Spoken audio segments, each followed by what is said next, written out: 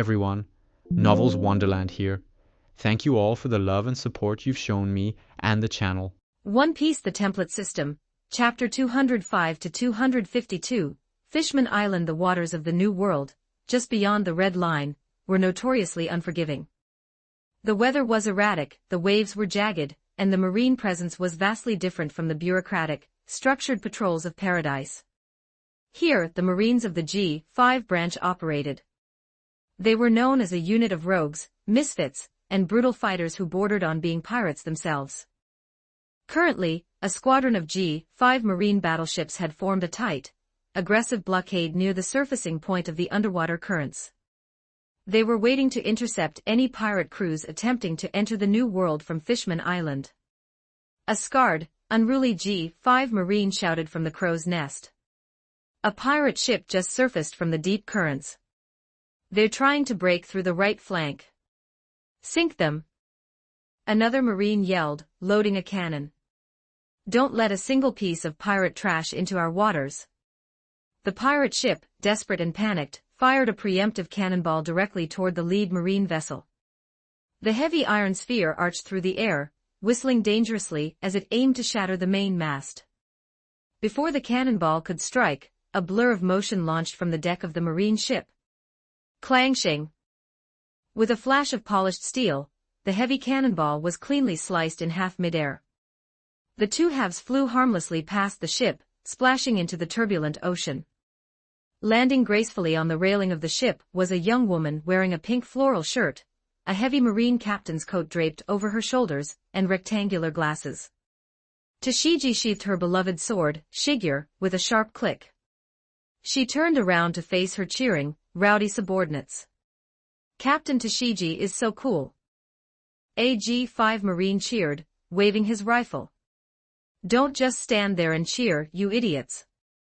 Tashigi scolded, her brow furrowing in strict reprimand. You left the right flank completely exposed. Maintain the formation.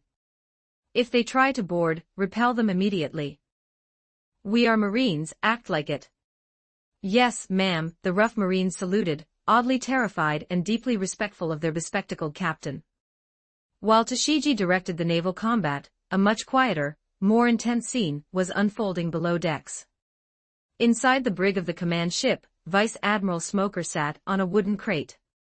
He wore his thick, fur-lined white coat, two cigars burning simultaneously in his mouth, filling the damp room with a thick haze of smoke.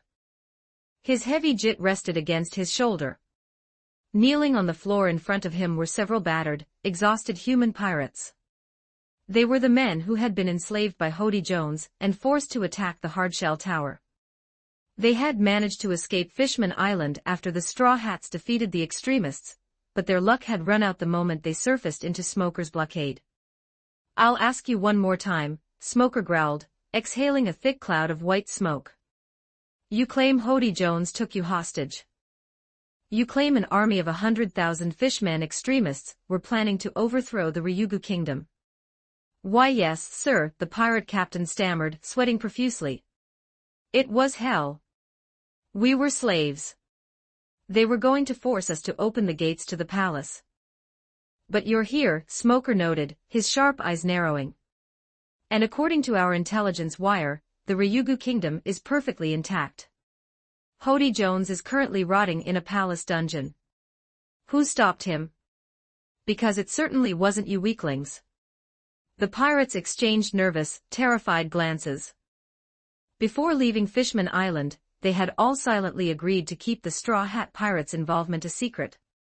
Despite being pirates themselves, they recognized that Luffy and his crew had inadvertently saved them from a life of slavery. Ratting them out to a Marine Vice Admiral felt like the ultimate betrayal. One pirate lied poorly. King Neptune's army. They fought them off. Don't lie to me, Smoker said, his voice dropping an octave. The tip of his jit sparked. The Neptune army is strong, but they don't have the numbers to instantly neutralize 100,000 extremists without a massive, protracted civil war. Something else happened. Someone else was there. Smoker leaned forward, the smoke curling around his hardened face. Who defeated Hody Jones? The pirates gulped. The pressure in the room was suffocating. And nobody. The captain insisted, his voice cracking. Hody just. He fell down the stairs and knocked himself out. Smoker let out a long, heavy sigh. He stood up, his body slowly dissolving into thick, swirling white smoke. I don't have time for this, Smoker grunted. We'll talk. A younger pirate in the back shrieked, completely breaking under the vice admiral's intimidation. We didn't see it all, but we heard the guards talking. It was a human. A human stopped the invasion. Shut up, you idiot. His captain hissed. Smoker paused, his smoky form solidifying back into his physical body. What human? I don't know his full name. The terrified pirate cried. But the guards were all talking about him. They said their captain wore a straw hat or something. The brig went dead silent. Smoker's eyes widened slightly. He slowly reached up, adjusting the cigars in his mouth. A slow, fierce, highly anticipated grin spread across the vice admiral's scarred face. Straw Hat, Smoker muttered, the name tasting familiar and satisfying on his tongue. He turned around, walking toward the door of the brig. So you finally made it to the New World. Smoker slammed the iron door shut behind him. Tell the navigators to recalibrate. We're shifting our patrol grid. The prey is finally surfacing. Fishman Island, Coral Hill far beneath the aggressive waters of the New World, Fishman Island was peaceful. The chaotic events of the past few days had settled, leaving a profound sense of optimism in the kingdom.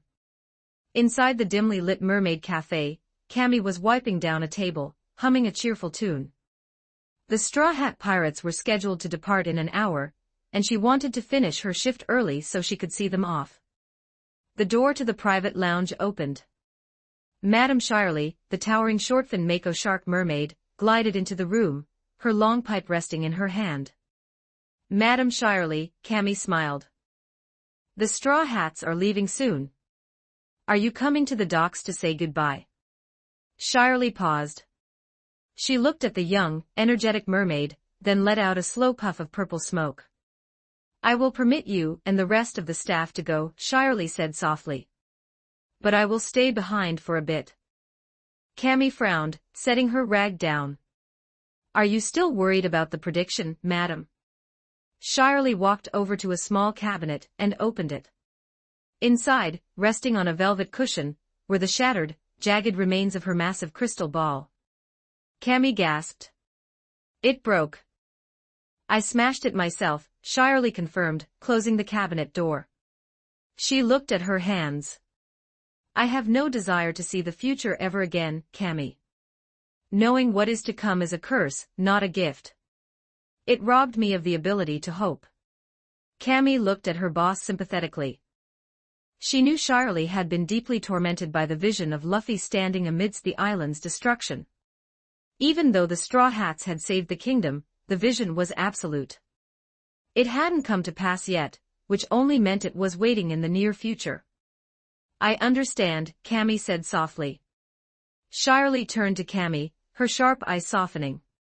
When you see Straw Hat Luffy at the docks, please apologize to him for me. Tell him I am sorry for suspecting him, and for raising the alarm. I will, Cammy smiled warmly. I'll tell him. Ryugu Palace docks. The harbor near Ryugu Palace was absolutely packed. It seemed as though half the population of Fishman Island had gathered to see the famous pirate crew off. The Thousand Sunny was fully prepped, looking pristine and majestic within its newly applied, heavy-duty Yarman resin coating. The massive bubble enveloped the ship perfectly, shimmering in the artificial sunlight. Standing on the docks were King Neptune, his three sons, the ministers, Jinbe, Hatchan, Papag, Cammy, and hundreds of royal guards and civilians. And towering over all of them, currently back in her original, 50-foot-tall giant mermaid form, was Princess Shirahoshi. Ben's transfiguration magic had safely worn off the previous night. She was back in her natural state, but the fear that used to bind her was completely gone. Or at least, the fear was gone. The tears, however, were currently flowing like dual waterfalls, splashing heavily onto the stone docks. Luffy-sama. Shirahoshi bawled, wiping her massive eyes with her hands. Please do not leave so soon. You just saved us. We haven't even had a proper picnic in the forest. Luffy, standing on the deck of the Sunny, crossed his arms and scowled. Stop crying, scaredy cat. Luffy yelled back. You're flooding the dock. We're pirates. We can't just stay in one place forever. We have to go to the new world. But I will miss you all so much. She sobbed, completely ignoring his scolding. While Luffy argued with the weeping princess, Nami was standing near the gangplank, engaged in a very serious conversation with the minister of the left. Navigator Nami, the minister said, holding out a beautifully crafted, polished wooden box. Please take this. It is a gift from the Ryugu Kingdom. You will need it where you are going. Nami opened the box. Inside was a specialized log pose. It was larger than her standard wrist compass, and instead of a single glass dome with one needle, this device had 3 distinct glass domes, each housing its own needle. A log pose with 3 needles. Nami frowned, strapping it to her wrist. Why do I need 3? The minister adjusted his glasses. The first half of the Grand Line Paradise relies on magnetic chains to guide you from island to island. The standard log pose locks onto the magnetic force of the next island and guides you safely. The minister's face turned incredibly grim. The new world is entirely different, he warned. In the new world, the magnetic fields are chaotic, erratic, and constantly shifting. A normal log pose will spin wildly and become completely useless. If you rely on it, you will be lost at sea forever. Nami swallowed hard. So how does this one work?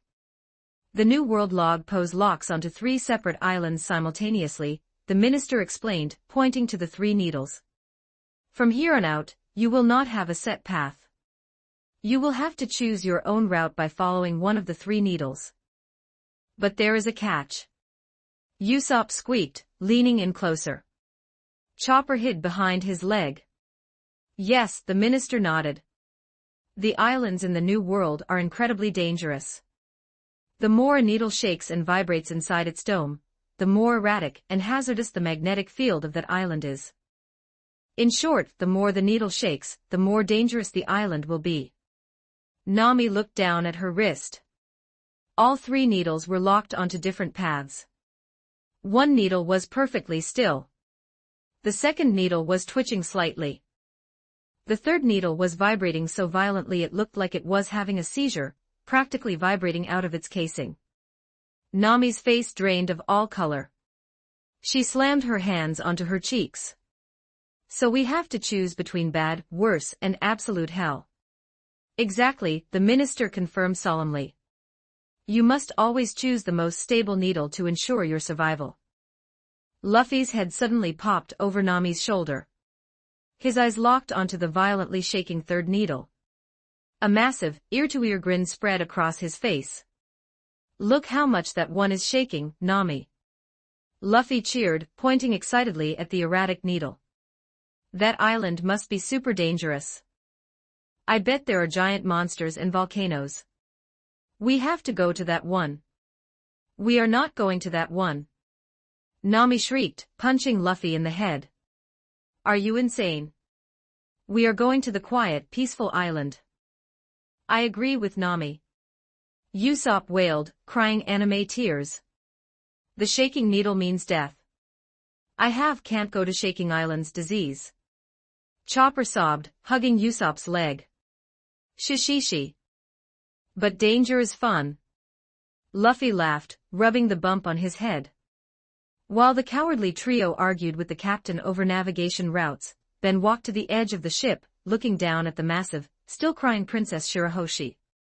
Princess, Ben called out smoothly. Shirahoshi sniffled, wiping her eyes. Why yes, Magician-sama. Ben reached into his suit jacket. He pulled out a delicate, beautifully crafted silver locket attached to a long, sturdy silver chain. With a flick of his wrist, Ben tossed the locket. It floated gracefully through the air, expanding in size as it flew, until it was large enough to fit perfectly around the giant mermaid's neck. Shirahoshi caught the pendant, looking at it in surprise. It wasn't a standard locket. The silver casing had two small, distinct buttons embedded in the side. The transfiguration magic I used on you yesterday was temporary, Ben explained, adjusting his glasses. Shirahoshi nodded sadly. She had loved walking on legs, but she knew it was fleeting. However, Ben smiled faintly. I don't like leaving jobs half-finished. That locket is enchanted using the core properties of my spatial and transfiguration powers. It is permanently bound to your blood. Ben pointed to the device.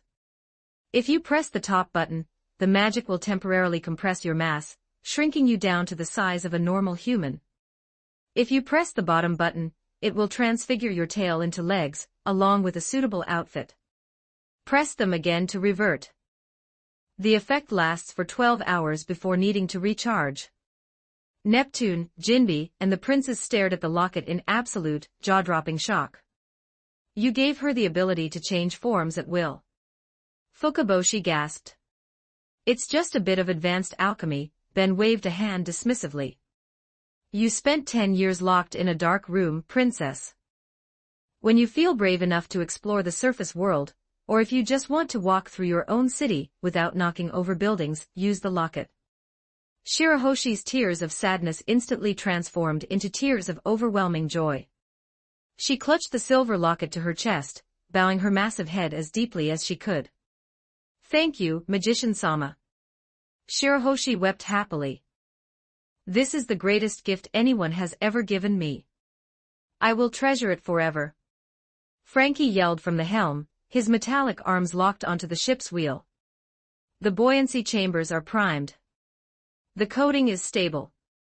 The Thousand Sunny is super ready for liftoff. It's time to go, Zoro grunted, stepping up to the railing. Goodbye, everyone. Vivi waved enthusiastically. Karu saluted.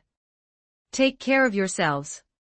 Sanji called out to the mermaids, weeping heavily. I will return to this paradise one day.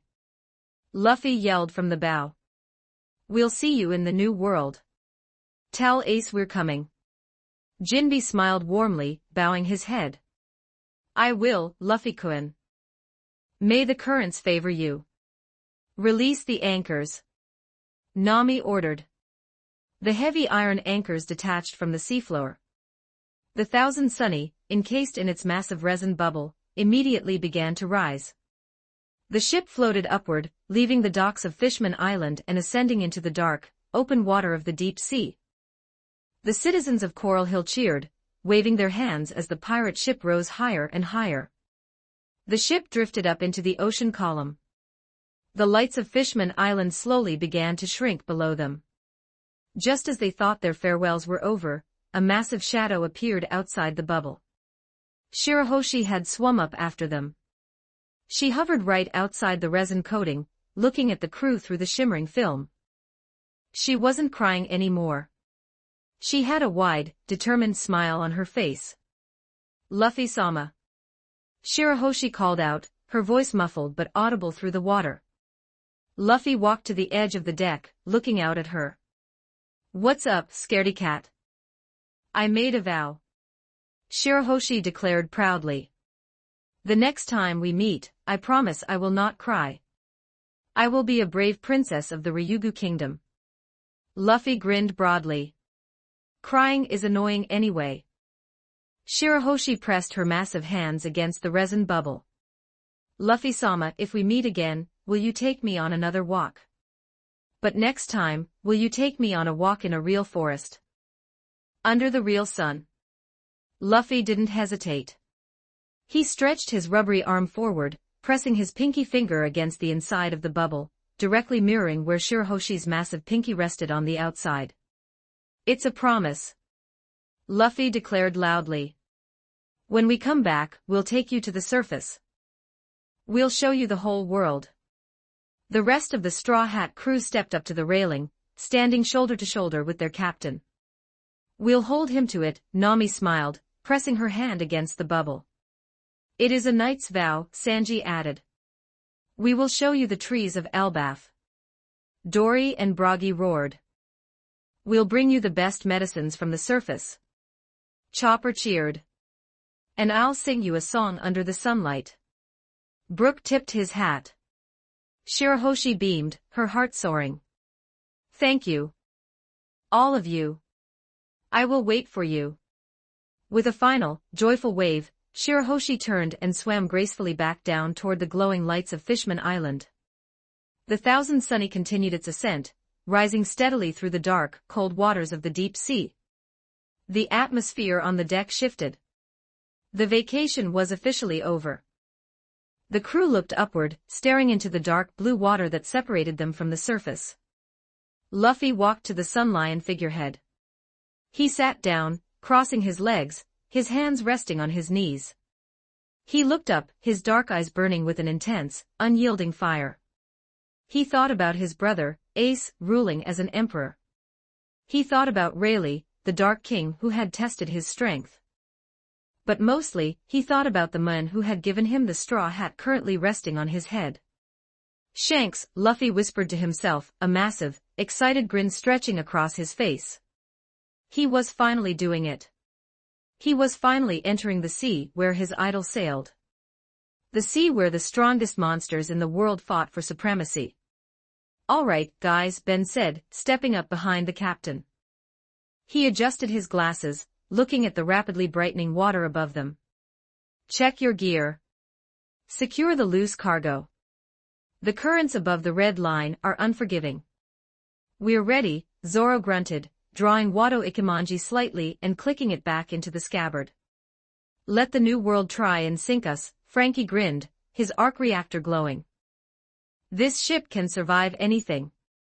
I've got the route, Nami said, staring determinedly at her three-needle log pose, specifically keeping her eyes off the violently shaking one. Luffy stood up on the figurehead. He threw his arms wide open, welcoming the challenge. Bring it on. Luffy roared, his voice echoing through the bubble. We're coming for the One Piece. The water above them grew blindingly bright. The Thousand Sunny breached the surface, bursting out of the ocean and catching the violent, erratic winds of the final sea. The Straw Hat Pirates had officially entered the New World. Chapter 206, Under the Sea 3,200 words. The deep ocean was a realm of eternal twilight, a silent, crushing void that separated the surface world from the ocean floor.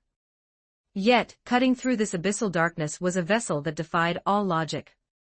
The Thousand Sunny was a floating fortress, a colossal structure that felt less like a ship and more like a self-contained country drifting through the deep. Having just breached the boundaries of Fishman Island, the crew found themselves in the rare, blissful lull of transit before hitting the chaotic waters of the New World. Deep within the luxurious, sprawling bathhouse of the Sunny room fashioned with marble columns, and enchanted heated springs, the girls were taking full advantage of the quiet afternoon. Nami leaned back against the smooth stone edge, the warm water soothing her toned body. Beside her, Vivi floated peacefully, her eyes closed as she drifted in the gentle currents of the bath. Splashing playfully in the shallow end were Chopper, in his small reindeer form, and the two children, Sunny and Mary. Their bright eyes gleamed with unbridled joy as they giggled, splashing water back and forth with Chopper. They were the very life of the ship, and their laughter echoed warmly off the tiled walls. It really is peaceful down here, isn't it? Nami sighed, resting her chin on her crossed arms, her gaze drifting toward the high ceiling.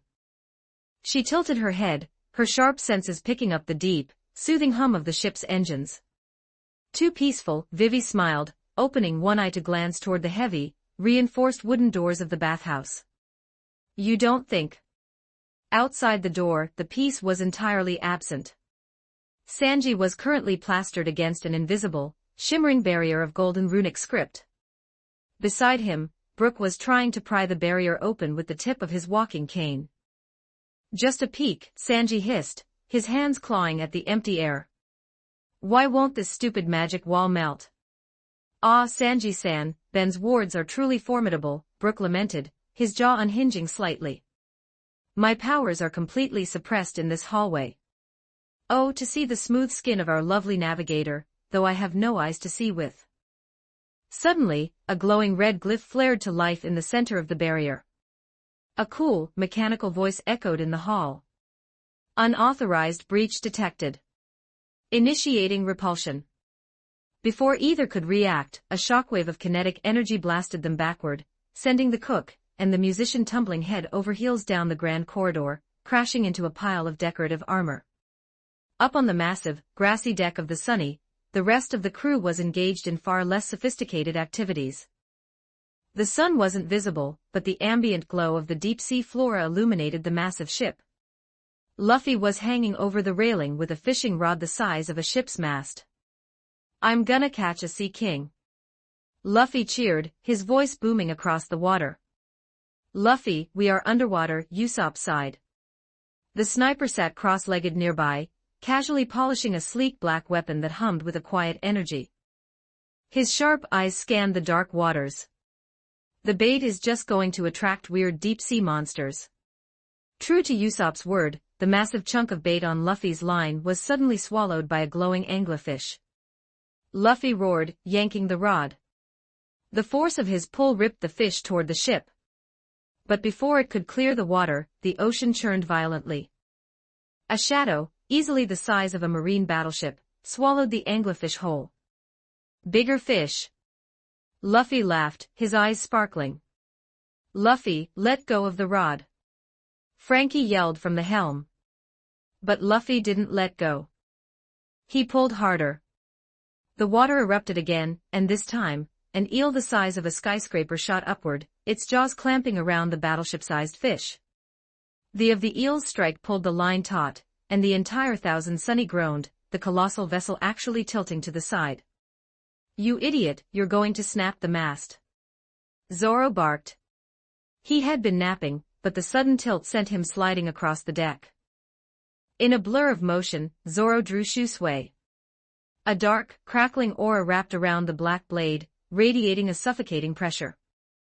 With a single, devastating slash that parted the ocean currents themselves, Zoro cleaved the massive eel in two.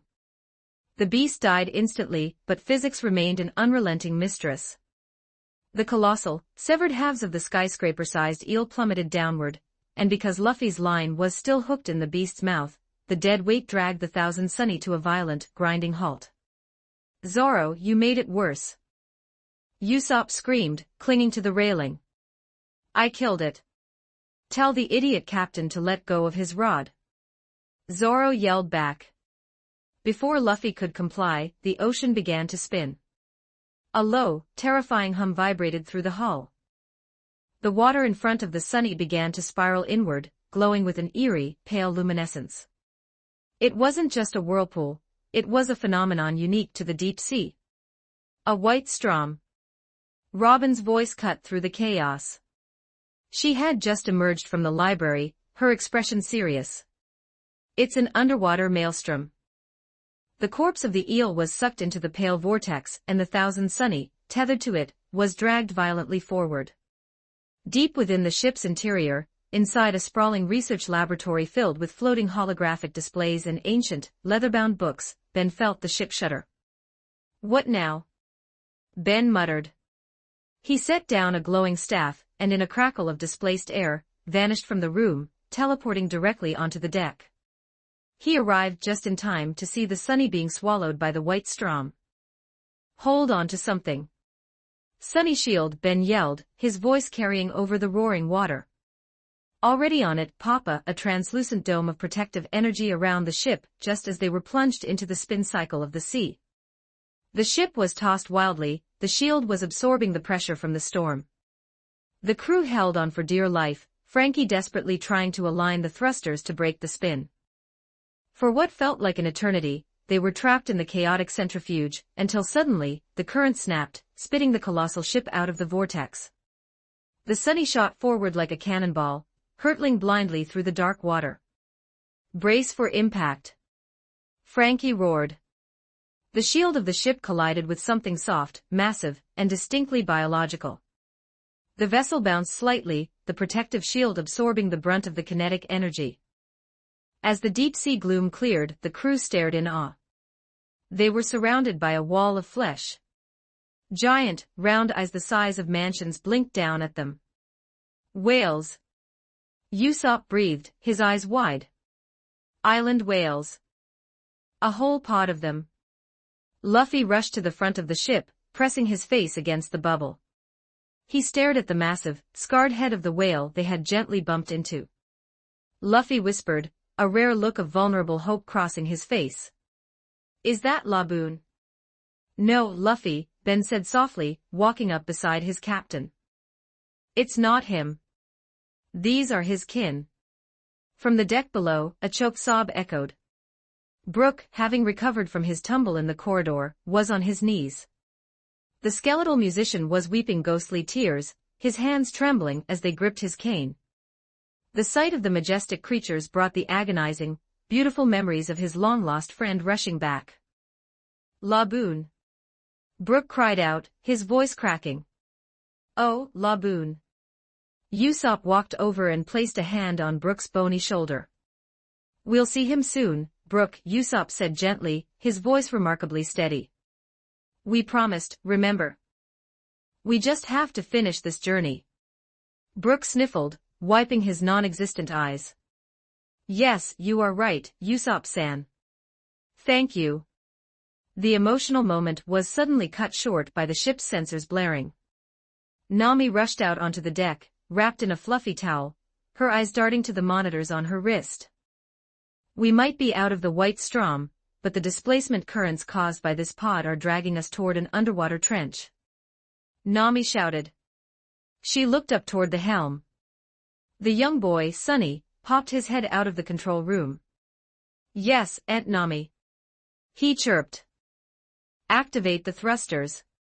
We need to maneuver away before they dive. Sunny cheered.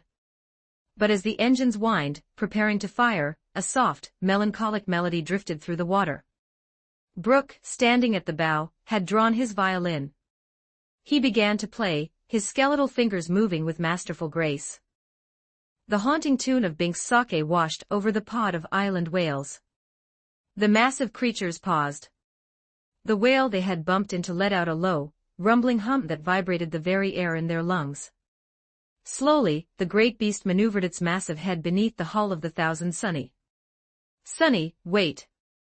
Cut the thrusters, Ben ordered, recognizing what was happening. The engines powered down. Gently, with a grace belying its incomprehensible size, the island whale lifted the massive ship onto its back. Guided by Brook's song, the whale began to swim, carrying the Thousand Sunny safely out of the dangerous currents, and toward the calmer waters leading to the New World. Seeing that the immediate danger had passed, Ben let out a long breath. He rubbed the back of his neck. Crisis averted. I'm going back to the lab, Ben announced. From the corner Robin was watching him go, an unreadable, serene smile on her lips. An hour later, the Sunny was gliding peacefully through the ocean depths. Inside his personal sanctuary, Ben was seated in a high-tech ergonomic chair, his fingers flying rapidly across a holographic keyboard, filtering through ancient magical theories and technological archives. The pneumatic doors to his lab hissed open with a soft whoosh. Ben didn't look up, though his senses immediately registered her presence. Robin walked into the room, holding a thick, leather-bound tome. She was dressed casually. She wore a simple white tank top, layered under a dark purple jacket, paired with short denim shorts. The ambient blue light of the holographic monitors cast a soft glow against her pale skin. Don't mind me, Robin said, her voice smooth like velvet. He was used to this. Robin often used his lab as a quiet sanctuary. For a long while, the only sounds were the rhythmic tapping of Ben's holographic keys, and the slow rustling of pages as Robin read. The blue glow from the monitors cast everything in an ethereal light, highlighting Ben's messy white hair, and the sharp gleam of his golden eyes. Robin finally closed her book with a soft, deliberate thud. She rose from the couch with that signature graceful poise only she possessed, tall, curvaceous, every movement dripping with quiet confidence. Ben, she murmured, her voice rich and velvety, they say the deepest parts of the ocean are freezing. Yet right now, this lab feels like it's burning alive. Ben's long fingers paused over the glowing keys. His golden eyes flicked toward her, then quickly returned to the screen. The reactor's stable. Must be in your head. A faint, knowing smile touched her lips. She reached up and slowly unzipped her dark violet jacket, letting the fabric part inch by inch. With a graceful shrug, she let it slip off her shoulders and fall onto the couch. Beneath it, she wore a simple but dangerously tight black crop top that hugged her full, heavy breasts, and left the soft skin of her toned midriff bare. Robin then settled back onto the couch. She curled her long legs beneath her, arched her back elegantly, and reopened her book. The pose pushed her chest forward, the thin fabric of her top stretching taut across her nipples, which were already visibly stiff. Her long dark hair cascaded over one shoulder as she tilted her head and pretended to read, though her gaze kept drifting to him. Ben tried to focus. He really did. But his eyes kept betraying him, sliding back to the way her breasts rose and fell with each breath, the smooth curve of her exposed waist, the way her thighs pressed together. Time stretched. Robin let out a soft, breathy sigh. It's far too warm in here. She set the book down, crossed her arms, and peeled the black crop top upward in one fluid, torturously slow motion. Her large breasts bounced free, now supported only by a delicate black lace bra that barely contained them. She shook her hair out, then stretched languidly like a cat before picking up her book again. This time, she reclined fully on the couch, lying on her side. One knee was bent, her back deeply arched, pushing her ass and breasts into perfect, mouth-watering view. The blue holographic light danced across her pale skin, and the generous curves of her body. She turned a page slowly, biting her lower lip, the very image of intellectual temptation. Ben's cock was painfully hard now. It throbbed heavily inside his pants, thick and straining. He shifted uncomfortably, but the pressure only made it worse. His eyes were dark with lust, breathing unevenly as he watched her every subtle movement. Robin stood once more, just long enough to hook her thumbs into her shorts. With excruciating slowness, she slid them down her long, toned legs, stepping out gracefully. The matching black lace panties sat low on her hips. She returned to the couch and lay back, this time on her back with one arm draped above her head, the other holding the book. Her back stayed arched, breasts full and heaving, thighs slightly parted in invitation. She trailed her fingers lazily down her own body, stopping just above the lace between her thighs. Ben's erection twitched hard. His hands trembled above the keyboard. Every cell in his body screamed to cross the room, rip that lace away, and bury himself deep inside her. His voice came out low and rough, almost a growl. "You're driving me insane." She lowered the book slightly, her dark eyes gleaming with satisfaction. She purred softly, voice dripping with honeyed seduction. "You're still sitting over there. I thought a man with eyes like yours would have come to claim what he wants by now." That finally snapped the last thread of his control. Ben shoved his chair back violently and crossed the lab in long, predatory strides. He pulled Robin up from the couch and crashed his mouth against hers in a deep, hungry kiss. She moaned softly into him, her fingers sliding into his white hair as their bodies pressed flush together. He could feel her hard nipples through the lace, the heat of her skin, and the dampness of her panties grinding against his painfully hard cock. His large hands roamed greedily down her back, gripping her full ass and pulling her tighter against his throbbing length. One hand slipped beneath the waistband of her black lace panties, fingers gliding over her slick folds. Suddenly, Robin's hand clamped down on his wrist with surprising strength. Ben froze, panting against her lips, his cock still pressed urgently between them. The heated desire in her eyes sharpened into something cool, clever, and utterly victorious. "So," she whispered, perfectly calm despite being nearly naked in his arms, "tell me, Ben. Who is Joy Boy?" Ben stared at her, dazed and aching. He slowly withdrew his fingers from her panties, leaving a glistening trail along her inner thigh. The realization hit him like a physical blow. "You planned this whole fucking thing," he rasped, voice rough with frustration and reluctant admiration. Robin stepped back gracefully, though her cheeks were still flushed and her nipples stiff. She gave him an innocent smile. Whatever do you mean? I was simply making myself comfortable. You're the one who pounced on me. Ben rubbed his face, golden eyes narrowing. You're using my little brother as leverage to extort me. Robin chuckled, a low, melodious sound that sent another throb through his aching cock. Such dramatic accusations. But since you seem so eager to confess. She tilted her head, still standing before him in nothing but soaked black lace panties. I'm listening. Ben let out a long, defeated sigh. He walked back to his chair and collapsed into it, staring at the ceiling for a moment. You win this round. Robin walked over and leaned against his desk, arms crossed under her heavy breasts, pushing them up enticingly. Her half-naked body was still flushed with arousal, but her sharp mind had locked onto the prize. Joy Boy, Ben began, voice turning serious, was the first pirate in history, roughly 800 years ago during the Void Century. He stood against the 20 kingdoms that would become the world government. He fought for freedom, for liberation. In the end, he lost. His power came from a mythical Zoan devil fruit, the Hito Hito no Mi model, sun god Nika. Robin's dark eyes widened. A god of liberation. Ben leaned forward, elbows on his knees. And his successor is Luffy. Robin actually gasped, taking a small step back. Ben explained everything, the government's lies about the Goma Goma no Mi, the fruit's true nature, the awakening, the drums of liberation, the white hair, the reality-defying freedom, and Luffy's role as the new warrior of liberation. Robin listened in stunned silence, her brilliant mind racing as the weight of centuries of hidden history crashed over her. When he finally finished, the lab fell into heavy silence. Robin stood frozen, jaw slightly open, dark eyes wide with awe and disbelief.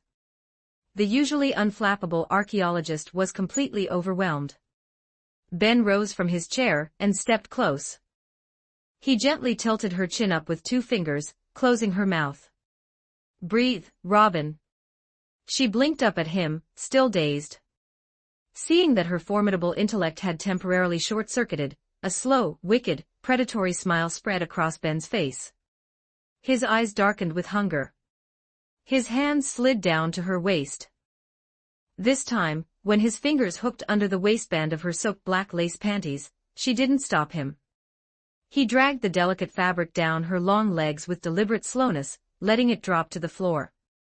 Robin's glistening, puffy pussy was now completely exposed, slick, swollen, and visibly dripping with arousal. Ben's voice dropped to a low, dangerous growl. You got what you wanted, historian. Now it's my turn. He lifted her effortlessly onto the edge of his desk, spreading her thighs wide.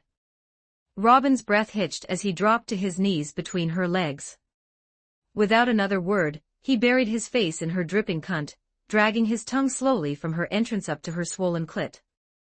Robin moaned loudly, her fingers threading into his snow-white hair as Ben devoured her with ravenous hunger, licking, sucking, and thrusting his tongue deep inside her while his eyes looked up at her with pure, wicked satisfaction.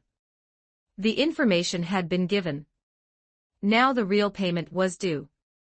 Chapter 207, Under the Sea 3878 words. Ben's eyes burned with hunger, as he dragged Robin's soaked black lace panties down her legs and tossed them aside. Her glistening pussy was now completely bare, swollen, dripping, and flushed dark with arousal. Without a moment's hesitation, he dropped to his knees between her spread thighs, gripped her ass with both hands, and pulled her dripping cunt straight to his mouth. The first long, slow lick from her entrance all the way up to her swollen clit drew a deep, shuddering moan from Robin's throat. He groaned against her folds, tasting her sweetness as he devoured her. His tongue swirled around her clit before sucking the sensitive bud into his hot mouth, flicking it rapidly with the tip of his tongue. Robin's hands flew to his hair, fingers threading tightly through the soft strands. Just like that, she gasped, her usual composure cracking. She pushed his head deeper between her thighs, grinding her soaking pussy against his eager mouth. He feasted on her like a starving man.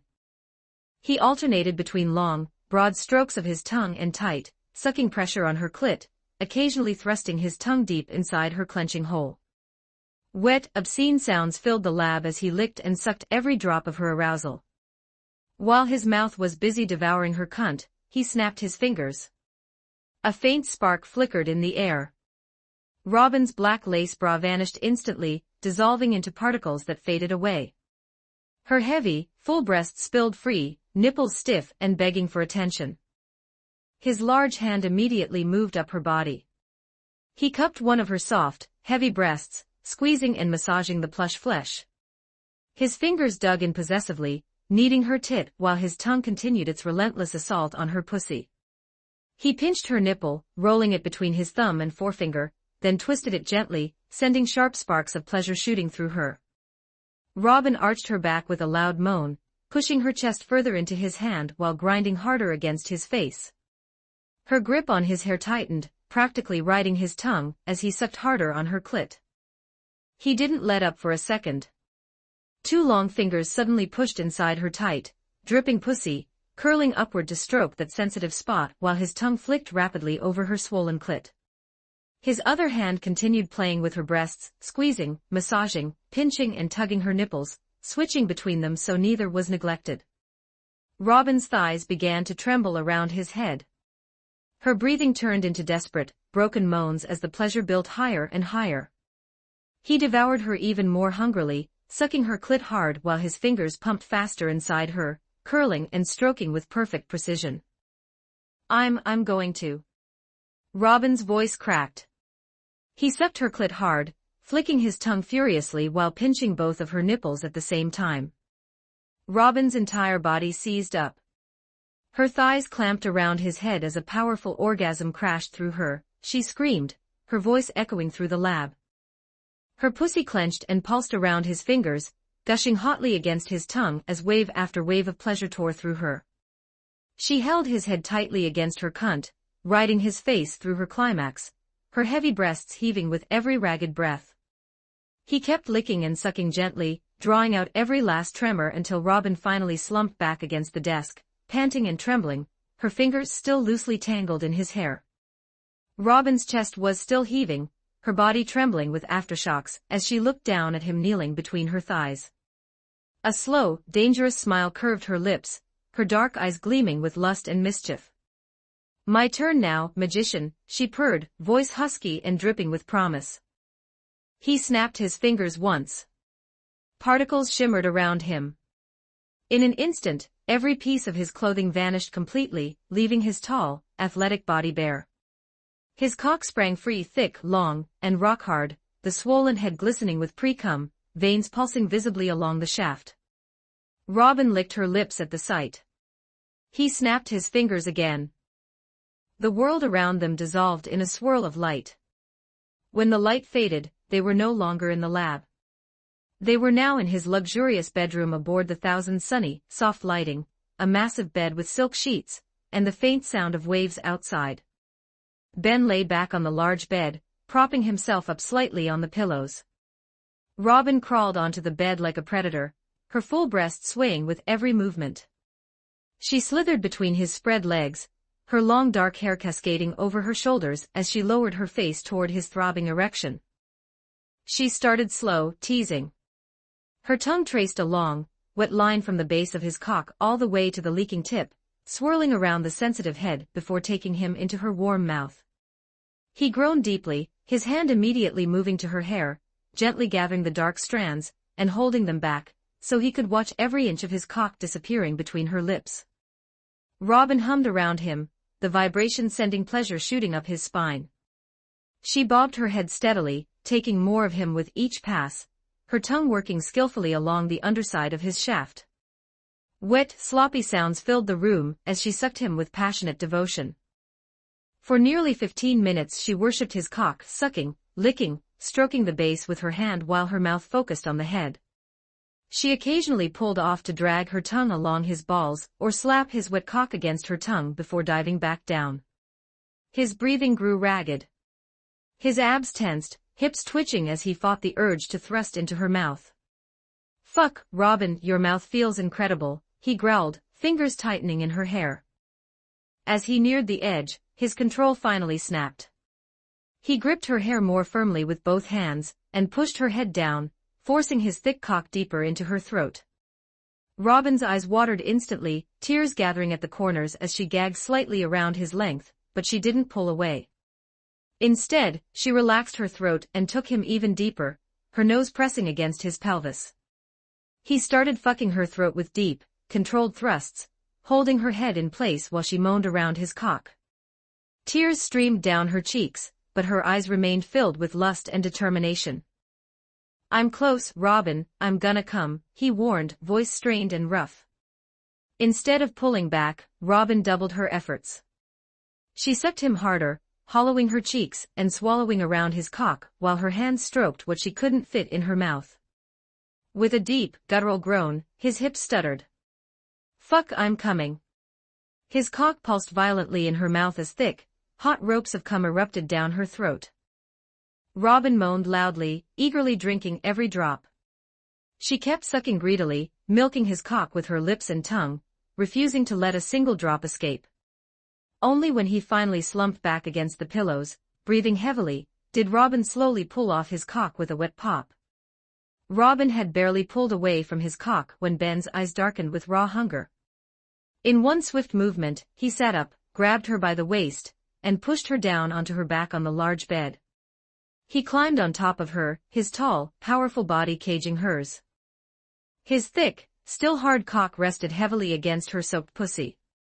He gripped the base of his shaft and slowly rubbed the swollen, leaking head up and down her slick folds, coating himself in her juices. He teased her clit with every stroke, making her hips twitch desperately. Robin breathed, voice already trembling with need. Without warning, Ben snapped his hips forward and buried his entire thick cock inside her in one brutal thrust. Robin screamed, her back arching sharply off the bed as her tight walls were suddenly stretched wide around his girth.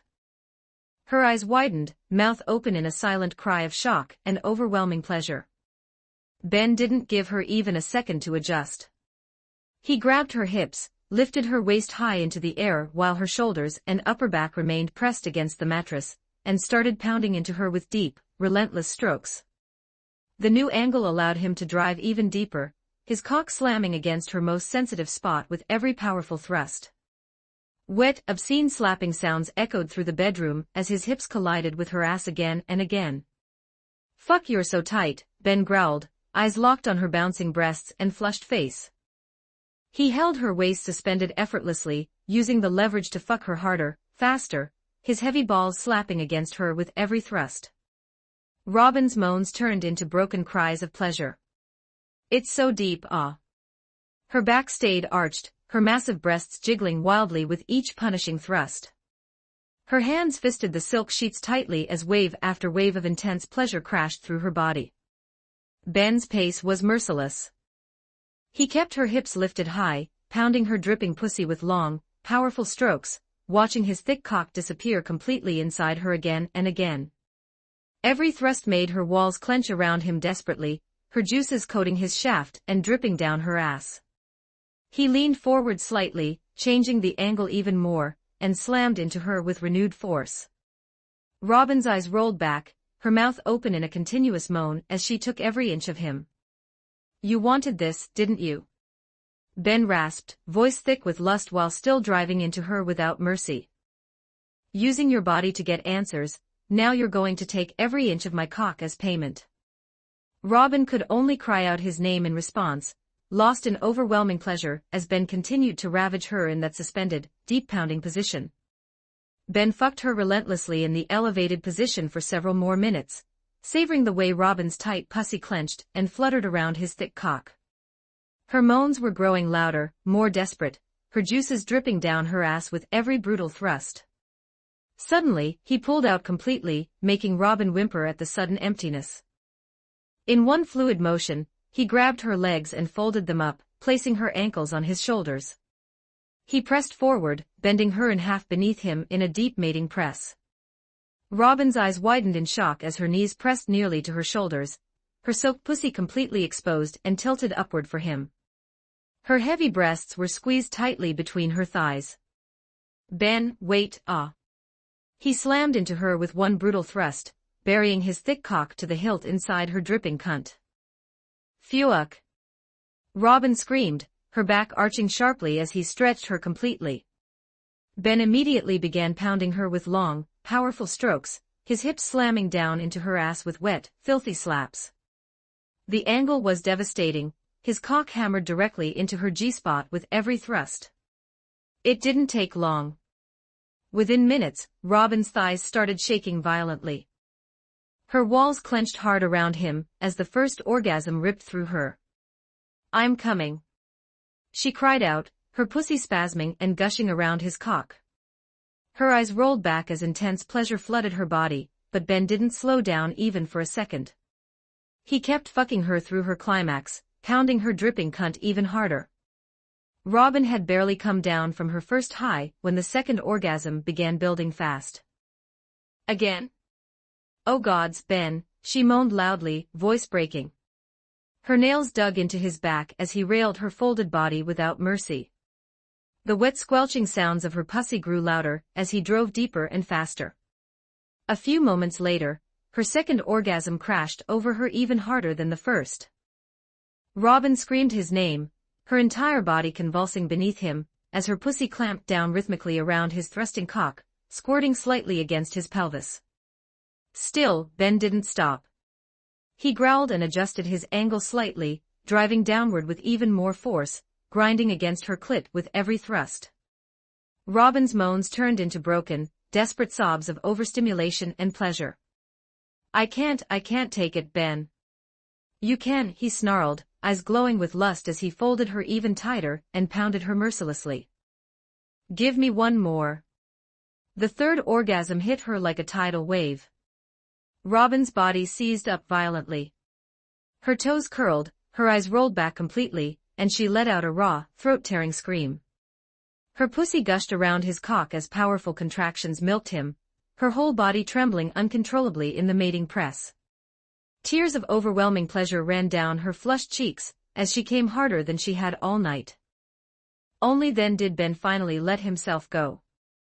With a deep, primal groan, he buried himself as deep as possible inside her spasming cunt and exploded. "Robin," he growled through gritted teeth. Ben buried himself to the hilt and finished with a deep, guttural groan, flooding Robin's pussy with thick, hot spurts of cum. He kept his cock deep inside her, pulsing and twitching as he emptied every last drop into her womb. After several long seconds, he finally pulled out and collapsed beside her on the large bed, breathing heavily. Robin lay there limply, legs still spread, chest rising and falling as cum slowly leaked from her thoroughly fucked pussy. Both of them stayed silent for a while, letting the sound of their ragged breathing fill the room. After a few minutes, Ben turned his head toward her with a lazy, mischievous grin. "Hey, Robin. Do you remember our bet back at Sabayati?" he asked, eyes sparkling. "Loser had to do anything the winner wanted. But I never cashed in my prize." Robin turned her head to look at him, still flushed and breathing heavily. "What do you want?" she asked, her voice slightly hoarse. Ben's smile turned positively wicked. "I've been thinking about your devil fruit," he said slowly. "You can see with eyes you sprout, hear with ears, smell with a nose. So if you sprout a pussy or breasts, would you feel everything?" Robin's eyes widened. A deep blush spread across her cheeks and down her neck. She smacked his arm hard. "What kind of filthy thoughts have you been having?" she exclaimed, though her voice lacked real anger. Ben chuckled. "Hey, a bet is a bet. You agreed to do anything." Robin stared at him for a long moment, clearly embarrassed but also intrigued. Her cheeks burned as she finally gave in. A small flower petal appeared on Ben's open palm. It bloomed instantly, revealing a perfect, soft, and already slightly wet pussy sprouting from the center of his hand. Ben's eyes darkened with lust. He brought his palm closer to his face, and slowly dragged his tongue across the projected folds. Robin gasped sharply, her real body jerking on the bed. She moaned, eyes fluttering. Ben grinned and latched his mouth onto the sprouted pussy, sucking on the clit, and pushing his tongue inside. Robin's thighs clenched as overwhelming pleasure hit her from two places at once.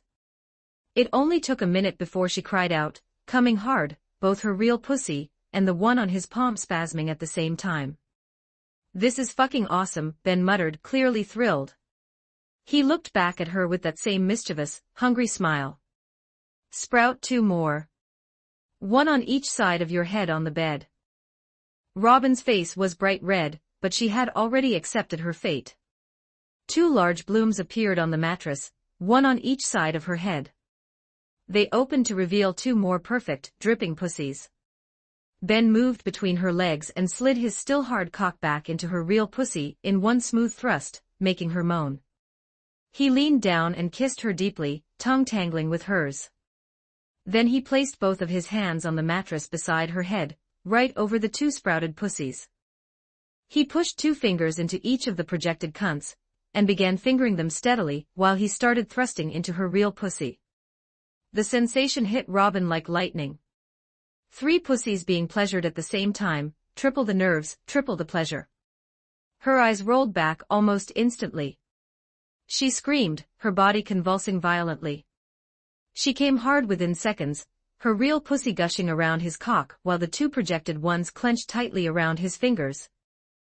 Her whole body shook uncontrollably from the overwhelming, multiplied ecstasy. Ben groaned in pleasure as her real cunt squeezed him like a vice, but he didn't stop thrusting or fingering the other 2 pussies. "I'm never getting tired of this ability," he growled against her lips, continuing to pound her while playing with all 3 of her dripping cunts at once. Ben finally pulled his cock out of her dripping pussy with a wet sound. He grabbed Robin by the hips and easily flipped her onto her stomach. Her voluptuous body lay sprawled on the sheets, ass slightly raised. With a mischievous grin, he snapped his fingers. A bottle of body oil appeared in his hand.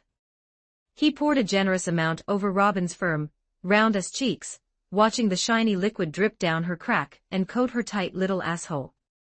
Robin tensed as she felt the cool oil trickle over her most private hole. Ben's strong hands began massaging her ass, spreading the oil thoroughly. His thumbs circled her puckered hole before one finger slowly pressed inside. Robin snapped, looking back over her shoulder with wide eyes. "What do you think you're doing?" Ben leaned over her, his hair falling messily as he smiled. "Cashing in the rest of my prize. You said you'd do anything the winner wanted, remember?" He pushed his finger a little deeper, slowly pumping it. "If you let me have this, I'll do anything you want afterward. No limits." Robin bit her lip, face burning with embarrassment. She stayed silent for a long moment, clearly conflicted, before finally muttering. "Anything," Ben confirmed, voice low and hungry. Robin buried her face in the pillow and stayed quiet, surrendering to the bet. Ben smiled and continued. He poured more oil directly onto her asshole, and worked it in gently, massaging her cheeks, and relaxing the tight ring of muscle. He started with 1 finger, then slowly added a second, scissoring and stretching her carefully while pouring even more oil to keep everything slick. Robin's breathing grew heavier. Soft, reluctant moans began escaping her lips as her body gradually relaxed under his skilled fingers. After several minutes of patient preparation, Ben coated his thick, hard cock generously with oil. He pressed the swollen head against her glistening asshole. Robin trembled. "Relax for me," he whispered, then slowly pushed forward. Robin cried out sharply, gripping the sheets tightly as her tight ring stretched around his girth. Ben groaned deeply at the intense pressure. Her ass was incredibly tight, almost sucking him in. He stopped halfway, breathing hard. "You okay?" Robin panted into the pillow. "Give me a minute." After she adjusted and gave him a small nod, Ben began to move, slow, shallow thrusts at first, letting her get used to his size. Gradually, he went deeper and deeper until he was buried to the hilt inside her ass. 10 minutes later, his pace had increased significantly. The sound of his hips slapping against her oil-slicked ass filled the room, as he fucked her harder. Robin was a moaning, trembling mess beneath him. She came the first time when he was still building speed, a sharp, surprised orgasm that made her ass clench hard around his cock. The second came when Ben started pounding her properly, his heavy balls slapping against her soaked pussy.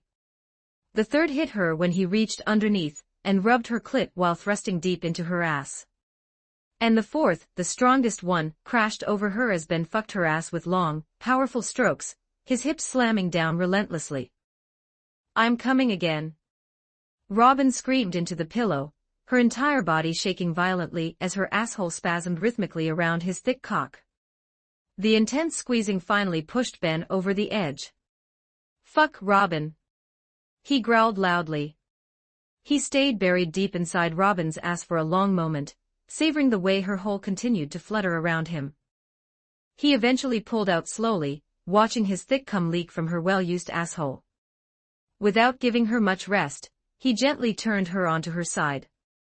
He lay behind her in a sideways spooning position, lifted her top leg high and rested it on his shoulder, spreading her wide open. His cock, still rock hard and glistening, pressed against her soaked pussy. In one smooth thrust, he slid back inside her tight, velvety cunt. Robin moaned loudly, her body still extremely sensitive. Ben immediately started fucking her with deep, powerful strokes. The new position allowed him to hit her at a perfect angle, his cock dragging against her G-spot with every thrust. His hips slapped rhythmically against her ass as he held her leg high on his shoulder. Robin's moans quickly grew louder and more desperate. It didn't take long before her first orgasm hit. Her pussy clenched hard around him as she cried out, trembling in his arms. Ben kept fucking her through it, not slowing down even slightly. A few minutes later, her second climax crashed over her. Robin's back arched, her toes curling as she moaned his name loudly, her walls pulsing and gushing around his thick cock. Ben groaned at the intense squeezing but kept pounding her soaked pussy with long, steady strokes. His breathing grew ragged as his own climax approached. "I'm close," he growled against her neck. He thrust deep a few more times before burying himself to the hilt inside her. With a deep, satisfied groan, Ben came hard, pumping thick ropes of cum deep into her pussy, filling her for the second time that night. They stayed connected for a while, breathing heavily. Finally, Ben snapped his fingers. A soft glow enveloped both of them. All the sweat and oil disappeared except cum instantly from their bodies and the sheets, leaving them clean and refreshed. Ben gently lowered Robin's leg and pulled her close, collapsing beside her on the large bed. Robin curled up against his chest, exhausted but satisfied. Her eyes were already half closed. Just as sleep began to claim her, she murmured softly against his skin, "I will make you pay for what you did tonight." Ben let out a nervous little laugh, his eyes widening slightly. "I look forward to it." Robin didn't reply. She simply smiled faintly and drifted off. Ben pulled the silk sheet over both of them, wrapped his arms around her curvaceous body, and soon fell asleep as well, a satisfied smile on his face. Chapter 208, Under the Sea 4002 Words. The deep, rhythmic hum of the Thousand Sunny's colossal arc reactor was a lullaby vibrating through the thick, reinforced walls of Ben's private quarters. The room, completely soundproofed and locked down with top-tier magical wards, was a sanctuary of peace in a ship otherwise filled with beautiful chaos. Beneath the heavy, silk-woven sheets of the massive king-sized bed, Ben slowly began to stir. The ambient lighting of the room was dialed down to a soft, artificial dusk, casting long shadows.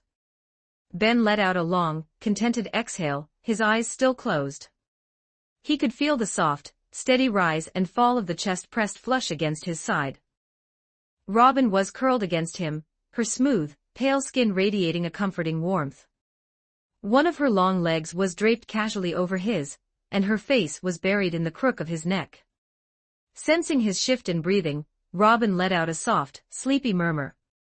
Her dark eyelashes fluttered against his skin as she began to wake, her fingers lightly tracing mindless patterns on his chest. "Good morning," Ben whispered, his voice thick and raspy with sleep. He shifted slightly, wrapping his arm tighter around her waist and pulling her closer. Robin let out a quiet, velvety chuckle, her breath tickling his collarbone. She slowly tilted her head up, peering at him through half-open, heavy-lidded eyes. Is it morning? She mused, her voice a low, melodic purr. We're thousands of leagues underwater inside a magically expanded galleon. Time is a bit of a subjective concept down here. Especially considering we only went to sleep a few hours ago. You were quite energetic last night. Ben smirked, leaning down to bury his face in her dark hair, inhaling the faint scent of jasmine and old parchment that always seemed to linger on her. Who cares what time it is? Besides, after the history lesson you squeezed out of me, I needed the cardio. Robin smiled against his skin, entirely unapologetic. Shall we take a bath together? Ben suggested, his hand gently trailing down the curve of her spine. Robin's eyes gleamed with a familiar, mischievous light. I suppose a little more time in the water wouldn't hurt. Ben didn't need to be told twice. He pushed the heavy silk sheets aside, letting the cool, climate-controlled air of the room hit his skin. Standing up, he scooped Robin effortlessly into his arms. She wrapped her arms around his neck, resting her head against his shoulder as he carried her across the room. They pushed through the frosted glass doors of the ensuite bathroom. Like the rest of the ship, Ben had spared no expense or magical energy here. The bath was practically a miniature Roman bathhouse, featuring a massive sunken tub carved from black marble, enchanted to keep the water at the perfect, muscle-melting temperature.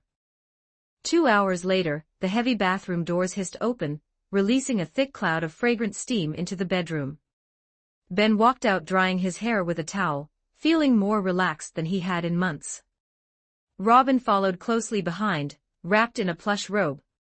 She walked directly past him and opened the doors to a massive, walk-in closet that was bigger than most standard ship cabins.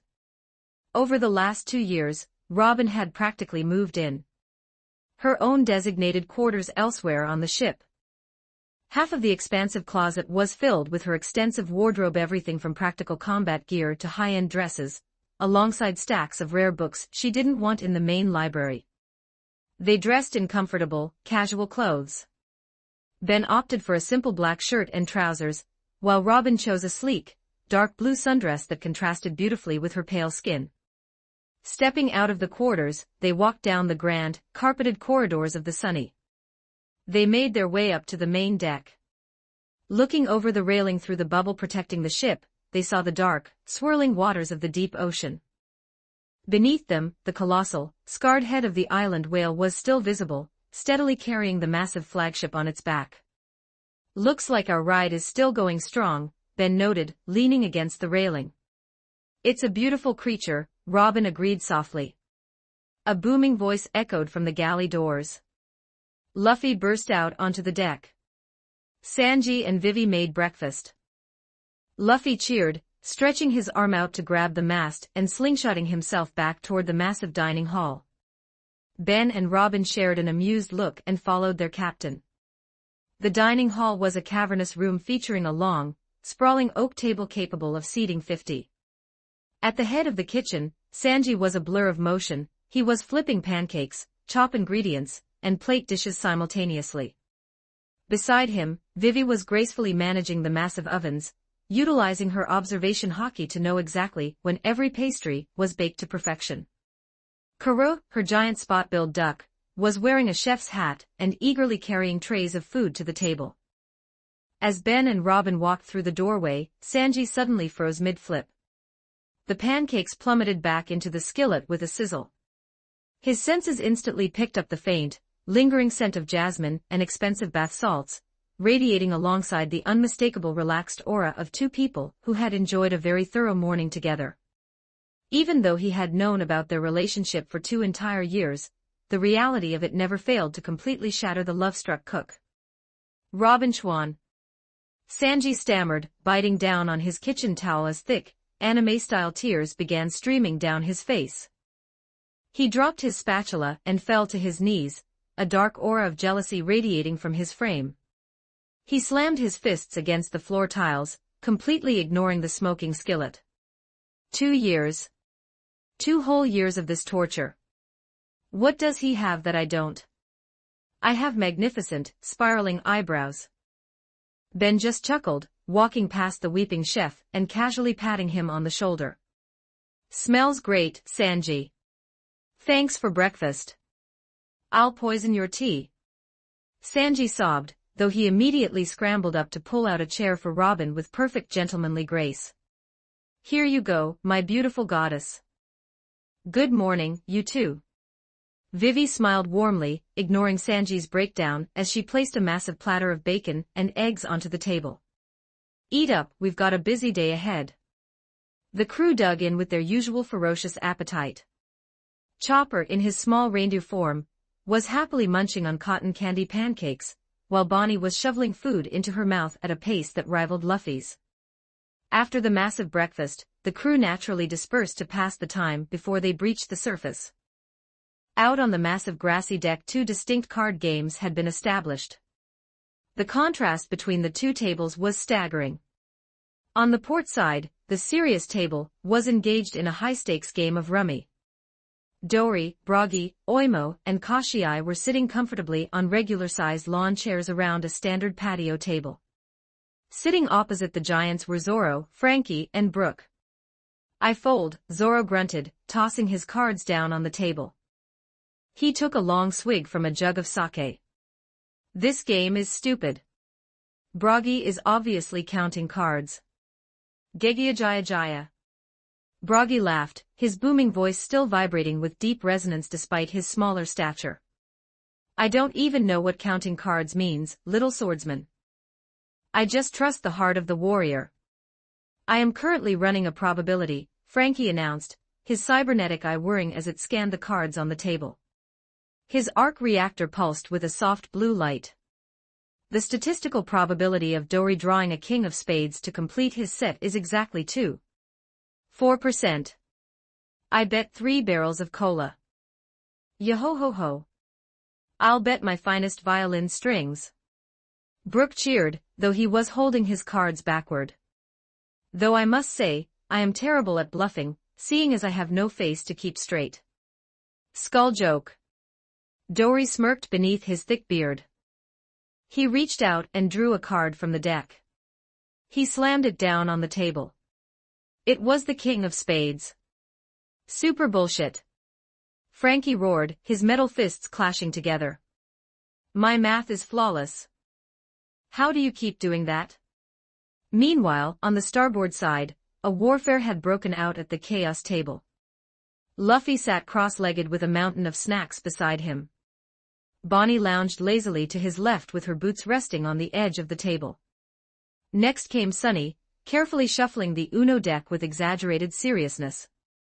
Across from Luffy sat Chopper, already nervous despite the game not even starting yet. Usopp leaned back dramatically in his chair beside him, wearing the expression of a man preparing for psychological warfare. Finally, Mary sat beside Luffy with her arms crossed, determined to maintain order. Sunny finished shuffling and pointed around the table. Turn order goes clockwise. No cheating, no stacking illegal cards, and no yelling. Everyone stared at him. You're asking way too much, Bonnie said. Sunny ignored her and dealt 7 cards to each player. The first card was flipped onto the discard pile. Luffy shouted immediately, slamming down a blue reverse before anyone else moved. Mary sighed. The game started 2 seconds ago. The direction reversed instantly. Now turns moved counterclockwise. Mary played next. Usopp immediately grinned. Blue skip. Chopper loses his turn. Chopper froze in disbelief. Because if I let you play peacefully, you become dangerous later. That doesn't even make sense. It makes perfect sense. Chopper slumped in betrayal while Bonnie laughed loudly. Sunny placed down a blue 1. Bonnie followed with a blue draw 2. Take 2, Straw Hat. Luffy stared at the cards like they had personally offended him. My hand. Now it's bigger. Luffy drew his cards dramatically. This game is cruel. It gets worse, Mary warned. 3 rounds later, she was proven correct. The pile changed from blue to yellow after Chopper carefully placed down a yellow 5. Usopp immediately leaned forward suspiciously. You smiled after drawing. Sunny blinked. That means you got something good. That's how card games work. Usopp pointed accusingly. He has a wild card. I can feel it. Sunny looked horrified. Stop trying to read my emotions. Bonnie slapped down a yellow reverse with a wicked grin. Direction changes again. Now the turns switched back clockwise. Luffy instantly celebrated. My turn again already. Best game ever. He dropped a yellow 9. Mary narrowed her eyes. You're suspiciously happy. I have no idea what I'm doing, Luffy admitted proudly. That somehow makes you more dangerous, Usopp muttered. The game continued smoothly for exactly 1 minute. Usopp proudly placed down a green 2, and leaned toward Chopper confidently. We're working together now. Chopper nodded innocently. Sunny played a green skip. Bonnie matched with a green 5. Then Chopper quietly placed down a green draw 2 directly onto Usopp. Usopp stared at him in horror. Chopper avoided eye contact. Draw your cards. You said we were a team. I changed my mind. Usopp clutched his chest dramatically. The innocence is gone. Bonnie nearly fell out of her chair laughing. Meanwhile, Mary had quietly reduced her hand to only 2 cards while everyone else argued. Sunny noticed first. Everyone turned. Mary calmly adjusted her horns. You only have 2 cards left. Usopp panicked instantly. Why is she always silent when she's winning? Because, unlike you people, I focus on the game. Bonnie slammed down a red draw 2 toward Mary immediately. No winning allowed. Mary drew her cards with visible irritation. Sunny followed with a red skip. Sorry, Mary. You're not sorry. That's fair. The game continued, and the pressure intensified. Usopp placed his card green. Mary calmly placed down a green 8. The entire table froze. Usopp slowly stood up from his chair like a man witnessing a natural disaster approaching. Luffy looked at his cards confidently. I got this. He immediately placed down a green 3. Usopp grabbed his head. That doesn't stop her. I helped emotionally. That's not how Uno works. Bonnie quickly examined her hand. No draw 2s. Sunny started sweating. No reverse either. Chopper gasped dramatically. She's actually gonna win. Bonnie slapped down a green skip. Everyone's eyes widened hopefully. Usopp shouted. Then Bonnie pointed at Sunny. I skip him because he looks too confident. Sunny slammed both hands on the table. Collateral damage. You were supposed to stop Mary. I'm preserving chaos. Sunny groaned while his turn vanished. Chopper nervously looked through his cards. I can maybe save us. The table leaned forward. Chopper slowly placed down a green 1.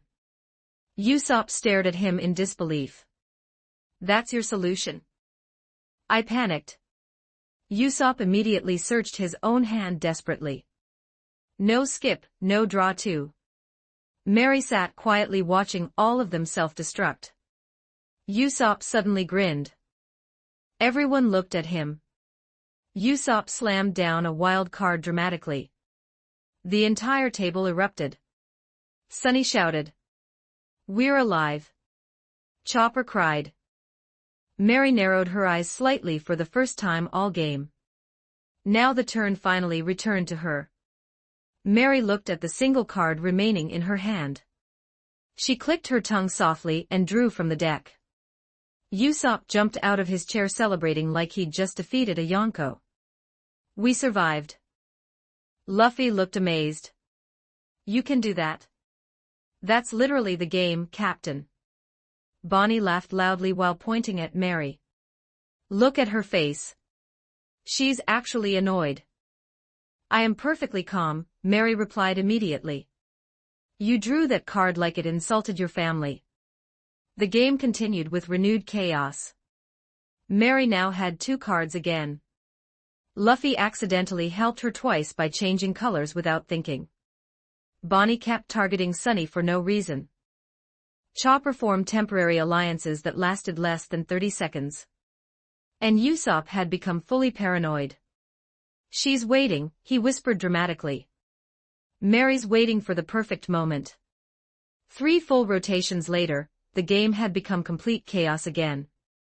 Luffy somehow had 14 cards. Bonnie had 4. Sunny had 5.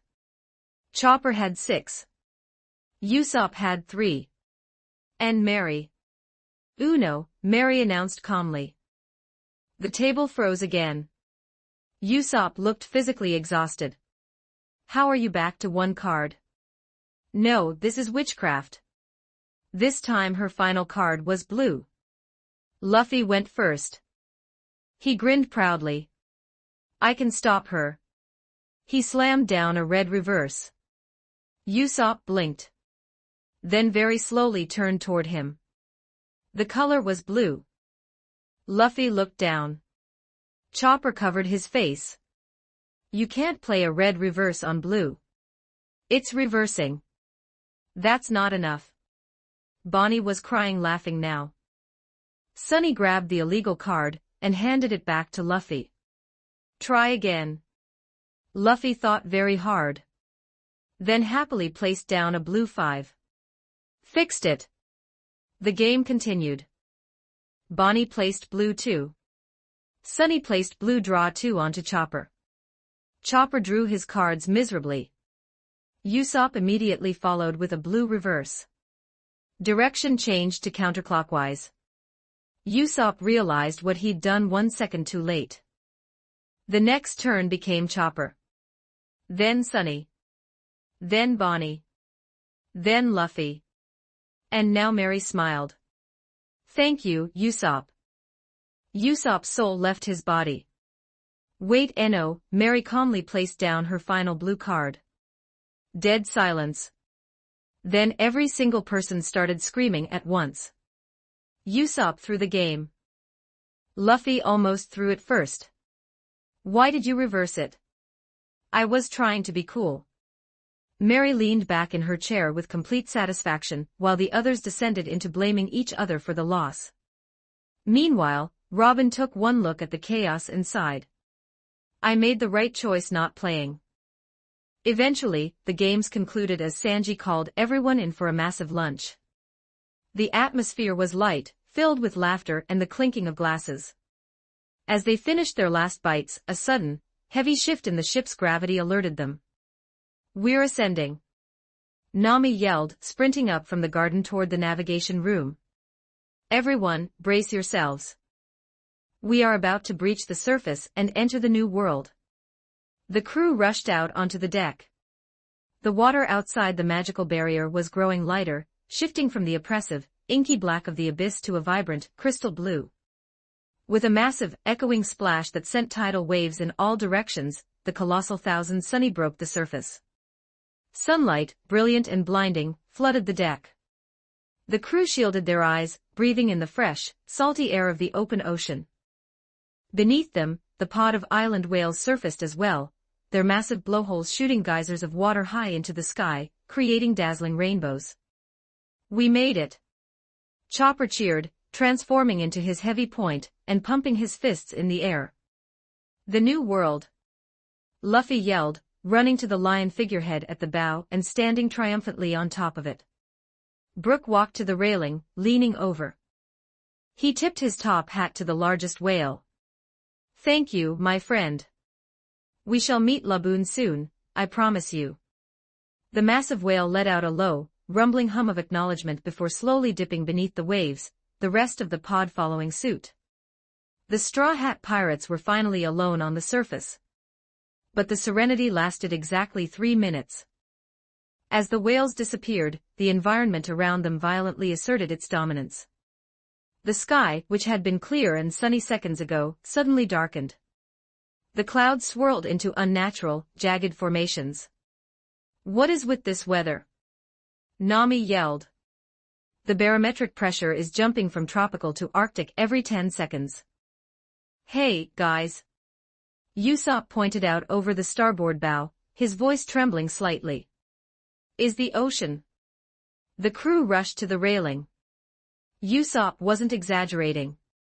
A mile ahead of them, a massive stretch of the ocean surface was literally ablaze. Massive pillars of flame shot out of the water, dancing wildly on the turbulent waves. "Aw, damn it," Sanji sighed, stepping out of the galley holding a massive, charred skeletal spine.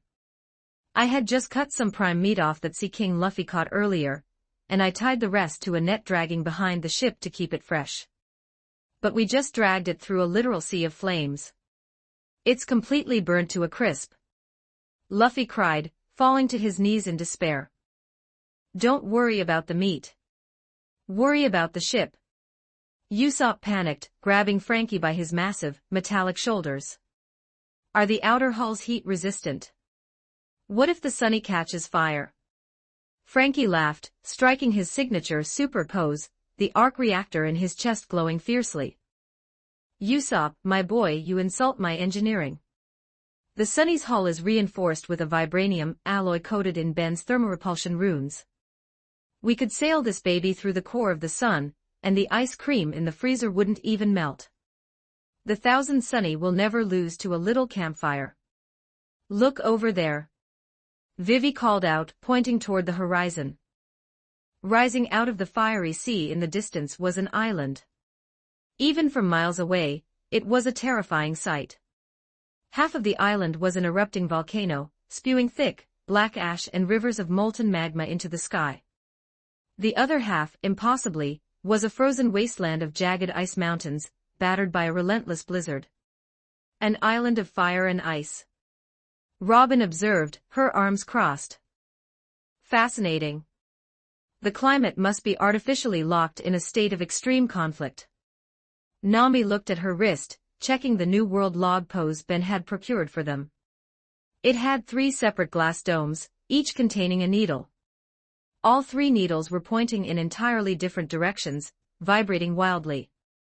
"Luffy," Nami called out, "none of the needles on the log pose are pointing toward that island. According to standard navigation rules, we should ignore it and follow the safest route indicated by the most stable needle." Luffy stood up, his eyes locked onto the erupting volcano. A massive grin stretched across his face. "But that island looks awesome. Let's go there." "I knew you were going to say that," Nami sighed, though she smiled. Suddenly, a sharp, piercing sound cut through the ambient roar of the burning sea. Purururu. Purururu. The crew froze. Purururu. Is that a den mushi? Zoro asked, his hand resting casually on the hilt of Shusui. "It's coming from the communications room." Mary chirped, her ears pivoting toward the bridge. Luffy immediately bolted toward the source of the noise, the rest of the crew trailing right behind him. They piled into the high-tech communications hub, where a standard, snail-like den mushi was currently crying out, its receiver clattering on the hook. Luffy reached out to pick it up. "Wait, Luffy!" Usopp yelled, diving forward and tackling his captain's arm. Chopper jumped in to help, grabbing Luffy's other arm. "Don't answer it!" Chopper cried, tears streaming down his furry face. "It's the New World. It could be a cursed snail. Or a ghost snail." "There's no such thing as a ghost snail, Chopper," Ben said, leaning against the doorframe. "Actually," Robin interjected, her expression completely serene, "Ben is right. It is not a ghost. However, there is a 50% probability that this distress signal is a coordinated ambush set by the Marines, designed to lure rookie pirates into a trap where they will be systematically slaughtered." Usopp and Chopper shrieked, holding onto Luffy tighter. "It's an ambush. Leave it alone." Luffy completely ignored them. With an effortless flex of his heavily muscled arm, he shook Usopp and Chopper off like dust and picked up the receiver. "I'm Monkey D. I'm the man who will be the king of the pirates," Luffy announced cheerfully. The room went dead silent. On the other end of the line, heavy, ragged breathing could be heard. Then a panicked, desperate voice screamed through the speaker. "Someone, please, help us. Is anyone out there?" The man cried, his voice trembling with sheer terror. The sound of clashing steel and agonizing screams echoed in the background. "He's killing everyone. My entire unit is being slaughtered. You have to help us." Luffy's playful demeanor vanished instantly. "Who is killing you? Where are you?" "A samurai," the man choked out, coughing heavily. "He's a monster. He's cutting us to pieces. Please, we're on punk hazard." "You have to." A sickening shhhk sound echoed through the speaker. The man let out a wet gasp, followed by the heavy thud of a body hitting the floor. Then, the line went completely dead. The communication room was deathly quiet, the only sound the crackling of the burning sea outside. "A samurai," Zoro repeated, his single eye narrowing with sudden, intense interest. He looked over at the skeletal musician. "Hey, Brook. You know anything about samurai?" Brook adjusted his top hat, his posture sobering. "Indeed I do, Zoro-san. Samurai are the fearsome swordsmen of Wano country. It is an incredibly isolated nation, governed by a strict closed-door policy. They do not welcome outsiders, and they are not affiliated with the world government. In fact, their swordsmen are so notoriously powerful that even the Marines hesitate to approach their borders." "A powerful swordsman from a closed-off country, huh?" Zoro smirked, a dangerous, eager light dancing in his eye. He patted the 3 swords at his hip. "Sounds like fun." Luffy placed the receiver back onto the den mushi. He turned around to face his crew, rolling his shoulders. The imposing, powerful aura of the captain settled over the room. "Someone asked for help," Luffy stated simply, leaving absolutely no room for argument. He pointed a finger toward the front of the ship. "Set a course for that island of fire and ice. We're going to Punk Hazard." Chapter 209, Punk Hazard 3053 words. The New World was not merely an ocean, it was a graveyard of ambition. To navigate its treacherous waters required an unyielding will. For the Marines of the G5 branch, stationed at the very vanguard of this chaotic sea, dealing with the impossible was simply part of the daily routine. Cutting through the dark, churning waves miles away from the erupting inferno of Punk Hazard, a Marine battleship plowed forward. Smoker stood at the bow, staring out toward the horizon with 2 cigars permanently clamped between his teeth, his expression carved from stone. Behind him, Captain Tashigi approached, adjusting her glasses and clutching her katana. "Vice Admiral Smoker. The men have secured the perimeter, but the navigational data is troubling. We are officially in the dead zone." Smoker didn't look back, his eyes narrowed as he stared at the faint, fiery glow illuminating the distant clouds. "Troubling isn't the word for it, Tashigi. It's madness. Tell me the readings on the log pose again." Tashigi lifted her wrist, looking at the New World log pose. "All 3 needles have stabilized. They point toward Raijin Island, Risky Red Island, and Mystoria Island. Standard protocol for any pirate crew entering the New World from Fishman Island would be to follow one of those 3 routes." "Standard protocol," Smoker scoffed, exhaling a thick plume of gray smoke. "When has Straw Hat Luffy ever cared about standard protocol? Or basic logic?" Tashigi hesitated, recalling the trail of destruction the Straw Hat pirates left in their wake. "Never, sir." "Exactly," Smoker growled, gripping his jutty. "There are 3 islands he could have gone to. 3 logical, charted paths. But I know that idiot. If there's an invisible path, a path that screams danger, a path that isn't even supposed to exist, that's the one he takes. He hasn't gone to Raijin, Risky Red, or Mystoria." Smoker pointed his jutty toward the distant, glowing horizon. "He's gone to Punk Hazard." The G5 Marines standing nearby muttered among themselves, unease rippling through their ranks. "Punk Hazard. Tashigi repeated in alarm. But Vice Admiral, that's impossible. Punk Hazard has been strictly cordoned off by the world government. It doesn't even emit a magnetic field anymore. After the catastrophic incident 2 years ago, the island is a dead wasteland. It's strictly off-limits. To a normal pirate, maybe, Smoker replied gruffly.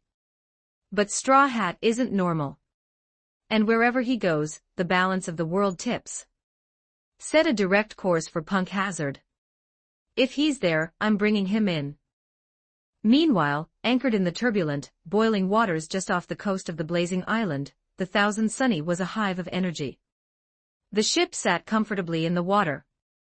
Protective runic wards kept the intense heat radiating from the flaming ocean at bay. The deck was cool despite the literal sea of fire surrounding them. On the deck, the crew had gathered in a circle. In the center, Frankie held out a fistful of identical wooden straws.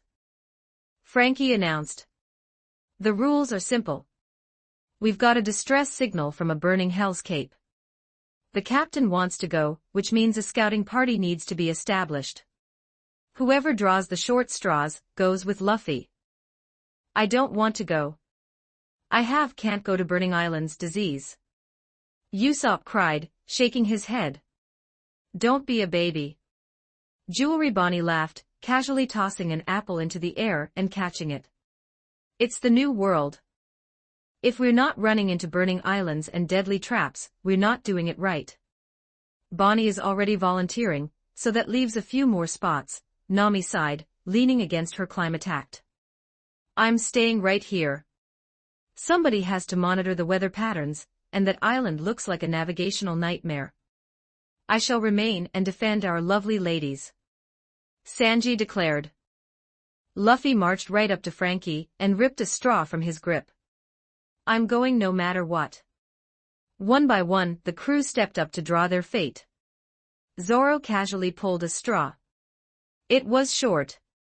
He smirked, resting his hand on his sword. I need to stretch my legs anyway. And I want to meet this samurai the snail mentioned. Robin stepped forward, plucking a straw from Frankie's hand. It seems I will be joining you, Captain. An abandoned island with a hidden history, it sounds quite intriguing. Kuro waddled forward with determination. He grabbed a straw with his beak and pulled. Vivi smiled, petting her companion. Be careful out there, Kuro. Look after everyone. Finally, only one spot remained. Usopp reached out and pulled the straw. He stared at it. It was barely 2 inches long. "Nu!" Usopp screamed, falling to his knees. The universe hates me. I'm going to roast. Stop crying, Usopp, Zoro grunted. I don't want to go. Usopp sobbed. Sanji walked out of the galley, holding a bento box. Here you go. I made a special deep-sea fish lunchbox. I used the remaining meat from the Sea King Zoro didn't completely ruin, packed with cooling herbs from the Momoro garden. It'll keep your internal body temperature stable even if you walk into a furnace. He handed the box to Luffy, who immediately tried to open it, only for Sanji to kick his hand away. Eat it on the island, rubber brain. All right, scouting party, let's go. Luffy cheered. Luffy placed 2 fingers in his mouth and let out a sharp, piercing whistle that echoed across the deck. The flying nimbus plummeted from the sky, coming to a floating halt right next to Luffy. Luffy hopped onto the cloud with a wide grin. Hop on, Bonnie. Luffy offered. Bonnie didn't hesitate, vaulting over the railing and landing smoothly on the nimbus, wrapping her arms around Luffy's waist. This thing is awesome. Beside them, Robin crossed her arms. CN Fleur, wing. Instantly, arms sprouted from her back, interlocking to form a pair of wings. With a gentle flap, she lifted off the deck, hovering in the air. I suppose I'll take the scenic route, Robin smiled. Zoro cracked his neck. Zoro kicked off the deck, using Geppo to step across the air. Kuro waddled forward. The duck tapped the metallic bracelet on his leg. Nanotech rippled over his feathers, hardening into red and gold armor. An arc reactor flared on his chest. With a mechanical hum, the thrusters on his feet ignited, and he shot into the sky, letting out a synthesized, metallic quack of triumph. Usopp sighed, adjusting his goggles. If you can't beat M, join M. Usopp flexed his back, sprouting 2 falcon wings from his shoulder blades. With a powerful flap, he soared after the others. The 6 of them flew over the boiling, fiery sea, leaving the safety of the Sunny behind. Ahead of them, the island loomed a spectacle of geological violence. Half of the landmass was consumed by an unending inferno, while the other half, separated by a circular crater lake, was buried under an apocalyptic blizzard. They approached the burning half, the shoreline obscured by thick, black smoke. As they touched down on the rocky, ash-covered shore, the heat hit them like a physical wall. The ground beneath their boots was scorched and cracked. Before them stood a colossal metal barricade with the world government and marine logos. A warning sign hung across the front, restricted area. Extreme hazard. Whoa, Bonnie muttered, stepping off the Nimbus.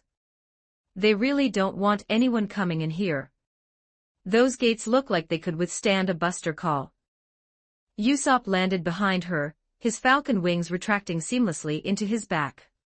He took one look at the logos and panicked. World government. We can't go in there. That's restricted. Luffy picked his nose, staring blankly at the sniper. Usopp, what are you talking about? Zoro walked past Usopp, not even breaking his stride. He's right, Usopp. We definitely shouldn't make the world government mad. In a flash of motion, Zoro drew his blade, slashed, and sheathed it again. The gates groaned. A perfect, diagonal line appeared across the structure. With a screech, the top half of the gate slowly slid off, crashing into the ground behind them, kicking up a cloud of ash and embers. Too late, Zoro smirked, stepping right over the molten, freshly cut steel. Usopp fell to his knees. Zoro, you maniac. They're gonna send an admiral after us. They're gonna, Usopp suddenly stopped. He blinked, looking up at the sky, the realization slowly dawning on him. We burned down their flag at Eni's lobby. We broke into Impel Down. We literally fought in the Thriller bark. And Zoro stepped on a celestial dragon face, well kind of. Usopp stood up, brushing the ash off his knees, his panic instantly evaporating. Oh, right. We're already the most wanted criminals in the world. Never mind. The group walked through the ruined gates, entering the restricted zone of punk hazard. The landscape was a vision of desolation. What had once been a highly advanced, fortified facility was now a graveyard of melted steel and scorched concrete. Puddles of molten rock bubbled across the pathway. Robin walked through the ruins, her eyes scanning the destroyed architecture. Fascinating. Looking at the structural foundations and the remaining insignia on these melted towers, this was undeniably a former government base. Most likely a high-level research facility, given the isolation and the security measures. A research facility? Bonnie asked, looking around the wasteland. What kind of research causes half an island to catch fire, and the other half to freeze? That is the question, isn't it? Robin mused. Hey, wait a second, Usopp said, looking around as he activated the targeting sensors in his goggles. Something doesn't make sense. The guy on the Den Mushi, remember what he said? He said it was freezing. He was shivering. Usopp wiped sweat from his brow. Look around. We're walking through an actual oven. How could he possibly be cold? Luffy tilted his head. Maybe he was just stupid. Or he had a really bad fever. People with fevers don't usually call random pirates for help while getting sliced up by a samurai, Zoro pointed out. Robin touched her chin, looking up toward the sky. The island is divided. The climate here is entirely artificial. It stands to reason that if this half is a blazing inferno, there must be a freezing sector somewhere else on this island. The distress signal likely originated from the cold zone. Back on the Thousand Sunny, Nami was standing with Vivi, peering through a set of binoculars. She frowned, adjusting the lenses. Robin is right, Nami murmured, speaking into a wrist communicator connected to the scouting party. I can see the atmospheric divide from here. The thermals are completely insane. The heat from your side is rising and violently clashing with an artificial cold front on the far side of the island. There are dense, heavy snow clouds completely blanketing the northern hemisphere of Punk Hazard. Got it, Nami. Luffy's voice crackled through the communicator. We'll just keep exploring this side for now. Nami sighed, lowering the binoculars. He's going to find something terrible to fight, isn't he? Undoubtedly, Vivi smiled. Back in the burning ruins, Luffy's group continued their trek deeper into the melted city. They stumbled into a courtyard. It was now a blackened crater.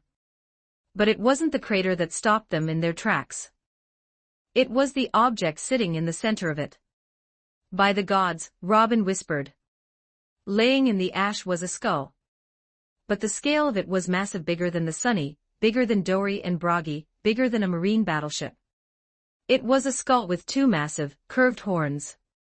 Is that? Usopp stammered, his knees beginning to knock together. No, Zoro said, looking at the size of the structure. This thing makes a giant look like a toy. What the hell was that? The ground beneath them shook. A shadow fell over them. The temperature in the courtyard, already sweltering, rose.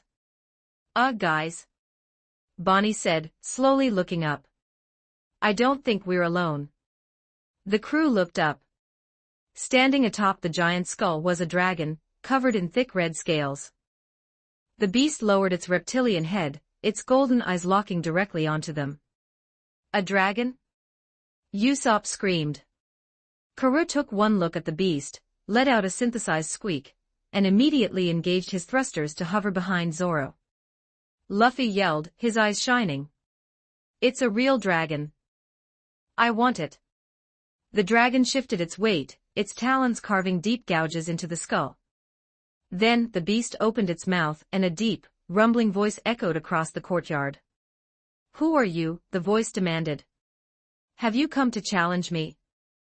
Usopp grabbed Luffy by the collar, shaking him. The dragon.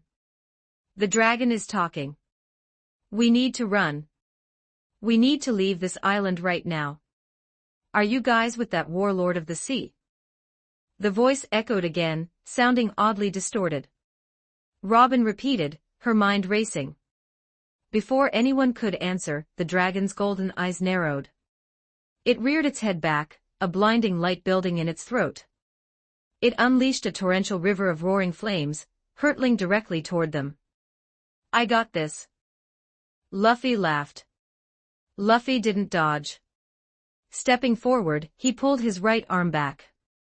His arm turned glossy black, coated in armament hockey with red and black lightning crackling around his fist.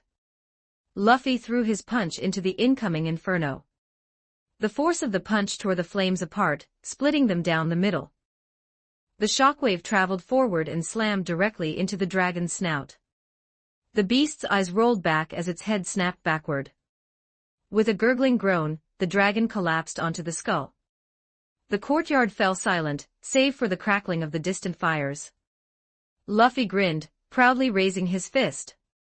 Zoro clicked his tongue in annoyance, sheathing his swords. Oi, you idiot captain. Why the hell did you punch it right in the head? I was right behind you, I could have sliced it. Luffy blinked, then turned to him with a frustrated look. What are you talking about, Zoro? If I let you cut it, the meat would have been all over the place. This way it stayed in one piece. Zoro scowled. One piece? You smashed its skull in. Now the best parts are probably ruined. I was gonna cut it properly so Sanji could barbecue the tail and wings. Dragon meat is super rare, you moron. Luffy crossed his arms, looking genuinely annoyed. Shishishi, you're wrong.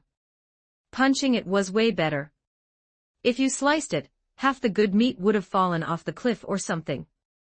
My way is cleaner for barbecue. Cleaner? You call that clean? Zoro growled, pointing at the collapsed dragon.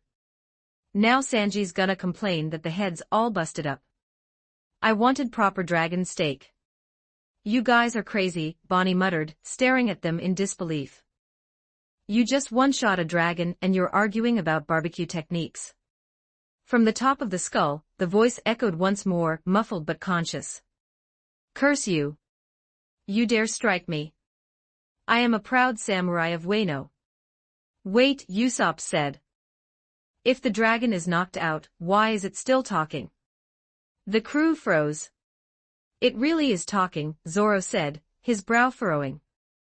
But it's knocked out cold. The voice isn't coming from the mouth. It's coming from the top of its head. Luffy said. Luffy stretched his arms, grabbing the edge of the skull, and slingshotting himself to the top of the pile. He landed on the dragon's snout. Where are you? Luffy yelled. Get off me, you brute, the voice yelled back. Luffy looked down. Lodged tightly between the dragon's brow ridges were a pair of human legs. They were wearing traditional striped hakama pants and geta sandals, kicking the air. Luffy laughed, squatting down. It's a pair of legs. And they're talking. Release me. The legs commanded, kicking wildly. Luffy agreed. He grabbed the legs by the ankles and pulled. With a pop, the legs came flying out. Luffy tumbled backward, holding them, and presented them to the crew. The crew stared in silence. Luffy was holding a pair of human legs. But that was all he was holding. From the waist up, there was nothing. It was just a lower torso, cut perfectly clean at the waist, with no blood, no organs, just an empty void. You ripped him in half. You killed him. Usopp screamed. I killed him. I didn't mean to. I just pulled. Luffy cried. The legs twisted out of Luffy's grip, landing upright. You dare attempt to manhandle me? Taste my blade. Swordless style. The legs leaped, delivering a kick at Luffy's face. Luffy ducked. The kick shattered a piece of the dragon's horn. You're alive. Luffy cheered. The legs turned and sprinted away, darting through the ruins. I shall regroup.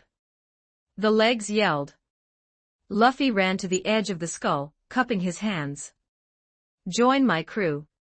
You can't invite a pair of disembodied legs to join the crew. Please stop doing that. Usopp groaned. But they're so cool. Luffy argued, jumping down to rejoin them. We have a skeleton, a cyborg, a magic guy, a reindeer, Gantz and a duck. A pair of fighting legs fits perfectly. Robin smiled elegantly, covering her mouth with her hand. Fufufu. How fascinating. It seems the poor man misplaced his upper body. At least the legs are still running around. The torso is probably somewhere decomposing nicely by now. Usopp jumped back, pale. That's terrifying. Kuro flapped his wings wildly beside him. Yeah, stop scaring us like that. Zoro smirked. He said he was a samurai of Wano. That means the other half of him is somewhere on this island. If he's the one who made the call, we need to find the rest of him. Robin nodded. It seems we have a mystery to solve. The dragon, the base, the warlord, and the bisected samurai. Shall we proceed, Captain? Luffy adjusted his straw hat. Let's go catch those legs. Chapter 210, Punk Hazard 2206 words. Sanji expertly flipped a set of silver tongs, plating the final touches on a vibrant, multi-course meal. He carried the massive trays out onto the deck, dodging around the lounging crew members with practiced ease. A special mid-afternoon delight for my lovely Nami-san, and my sweet Vivi-chan. Sanji declared, setting the spread down on the patio table. And I suppose, some for the rest of you ruffians. Nami smiled, reaching for a delicate pastry. Vivi thanked the cook warmly. Sunny and Mary sat cross-legged on the grass nearby, chatting animatedly with Chopper about the rules of a new game they were inventing, one that involved significantly fewer loopholes than Uno. The atmosphere was incredibly relaxed. The chaotic waters of the new world seemed far away as the crew enjoyed the brief respite. Suddenly, Sunny stopped mid-sentence. He tilted his head, staring out toward the thick, unnatural fog rolling off the shores of Punk Hazard. "Hold on," Sunny said, his voice dropping into a serious register. "Someone is approaching. Small vessels. They're moving fast and trying to stay under the radar." The relaxed energy on the deck vanished in an instant. Sanji dropped his serving tray. Nami and Vivi stood up, shifting into combat-ready stances, while the four giants Dori, Bragi, Oimo, and Kashii stopped their card game, turning their attention toward the foggy waters. "Should I activate the perimeter defenses?" Frankie asked, his heavy fists clenching. "No, hold off," Ben said calmly, stepping out from the corridor leading to his lab. He didn't look worried, if anything, he looked mildly entertained. He tapped a finger against his chin, his mind working rapidly through the tactical variables. "Sunny, let them get closer. I want to see what they're trying to do." Aye, Sunny nodded, shutting down the external warning systems. "Everyone, act natural," Ben instructed, his hands glowing with a soft, ethereal light. "I'm going to cast an illusion over the deck. To them, it will look like we're just lounging around, completely unaware of their approach." With a flick of his wrist, Ben cast the spell. A shimmering, imperceptible dome of magic washed over the ship. Inside, the crew remained highly alert, but to anyone looking from the outside, they appeared to be laughing, eating, and completely off guard. Through the thick fog, several small, motorized boats silently glided toward the hull. The figures operating them were covered head to toe in bulky, yellow hazmat suits, their faces obscured by heavily tinted gas masks. "They're preparing to launch something," Frankie whispered. With a series of muffled thwumps, canisters were fired from the boats, arcing over the ship's railing, and landing silently on the grassy deck. Almost immediately, the canisters hissed, releasing thick plumes of colorless, odorless gas. Sleeping gas, Chopper identified instantly, covering his nose. "It's highly concentrated." Ben smirked. He didn't even bother to move. He raised a hand, targeting the chemical composition of the expanding gas cloud. With a snap of his fingers, the magic took effect. The potent, knockout chemicals in the air instantly unraveled, transmuting at the molecular level. "Whoa," Nami blinked, taking a tentative sniff. "It smells like..." "Much better," Ben agreed. "Now we play dead." Ben adjusted the illusion. To the hazmat-suited figures scaling the side of the ship, the crew appeared to choke on the gas before collapsing onto the deck in heaps. The real crew members just stood there, watching the railing with eager anticipation. A moment later, a dozen figures clad in yellow suits vaulted over the railing, landing softly on the grass. They carried strange, high-tech rifles and moved with coordinated military precision. Target secured, one of them rasped through his mask's communicator. The gas worked perfectly. "They're all out cold." The lead figure walked confidently toward where the illusion of Sanji lay crumpled on the ground. He reached down to grab the cook by the collar. His hand passed cleanly through the floor. The man froze, staring at his empty glove in deep confusion. He swiped again. Another soldier asked, stepping toward the illusion of the sleeping giants. "What's wrong?" "This isn't real," the leader stammered, his voice rising in panic. He waved his rifle through the air, hitting nothing but empty space. "It's a trick. Fall back.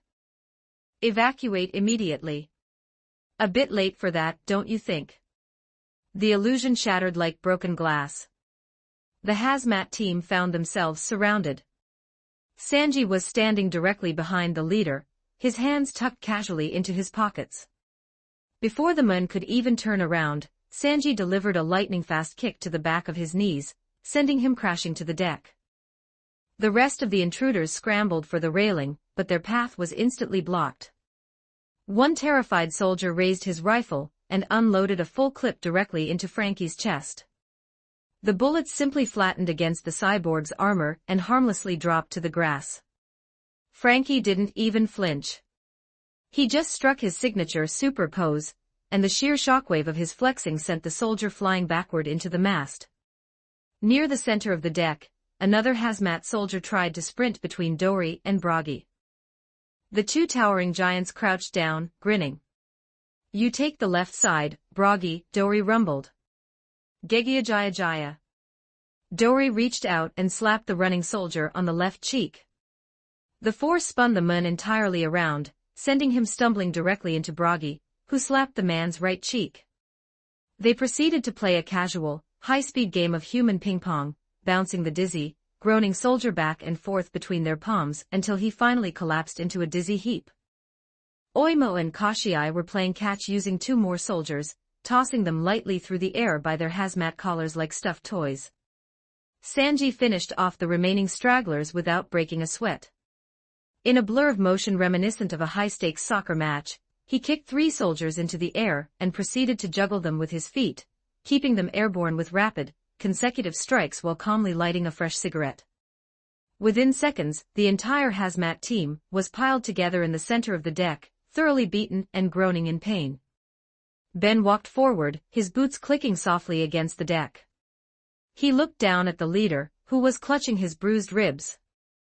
"Who sent you?" Ben asked, his voice calm but laced with an undeniable edge. The men spat on the ground. "We'll never tell you anything, pirate scum. The master will deal with you." "I figured you'd say that," Ben sighed. He crouched down, his eyes locking directly onto the man's gaze. Ben invokes a potent compulsion spell. His voice resonated with unnatural authority, bypassing the man's conscious will. "I won't ask again. Who sent you, and what are your orders?" The man's body went rigid. His eyes glazed over, the defiance melting away into forced obedience. "We work for Caesar," the soldier choked out, fighting the words but unable to stop them. "Caesar clown. He detected your arrival. He ordered us to capture the Straw Hat Pirates and bring you to the facility for experimentation." Ben stood up, a slow, satisfied grin spreading across his face. "Caesar clown. Well, we have a name. What do you say, crew? Shall we go have a one-on-one chat with him?" The crew cheered in unison. "Right then. We need a way in without setting off every alarm on the island," Ben plotted. He looked at the hazmat suits the soldiers were wearing. "These suits are our ticket. Bragi, Dory, Oimo, Kashii, you 4 are going to carry us in." Bragi frowned, scratching his beard. "Carry you in? These suits are way too small for us. And why are we sneaking around?" Dory grumbled, crossing his arms. "We are warriors of Elbaf. We should just burst through the front door and smash whatever is in our way." "If we do that, the rats will try to escape," Ben countered smoothly. "We want Caesar contained before he even knows we're in the building." "Surprise is a highly effective weapon, Dory." Ben stepped back and raised his hands. Tapping into his creation template, he focused on the molecular structure of the hazmat suits. In a flash of glowing light, 4 perfectly replicated, miniature yellow suits clattered onto the deck. Oimo yawned, picking at his teeth. "Could have just made them big from the start, Ben." "Shut up, Oimo, he likes being theatrical," Kashii muttered. "Patience," Ben smirked. He targeted the 4 miniature suits. The magic took hold. The suits expanded rapidly, growing exponentially in seconds until they were perfectly scaled to fit the normal-sized giants. "Saves us a trip to the tailor, at least," Kashii grunted, picking up his massive suit and inspecting the reinforced material. "You 4 will wear these," Ben instructed. "You'll carry the rest of us who will be pretending to be knocked out into the facility." "Wait," Vivi interjected, pointing to the groaning soldiers on the deck. "What about them?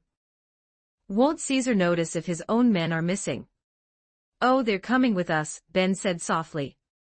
He turned his gaze to the captured soldiers.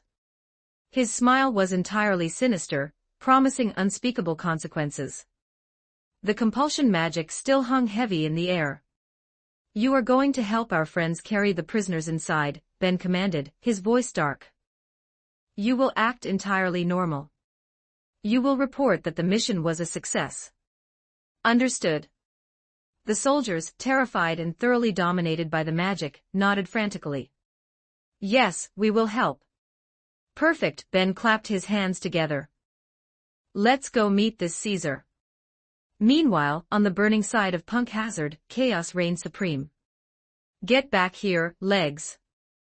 Luffy yelled, kicking up clouds of hot ash as he sprinted through the ruined courtyard. The disembodied lower half of the samurai was surprisingly fast. The legs vaulted over melted debris, twisting and turning with the agility of a seasoned warrior, desperately trying to escape the hyperactive pirate captain. "I shall not yield to a brute," the muffled voice echoed from the waist. "I just want to be friends." Luffy laughed, stretching his arms forward. His hands clamped firmly onto the samurai's waist. But instead of pulling the legs back, Luffy slingshot himself forward. He collided with the legs mid-stride, his upper body locking perfectly onto the empty waistline. Luffy stood up. His own legs dangled uselessly behind him, while the samurai's legs supported his upper half. "Look, guys!" Luffy cheered, prancing in a circle. "I'm a centaur." "You look ridiculous." Usopp yelled, clutching the sides of his head in exasperation. "And stop playing with disembodied body parts. It's unsanitary." Zoro let out a long sigh, adjusting his swords. "We're wasting time. Let's just find the rest of this guy so we can figure out what's going on." "Agreed," Robin smiled, walking past the ruined gates. "The architecture here suggests the main facility is further inland. We should keep moving." The group trekked deeper into the island, leaving the inferno behind them. As they walked, the oppressive heat began to fade, replaced by a strange, biting chill. The transition was abrupt. One moment they were stepping on molten rock, and the next, the ash under their boots turned to frost. They crested a massive ridge. Below them lay a colossal, deep crater lake that cut the island perfectly in half. But what lay beyond the lake was what made them stop and stare. The other half of Punk Hazard was a frozen nightmare. Jagged mountains of blue ice pierced the sky, shrouded in dense, swirling blizzards. The wind howled across the divide, carrying snow that melted the second it crossed the thermal boundary. "It's a winter island," Bonnie muttered, pulling her jacket tighter around her shoulders. Usopp adjusted the dials on his eyewear to cut through the glaring reflection of the ice. "This has to be it. Remember the Den Den Mushi call? The guy said it was freezing. The distress signal definitely came from over there." "Then that's where we're going," Luffy declared, still trotting around on his borrowed samurai legs. Usopp kept his focus on the frozen peaks, scanning the blizzard for any signs of life. The wind was ferocious, tossing sheets of snow into the air. Suddenly, a shape cut through the whiteout. Usopp blinked, adjusting the zoom on his lenses. It wasn't a bird. It was a person. A woman, soaring through the biting wind, with large, feathered wings instead of arms. She hovered briefly, her cold, calculating eyes locking onto the group standing on the ridge, before she banked sharply and vanished behind a massive glacier. "Did you guys see that?" Usopp stammered, pointing frantically toward the empty sky. "See what, Usopp?" Zoro asked, not looking away from the icy path ahead. "A bird woman. She was right there. She had wings." Usopp insisted, waving his arms. Bonnie squinted into the blizzard. "I don't see anything, Longnose. Are you hallucinating from the temperature drop?" "I'm telling you, she was there." Usopp groaned, his paranoia flaring up. He knew what he saw. They were being watched, and the frozen half of Punk Hazard was hiding much more than just the other half of a talking samurai. Chapter 211, Punk Hazard 2810. Words high above the frozen wasteland, obscured entirely by the swirling, relentless blizzard, a figure soared through the biting wind. Monet banked gracefully, her feathered wings catching the turbulent updrafts. Her cold, calculating eyes tracked the movement on the ground far below. Reaching into the folds of her clothing, she pulled out a small, portable den mushy. "Master," Monet spoke into the receiver, her voice barely audible over the howling storm. "We have a situation. 5 intruders have crossed the thermal divide. They are highly mobile and approaching the central lake. I will continue to monitor their progress." Down in the scorched ruins near the thermal border, Usopp was tapping frantically at the sleek, metallic device strapped to his wrist. A small holographic projection flickered to life, projecting Ben's voice through the heavy static. "Already handled it," Ben's voice crackled through the comms. "We were attacked on the ship. Hazmat suits, sleeping gas. Nothing we couldn't handle. We've captured the attackers and we're currently using them to infiltrate the main facility. We'll meet you inside." "Wait, infiltrated?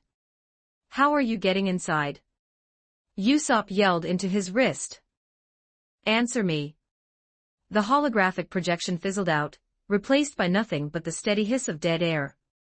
"Damn it," Usopp groaned, dropping his arm. "They're already breaking into an enemy base. We need to hurry up and find the rest of this samurai so we can regroup." "Over here, brother," a new voice yelled. The crew stopped, turning their attention toward a ruined, melted courtyard. Trotting out from behind a pile of slag was a man with a wild mane of hair. But from the waist down, he possessed the body of a massive, spotted leopard. "A centaur!" Usopp screamed, grabbing the sides of his head. "First a dragon, now a centaur. This island is a mythological nightmare." The leopard centaur didn't seem hostile. In fact, he was smiling widely, waving a hand toward Luffy. Luffy, who was currently still wearing the disembodied samurai legs fused to his waist, waved back cheerfully. "Good to see another centaur out here in the ruins." The leopardman laughed, trotting closer. "You must be a new recruit. I haven't seen you around the master's compound before. I love the striped pants. I just found them." Luffy grinned, prancing in a circle. "Being a centaur is fun." The leopard centaur paused. He blinked, looking closer at Luffy's waistline. He saw the distinct gap where Luffy's upper body met the disembodied legs, and Luffy's actual legs dangling uselessly behind him. The centaur's friendly demeanor vanished instantly. He drew a heavy, curved scimitar from his back. "You're not a centaur," he roared, pointing the blade at Luffy. "You're an intruder. You're mocking our proud anatomy." The centaur charged, his leopard legs propelling him forward at blinding speed. He leaped into the air, bringing the heavy sword down toward Luffy's head. Luffy didn't even drop his smile. He casually sidestepped the heavy downward slash, raising his right hand. With a simple, effortless flick of his wrist, Luffy backhanded the charging centaur. The force of the casual strike sent the centaur rocketing backward. He crashed through 3 ruined stone pillars before collapsing into a pile of rubble, completely unconscious. "He was so nice a second ago," Luffy pouted. "Look out, Captain," Robin said smoothly. Directly behind Luffy, a second centaur, this one possessing the towering lower half of a giraffe, had been attempting to sneak up on them with a spiked club. Before the giraffe centaur could swing, Robin crossed her arms. Several hands sprouted directly onto the centaur's long neck and legs. With a synchronized, graceful twist, Robin sent the giraffe centaur tumbling face first into the ash, knocking him out instantly. Usopp cautiously approached the unconscious leopard centaur, his eyes scanning the surrounding debris. He noticed a small, specialized den mushy strapped to the centaur's belt. The snail had the letters CC painted boldly on its shell. Usopp muttered, tapping his chin. "Could that stand for Centaur Clan?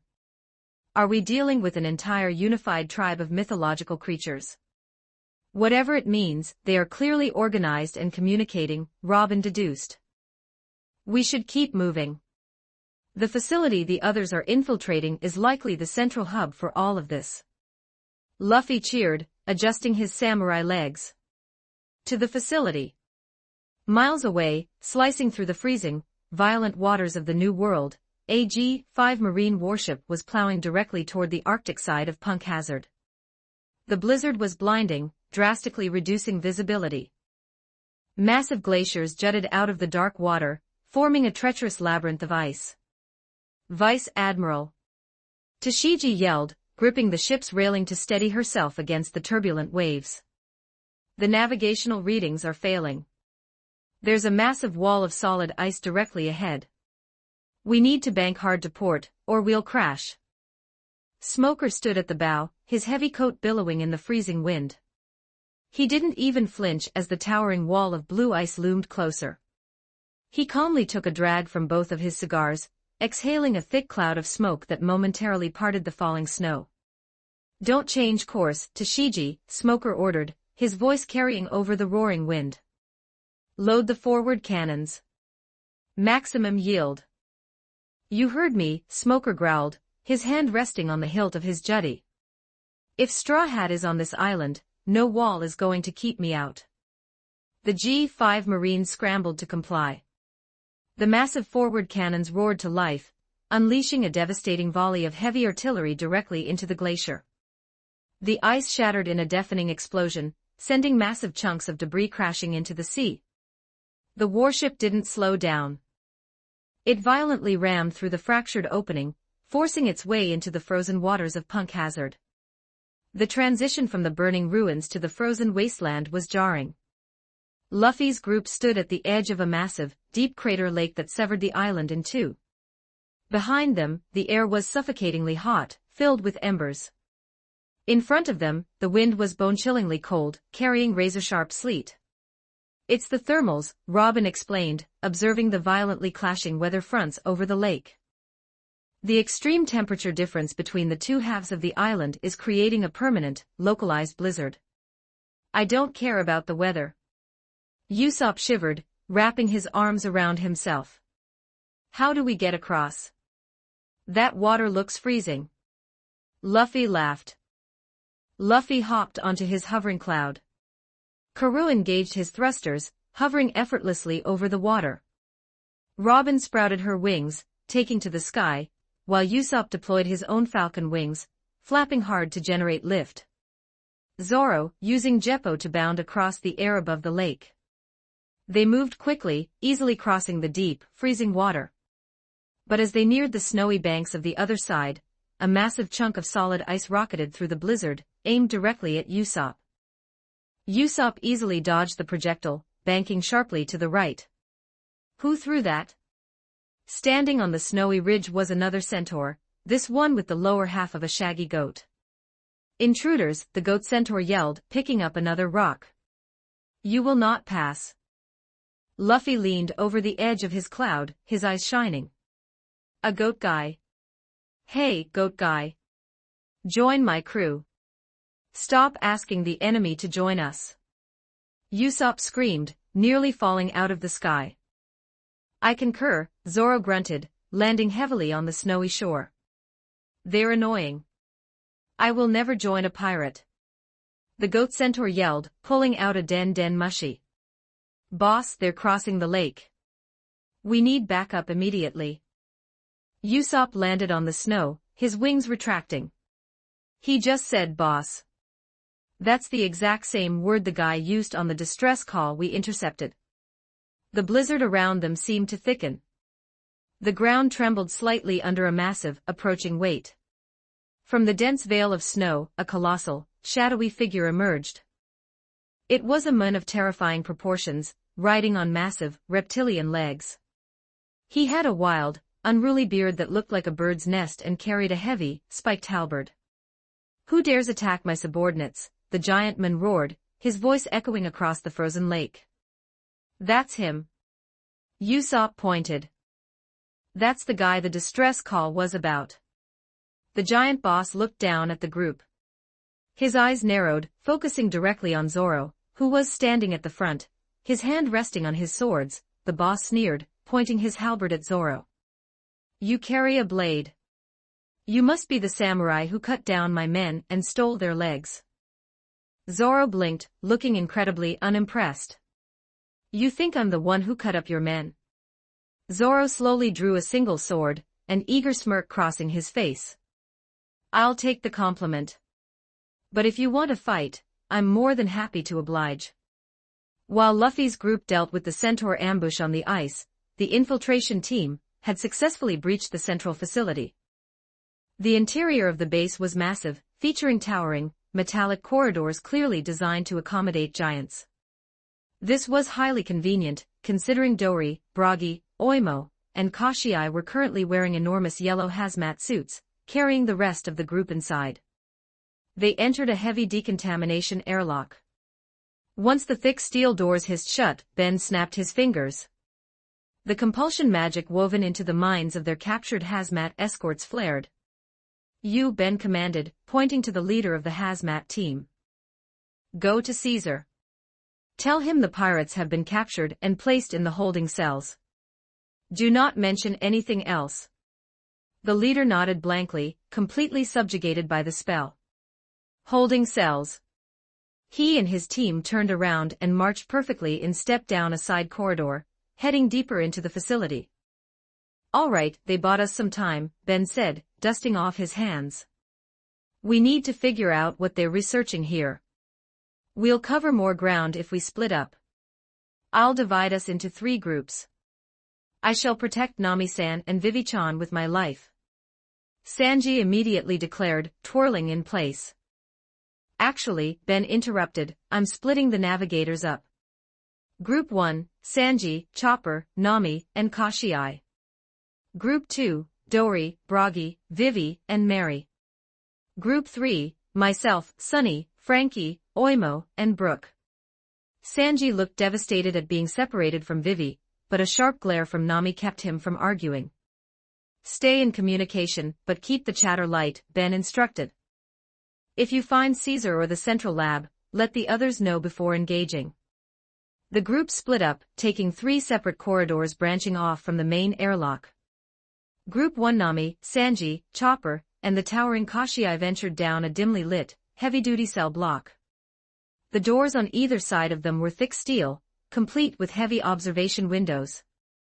These are holding cells, Nami muttered, looking into one of the rooms. But they're all empty.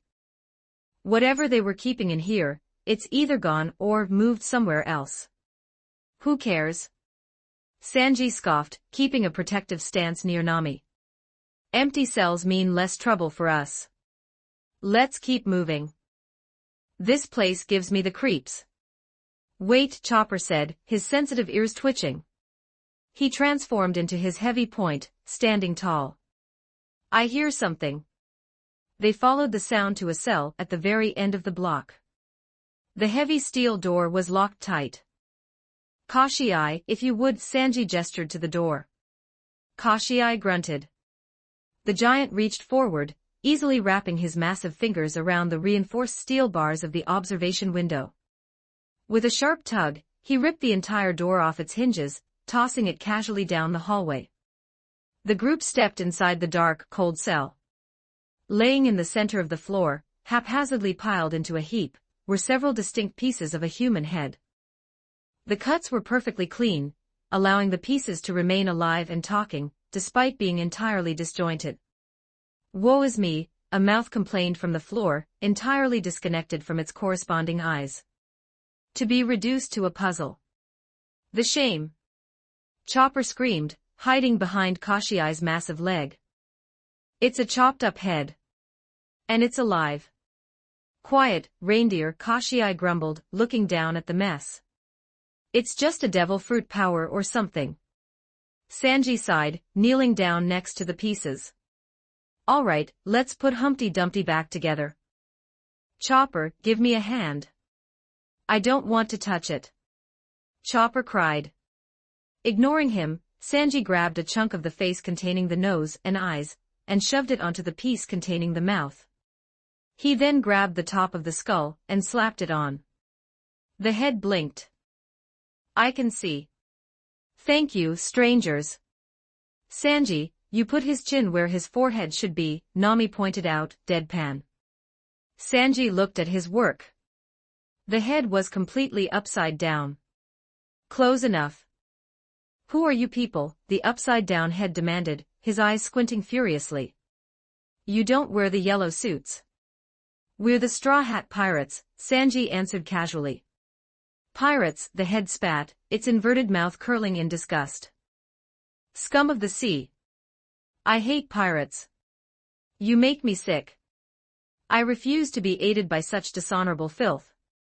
Nami crossed her arms, entirely unbothered. Let's go, guys. Have fun on the floor. She turned around and began to walk out of the cell, Sanji, Chopper, and Kashii following right behind her. The head yelled frantically. Don't leave me. I have to find my son. I beg of you, take me with you. Sanji stopped, letting out an exasperated sigh. He walked back, picked up the head, quickly scrambled the pieces, and assembled them correctly. Now fully formed, the head belonged to a stern-looking man with a traditional topknot. Much better, the samurai grunted, testing his jaw. I am Kin Iman, a samurai of Wano. I was cut to pieces by a mysterious man in this facility. I must find my son, Momonosuke. Yeah, we'll keep an eye out, Sanji said, picking Kin Iman up by the topknot and carrying him like a lantern. Let's check the next sector. They exited the cell block, pushing through a set of heavy, double doors marked Biscuit's room. The room they stepped into was brightly colored, completely contrasting the dark, industrial halls of the rest of the facility. There were massive blocks, oversized toys, and gigantic beds. And filling the room were children. Dozens of them. They rushed forward the moment the doors opened, crowding around the straw hats. Are you the frozen people? A little girl asked, her eyes wide. Another girl squealed, pointing at Chopper. He's so cute. I am not a tanuki. I'm a reindeer. Chopper yelled, though he immediately started doing his happy, squiggly dance. And calling me cute won't make me happy, you jerks. Nami looked around the room, her brow furrowing. Some of these kids are normal-sized. But the rest of them, they're giants. Sanji held Kin Iman's head up. Hey, samurai. Is your kid in here? Kin Iman looked around at the crowd. Momonosuke. Are you here, my son? The children took one look at the talking, disembodied head held by its hair, and immediately burst into terrified tears. It's a monster. One of the giant children wailed, backing away. Nami swiftly punched Sanji in the back of the head. Hide that thing. You're scaring them. She knelt down, softening her expression as she looked at a giant boy who was wiping tears from his eyes. Hey, it's okay. We aren't here to hurt you. Why are you all locked in here? The giant boy sniffled, looking down at Nami. The master brought us here to cure our sickness. He said we were very ill. We feel fine now. We've felt fine for a long time. We just want to go home to our families. But the man in the yellow suits won't let us leave. The boy suddenly fell to his knees, his massive hands gripping the floor in front of Nami. Please, you look strong. Can you take us away from here? Can you take us home? The other children joined in, their pleas echoing through the brightly colored, deeply sinister room. Sanji's expression hardened, his jovial demeanor vanishing as he processed what was happening. Chopper stopped dancing, his medical instincts flaring as he looked closely at the unnaturally sized children. Nami stood up slowly. Her eyes, usually sharp and focused on navigation or treasure, softened with a fierce, unwavering maternal protectiveness. She hated seeing children cry. She hated seeing them used. Chopper, Nami said, her voice dropping into a deadly serious register. Yes, Nami-san, Sanji replied, lighting a cigarette. We are not leaving this island, Nami declared, looking at the giant boy. Until every single one of these kids is safely back home. Chapter 212, Punk Hazard 2811 Words within the sterile, dimly lit depths of the central laboratory, a strange, translucent mist drifted lazily through the air. The mist slowly coalesced, swirling into a towering, floating silhouette. Caesar Clown hovered above the polished steel floor, his long, gaseous dark hair blowing around his pale face as his golden eyes gleamed with manic amusement. He let out a rattling, high-pitched laugh that echoed off the metallic walls. Shurururoro. A minor security breach in the cells. How incredibly tedious, Caesar sneered, looking down at a small group of gas-masked subordinates who were trembling before him. These men, stationed deep in the facility, had not been sent to the ship and remained entirely loyal to his commands. Who could possibly be foolish enough to trespass in my sanctuary? Master. One of the guards stammered, holding up a data tablet. It's not just the cells. Our scouts on the northern shore have spotted AG-5 Marine warship. They're landing on the frozen coast right now. Caesar's amusement vanished instantly, his gaseous form turning a volatile shade of purple as his temper flared. Marines. The G5 barbarians. What is that stubborn old smoker doing here? This island is supposed to be a ghost town. He hovered lower, his face contorting into a mask of pure malice. Get rid of them. Use whatever means necessary. If they find out what we are manufacturing here, it will ruin everything. Understood, Master, the guards saluted, quickly rushing out of the control room to mobilize their forces. Meanwhile, inside the brightly colored, surreal expanse of the Biscuits room, the atmosphere was thick with tension. Nami was still comforting the giant children, her heart aching as their giant tears splattered onto the floor. Chopper was doing a small, supportive dance to keep the younger kids from crying, while Kashiai stood like a protective wall behind them. Before they could plan their next move, the heavy pneumatic doors on the far side of the playroom hissed open. A squad of heavily armed, gas-masked soldiers marched into the room. These men were not under Ben's compulsion.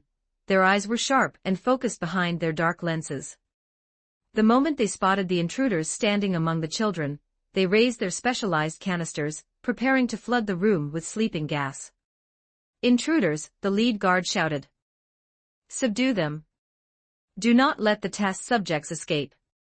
Over my dead body. Nami growled, reaching for her climatact.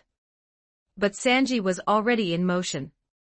In a blur of speed, the cook bypassed the guard's front line. He spun gracefully through the air, his leg cutting a clean arc as he delivered a series of precise, lightning-fast kicks. The impact shattered the reinforced plastic of their gas masks, sending the soldiers stumbling backward. What the? Sanji muttered, landing smoothly on his feet. As the shattered masks clattered to the floor, the true nature of the guards was revealed. Underneath the bulky suits and protective gear, their faces were strangely warped, sporting thick wool and the distinct, curved horns of sheep. Nami blinked, staring at the groaning guards. No, Chopper said, walking closer to inspect one of the unconscious men. His medical senses were tingling. The physical structure is all wrong. It's like their human bodies were forcefully merged with animal parts. It's unnatural. Before they could ponder the mystery further, a loud, muffled grunt echoed from the floor. The severed head of Kin Eamon, which Sanji had set down on a nearby toy block, was suddenly grimacing, its wooden Geta-style eyebrows drawing together in intense concentration. Curse it all, the samurai's head barked, his eyes squeezing shut. This guy, he is no easy feat. His strength is formidable. Chopper jumped, hiding behind Nami's leg. The head is talking to itself now. Is he having a brain spasm? Hey, upside-down guy, Sanji grunted, lighting a fresh cigarette and looking down at the skull. Who exactly are you talking about? Who is this guy? My torso, of course. Kin Eamon snapped as if it were the most obvious thing in the world. I can feel the phantom sensations of battle. My lower half is currently engaged in a fierce duel with a powerful adversary elsewhere on this island. The physical exertion is vibrating through my very soul. Your body is fighting someone on its own? Nami asked, her jaw dropping slightly. How is that even physically possible? A samurai of Wano does not let a minor detail, like being cut into 3 pieces, stop him from defending his honor. Kin Eamon declared proudly. Back in the main control room, Caesar Clown was pacing back and forth in the air, his gaseous body expanding and contracting in sheer panic. Another guard screamed, running into the room. The Marines have bypassed the outer perimeter. Vice Admiral Smoker and Captain Tashigi are at the front entrance. They're demanding to speak with the resident of the facility. Damn that Smoker. Caesar hissed, his teeth grinding. If the world government finds out I'm operating here, Joker won't be able to protect me from the admirals. He turned to his remaining men, his voice dropping into a desperate, frantic whisper. Hide the ships. Move them into the cavernous docks behind the facility. Erase all traces of our presence. Hide yourselves in the lower sectors. And what about you, Master? I shall utilize my natural properties. Caesar declared. With a soft hiss, his entire body dissolved into a thick, swirling purple vapor. The gas channeled downward, funneling directly into a large, glass chemical beaker sitting on the main desk. The glass beaker rattled slightly as the gas settled inside, condensing into a bubbling, sentient liquid that glared out through the transparent glass. Shurororo. A tiny, muffled voice echoed from the beaker. Let them search. They won't find a single thing. Outside the massive, reinforced steel doors of the main laboratory, the freezing wind of the tundra howled relentlessly. Smoker stood at the front of a massive battalion of G5 Marines. The heavy snow clung to his coat, but the heat from his 2 smoldering cigars kept his face warm. Behind him, Tashigi was shivering slightly, her hand resting firmly on the hilt of her sword, while the rowdy, rough-around-the-edges G5 Marines muttered impatiently, holding heavy artillery and battering rams. Break it down, one of the Marines yelled. We don't need a warrant for a dead island. Stand down, Smoker ordered, his voice cutting through the wind like a whip. We do this by the book. Before the Marines could step forward, a heavy, metallic groan echoed through the valley. The colossal steel doors slowly split down the middle, sliding into the rocky walls of the mountain. A thick cloud of warm, sterile air rolled out of the facility, parting the falling snow. Walking out of the darkness of the corridor was a tall, lean figure. He wore a heavy, spotted northern coat, and carried a massive, cursed nodachi slung casually over his shoulder. His steel-gray eyes looked out from beneath a white, spotted fur cap, locking onto the Marine Vice Admiral with utter indifference. Trafalgar Law, Smoker grunted, not looking surprised in the least. I had a feeling you'd be hiding out here. Vice Admiral Smoker, Low replied, his voice smooth and devoid of any warmth. He leaned slightly against the massive doorframe, his posture completely relaxed. I wasn't expecting company. Especially not the rowdy G5 division. This is supposed to be a restricted zone. Behind Smoker, Tashigi stepped forward, her eyes narrowing as she glared at the young pirate. Trafalgar Law, one of the 7 warlords of the sea. We know how you obtained your title. You sent the severed, still beating hearts of 100 pirates to the world government headquarters. A truly monstrous display. Law let out a soft, mocking chuckle, his fingers tapping against the sheath of his sword. A transaction is a transaction, Captain. The government wanted proof of my efficiency, and I provided it. Now, I am a legitimate ally of the Marines. Which begs the question, why are you standing on my doorstep? Your doorstep. Smoker scoffed, exhaling a thick cloud of smoke. Don't play games with me, Law. Even for the warlords, punk hazard is strictly off limits. The world government declared this island a dead wasteland 4 years ago. No one is allowed to set foot here.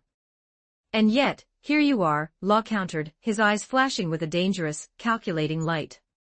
It seems the rules of the government are quite flexible when it suits you, Vice Admiral. Deep within the biscuits room, Nami sat on a giant colorful block, listening intently as the children gathered around her. My mommy and daddy were so sad, a little giant girl sniffled, wiping her nose with her sleeve. One day, the men in the yellow suits came to our village. They told our parents that we had a terrible, secret sickness, and that if we didn't go with them to the special hospital, we would die. They said they were going to cure us, the giant boy added, his voice trembling. They took us away in a big ship. We didn't even get to say goodbye to our families. They told us it was too dangerous. But we've been here for a long time, and we feel totally fine. We just want to go home. Nami's chest tightened. She looked over at Chopper, her expression a mix of sorrow and growing fury. Chopper, is there any kind of disease that would require keeping children locked up in a secret facility like this? Chopper shook his head, his small medical bag slung over his shoulder.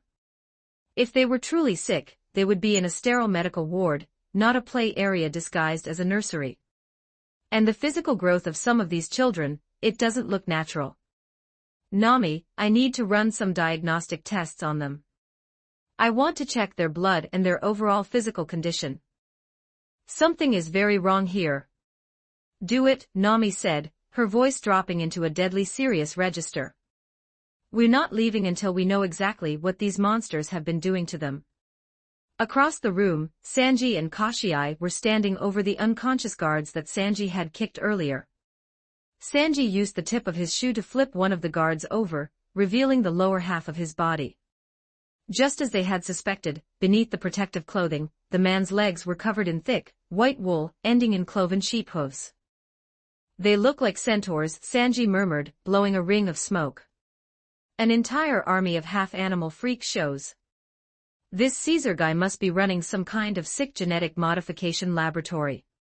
It is a mockery of nature, Kashii grumbled, his massive fist clenching. Pirate cook. Kinemon's had yelled from his toy block, his face twisted in a look of stubborn pride. You must release me from your grasp immediately. Sanji sighed, walking back over and picking the head up by its topknot. And why should I do that, Master Samurai? I have observed the children in this chamber, Kinemon stated, his eyes scanning the crowd. My beloved son, Momonosuke, is not among them. Therefore, I have no further business in this room. I must depart and search the rest of this cursed facility on my own. I do not require the assistance of lawless rascals. Are you an idiot? Sanji glared at the disembodied head. You're literally just a skull right now. What are you going to do, hop around the hallways and bite the guards' ankles? We're trying to help you. I did not ask for your help. Kinemon barked, puffing out his cheeks. A samurai of Wano does not owe a debt of gratitude to filthy pirates. I would rather perish on this cold floor than be indebted to your kind. I demand you leave me behind. Oh, really? Sanji's brow furrowed, a thick vein bulging on his temple. However, Kinemon continued, his tone shifting into a transparently hopeful, stubborn whine. On the off chance you and your companions feel an overwhelming, uncontrollable desire to wander this facility and search for my torso, my left arm, and my right leg. I suppose I would not actively stop you from doing so. But mind you, it would be entirely of your own volition. I will not thank you. Sanji's face went completely blank. The cigarette in his mouth dropped slightly. You prideful, stubborn, ungrateful little. Sanji growled, his grip on the topknot tightening. He raised the head, preparing to slam it face first into the hard steel floor. I'm going to turn this topknot into a bowling ball. Sanji, don't. Chopper screamed, running over and grabbing Sanji's leg. He's still a patient. You can't scramble his brains. Kashii quickly reached down with his massive hand, gently but firmly grabbing Sanji's wrist. Calm down. The giant warrior code says we do not smash the heads of helpless, disjointed swordsmen. Even if they are incredibly annoying. Sanji snapped. He didn't smash the head on the floor, but he didn't let Kinemon off easy either. Sanji proceeded to rapidly, comedically pummel the samurai's cheeks with his knuckles, stretching the head's face like rubber as Kinemon let out a series of muffled, prideful protests. I'm ouch.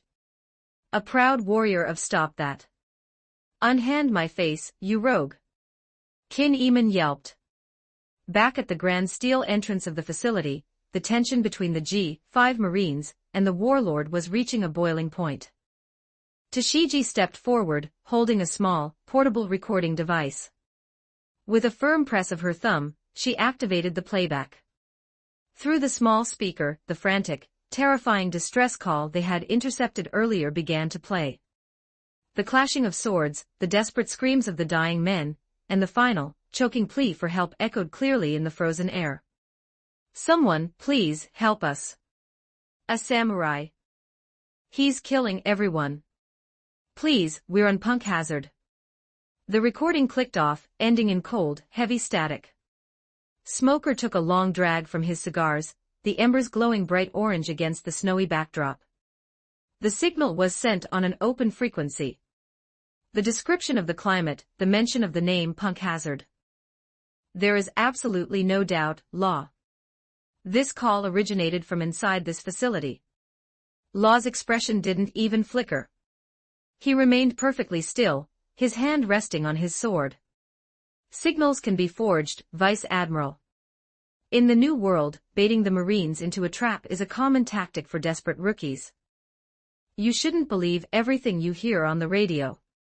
I know a real plea for help when I hear one, Smoker growled, stepping closer until he was standing mere inches from the warlord. And there's something else.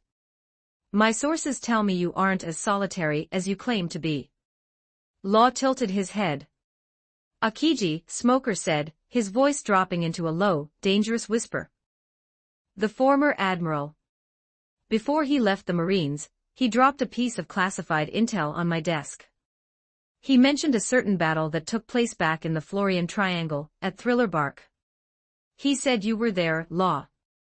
He said you fought alongside Straw Hat Luffy against the forces of the world government.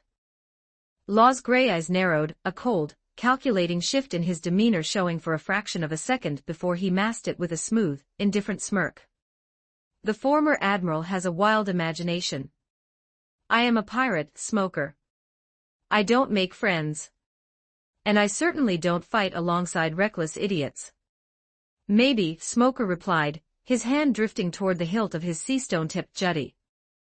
But the connection is too strong to ignore. Straw Hat is in the area. This distress call is real. And you are standing in front of the only building on this island. This building is currently my private vacation home, Law stated, his voice taking on a sharp, warning edge. As a warlord of the sea, my territory is sovereign. The world government granted me this position, which means you have no authority to cross this threshold without a direct order from the 5 elders themselves. Law drew his nodachi slightly, the polished steel of the blade catching the glare of the ice. If I see Straw Hat Luffy on this island, I will personally hunt him down and hand him over to the Navy, Law promised, his eyes locking onto Smoker's with unwavering intensity. But as for this facility, you are not welcome inside. There is nothing for you here, Vice Admiral. Take your men, get back on your ship and leave. The G5 Marines behind Smoker grumbled, their hands gripping their weapons as the standoff reached its peak, the thin line of peace between the world government's allies threatening to shatter at any moment. Chapter 213, Punk Hazard 4902 words. The freezing wind howled across the desolate, icy tundra of Punk Hazard, carrying with it a tension so thick it could be cut with a blade.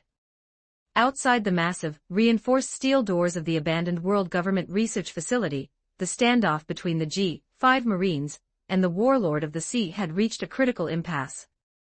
Vice Admiral Smoker stood at the vanguard, his heavy, fur-lined coat violently flapping in the blizzard.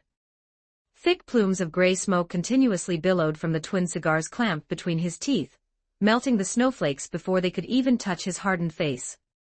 His hand was firmly wrapped around the hilt of his large jutty, the seastone tip resting menacingly against the ice.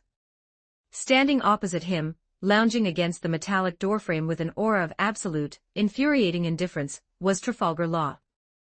The Surgeon of Death merely stared back from beneath the brim of his spotted fur cap, his cursed nodachi, Kikoku, resting casually on his shoulder. I'll say it one last time, Smoker, Law's voice was smooth, carrying effortlessly over the howling wind. This is my private retreat. There is no one else here. And as a warlord, my territory is sovereign. Take your rowdy, unmannered dogs and leave. Smoker's eyes narrowed into dangerous slits. He opened his mouth to issue a final, violent ultimatum, fully prepared to shatter the fragile alliance between the world government and the warlords. But before Smoker could utter a single word, the colossal, reinforced steel doors behind Law suddenly let out a deafening, metallic groan. Law's indifferent expression cracked. He blinked, genuinely startled, and took a step forward as the massive doors slowly began to slide open, a cloud of warm, sterile air billowing out from the facility's interior and colliding with the blizzard. Smoker tensed, raising his jutty. The G5 Marines behind him instantly raised their heavy rifles, aiming directly at the expanding gap in the doorway. From the dark, cavernous hallway, a group of figures casually strolled out into the blinding white snow. Leading the pack was Vivi. She looked absolutely ethereal against the harsh, industrial backdrop. Thanks to a specialized, magic-infused ring Ben had given her, her appearance had been beautifully altered. Her once light blue hair was now a vibrant, flowing cascade of deep, ocean crimson, tumbling down her back in thick, luscious waves. Walking beside the crimson-haired princess was Mary, who was happily skipping through the snow, her ram horns catching the pale light. And directly behind them, taking up the entirety of the massive doorway, were Dory and Bragi. The two legendary giants of Elbaf were completely squeezed into their oversized, bright yellow hazmat suits, looking like a pair of colossal, confused construction workers. It really is snowing out here. Vivi smiled, brushing a stray lock of red hair behind her ear as she looked up at the sky. I told you it was a winter island on this side. Mary chirped, catching a snowflake on her tongue. Bragi stepped forward, his massive boots crunching loudly against the ice. Gegia Jaya Jaya. A little snow never stopped a warrior of Bragi stopped mid-laugh. The giant looked down. Standing mere feet away was a very tall, very intimidating Marine Vice Admiral, a sword-wielding Marine captain, and an entire battalion of heavily armed, utterly dumbfounded G5 soldiers, all with their weapons raised and their jaws practically unhinged. To their right stood Trafalgar Law, whose steel-gray eyes were currently twitching in disbelief. The silence that fell over the tundra was absolute. The howling wind seemed to entirely mute itself. Vivi froze, her crimson hair blowing across her face as she made direct, unblinking eye contact with Smoker. Smoker stared back, the cigars nearly slipping from his mouth. Dory, standing behind Bragi, slowly leaned over his fellow giant's shoulder, taking in the scene of the Marine battalion and the warlord. Dory stroked his massive, hazmat-covered beard. Bragi agreed, his face completely deadpan. Never mind, Dory rumbled, his deep voice perfectly casual. Wrong door. Indeed, Bragi nodded sagely. My mistake. Without another word, the two giants reached out, grabbed the massive, reinforced steel handles of the facility doors, and slowly, deliberately pulled them shut. The heavy locking mechanisms engaged, sealing the facility once more. For 10 agonizingly long seconds, nobody moved. The G5 Marines just stood there, their rifles pointing at a closed door, trying to process the absurdity of what had just occurred. Smoker slowly turned his head, his eyes burning with an intense, furious fire as he locked his gaze onto Law. The thick veins on Smoker's neck throbbed. No one else here, huh? Smoker growled, his voice a low, terrifying rumble that promised immense violence. Just your private retreat. Care to explain why the Ariel the Eagle, a child with horns, and two giants wearing hazardous material suits just walked out of your front door? Law stood there, his hand gripping the hilt of his Nodachi. For a moment, the usually brilliant, calculating tactician seemed entirely at a loss for words. A single bead of sweat rolled down the side of his face. I'll be honest with you, Vice Admiral, Law replied, his tone perfectly flat, though heavily laced with genuine exhaustion. I am just as surprised as you are that they were actually in there. Don't play games with me. Smoker roared, his body instantly transforming into thick, billowing clouds of white smoke. You're hiding the Straw Hat Pirates. This is a direct violation of your warlord status. Men, breach that door. Tear this facility apart and capture the pirates. Yes, sir, the G5 Marines cheered, their bloodlust reigniting. They charged forward, brandishing their battering rams, swords and rifles, completely ignoring the warlord standing in their path. Law let out a heavy sigh, pulling his spotted cap down slightly to shadow his eyes. I really didn't want to do this today. But I suppose I cannot let any of you leave this island alive. Law raised his left hand, his fingers spreading wide. A tiny, glowing blue sphere materialized in the palm of his hand. With a sharp, outward pulse, the sphere rapidly expanded, washing over the ice, the facility, and the Marines. It grew to a colossal size, creating a massive, translucent blue dome that encapsulated the entire bay, including the G5 warship anchored in the freezing waters behind them. The Marines stopped in their tracks, looking around at the faint blue boundary of the dome in confusion. What the hell is this? One of the soldiers yelled. Law didn't answer.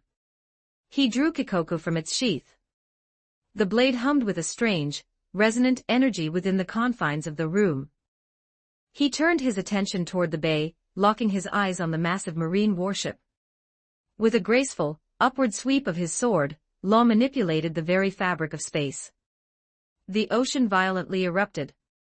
To the absolute horror of the G5 Marines, their colossal, heavily armored warship was forcefully ripped from the water.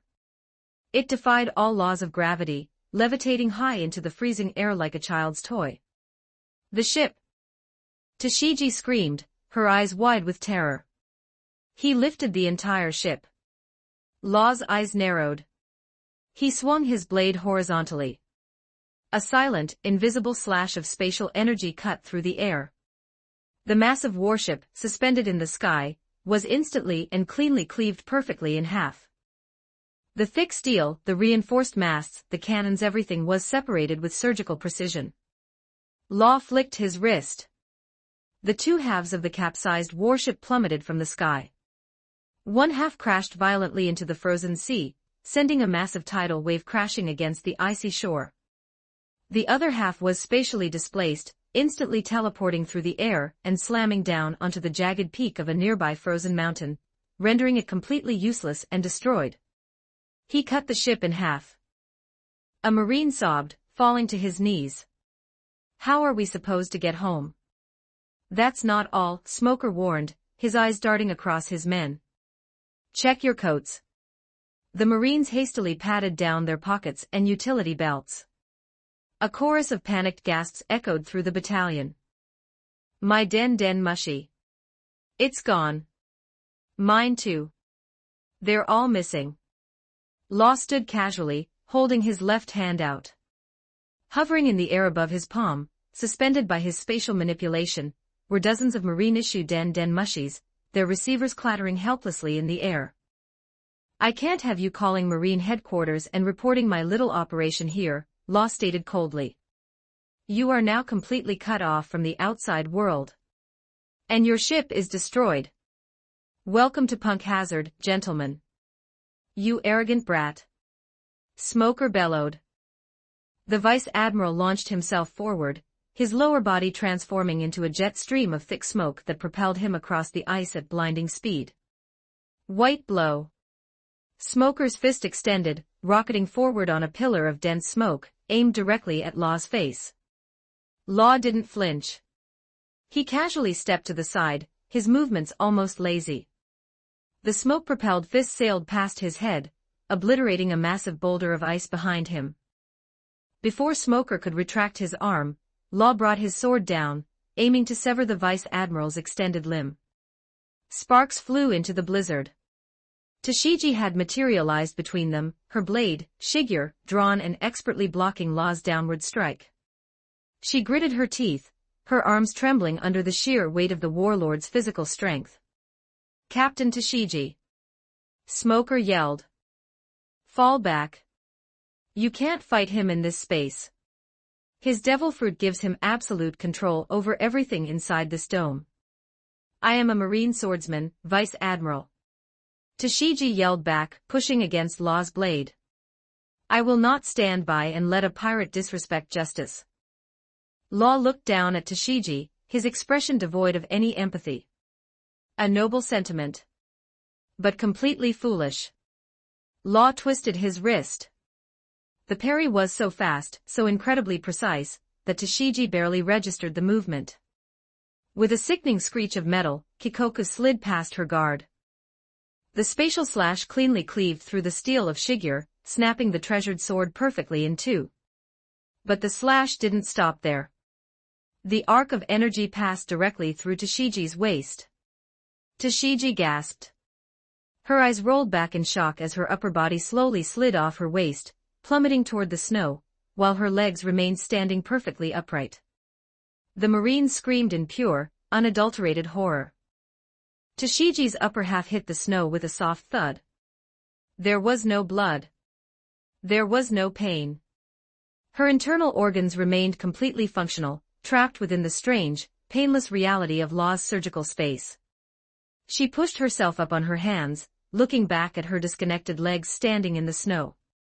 The realization of her defeat, the utter humiliation of being dismantled so effortlessly, brought hot, shameful tears to her eyes. You monster! Tashigi cried, her fingers digging into the freezing snow. If you're going to cut me, then kill me. Being cut but not dying, living on as a fractured spectacle, it is the ultimate shame to a swordsman. Law stood over her, his towering shadow falling across her face. He looked down at the weeping captain with absolute disdain.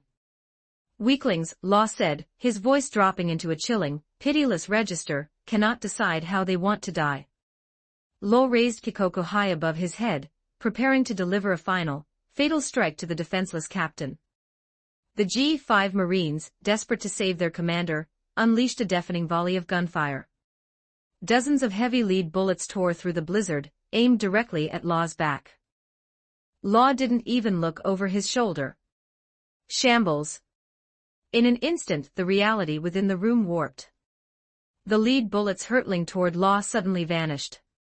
In their place, perfectly formed snowballs continued their trajectory, splattering harmlessly against Law's coat.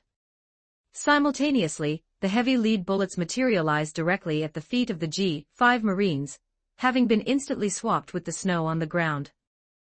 Before the Marines could comprehend the spatial trickery, a massive shadow descended from the sky. White launcher. Smoker plummeted from the heavens, completely enveloped in a swirling tornado of dense, suffocating smoke. He bypassed Law's sword entirely, slamming his heavy, sea-stone-tipped jutty directly into the center of Law's chest. The impact was devastating. The sea stone nullified Law's powers on contact, sending a shockwave of weakness through the warlord's body. Law was blasted off his feet, crashing violently into the frozen earth. The ice shattered beneath him, forming a massive crater as the vice admiral pinned him to the ground. I told you to fall back, Tashigi. Smoker roared, his eyes blazing with fury as he pressed the jutty harder into Law's chest. Grab her. Get the captain out of his range. The G5 Marines didn't hesitate. Two soldiers rushed forward, grabbing Tashigi's upper half and her standing legs, and frantically retreated toward the edges of the blue dome, dragging their disgraced captain to safety. You've grown too arrogant, Law, Smoker growled, pinning the warlord down. Your devil fruit is troublesome, but it relies on your stamina. And against a Logia, you're outmatched. Law grunted, coughing up a small splatter of blood. Despite being pinned, despite the draining effect of the sea stone, a dark, incredibly dangerous smirk slowly spread across his face. You talk too much, Smoker. Law's fingers twitched. A small pebble resting near Smoker's boot suddenly vanished. In a flash of blue light, Law instantly swapped places with the pebble. Smoker's jutty slammed into the empty ice, shattering the glacier, while Law materialized midair behind him, completely freed from the sea stone's grip. Law roared, swinging his sword upward. A massive, jagged spire of solid ice, easily the size of a skyscraper, violently erupted from the ground beneath Smoker. The vice admiral was launched into the air, the sheer force of the blow sending him crashing through the ruins of the facility's outer wall. The battle between the vice admiral and the warlord escalated into a catastrophic clash of titans. Smoke and spatial energy violently collided, tearing the tundra apart. The remaining pieces of the capsized warship that littered the battlefield were caught in the crossfire, being flung around like weightless debris, forcing the G-5 Marines to scatter and run for their lives. Meanwhile, miles away at the center of Punk Hazard, the climate was entirely different, though no less violent. The colossal crater lake that separated the blazing inferno from the frozen wasteland was a swirling vortex of clashing thermals. And soaring directly above it, attempting to cross the freezing waters, were the Straw Hat Pirates. Luffy sat cross-legged on his hovering flying nimbus, thoroughly enjoying the ride, while Bonnie clung to his waist, her teeth beginning to chatter. Karoo, wearing his Iron Man-esque nanotech armor, blasted through the air on thrusters, while Robin and Usopp utilized their sprouted and mechanical wings, respectively. Zoro, relying on physical prowess, bounded across the sky using Jeppo, his boots kicking off the air with explosive force. As they crossed the boundary line and entered the frozen hemisphere of the island, the temperature plummeted drastically.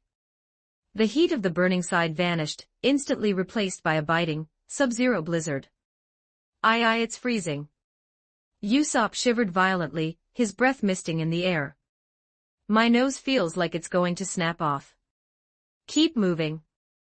Zoro grunted, landing heavily on the snow-covered shore of the lake.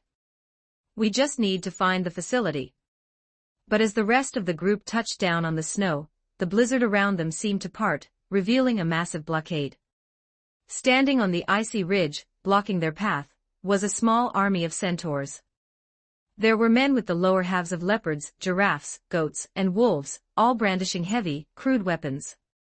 Standing at the forefront of the pack, riding on massive, thick reptilian legs that resembled a giant alligator, was a towering man with a wild, unruly brown beard. He held a massive spiked club resting on his shoulder, glaring down at the shivering pirates. Intruders! Brownbeard roared, his voice echoing across the lake. I am Brownbeard, the proud leader of the Centaur Patrol Unit. You have trespassed onto the sacred grounds of our master.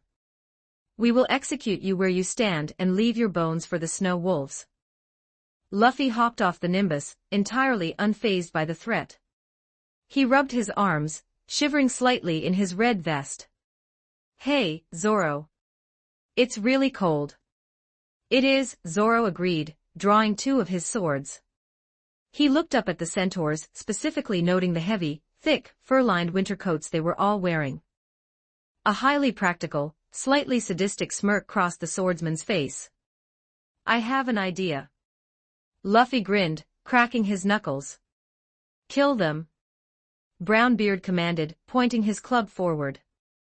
The centaur army charged down the snowy ridge, their hooves and paws kicking up clouds of white powder. They didn't stand a chance.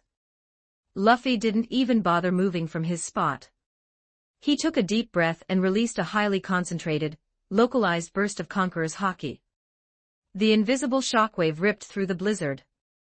Instantly, the front line of the charging centaurs, a dozen men with the legs of goats and dogs, froze mid-stride. Their eyes rolled into the back of their heads, and they collapsed face-first into the snow, completely unconscious. What the? Brownbeard gasped, pulling his alligator legs to a halt. What did he just do? Before he could process the Haki, Zoro vanished. In a blur of speed that kicked up a massive trench in the snow, Zoro appeared directly in the center of the remaining centaur pack. Two-sword style, Rhino Cycle. Zoro spun like a top, unleashing a horizontal tornado of flying slashes. The blunt sides of his blades struck with devastating precision, knocking a dozen leopard and wolf centaurs high into the air. Mille fleur, gigantesco mano. Robin calmly stated, crossing her arms. Massive, colossal hands made of hundreds of smaller blooming limbs sprouted from the icy ground. The giant hands easily caught the airborne centaurs and, with a synchronized, terrifyingly gentle motion, slammed them headfirst into the ice, knocking them out cold. Karoo flew overhead, dropping small, non-lethal concussive nanotech grenades that exploded in flashes of blue light, disorienting the stragglers, while Usopp, hovering near the back, sniped them with rapid-fire sleeping gas pellets from his slingshot. Within 60 seconds, the entire Centaur patrol unit was decimated, groaning in heaps across the snow. Only Brownbeard remained. The massive man dropped his spiked club, his knees knocking together as he stared at the small, shivering group of pirates who had just effortlessly annihilated his elite squad. Monsters. Brownbeard stammered, taking a step back. Luffy, Zoro, Usopp, and Bonnie slowly walked up the ridge toward him. They were rubbing their arms, their teeth chattering aggressively. They stopped in front of the towering boss, looking up at him with dark, predatory eyes. Hey, giant alligator guy, Luffy shivered, pointing a finger at him. Take off your coat. Brownbeard blinked. We're cold, Zoro stated bluntly. Give us the coats. All of them. You want to steal our clothes? Brownbeard cried indignantly. Have you no shame? We are warriors. We will freeze to death. 10 minutes later, the scene on the ridge was entirely reversed. The unconscious centaurs were piled into a heap, stripped completely down to their bare chests, shivering violently in the sub-zero temperatures. The Straw Hat Pirates, meanwhile, were entirely bundled up. Luffy was swimming in a massive, thick fur coat that trailed behind him like a cape. Bonnie had wrapped 3 scarves around her neck, and looked incredibly cozy. Usopp had fashioned a giant fur hat out of a goat centaur's jacket. Ah, much better, Robin smiled, buttoning up a stylish, heavy winter trench coat she had procured from the pile. In the center of the group, Brownbeard was currently on all fours, crying heavy tears of absolute humiliation. Not only had they stolen his massive boss coat, but Luffy had forced the giant alligator centaur into servitude. Luffy sat comfortably atop Brownbeard's broad back, holding the reins of the centaur's harness. Zoro and Bonnie sat behind him, while Robin, Usopp, and Karoo flew comfortably alongside them. All right, alligator bus. Luffy cheered, kicking his heels into Brownbeard's scaly sides. To the facility. I am a proud commander. Brownbeard sobbed, though his alligator legs immediately began trotting forward against his will, terrified of the rubber boy on his back. I am not a mode of public transportation. This is so demeaning. Zoro grunted, smacking the flat of his blade against Brownbeard's flank. Why yes, sir, the broken boss whimpered, picking up the pace, charging through the blizzard toward the massive mountains in the distance. Deep within the cavernous, highly advanced confines of the former Vegapunk research facility, a meeting of catastrophic implications was taking place. The Master's laboratory was a terrifying blend of high-tech machinery and volatile chemical vats. Bubbling tubes of fluorescent green liquid illuminated the dark metallic walls, casting eerie shadows across the sterile floor. In the center of the room, hovering above a massive control console, was a gaseous entity of pure nightmare. Caesar Clown, having completely abandoned his human form, existed as a swirling, concentrated cloud of toxic purple and gray gas. 2 glowing, manic golden eyes and a jagged, grinning mouth manifested within the vapor. He was laughing his signature, rattling laugh, observing the camera feeds from the lower levels. Shurururoro. The Marines are trapped. Smoker is currently being dismantled by law outside the gates. Everything is going perfectly. Caesar gloated, his gaseous form expanding with sheer, narcissistic pride. Once Law kills the Vice Admiral, I will dispose of the remaining G5 trash, and no one will ever know what true genius is being manufactured on this dead island. The pneumatic doors to the laboratory hissed open. A sudden blast of cold air entered the room, accompanied by the soft, rhythmic flapping of feathered wings. Caesar didn't turn around. Ah, Monet. Have you finished your scouting patrol? I assume the freezing sector is secure. Monet landed softly on a metal gantry above the control console. The beautiful harpy folded her large, snowy white wings behind her back. Her avian legs, ending in sharp talons, gripped the steel railing. She pushed her thick, green hair out of her calculating eyes, looking down at the gaseous master with a deeply serious expression. The freezing sector is lost, Master, Monet reported, her voice smooth, but laced with a cold warning. The Centaur patrol unit has been completely wiped out. Brownbeard has been captured and subjugated. Caesar's laughter died instantly. The purple gas flared, turning a volatile shade of red. Wiped out. Captured. The G5 Marines are at the front gate. It wasn't the Marines, Monet said, pulling a stack of highly classified bounty posters from the folds of her clothing. She tossed them down, letting them flutter onto the control console. We have a much larger problem on our hands than Vice Admiral Smoker. Caesar lowered himself, his gaseous eyes scanning the posters. The faces of the Straw Hat Pirates stared back at him. Monkey D. Roranoa Zorro. Nico Robin. Caesar read the names, his voice trembling slightly before rising into a frantic shriek. The Straw Hat Pirates. Why are they here? This island doesn't even have a magnetic field. They are incredibly mobile and devastatingly powerful, Monet continued, completely unfazed by his panic.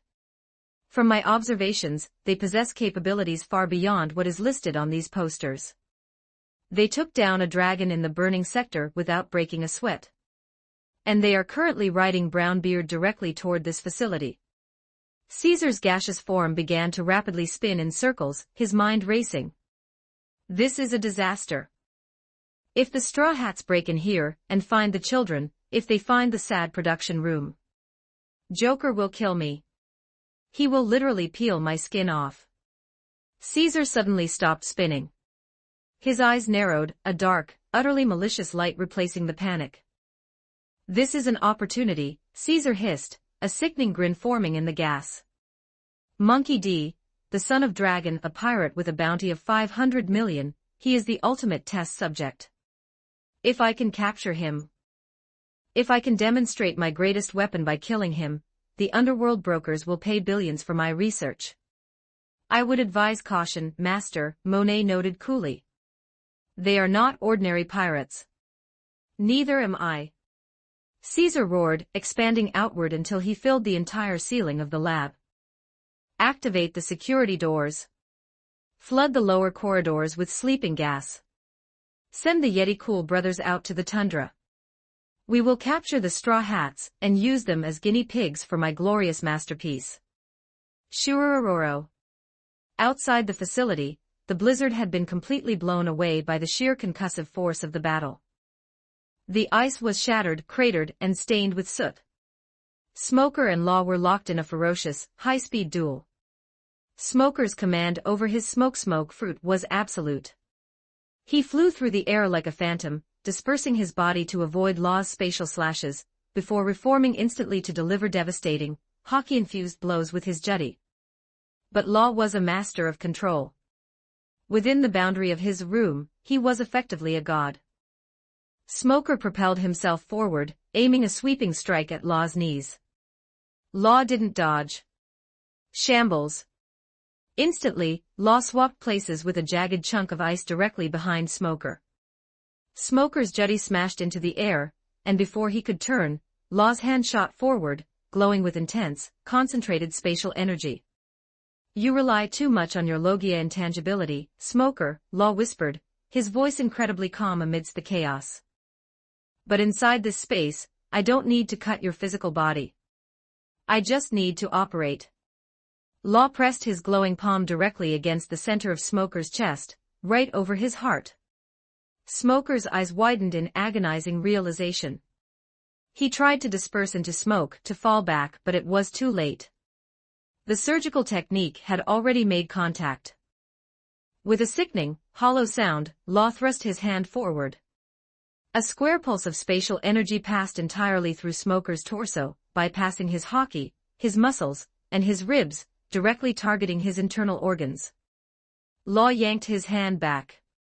Smoker let out a choked, breathless gasp. His body went entirely rigid. The cigars fell from his mouth, sizzling as they hit the snow. His eyes rolled back, and the Vice Admiral collapsed backward, hitting the shattered ice with a heavy, lifeless thud. The G5 Marines, watching from the edges of the dome, screamed in absolute terror. Vice Admiral Law stood over the fallen Marine. In his left hand, perfectly contained within a glowing, translucent cube of spatial energy, was a beating human heart. Smoker's heart pulsed rhythmically inside the cube, entirely disconnected from his body, yet keeping the Vice Admiral technically alive, though completely incapacitated, and at the absolute mercy of the warlord. Law let out a tired sigh, tossing the cube slightly in his hand, before pocketing it into the folds of his long coat. The blue dome of the room hummed, preparing to drop, the battle definitively won. But before Law could turn his attention to the fleeing Marines, a loud, obnoxious sound echoed across the frozen lake. "Faster, alligator guy. We're almost there." Law froze. He slowly turned his head, his eyes widening slightly as he looked toward the frozen ridge. Charging down the icy slope, completely ruining the serious, terrifying atmosphere of the battlefield, was Brownbeard. The giant centaur was weeping openly, running on all fours as fast as his reptilian legs could carry him. And riding on his back, completely bundled up in oversized, stolen fur coats, were the Straw Hat Pirates.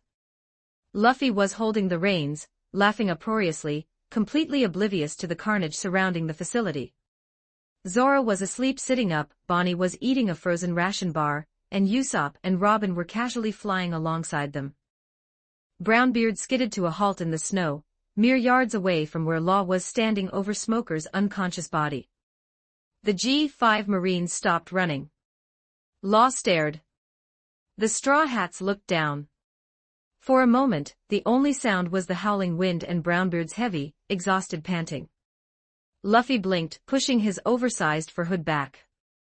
He looked at the shattered ice.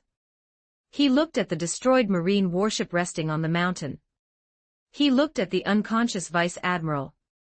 And finally, he locked eyes with the tall, lean pirate wearing the spotted cap. A massive smile broke across Luffy's face. He didn't see a terrifying warlord of the sea. He saw an old ally. "Trogai!" Luffy yelled, jumping off Brownbeard's back and waving his hand frantically. "What are you doing here? You want some meat?" Law stared at the hyperactive rubber boy, his mind flashing back to the dark, chaotic events of Thriller Bark years ago, where they had fought side by side against the world government. He remembered the unpredictable insanity that always accompanied the Straw Hat crew. Law slowly raised a hand, pulling the brim of his cap down, a heavy, deeply exhausted sigh escaping his lips. "Straw Hat ya," Law muttered, realizing his perfectly orchestrated, secret operation on Punk Hazard was about to completely derail. "You really are the worst kind of wild card." Chapter 214, Punk Hazard 2193 words. The frozen wasteland at the center of the island was utterly silent, save for the biting wind that whipped the falling snow into a frenzy. The Marines of G5 lay scattered across the ice, groaning in pain, or completely unconscious from the overwhelming clash that had just occurred. Luffy brought Brownbeard to a halt. The captain's eyes scanned the destruction, the neatly sliced remnants of the warship, the fallen soldiers, and finally, the two figures at the epicenter. He immediately spotted Vice Admiral Smoker lying flat on his back, a perfectly square hole visible directly through the center of his chest.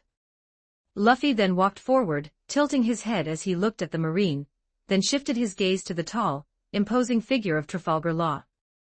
"Hey, Traffy. What happened to them?"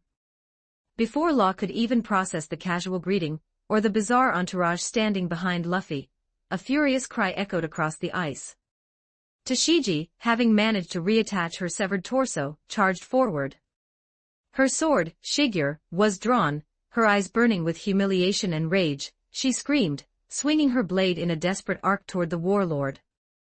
Law didn't even flinch. He merely raised two fingers, his blue sphere of control still crackling faintly around the area. Shambles. With a sharp snapping sound, the air warped. Tashiji's forward momentum vanished as she suddenly found herself collapsing into the snow, disoriented. A few feet away, the unconscious body of Smoker suddenly bolted upright, gasping for air. Zoro raised an eyebrow, his hand resting on the hilt of his sword. Usopp hid behind Robin, while Bonnie just chewed on a piece of stolen jerky, watching the spectacle with mild interest. Karoo quacked softly from within the heavy metallic plating of his suit. Smoker, or rather, the body of Smoker, looked down at his hands, his eyes wide with a very uncharacteristic, trembling panic. He patted his chest, feeling the hole where his heart used to be, then looked over at Tashiji's body lying in the snow. Vice Admiral. The voice that came out of Smoker's mouth belonged entirely to Tashiji. In Tashiji's body, Smoker let out a string of vicious curses, struggling to stand up while trying to balance a center of gravity he was entirely unused to. Law had swapped their minds, trapping the hardened Vice Admiral in his subordinate's body, and the dedicated swordswoman in the body of her commanding officer. Law lowered his hand, his expression unreadable beneath his spotted fur hat. He looked at Luffy, then at the rest of the crew, his eyes lingering for a fraction of a second on the bizarrely high-tech duck and the floating pink-haired girl. Straw Hat, ya, Law said, his voice calm and methodical. This is not the place to have a reunion. It is freezing, and more pests will arrive soon. Come inside the facility. We can talk there. Without waiting for an answer, Law turned his back on the pirates and the incapacitated Marines, walking toward the heavy metal doors of the laboratory. Luffy didn't hesitate. Are you sure about this, Luffy? Usopp hissed, shivering despite the thick coats they had stolen from the centaurs. He's a warlord now. This is definitely a trap. It's fine, Luffy laughed, marching forward without looking back. Zoro and Robin followed silently, leaving the panicked, mind-swapped Marines behind in the snow. Deep within the heavily shielded confines of the research facility, the atmosphere was thick with swirling, noxious gases. The Master's control room was a chaotic array of monitors, bubbling vats of chemicals, and oversized containment tubes. Caesar Clown floated in the center of the room, his gaseous form shifting and bubbling as he held a special receiver to his ear. The symbol on the dialing shell was unmistakably a grinning face with a crossed-out line. Shirororo, Caesar laughed, though there was a nervous edge to it.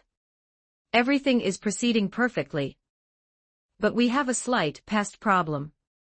Smoker and G5 are here, and the Straw Hat Pirates have somehow stumbled onto my island. On the other end of the line, the deep, dark chuckle of Don Quixote da Flamingo sent a chill through the room. The Straw Hats. How amusing. They finally come to New World 2 years after causing chaos at Enies lobby. Do whatever you want with them, Caesar. Eliminate the Marines, eliminate the Straw Hats, and find that samurai, Kinemon. Leave no loose ends. Consider it done. Caesar boasted. Make sure you do, Joker replied, his tone shifting into something distinctly menacing. Backup is already on its way. Don't make a mess of things before they arrive. The line clicked dead. Caesar scowled, his gaseous form flaring in annoyance. Beside him, Monet sat at a terminal, her large wings folded neatly behind her. She pushed her glasses up the bridge of her nose, her eyes scanning the security feeds. The Straw Hats, Monet mused, her voice chillingly calm. Why would they come here now? Before Caesar could answer, the heavy doors to the laboratory hissed open. Several men in hazmat suits dragged 2 freezing, shivering centaurs into the room. It was the patrol that had been sent to the burning side of the island. One of the hazmat guards saluted. The centaurs, they were attacked. The Straw Hats stole their coats and captured Boss Brownbeard. Caesar's expression shifted instantly. The manic villainy vanished, replaced by a mask of deep, sorrowful concern. He floated down, wrapping his gaseous arms around one of the shivering centaurs. My poor, poor children, Caesar wept, real tears forming at the corners of his eyes. You have suffered so much.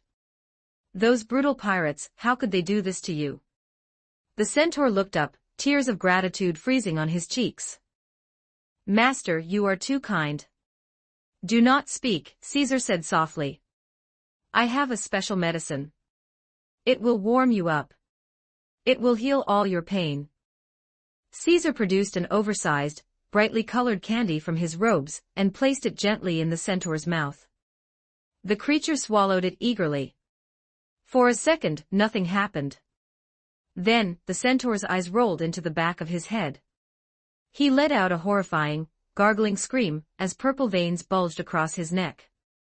He thrashed violently on the floor, coughing up dark blood as the chemical concoction tore through his internal organs. Within moments, the thrashing stopped. The centaur lay dead on the metal floor. Monet didn't even blink. A failure. A failure. Caesar shrieked, his sorrowful facade evaporating into pure, unhinged rage. His body expanded, filling the room with toxic purple smog. This is data. This is progress.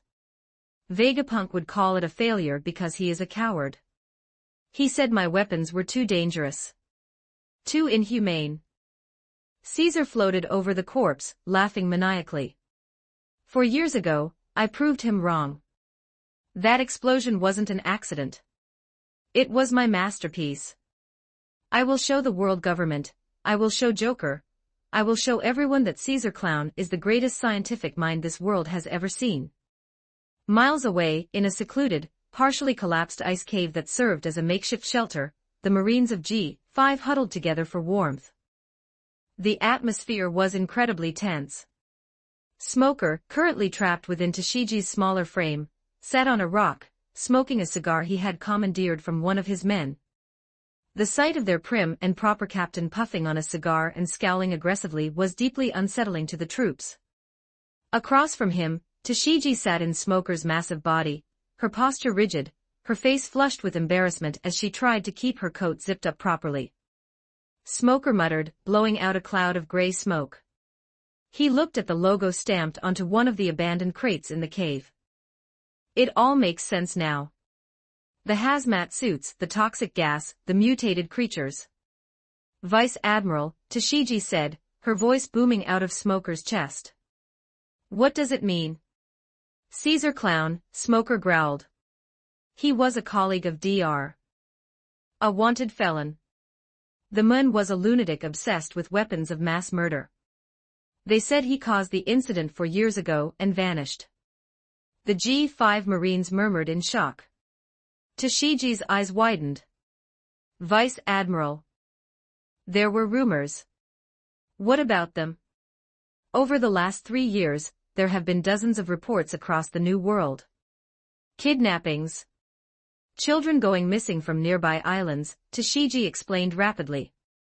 But every time G5 sent a ship to investigate, the reports were dismissed. They were chalked up to shipwrecks, accidents, or pirate raids. If Caesar is here... Smoker's eyes narrowed dangerously. The incidents were being falsified. Who could do that? A Marine asked, terrified. Only someone high up in the ranks could bury those reports. A mole, Smoker said, his voice dripping with venom. Someone in G5 is working for this bastard. They've been covering his tracks. That's impossible. Another Marine yelled. We're the good guys. No one in G5 would sell out innocent kids. Smoker stood up, Tashiji's body moving with practiced, lethal grace. He looked over his men, his expression hardening. As long as humans run the world, there will never be a perfect society. Justice is just a word. Corruption finds its way into everything. He tossed his cigar into the snow. Here is the order. We are going to raid the docks. We will commandeer one of Caesar's ships and contact Marine headquarters. I need you to report everything that is happening on this island.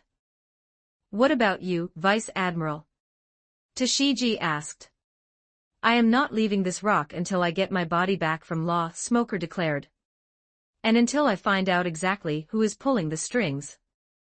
Deep within Building C of the research facility, the air was pristine, sterile, and eerily quiet.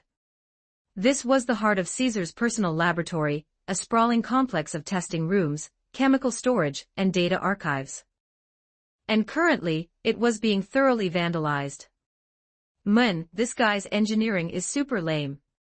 Frankie boomed, tossing a highly sensitive laser calibrator over his shoulder. It shattered against the wall. The cyborg was casually ripping open server panels, examining the wiring, and tossing aside anything he deemed structurally inferior. Yo-ho-ho-ho. Brooke laughed, examining a beaker of glowing green liquid. I wonder if this would melt my skin off. I don't have any skin. Skull joke. Sunny was running around the lab with boundless energy. Look at this. The boy pointed at a massive centrifuge. Can I spin in it?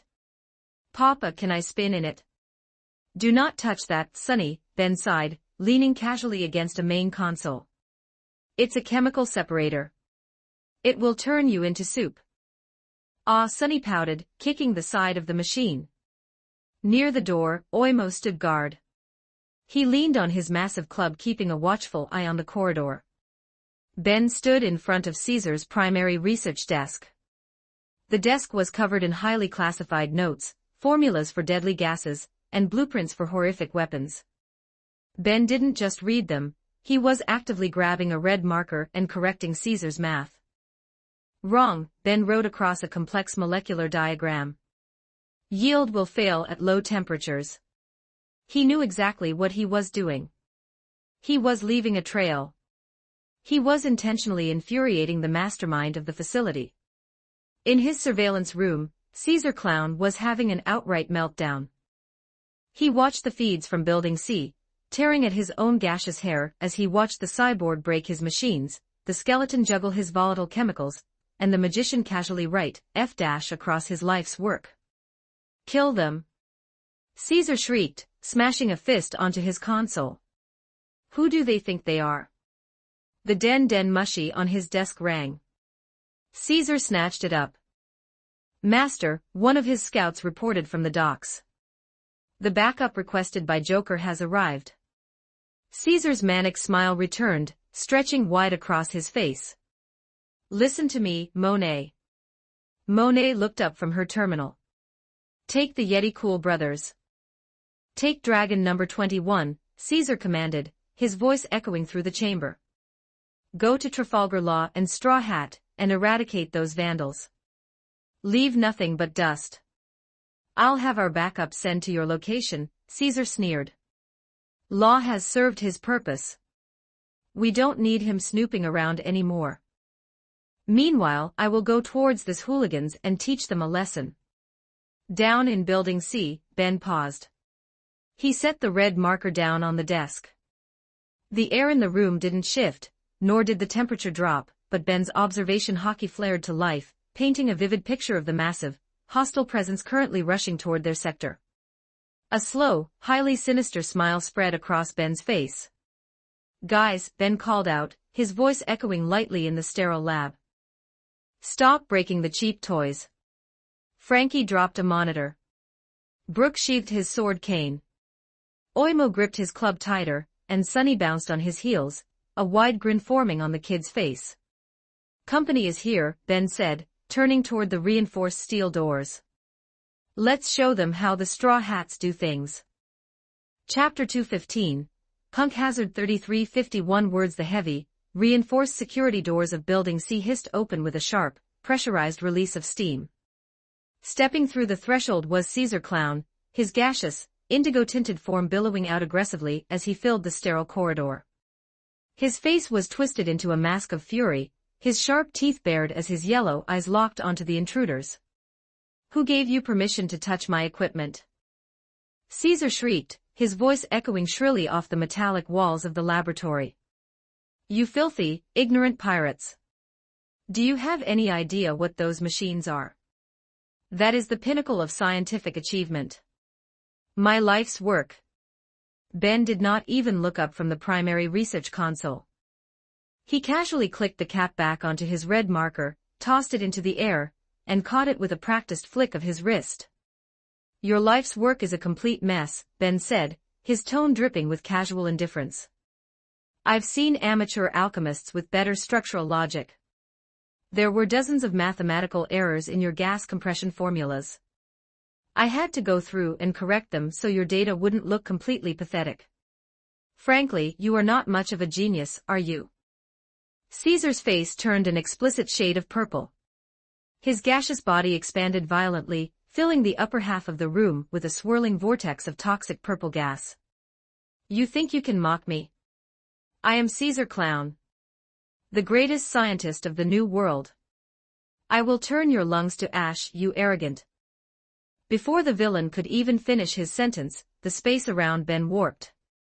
With a silent flash, Ben completely vanished from the console.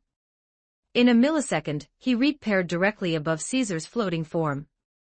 His right fist was already drawn back, coated in a dense, suffocating layer of black armament hockey that bled dark, crackling streaks of Conqueror's hockey into the surrounding air. Ruler's descent. Ben dropped like a meteor, slamming his fist straight into the crown of Caesar's head. The impact was instantaneous and devastating. The sheer force of the Conqueror's hockey completely bypassed Caesar's Logia intangibility, shattering his concentration, and sending a shockwave rippling through the floorboards. The entire room rattled as Caesar's eyes rolled back into his head, his jaw unhinging as a single, muffled choke escaped his throat. The toxic gas instantly evaporated as the scientist dropped straight to the floor, completely knocked out in a single blow. Ben landed gracefully on his feet, not even breaking a sweat. He extended his hand, throwing open a swirling, dark tear in the fabric of reality, his personal spatial dimension. With a casual nudge of his boot, he rolled Caesar's limp, unconscious body into the void, closing the rift behind him. Well, that takes care of the landlord, Ben said, brushing a speck of dust off his shoulder. He looked back at his group. Let's keep moving. Let's see what more is hidden away in this facility. Frankie grinned, punching his massive palms together. That guy was all talk and no iron anyway. As the group resumed their search, tearing through drawers and cataloging blueprints, Oimo suddenly paused near the center of the room. He closed his eyes, tilting his head toward the floor as his observation hockey spread outward, permeating through the thick layers of steel and concrete beneath their boots. Hey, Ben, Oimo called out, his voice entirely calm despite the discovery. I feel a life signature. It's faint, but there's definitely something breathing directly below us. Ben closed his eyes, activating his own observation hockey. A sharp, distinct pulse of energy flared in his mind, confirming the giant's words. You're right. It's from the lower sublevels. Let's check it out. The group descended a rusted spiral staircase, entering a dark, cavernous vault that smelled heavily of stagnant chemicals and decay. This was the garbage disposal area, a massive, forgotten chute where all of Caesar's failed experiments, toxic runoff, and discarded scrap metal were dumped to rot. Frankie stepped forward, activating a small light from his wrist console to illuminate the darkness. The beam swept across mountains of twisted metal and shattered glass until it caught a flash of bright, unusual color amidst the gray trash. Hey, look over there, Frankie said, squinting. Is that the pink eel? Nestled within a pile of iron scraps was a small, serpentine creature with pale pink scales, a white underbelly, and tiny, delicate antlers jutting from its head. The moment the light hit its face, the creature flinched violently, its tiny claws digging into the garbage as it let out a sharp, frightened hiss. Who goes there? The pink eel suddenly shouted, its voice high-pitched but filled with an incredibly haughty, authoritative tone. Identify yourselves at once. I am not a creature to be trifled with by mere commoners. Whoa, it speaks. Frankie laughed, lowering his light slightly so as not to blind the little creature. Sonny bounced forward, his face lighting up with curiosity as he crouched down in front of the scrap pile. A talking pink dragon. Don't worry, little guy. We're not going to hurt you. I'm Sonny, and this is my papa Ben, and the rest of our crew. The little dragon blinked, his fierce golden eyes shifting from Sonny to Ben, who was standing quietly with his arms crossed. The mention of papa seemed to ease some of the creature's immediate hostility, though he still drew himself up with immense, trembling pride. I am not an eel, nor am I a mere lizard, the creature declared, puffing out his tiny chest. I am a samurai of Wano country. My name is Momonosuke. A samurai, you say? Brooke mused, floating over with interest. My, what an incredibly elegant name for such a small young master. Once Momonosuke realized the group wasn't affiliated with the hazmat-suited guards, his defensive walls began to crumble under the weight of exhaustion. Sitting amidst the garbage, the little pink dragon began to recount the harrowing tale of how he had ended up in the depths of Punk Hazard. Unlike the rest of the children held captive in the upper levels, Momonosuke explained that he had not been kidnapped from his bed. Instead, he had accidentally stowed away aboard the strange, unmarked ship that was transferring the abducted children across the seas. When the ship docked at Punk Hazard, he had been dragged along with the rest of them into the facility. The other children, they were kind to me, Momonosuke murmured, his head dropping as his small claws clutched his tail. They offered me sweets and food. But due to my strict samurai upbringing, I could not bring myself to accept handouts from strangers or potential enemies. I refused to eat. I starved myself for 10 whole days. 10 days? Sunny gasped, his eyes wide. That's super long. I'd die without snacks for 10 days. Eventually, I reached my limit, Momonosuke admitted, a flush of shame crossing his pink scales. The hunger was entirely too much to bear. When the guards were distracted, I snuck out of the living quarters to search for sustenance. I wandered deep into the restricted corridors until I stumbled upon the master's forbidden control room. He described finding a highly secured, sterile laboratory inside, where a single, bizarrely patterned fruit rested beneath a thick glass display case. Delirious from starvation, Momonosuke hadn't thought twice. He smashed the glass open and wolfed the entire fruit down in a matter of seconds, despite its utterly repulsive taste. Shortly after, a young girl, the same one who had checked on me earlier, found me in the room, Momonosuke continued. We spoke briefly. She wept, telling me how deeply she wished to return home to her mother and father. But before we could slip away, Caesar's men discovered the breached security locks. They burst into the room with weapons drawn. Momonosuke's breath hitched as he recalled the panic. But as the terror gripped me, a strange, burning sensation erupted within my chest. Before I knew what was happening, my body twisted and stretched, transforming me into this serpentine form. I managed to scamper through a small ventilation shaft before the guards could grasp me, but in my haste, I lost my footing and plummeted straight down the garbage disposal chute. Brooke tapped his chin thoughtfully, his skeletal fingers rattling softly. Yo-ho-ho-ho. A swirling pattern on the fruit, an instantaneous transformation. It seems you have inadvertently consumed a devil fruit. A Zoan type, to be precise. You should technically be able to revert back to your human form, though it requires a certain level of mental focus that you likely haven't learned yet. A dragon fruit. How fascinating, Frankie muttered, rubbing his jaw. Momonosuke looked up at them, his eyes suddenly filling with a heavy dread. There is something else, something far worse that you must know. While I was hiding in the upper rafters before my transformation, I overheard Caesar speaking to his underling, the bird woman named Monet. The little dragon's voice began to tremble violently. He was laughing. Monet warned him that the gigantification experiments he was performing on the children were fundamentally unstable. She said that if the treatments continued at this rate, every single one of those children would perish within 5 years.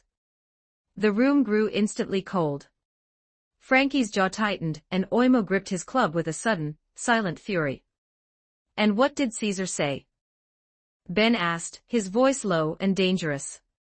He did not care, Momonosuke wept, hot tears spilling over his pink scales. He snapped at her, saying their deaths were merely an unavoidable sacrifice, for the sake of his grand weapons research. He said that once this batch died out, he would simply abduct a fresh group of children from the surrounding islands to continue his work. I tried so hard to sneak back to the biscuit room to warn the others, but that is when the guards found me, and I fell down here. Before Momonosuke could finish his sentence, a loud, violent rumble echoed from his tiny stomach. The psychological weight of his ordeal, combined with 10 days of starvation, finally caught up to him. The little pink dragon's eyes flickered, and his body went entirely limp as he collapsed onto the scrap metal, completely unconscious from hunger. Ben let out a soft, heavy sigh. He reached into his coat, his hand passing into his spatial dimension for a brief moment before pulling out a small crystal vial filled with a shimmering, deep crimson recovery elixir. He walked over, gently prying open the little dragon's jaw, and poured the rich potion down his throat. The magical fluid instantly dissolved, sending a warm, nourishing wave of energy through Momonosuke's depleted system.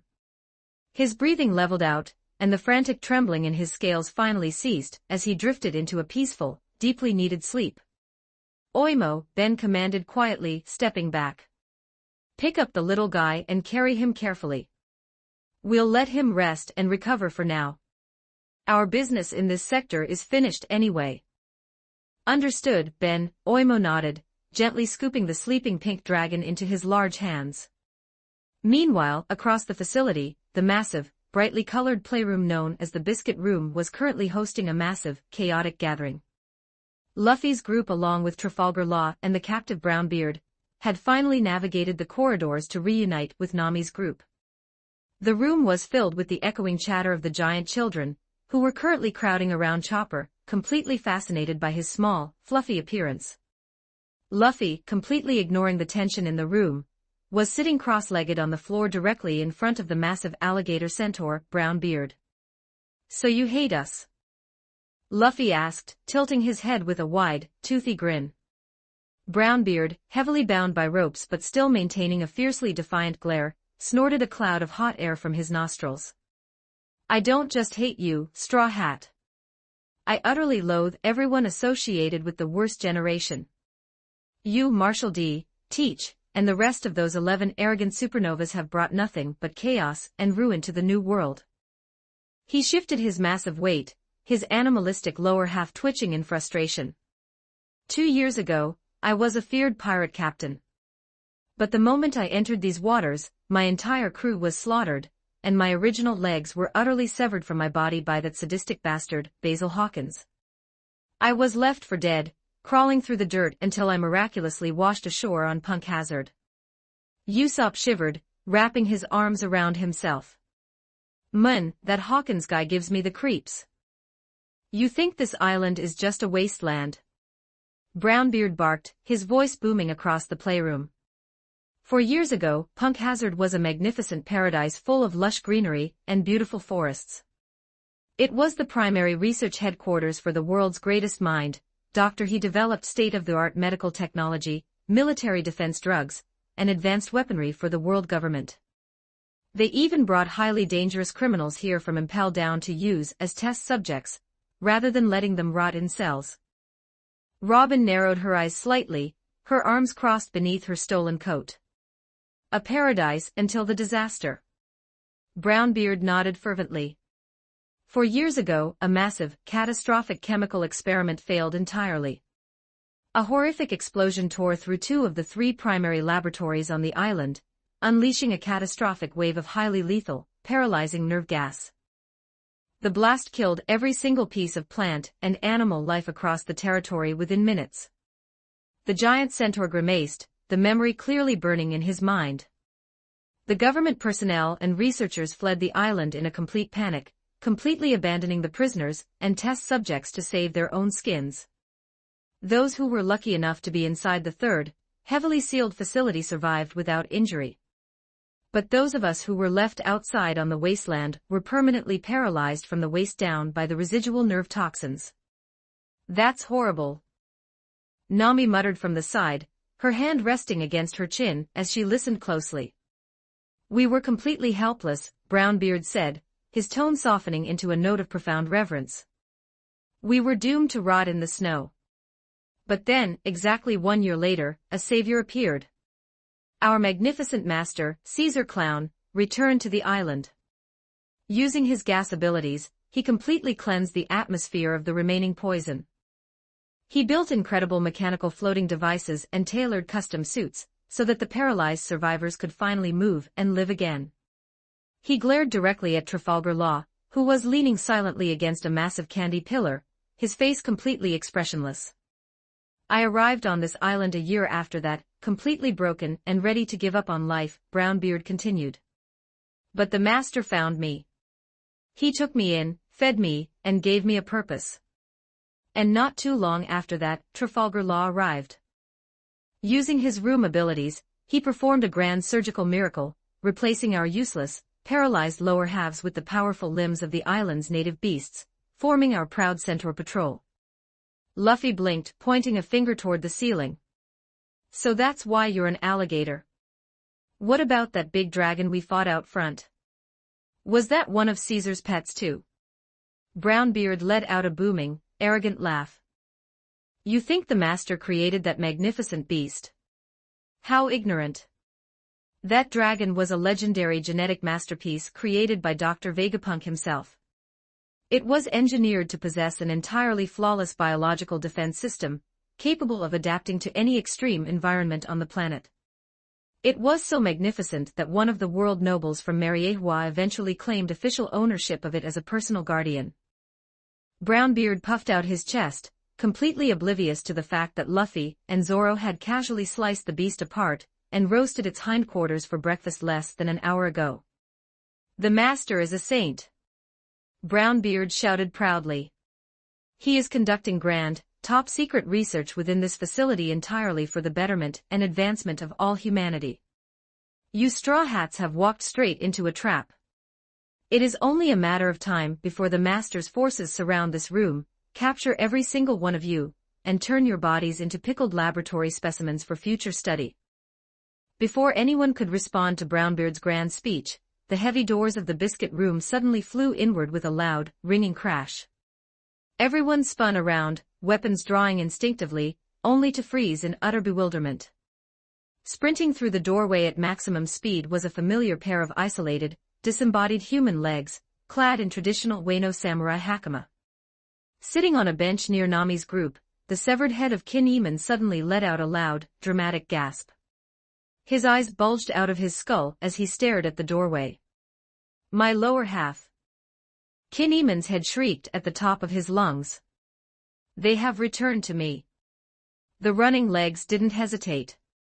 They sprinted across the playroom, launched themselves into the air with a massive leap, and came down directly over the floating head. With a wet, highly distinct schluck sound, the pelvis perfectly fused itself to the base of Kin Eamon's neck. The entire room stared in silence. Kin Eamon stood in the center of the room, completely lacking a torso, chest, or stomach. His bearded head was attached directly to the top of his hips, making him look like a bizarre, heavily compressed biological accordion. He stomped his feet a few times, testing his balance, before drawing himself up with immense, traditional gravity. Kin Eamon declared, his voice echoing loudly despite his lack of lungs. The heavens have smiled upon me this day. I have regained my mobility. I shall now depart immediately to locate the remaining components of my body, and furthermore, rescue my beloved son, Momonosuke. He turned toward the exit, his tiny, compressed body walking with an incredibly stiff, pompous stride. Halfway to the door, he suddenly stopped, his head pivoting around a full 180 degrees to look back at the Straw Hats. Make no mistake, pirates. Kin Eamon shouted, pointing a dramatic finger at them. I am a proud and honorable samurai of Wano. I would rather perish 1,000 times over than bend my knee to request assistance from mere outlaws such as yourselves. I shall never ask for your help. He paused, clearing his throat loudly. However, if you were to follow me entirely of your own volition, and perhaps offer your blades to my cause without me explicitly prompting you to do so, I would find it deeply discourteous to refuse your companionship. A massive, throbbing red crossmark instantly popped up on the foreheads of Nami, Chopper, Kashi, and Sanji simultaneously. Their patience with the samurai's absurdly dense pride had officially reached its breaking point. Sanji stepped forward, his eyes burning with comedic fury as a literal aura of flames erupted around his shoulders. Just ask for the help, you stubborn idiot. Sanji roared. With a swift, blinding blur of motion, Sanji swung his leg around, delivering a massive, ringing bonk straight to the side of Kin Eamon's compressed head. The force of the kick sent the samurai spinning through the air like a top before he crashed face first into the metal floor. Without missing a beat, Sanji stormed over, grabbed Kin Eamon firmly by both ankles, and flipped him completely upside down. We don't have time for your stupid samurai ego drama. Sanji growled, dragging the upside down, yelling samurai across the floorboards like a sack of laundry. We're going to find your stupid torso right now, whether you like it or not. Unhand me at once, you brute. Kin-Eman yelled, his head scraping lightly against the steel. This is highly undignified. Kashi let out a booming, deep chuckle, lifting his massive iron axe onto his shoulder as he fell into step right behind the cook. I'll come along to make sure nobody tries to jump you in the dark corridors. Thanks, Kashi. Sanji called back, completely ignoring the samurai's muffled protests as they marched out into the facility. Chapter 216, Punk Hazard. 20 for 45 words. The biscuit room was filled with a deceptive, colorful cheerfulness that starkly contrasted the grim reality unfolding within its walls. Giant building blocks and candy-striped pillars surrounded the children, who were all sitting in a wide circle. Chopper, currently utilizing the wand Ben had crafted for him, was moving from child to child. A soft, blue diagnostic light swept over their bodies, logging their vitals into his compact wrist monitor. For the most part, the children seemed happy, giggling as the little reindeer doctor inspected them. Then, without warning, the serene atmosphere shattered. One of the largest children, a giant boy named Sind, suddenly gasped. His hands flew to his head, his fingers gripping his hair as he let out a harrowing, agonizing scream. Right beside him, two other giant children collapsed onto the floorboards, their bodies convulsing as they clutched their stomachs, weeping uncontrollably. Chopper cried out, rushing to the boy's side.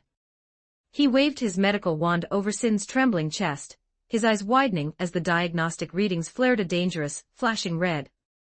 What's wrong? Where does it hurt? Sind sobbed, his massive frame shivering violently. It hurts so much. I feel sick. I feel like I'm going to tear apart. Chopper's furry brow furrowed in deep medical concern. He looked up at the other, smaller children who were watching in terror. What time is it? What do you guys normally do at this exact time of day? A small girl with pigtails sniffled, wiping her eyes. We usually go to the master's lab. The men in the hazmat suits give us our daily checkup, and then they give us pieces of candy. Once we eat the candy, Sind and the others always feel better. Chopper's blood ran cold. He immediately tapped a few commands into his wrist monitor, shifting the scan to focus entirely on Sind's bloodstream and neurological pathways. The results materialized on the holographic display seconds later, and the little doctor gasped in pure horror. This is... Chopper's voice trembled, his hooves clenching into tight fists. He spun around, his tear-filled eyes locking onto the bound form of Brown Beard. You said Caesar was trying to help them. You said he was curing their sickness. The master is a saint. Brown Beard defended immediately, though he looked visibly shaken by the children's sudden agony. I don't know what happens in the medical labs, I'm an outdoor patrolman. But the master is conducting research to save humanity. He wouldn't hurt children. He's poisoning them. Chopper roared, his voice echoing off the candy walls. Nami gasped, her hands flying to her mouth. Poisoning them? Chopper, what did you find? NHC-10, Chopper said, his voice dripping with venom. It's a highly restricted, incredibly potent stimulant drug. It is strictly regulated by the world government, and only a handful of the world's greatest doctors are even permitted to handle it. Kureha was one of them, which is the only reason I know how to identify its chemical signature. Usopp took a step back, his face pale. A stimulant? Why would he give that to kids?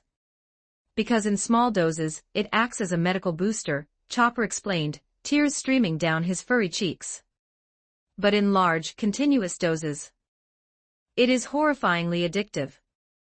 It rewires the brain's chemistry. Caesar isn't curing them of anything. He's lacing that daily candy with massive amounts of NHC-10 to keep them hooked. He's turning them into heavily addicted dependents, so they will never even try to run away from this island. Sind groaned, his eyes rolling back as drool slipped from the corner of his mouth. I need the candy. Let's just go find the candy. Luffy said immediately, taking a step toward the heavy doors. If it makes him feel better right now, I'll go beat up Caesar and take it all. Chopper shouted, throwing his arms out wide. We cannot give them that candy. Never again.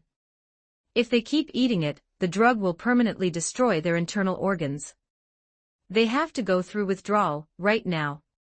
Sind heard the doctor's words. The boy's tear-streaked face suddenly twisted into a mask of feral, unhinged rage.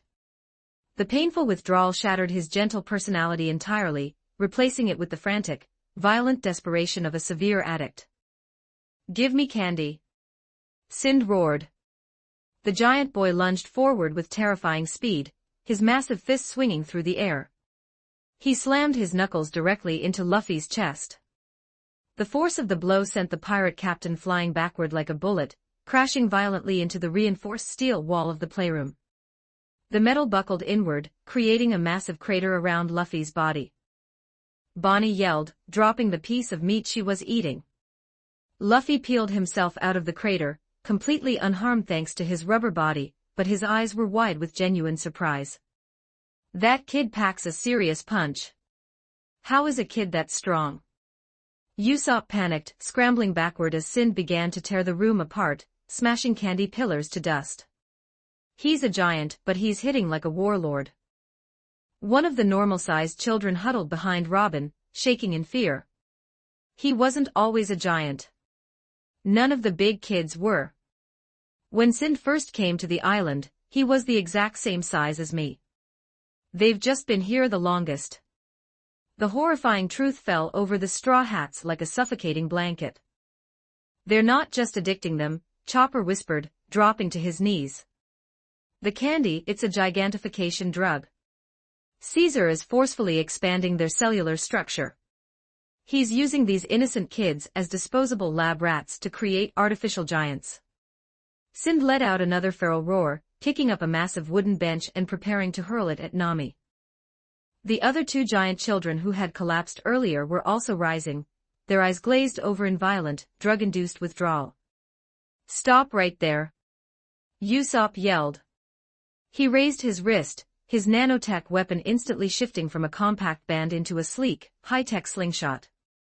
He pulled the string back, a specialized green pellet forming in the pouch. Special attack, Sleeping Star. The pellet shot through the air, striking Sind directly in the chest. It burst into a cloud of dense, fast-acting soporific gas.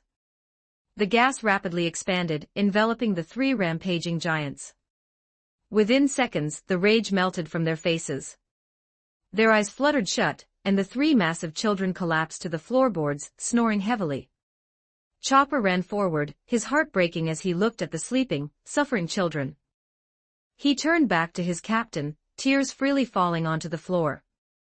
Chopper begged, his voice cracking with profound sorrow. We have to save them. I can't leave them here with that monster. Luffy's signature straw hat cast a dark shadow over his eyes. The goofy, carefree demeanor he usually carried was completely gone. He slammed his fist into his palm. I'm gonna kick his ass, Luffy vowed darkly. Robin stepped forward, her expression calm but incredibly stern. We need to gather all the facts first, Captain. If Caesar is running an operation this complex, there will be guards, traps, and a central laboratory. We shouldn't charge in blindly. I don't care, Luffy said, turning toward the door. I'm going to go find Caesar right now. Chopper, Nami, you guys stay here and look after the kids. Tie the big ones up with chains so they don't hurt themselves or anyone else when they wake up. Nami nodded firmly. Leave it to us. As the crew prepared to mobilize, a dark, incredibly frustrated voice echoed from the corner of the room. Mugiwara. I am here. Everyone stopped and blinked, turning their heads toward the massive candy pillar on the far right. Leaning against the brightly colored structure, looking entirely out of place and furious, was Trafalgar Law. The warlord's eye twitched violently. He had been standing there, completely ignored, for the last 20 minutes while the Straw Hats dealt with centaurs, samurai heads, and crying children. Luffy blinked, his wide grin instantly returning. Sorry, I totally forgot about you. You blend in with the candy. What do you want to talk about? Law took a deep, steadying breath, clearly fighting the urge to draw his sword, and slice the entire room into perfectly symmetrical cubes. He pinched the bridge of his nose, exhaling slowly. "You straw hats are impossible," Law muttered, stepping forward into the light. "Listen to me closely. The New World is not a place you can simply wander through. To survive here, you either submit to the protection of one of the 4 emperors, or you constantly fight them. I know you aren't the type to submit to anyone." Luffy crossed his arms. "Then we share a common goal," Law said, his steely gaze locking onto Luffy. "I have a plan. A highly calculated, incredibly risky strategy that could throw the entire New World into chaos. Mugiwara. Form an alliance with me. Together, we will take down one of the Yonko." The room plunged into a dead silence. Then, sheer panic erupted. "A Yonko?" Usopp shrieked, his jaw hitting the floor as his eyes bugged out of his skull. "Are you insane? We just got here. We haven't even had breakfast yet, and you want to pick a fight with the strongest pirates in the world? Absolutely no way." Chopper cried, clinging to Usopp's leg. Nami roars at Law. "Listen here, you spotted menace. We just want to sail safely. Do not drag our idiot captain into a suicide mission." Luffy, however, didn't panic. He simply tilted his head, his eyes gleaming with curiosity. "Which one?" Law smirked slightly, adjusting his fur hat. "Kaido of the Beasts." Luffy stood in silence for a moment, letting the name hang in the air. Then, he raised his hand and firmly adjusted his straw hat, a massive, excited smile spreading across his face. Luffy laughed. "We'll do it. We'll bring down Kaido." He agreed. Usopp, Nami, and Chopper screamed in unison, their souls seemingly leaving their bodies. "It's fine." Luffy laughed, waving his hand dismissively. "I was planning to defeat all 4 of the Yonko eventually anyway. I just want to make sure I fight Shanks and Ace last. I don't really care who comes first, Kaido or Big Mom." Law blinked, slightly taken aback by the casual mention of defeating 4 emperors. Robin smiled gently, walking up to Luffy's side. "An alliance is a fine prospect, Luffy. But you should know that pirate alliances are notoriously fickle. They are built on mutual benefit, not friendship. There is a very high probability that Trafalgar Law will eventually betray us to further his own goals." She turned her dark, piercing eyes toward Law, offering him a chilling, polite smile. Luffy didn't even flinch. He walked right up to Law, looking the taller man directly in the eyes. "Are you gonna betray us, Traffy?" Law stared down at the rubberman, his expression flat. Luffy beamed, turning back to his crew with a wide grin. He said no. "Don't believe him so easily, you idiot." Usopp shrieked, his eyes bugging out in panic, displaying shark-like teeth. "Pirates lie. That's what we do." That was the most suspicious "no" I've ever heard. It's fine," Luffy cheered, turning back to his crew. "Besides, even if he isn't a good guy, it doesn't matter. I trust my crew. I've got the strongest swordsman, the smartest magician, the best sniper, and the toughest fighters in the whole world. Whatever happens, we'll just beat them up." Bonnie, who had finished her meat, grinned fiercely. "Heck yeah. Sounds like a hell of a party. Count me in." Zoro placed a hand on the hilt of his swords, a demonic grin spreading across his face. "Kaido, huh? I wonder if a dragon's scales can withstand my blades." Standing near the doorway, Kashi the giant let out a booming laugh, hefting his massive axe. "Gahahaha. The warriors of Elbaf fear no emperor. Let us show them the might of the Straw Hat crew." Usopp buried his face in his hands. "You guys shouldn't be happy about this. We are all going to die." "All right, it's settled," Luffy declared, stretching his arms high into the air. "I'm gonna go find this Caesar guy, kick his teeth in, and then we'll start our alliance thing." Be right back. Without waiting for a response, Luffy spun on his heel and sprinted out the door, bolting down the metallic hallway at top speed. A collective, heavy silence fell over the room. Thick, dark vertical lines appeared over the faces of Zoro, Kashi, Usopp, Nami, Chopper, and Bonnie. They knew exactly what was going to happen. Law, however, was completely stunned. He raised a hand, stepping toward the door. You can't just run off. Step 1 of my plan to defeat Kaido begins with the capture of Caesar Clown. We need him alive for leverage. You can't just go punching him. Usopp walked over, letting out a deep, weary sigh, and patted the bewildered warlord sympathetically on the shoulder.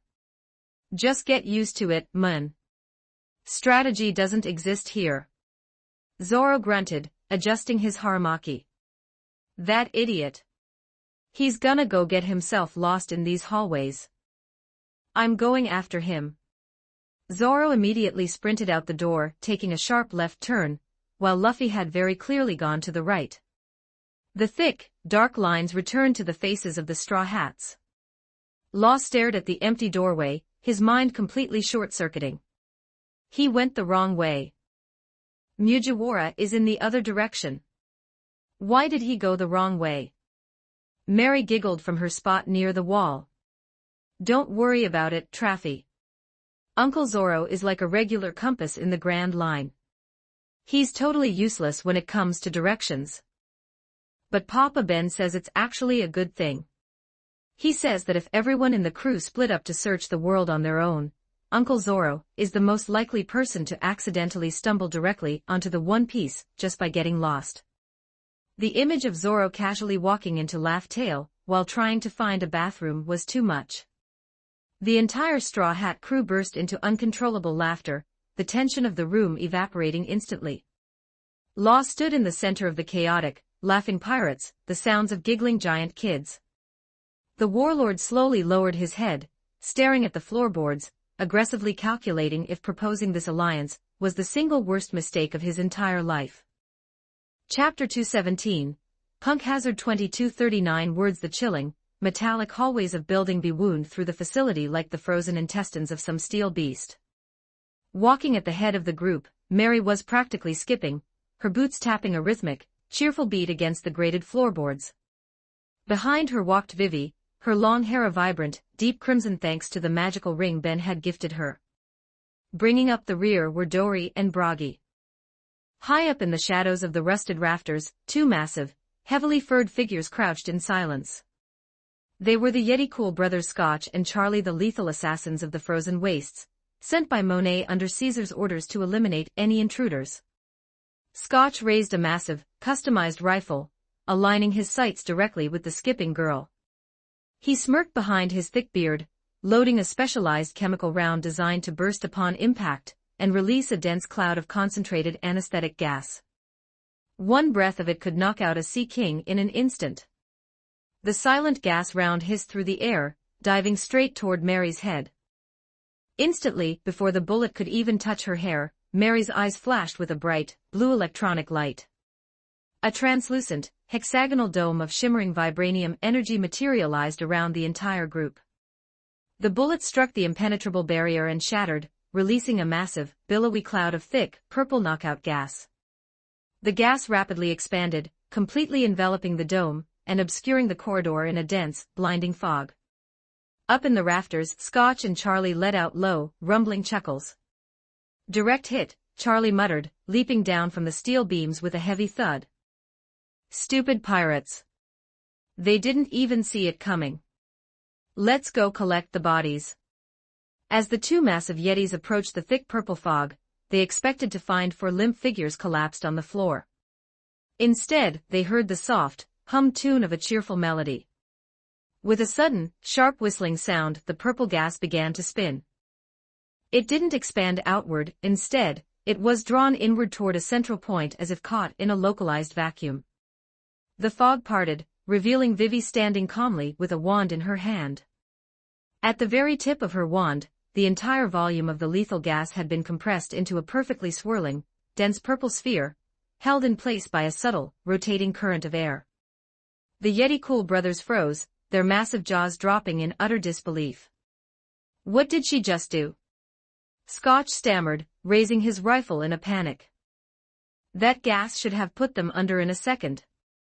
Dory and Broggy stepped out from behind Vivi, their faces darkened with righteous fury. They didn't care about the trickery, they cared about the cowardly ambush. Broggy unslung his massive battle axe, the weapon crafted from URU metal gleaming with a faint, blue-white light. In his left hand, he gripped his vibranium shield, which hummed with a low, kinetic frequency. Dory drew his heavy broadsword, the URU blade crackling with static electricity as he stepped forward. Cowardly snipers! Broggy roared, his voice echoing like thunder through the narrow corridor. You dare attack the warriors of Elbaf from the shadows. The Yeti Cool brothers realized their stealth advantage was entirely gone. Fight was the only option. Don't underestimate us. Scotch growled, his massive body suddenly blurring as he executed the high-speed marine movement technique. Dory-san, Broggy-san, Vivi said, her staff spinning casually. Do you need any assistance? Dory bellowed, a fierce grin stretching across his face. We are small right now, but our pride remains as massive as the mountains of Elbaf. Stay back, princess. In a flash of white snow and blurred motion, Scotch and Charlie launched themselves forward. Because of their specialized training and beast-like physiology, their speed was incredible. They zigzagged off the metallic walls, utilizing Soru to create multiple illusions of their positions. Broggy swung his massive axe, but the blade cleaved only empty air as Scotch zipped underneath the strike, his massive claws aiming for Broggy's throat. Too slow. Scotch sneered. But Broggy didn't panic. He merely raised his vibranium shield. Scotch's claws slammed directly into the shield's surface. Instead of shattering the defense, the impact was completely absorbed by the vibranium lattice. A split second later, the shield released a concussive pulse of stored energy, blasting Scotch backward. Dory, meanwhile, closed his eyes. His observation hockey flared, mapping the rapid, high-speed shifts in Charlie's movement. He ignored the illusions, focusing entirely on the heavy, thumping heartbeat of the charging Yeti. Dory's eyes snapped open. He lunged forward, executing a perfect, horizontal sweep with his heavy sword. Charlie, mid-stride in Soru, ran directly into the path of the swinging blade. He tried to halt, but his momentum carried him straight forward. The flat of Dory's electrified URU blade slammed directly into Charlie's chest with the force of a falling meteor. A massive discharge of blue lightning erupted upon impact, throwing Charlie across the corridor and crashing him through two reinforced steel walls before he slumped onto the floor, completely unconscious, his for smoking. Scotch, recovering from the shield blast, stared in absolute horror at his fallen brother. You're next. Broggy laughed, leaping into the air. He brought his URU axe down in a devastating vertical strike. Scotch tried to dodge using Soru, but Broggy's descent was too fast, the shockwave of the swing ripping up the steel floorboards before the blade even landed. The flat of the heavy axe struck Scotch square in the shoulder, driving him straight into the ground. The metal floor buckled, forming a deep, shattered crater. Scotch's eyes rolled back, and he went completely limp. Humph, Dory grunted, sheathing his sword. Fast, but fragile. They are nothing but glass cannons. A fine warm-up. Broggy laughed, slinging his axe back onto his shoulder. Vivi smiled, dispersing the compressed ball of gas with a flick of her staff, sending it safely up into a ventilation shaft.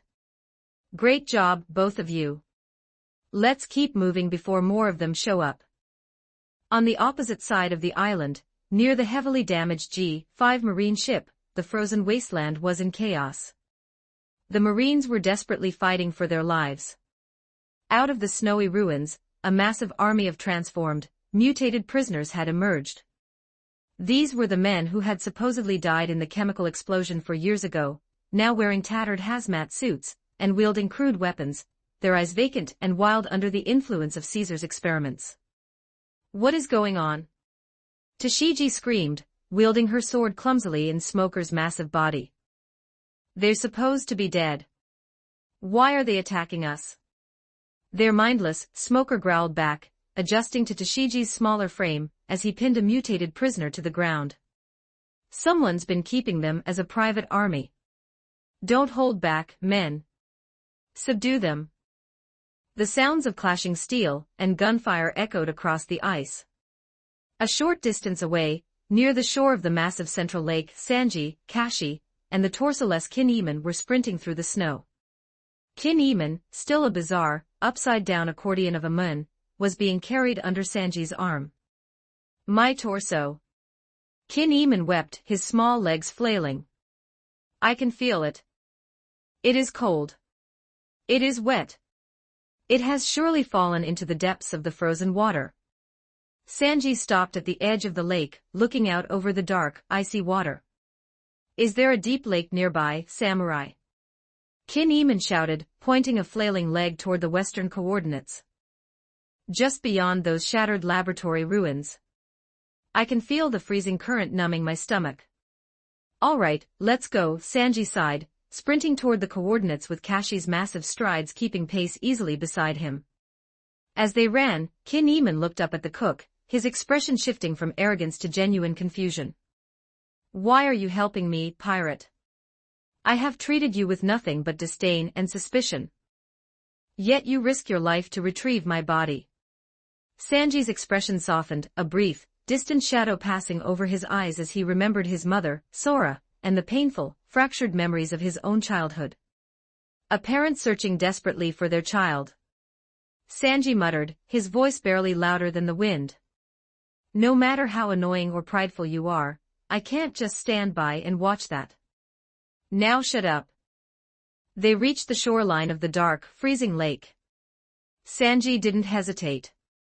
He tossed Kin-Eman's leg-head hybrid to Kashi, took a deep breath, and dove straight into the icy water. Sanji kicked his legs, diving deep into the dark blue depths. His eyes scanned the muddy bottom until he spotted a pair of human arms, and a torso thrashing clumsily under the water, tangled in some lake weeds. Sanji swam down, his hand cutting through the weeds like a knife. He grabbed the torso by the collar and kicked hard, launching himself back toward the surface. Sanji erupted from the water, landing gracefully on the snowy shore, dragging the wet torso behind him.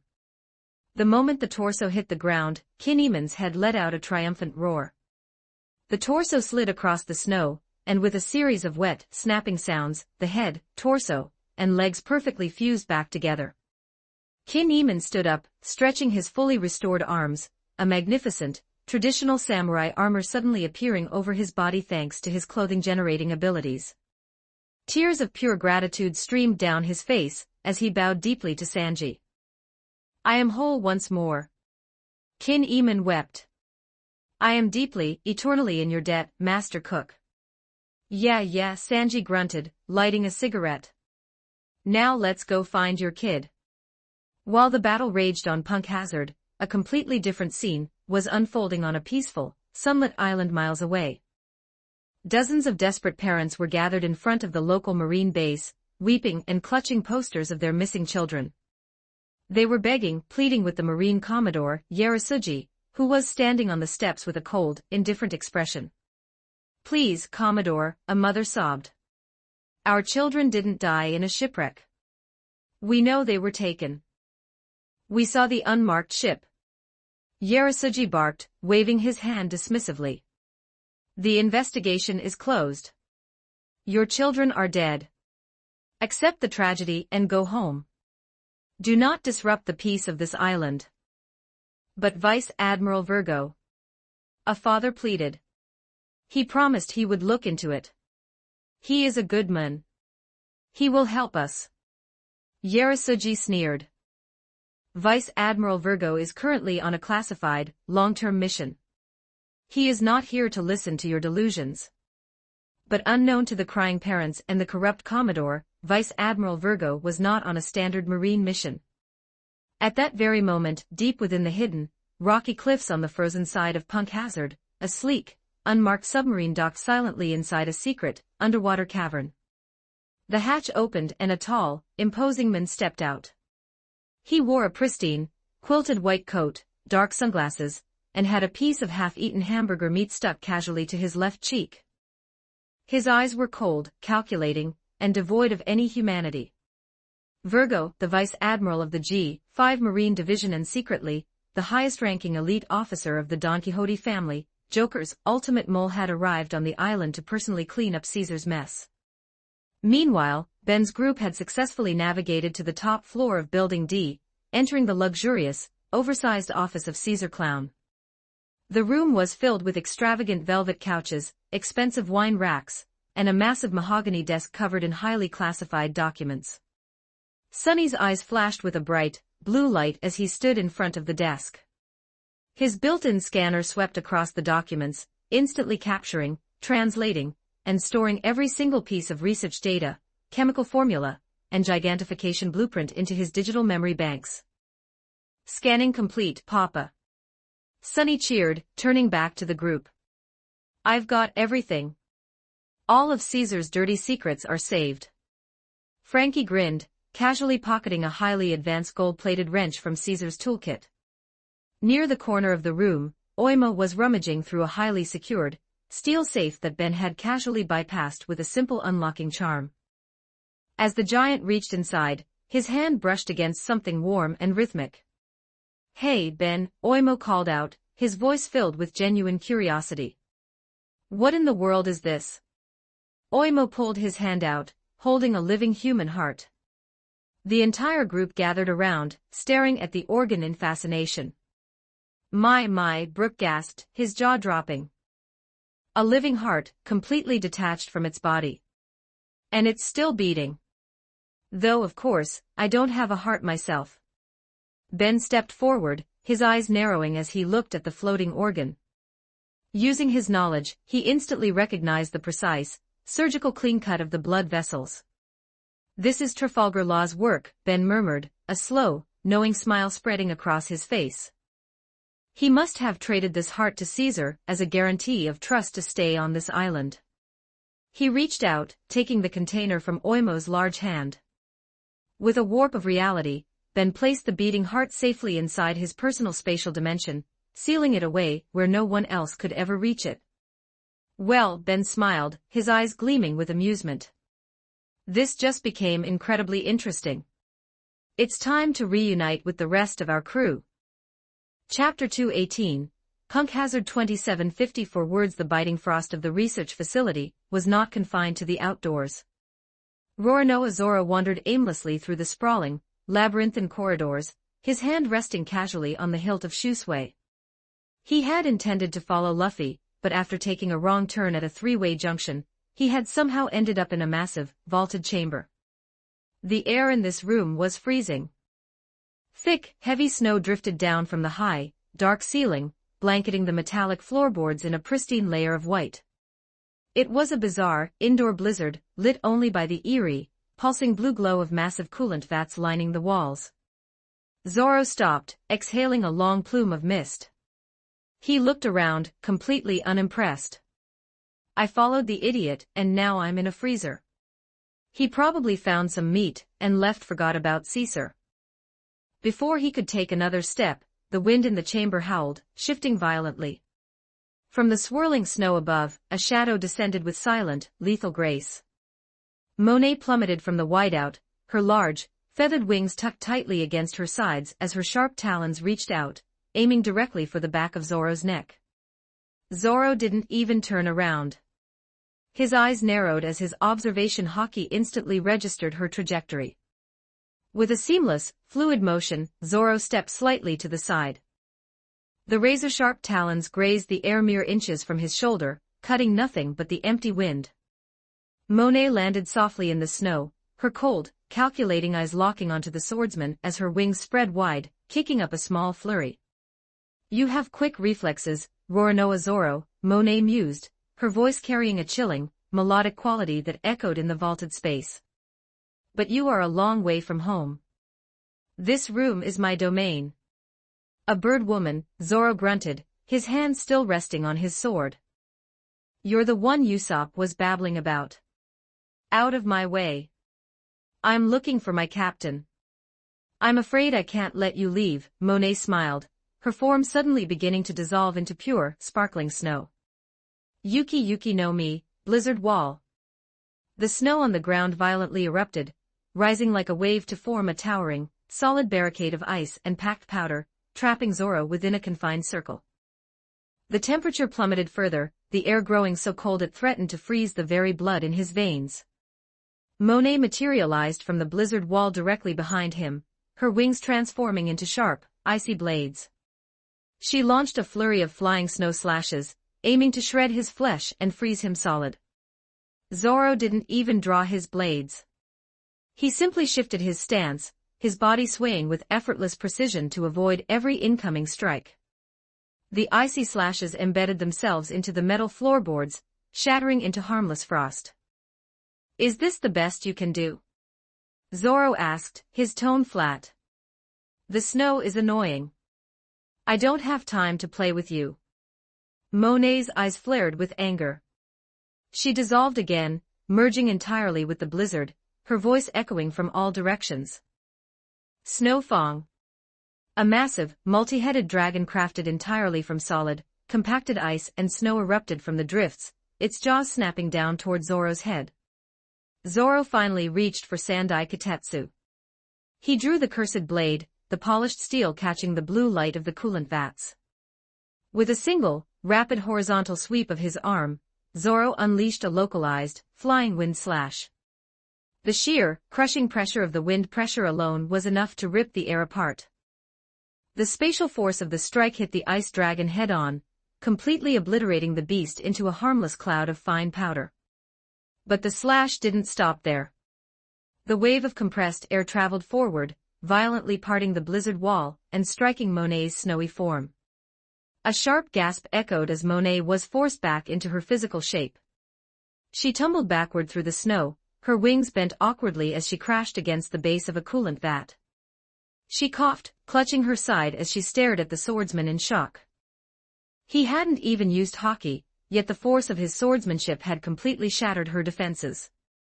Monet stammered, her wings trembling as she struggled to stand. "The gap in our strength." Zoro casually sheathed his blade, not even giving her a second glance as he walked past her battered form, stepping through the ruined blizzard wall. "Tell the gas guy I'm coming for him next," Zoro muttered, his boots crunching loudly in the snow as he vanished down the dark corridor, continuing his search. The corridors of Building D. Meanwhile, Trafalgar Law was making his way toward the upper levels of Building D.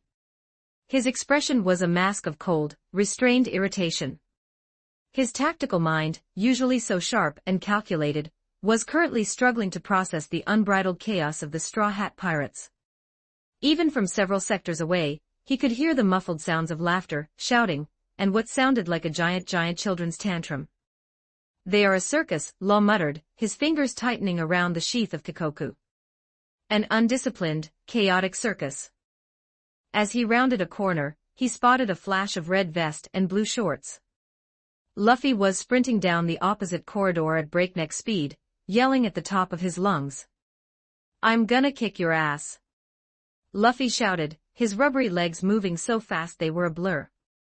Law paused, opening his mouth to call out. "Mugiwaria.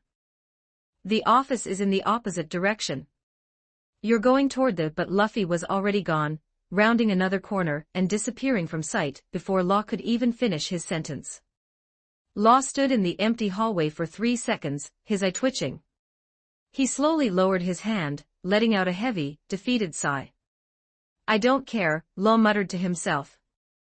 "I'll let him get lost. I need to secure my heart and capture Caesar. That is the only thing that matters." Law continued his trek, heading straight for Caesar's personal office. But as he progressed deeper into Building D, his brow began to furrow. The state of the corridors was deeply troubling. The heavy steel doors were not just opened, they were completely obliterated, hanging off their hinges or melted into slag. Server panels had been ripped open, their wiring exposed and sparking, while strange, faintly glowing gold runes were burned directly into the concrete walls. There were no signs of a struggle from Caesar's men, but the level of destruction was staggering. "Someone was here," Law murmured, his eyes scanning a severed security camera that had been cleanly cut by what looked like a high-intensity laser. This isn't Mujiwara's doing. This is far too clean. He reached the grand, double doors of Caesar's private office. The doors were unlocked, swinging open with a soft, ominous creak. Law stepped inside, his hand instantly tightening on the hilt of his sword as his eyes took in the scene. The office was in complete tatters. Caesar's desk had been cleared, his research notes and classified blueprints scattered across the floor like autumn leaves. The highly secure, reinforced steel safe in the corner had been bypassed entirely, its thick door swinging open to reveal nothing but empty shelves. The safe was empty. His heart was gone. Caesar's backup files were gone. And Caesar himself was nowhere to be found. Law's breath hitched. A cold, sinking feeling settled in his stomach. Ben, Law whispered, the name of the Straw Hat's mysterious magician flashing through his mind. He did this. He swept through here before I could even get close. Law ran a hand through his hair, his mind racing. If Ben had taken his heart, and if Caesar was already captured or dead, his entire plan to blackmail Don Quixote da Flamingo was in jeopardy. The delicate balance of his strategy was crumbling before it could even begin. He was about to turn around and sprint back to the playroom to confront the magician when a sudden, heavy shift in the atmosphere made him freeze. The hair on the back of his neck stood up. A deep, suffocating pressure filled the room, accompanied by the slow, rhythmic sound of heavy boots clicking against the metal floorboards outside. Law slowly turned around, his eyes narrowing to dangerous slits as a shadow fell over the office doorway. Standing in the threshold was a tall, imposing man. He wore a pristine, quilted white coat that hung perfectly over his broad shoulders, and dark sunglasses that obscured his cold, dead eyes. In his right hand, he carried a polished bamboo stick. But what made the entrance incredibly bizarre was the large, half-eaten piece of hamburger meat stuck firmly to his left cheek, slowly sliding down his jaw as he stood there. It has been a long time, Trafalgar, the man said, his voice deep, flat, and entirely devoid of any warmth. You've grown since we last spoke. Law's breathing stopped. The shadows of his past, the horrific memories of his childhood, and the agonizing screams of Corazon flashed through his mind in a split second. Law choked out, his voice dropping into a low, dangerous register. You were a crying, pathetic brat the last time I saw you, Virgo continued, completely ignoring the piece of meat stuck to his face as he adjusted his sunglasses. Begging for the life of a traitor. And now, you are a warlord of the sea. How amusing. What are you doing here? Law demanded, drawing Kikoku slightly, the steel of the blade catching the dim light of the office. This island is restricted. And G5 has no jurisdiction here. Virgo let out a soft, dry chuckle. Do you truly think we trusted Caesar? The master of this facility is a volatile, prideful fool. We knew he would eventually make a mistake. That is why we sent Monet in as a deep-cover agent to monitor his progress from the start. He tapped his bamboo stick against the doorframe. I arrived on an inbound sad tanker from Dressrosa. Joker wanted me to personally ensure that the production remained stable. But it seems you have brought quite a rowdy crowd with you, Trafalgar. I have nothing to say to you, Virgo, Law growled. You don't need to, Virgo replied calmly. With a sudden, explosive burst of speed, Virgo vanished from the doorway. Law's observation hockey screamed a warning. He thrust his hand out, expanding his blue sphere of control. A split second later, Virgo materialized directly in front of him, his bamboo stick swinging in a lethal, horizontal arc toward Law's temple. The bamboo stick was no longer wood, it had been coated in a dense, glossy black layer of advanced armament hockey, turning it harder than diamonds. Law blocked the strike with Kikoku, the impact sending a massive shockwave of displaced air rippling through the office. The mahogany desk behind them was instantly cleaved in two by the sheer force of the collision. Law gritted his teeth, his arms trembling as he felt the overwhelming, monstrous physical strength of the Vice Admiral. Your hockey has improved, Trafalgar, Virgo noted, his expression unchanged as he applied more pressure. But you are still a child to me. Law smirked, his eyes flashing with spatial energy. Shambles. In a flash of blue light, Law swapped places with a scattered piece of paper on the floor, appearing directly behind Virgo. He swung his Nodachi, unleashing a clean, spatial slash designed to cleave the Vice Admiral in two. But Virgo's reflexes were monstrous. He spun around, his entire left arm turning glossy black as he coated it in armament hockey. He met the blade with his bare forearm. The sound of metal scraping against hardened spiritual armor echoed through the room. Virgo's hockey was so dense, so incredibly compact, that Law's spatial slash couldn't penetrate the defense, the blade sliding harmlessly off his arm. Virgo countered with a rapid, hockey-infused kick to Law's ribs. Law barely managed to bring his sheath up to block the blow, the force sending him skittering across the floorboards, his boots carving deep gouges into the metal. They stood at opposite ends of the ruined office, their eyes locked in a silent, deadly promise of violence. The battle between the warlord and the vice admiral was perfectly balanced, both possessing top-tier combat capabilities, and neither willing to yield a single inch. The central corridors meanwhile, the G-5 Marines had successfully breached an alternate entrance to the facility, flooding into the metallic corridors with weapons drawn. They were searching for any sign of pirates when a loud, echoing voice made them halt. "Where are you?"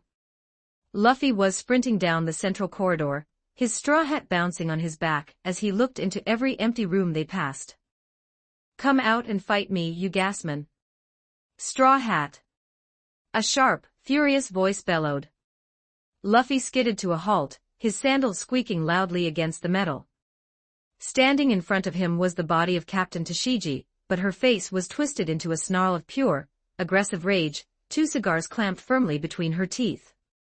Directly behind her was the massive, hulking body of Vice Admiral Smoker, but she was currently blushing furiously, her hands frantically trying to pull the heavy coat together. "Vice Admiral!" Tashigi, in Smoker's body, shouted, her voice booming unnaturally loud. "Button up my shirt. You're showing my entire chest to the men. It is highly inappropriate and disgraceful to the Navy." "Shut up, Tashigi." Smoker, in Tashigi's body, growled, exhaling a thick plume of smoke. "We have bigger problems. The pirate captain is right in front of us." Smoker didn't hesitate. He launched himself forward, utilizing Tashigi's smaller, agile frame to sprint across the metal corridor, his fist pulled back as he aimed a punch directly at Luffy's face. Luffy simply tilted his head, his body swaying to the side with lazy precision.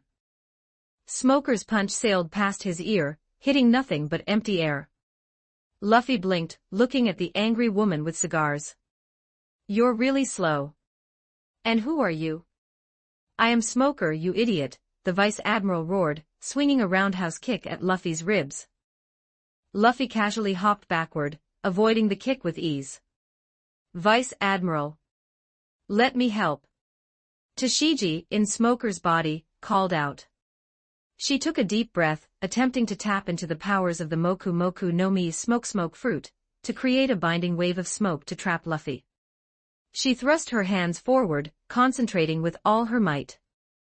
Instead of a torrent of dense, white smoke, Smoker's massive body merely let out a pathetic, tiny cloud of dark gray soot from his palms, followed by Tashigi violently coughing as the smoke got in her own throat.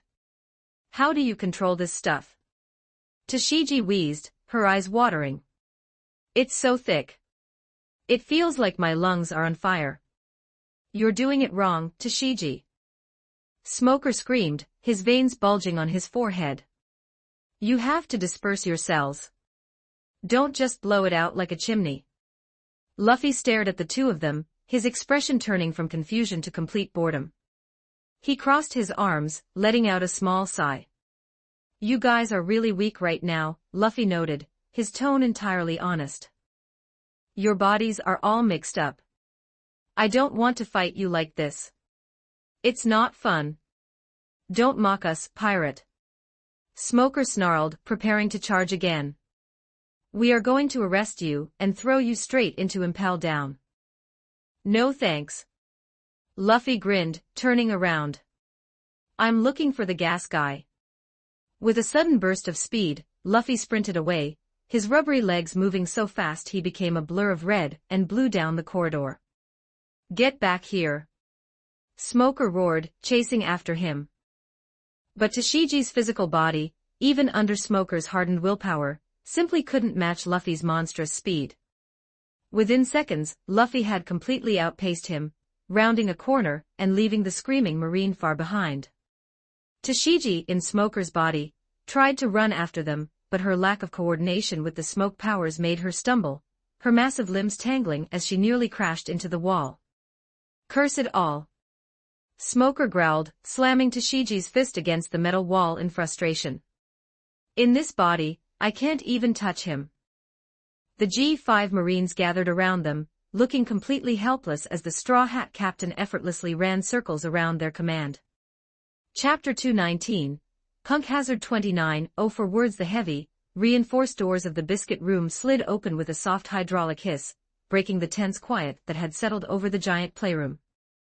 Nami, Chopper, Usopp, Bonnie, and Robin all turned their heads simultaneously. Their tension instantly melted into relief as Ben strolled through the doorway, his hands casually tucked into the pockets of his jacket. Right behind him bounded Sunny, followed by Frankie, then Brook, then Karoo, and finally, Oimo, who was carefully cradling the sleeping pink dragon, Momonosuke, in his arms. "Yo," Ben greeted casually, scanning the room. He noted the giant children chained securely to the candy pillars, currently snoring peacefully under the effects of Usopp's sleep-inducing pellets. "Looks like things got a little chaotic in here. What did we miss?" Usopp let out a long, deeply exhausted sigh, his shoulders slumping as if he carried the weight of the entire world. He walked over to Ben, his face a portrait of pure misery. "What did you miss?" Usopp repeated, his voice hollow. "Well, for starters, the giant kids in here are sick because Caesar has been feeding them highly addictive, lethal stimulant drugs disguised as candy to turn them into artificial giants." Ben's expression darkened slightly, his eyes narrowing at the chained children. The master truly was a piece of trash. "Good thing I already took care of him." "Wait, you beat Caesar?" Chopper gasped, his eyes shining with immediate relief. "One punch," Frankie grinned, giving a thumbs up. "The guy went down like a sack of bricks." Ben locked him away in his spatial pocket. "Oh, thank goodness." Nami cheered, pressing her hands to her chest. "That's one massive problem solved." "But wait, there's more." Usopp interrupted, his voice raising an octave as panic began to re-enter his system. He pointed a trembling finger toward the hallway. "Our glorious, fearless, completely unhinged captain just made a formal pirate alliance with Trafalgar Law." Ben raised an eyebrow. "Interesting. An alliance to do what, exactly?" "To take down Kaido of the Beasts." Usopp shrieked, his voice echoing off the brightly colored walls. A brief silence fell over the arriving group. Brook's jaw literally dropped off its hinges and clattered against his collarbone. Karoo quacked. Frankie whistled a low, impressed tune. Oimo merely smirked, shifting the sleeping dragon in his arms. Ben, however, did not look surprised. In fact, a smile spread across his face. His eyes glinted with the thrill of an incoming challenge. "Kaido, huh?" Ben chuckled softly. "I was getting tired of swatting away small fry. I was waiting for a chance to fight a truly strong opponent in this new world." The confidence in Ben's voice caused Usopp's brain to completely short-circuit. The sniper lunged forward, grabbing Ben by the collar of his jacket and violently shaking him back and forth. "That is not what I want to hear." Usopp roared, tears streaming down his face as he rattled the magician. "I want you to say it was a terrible idea. I want you to say, 'Usopp, you're so right, let's go stop Luffy before he gets us all killed.'" "Why are you smiling? He's an emperor of the sea." Ben easily stopped Usopp's frantic shaking with one hand, gently prying the sniper's fingers off his jacket. "Calm down, Usopp. There is nothing to be afraid of. We are the Straw Hat Pirates. We've leveled up. And honestly, if the worst comes to pass and we die in glorious battle, what is there to be worried about? Death is just the next great adventure. Usopp stared at Ben, his face draining of all remaining color. His pupils shrank to tiny dots. Usopp whispered, his voice trembling violently. If Ben, the man who could allegedly see the threads of fate, was casually talking about dying. Are we going to die? Usopp shrieked, dropping to his knees and clutching his head in sheer terror. Did you see it? Did you see us getting crushed by a Kaido?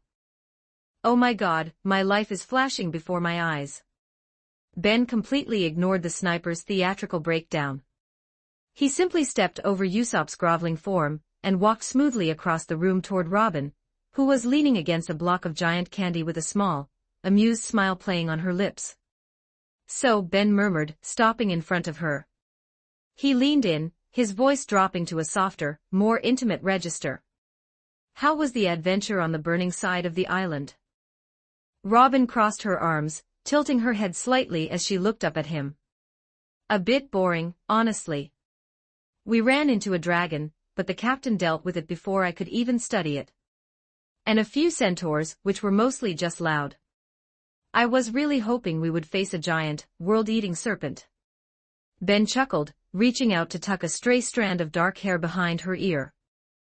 A world-eating serpent. Your tastes are getting quite extravagant. But who knows? The new world is vast. Maybe we will get to see one in the future. Robin's smile widened slightly, her dark eyes flashing with a playful glint. I will hold you to that promise. In the background, Usopp had retreated to a dark, shadowy corner of the playroom. He sat facing the wall, his knees pulled up to his chest, tracing circles on the floorboards with his index finger.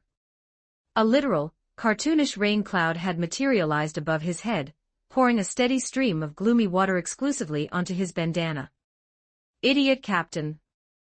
Usopp muttered, sniffling pathetically. Idiot crew members, everyone wants to fight monsters, nobody appreciates the subtle art of running away. A heavy, deliberate footstep echoed behind him. Usopp paused his drawing, sniffling again, and slowly turned his head. Standing behind him was a giant little girl. She had short, light green hair, and wore a hospital gown that was entirely too small for her massive frame. She looked down at the sulking sniper, her large eyes filled with genuine, childlike concern. Mr. Longnose, the giant girl asked, her voice timid. Why are you crying? Did the scary men in the hazmat suits hurt you too? Usopp froze. He looked at the giant girl, then at the tears on his own cheeks. The pride of the brave warrior of the sea instantly flared to life, overriding his terror of Kaido. He could not look pathetic in front of a child. Usopp quickly wiped his eyes, stood up, and placed his hands firmly on his hips. He let out a deep, boisterous laugh, throwing his head back dramatically. Hurt me? Nonsense, little one. Usopp declared, puffing out his chest. I am Captain Usopp, the bravest warrior to ever sail the Grand Line. These are not tears of fear. These are the heavy, burdensome tears of a tragic hero. The giant girl blinked, sitting down cross-legged on the floor, completely mesmerized. A tragic hero. Usopp said, closing his eyes and turning his back to her, looking out toward the ceiling with a profound, fabricated sorrow. You see, my captain has just tasked me with a mission of unparalleled danger. I must single-handedly journey to the land of Wano and slay an immortal beast known as Kaido. But alas, every time I swing my mighty hammer to strike down a villain, I am forced to remember the countless millions of adoring fans I leave behind. My heart weeps not for myself, but for the beautiful maidens who will mourn my inevitable departure. The giant girl gasped, her hands flying to her cheeks, her eyes sparkling with pure awe. You are so brave, Captain Usopp. You cry because you care too much. Usopp peeked over his shoulder, a massive, smug grin stretching across his face as he realized she had bought the lie hook, line, and sinker. Now gather around, little one, and I shall tell you the tale of how I wrestled a sea king with nothing but a single rubber band. As Usopp spun his ridiculous tales, distracting the frightened children from their grim reality, a massive, deafening explosion rocked the entire facility. The floorboards beneath them trembled violently, and dust drifted down from the ceiling. Ben looked toward the steel doors, his observation hockey flaring outward, piercing through the walls of the laboratory. "Looks like Law found his dance partner," Ben murmured. Miles away from the biscuit room, the once pristine confines of Caesar's private office in Building D had been reduced to an apocalyptic war zone. The heavy desk was splintered into thousands of jagged wooden shards. The reinforced steel walls were covered in deep, precise lacerations and massive, cratered dents. Sparks showered from the ceiling as severed electrical cables thrashed wildly in the air. In the center of the destruction stood Trafalgar Law. He breathed heavily, his spotted fur hat pulled low over his eyes, his grip tightening around the hilt of his oversized nodachi, kikoku. Across the room, standing amidst the rubble of a shattered velvet couch, was Vice Admiral Virgo. His pristine white coat was gone, revealing a muscular physique completely coated in a dark, metallic sheen. He held a long, hollow bamboo stick in his right hand, the wood completely blackened by advanced armament hockey. The half-eaten hamburger patty was still absurdly stuck to his cheek, entirely undisturbed by the intense combat. "You have grown, Law," Virgo said, his voice entirely flat, devoid of any inflection or emotion. "But your devil fruit relies entirely on spatial manipulation. It requires stamina. And against my hockey, your cuts are meaningless." Law gritted his teeth, wiping a thin trail of blood from the corner of his mouth. "We'll see about that, Virgo." With a swift motion of his hand, Law generated a swirling, translucent blue sphere of energy that instantly expanded to cover the entire office. Virgo didn't wait. He kicked off the floor with explosive force, utilizing Soru. The ground shattered beneath his boots as he vanished, becoming a blur of motion. Law's eyes darted left. He swung his nodachi precisely at the empty air. Amputate. A localized spatial tear ripped through the room. Virgo materialized directly in the path of the invisible blade, but instead of dodging, he simply raised his hockey-coated bamboo stick. The spatial cut slammed into the blackened wood, creating a massive shockwave that blew the remaining glass out of the office windows. The bamboo didn't even scratch. Using the momentum of the block, Virgo spun his body in midair, thrusting his index finger forward with lethal precision. A bullet of compressed air shot toward Law's head. Law reacted instantly. He pointed two fingers at a piece of shattered wood debris lying on the floor. Shambles. With a sharp snap, Law's body warped out of existence, instantly swapping places with the debris. The Shurgon bullet obliterated the wood into sawdust. Law reappeared directly above Virgo, falling gracefully from the ceiling. He brought his nodachi down in a vicious, two-handed overhead strike. Virgo didn't even look up. He executed Jeppo, kicking off the empty air itself with a concussive boom, propelling his body sideways. Law's blade struck the floor, cleaving a massive, bottomless trench straight through the steel plating. Before Law could recover his stance, Virgo rebounded off the wall like a missile. He closed the distance in a second, his hockey-coated bamboo stick swinging in a brutal horizontal arc aimed straight for Law's ribs. Law couldn't swap out in time. He brought his sword up to block. The impact was deafening. The overwhelming blunt force of Virgo's strike vibrated through Law's blade, sending a sickening shockwave up the warlord's arms. Law was thrown backward, crashing violently through three thick, reinforced concrete walls before skidding to a halt in the adjoining laboratory sector. Law coughed up blood, his knees buckling slightly as he forced himself to stand. Virgo stepped slowly through the massive holes in the walls, his heavy boots crunching against the rubble. "You rely too heavily on tricks," Virgo stated coldly. He raised the bamboo stick to his lips, exhaling sharply into the hollow tube. A highly compressed, explosive dart shot out from the bamboo, flying toward Law at breakneck speed. Law shouted, raising his hand upward. A massive, multi-ton steel centrifuge ripped itself out of the floorboards, levitating instantly to intercept the projectile. The explosive dart struck the machine, resulting in a blinding, fiery detonation that rocked the entire sector. Using the smoke screen, Law lunged forward, sliding across the slick, metallic floor. He charged the tip of his nodachi with high-frequency electrical energy, the blade buzzing like a terrifying surgical saw. Radio knife. Law thrust the electrified blade forward, aiming directly for Virgo's chest. This technique was designed to bypass traditional hockey defenses, severing the target's anatomy in a way that prevented them from reattaching themselves. Virgo's eyes narrowed. He recognized the danger. Instead of blocking with the bamboo, Virgo dropped his weapon entirely. He widened his stance, flexing every single muscle in his body. In an instant, his skin, his clothes, and even his sunglasses turned a deep, glistening obsidian black.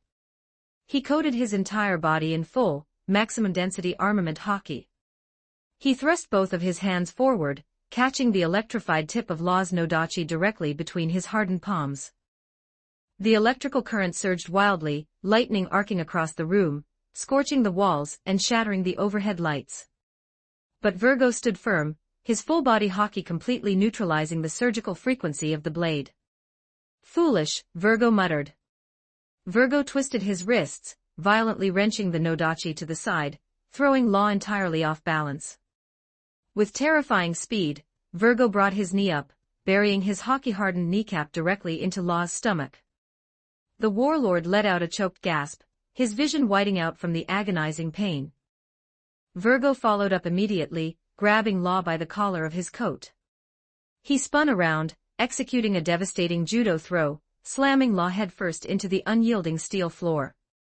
The impact cratered the ground, sending a spiderweb of cracks spreading in all directions. Law lay in the rubble, his breathing ragged, blood pooling beneath him. His grip on his sword had loosened. Virgo picked up his fallen bamboo stick, walking slowly toward the downed pirate. "Joker was right," Virgo said, raising the blackened bamboo high above his head for a lethal, finishing blow. "You never stood a chance. You are a loose end. And now you will be erased." Law lay on the ground, his eyes half-closed. His body was screaming in pain. But as he looked up at the descending bamboo stick, a faint, bloody smirk touched his lips. Virgo had made a fatal miscalculation. He believed his overwhelming hockey was impenetrable. He believed he controlled the pace. He didn't realize that Law had spent this entire grueling, brutal fight perfectly positioning him. "You talk too much, Virgo," Law whispered. Law's fingers twitched. This time, the blue sphere didn't just cover the room. It expanded with terrifying, exponential speed. The translucent dome surged outward, passing through the walls, through the ceiling, through the foundation. The sphere grew until it encompassed the entirety of Building D, the massive, mountain-sized facility glowing with a faint, ethereal blue light. Virgo swung the bamboo down with all his might. In a fraction of a second, Law shifted his body an inch to the left, allowing the bamboo to smash into the floor directly beside his head, burying itself deep into the steel. With his remaining strength, Law grabbed the hilt of Kikoku with both hands. He channeled every ounce of his stamina, every shred of his will, and a massive surge of his own armament hockey into the blade. He didn't swing at Virgo. He swung in a massive, horizontal arc across the entire room. Amputate. The sound ceased to exist. A line of pure, localized spatial distortion ripped out from Law's blade. It hit Virgo directly in the waist. The Vice Admiral's full-body hockey, renowned as one of the strongest in the Marines, flared defensively. For a second the two forces clashed. But Law's resolve, fueled by years of suppressed hatred and a desperate need for vengeance, shattered the barrier. The spatial cut sheared straight through Virgo's obsidian skin, slicing him completely in half. But the blade didn't stop there. The invisible slash extended outward, traveling the entire radius of the massive room. It sliced through the reinforced steel pillars. It cleaved the concrete foundation. It cut directly through the entire mountain itself. Virgo's upper torso slid cleanly off his legs, his face frozen in an expression of sheer, uncomprehending shock as he hit the floor. A deafening, terrifying groan echoed through the facility. Law slowly stood up, sheathing his sword with a sharp, echoing click. The gears have been broken, Law said, looking down at the severed vice-admiral. Now, no one can stop this era. The structural integrity of Building D, completely severed at its base, catastrophically failed. The entire upper half of the mountain-sized laboratory began to slide sideways. With a roar that shook the very foundations of Punk Hazard, thousands of tons of steel, concrete, and rock collapsed inward, burying the laboratory, Caesar's office, and the defeated Virgo in a spectacular, island-shaking avalanche of destruction. Trafalgar Law simply turned his back, stepping calmly out of the collapsing ruin, his alliance with the Straw Hats officially set into motion. Chapter 220, Punk Hazard 2640 words. The dust from the catastrophic collapse of Building D was still settling, billowing out into the freezing Punk Hazard air like a massive, gray storm cloud. Deep within the sublevels of the neighboring facility, Trafalgar Law walked in total silence. His boots clicked rhythmically against the pristine, sterile tiles of the sad manufacturing plant. The room was bathed in a sickly, fluorescent green light, reflecting off the massive, cylindrical glass vats that lined the walls. Inside these vats churned the chemical substance known as SAD, the crucial, highly volatile ingredient required to manufacture artificial Zoan devil fruits. This was the lifeline of Don Quixote da Flamingo's underworld empire. This was the reason Kaido of the Beasts provided Joker with so much power and protection. Law stood in the center of the massive chamber, his grip tightening around the hilt of Kikoku. The memories of Corazon, of the years spent plotting in the shadows, of the suffocating weight of Doflamingo's grip on his life, it all culminated right here. Room, Law whispered. A massive, translucent blue sphere expanded, completely enveloping the entire manufacturing plant. Law didn't just swing his sword. He unleashed a furious, blinding flurry of surgical slashes. He cut vertically, horizontally, and diagonally, dicing the entire room into perfectly symmetrical cubes. The massive vats shattered simultaneously. Millions of gallons of the highly toxic, glowing green SAD liquid cascaded onto the floor, draining uselessly into the facility's waste filtration grates. Law sheathed his nodachi with a sharp click. It's done, Law muttered, pulling his spotted hat low over his eyes. The first, most crucial gear of the new world had just been shattered beyond repair. Now, he just had to retrieve his idiot alliance partners and get off this island. He turned his back on the ruined SAD room, and began the long trek toward the biscuit room. As he walked, a heavy sense of dread began to pool in his stomach. Not fear of Kaido. Not fear of Joker. He was dreading the migraine that was about to occur when he reunited with the Straw Hat Pirates. Inside the biscuit room, the atmosphere was a bizarre mix of intense medical triage and reunion. A soft, electronic chime echoed from the kimoyo beads secured around the wrists of the Straw Hats present in the room. A moment later, the heavy steel doors slid open. Mary skipped into the room, followed closely by Vivi, Dory, and Bragi. "We're here." Mary cheered, waving her hands. "Thank goodness," Nami sighed, rushing over to hug Vivi. "Did you guys run into any trouble?" "Just a couple of oversized yetis," Bragi laughed, patting his URU axe. "They tried to ambush us with knockout gas. The princess simply twirled it away, and Dory and I handled the rest." "Glad you guys are safe," Ben said, leaning against a candy pillar. "We're just waiting on the others now." Chopper's got the situation with the kids stabilized for the moment. Just as Ben spoke, the doors hissed open once again. Sanji strode into the room, dusting off his suit jacket, which was strangely completely dry despite his recent dive into the freezing lake. Flanking him was the towering figure of Kashi. And walking proudly between them was Kinemon, fully assembled and completely whole. The samurai stood tall, his traditional Wano robes fully restored, his hand resting firmly on the hilt of his katana. "I have returned," Kinemon announced, his voice booming with dramatic, theatrical gravity. "My body is whole, my spirit is restored, and I am now prepared to scour this treacherous island until I find my beloved son." A high-pitched, desperate cry echoed from across the room. Sitting on Oimo's massive shoulder, the sleeping pink dragon had suddenly jolted awake at the sound of the samurai's voice. The little creature scrambled down the giant's arm, hit the floorboards, and sprinted toward Kinemon as fast as his tiny, clawed feet could carry him. As the pink dragon leaped into the air toward the samurai, a massive puff of white smoke suddenly erupted with a loud poof. The smoke cleared in a second. The pink dragon was gone.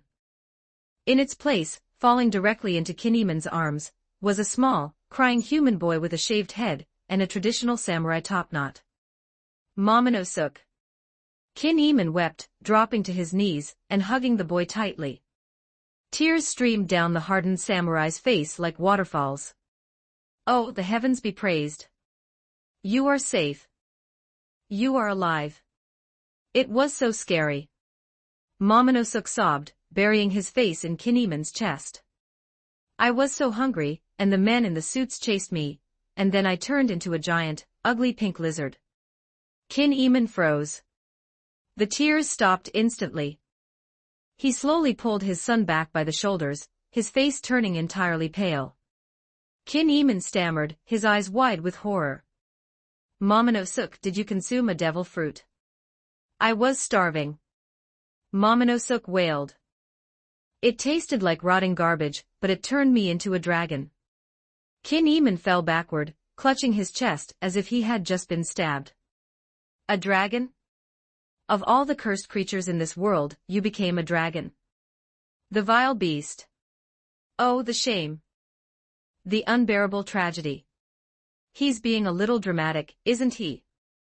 Frankie's sweat dropped, watching the samurai wail in despair over his son's new mythical powers. Let them have their moment, Robin smiled gently. Ben pushed off the candy pillar, his eyes suddenly narrowing. His observation hockey flared, kicking up a massive cluster of life signatures rushing down the corridor directly toward their location.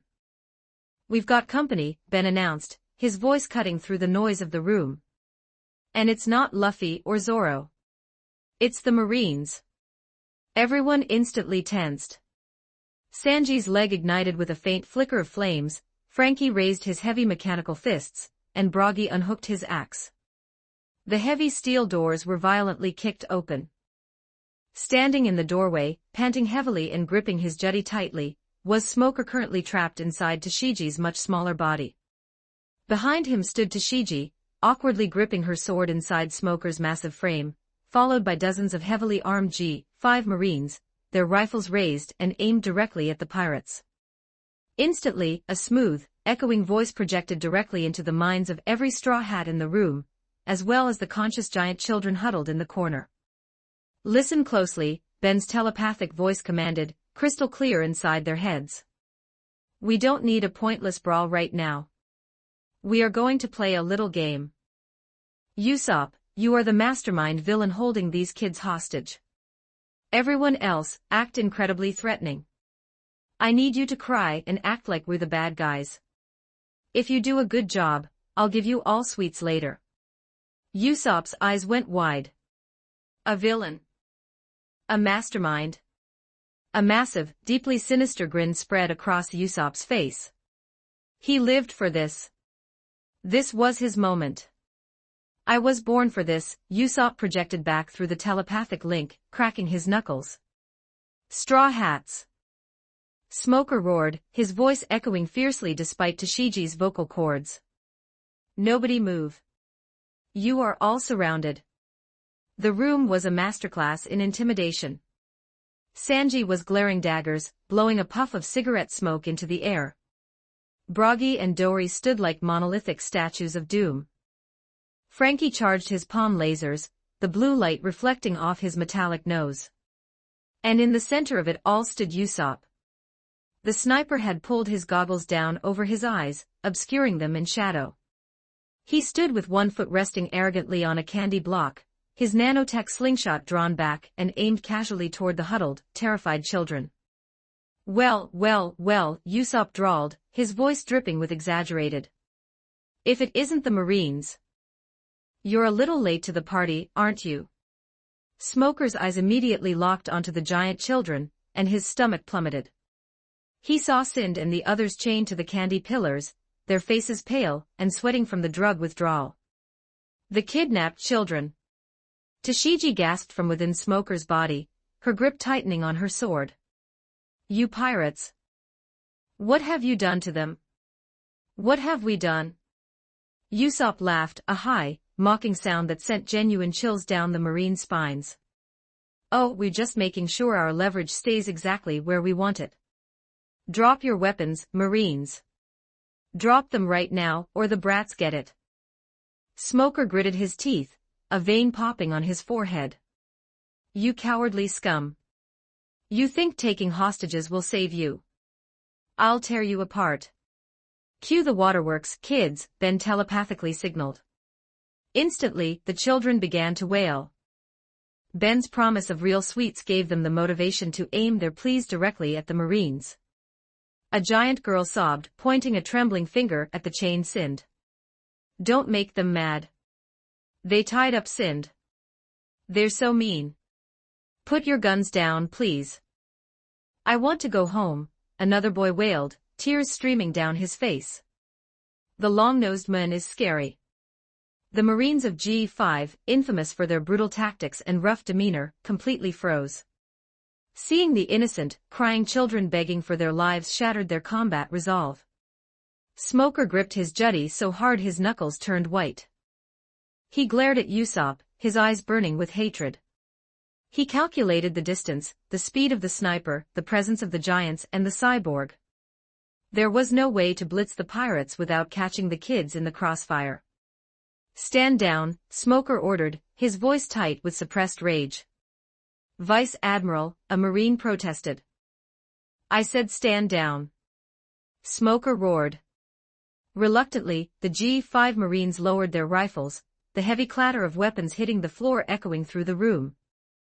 Good boys, Usopp sneered, entirely consumed by his role. Now, let's make sure you stay out of our way. Ben stepped forward. He reached his hand into the empty space beside him, opening his spatial dimension.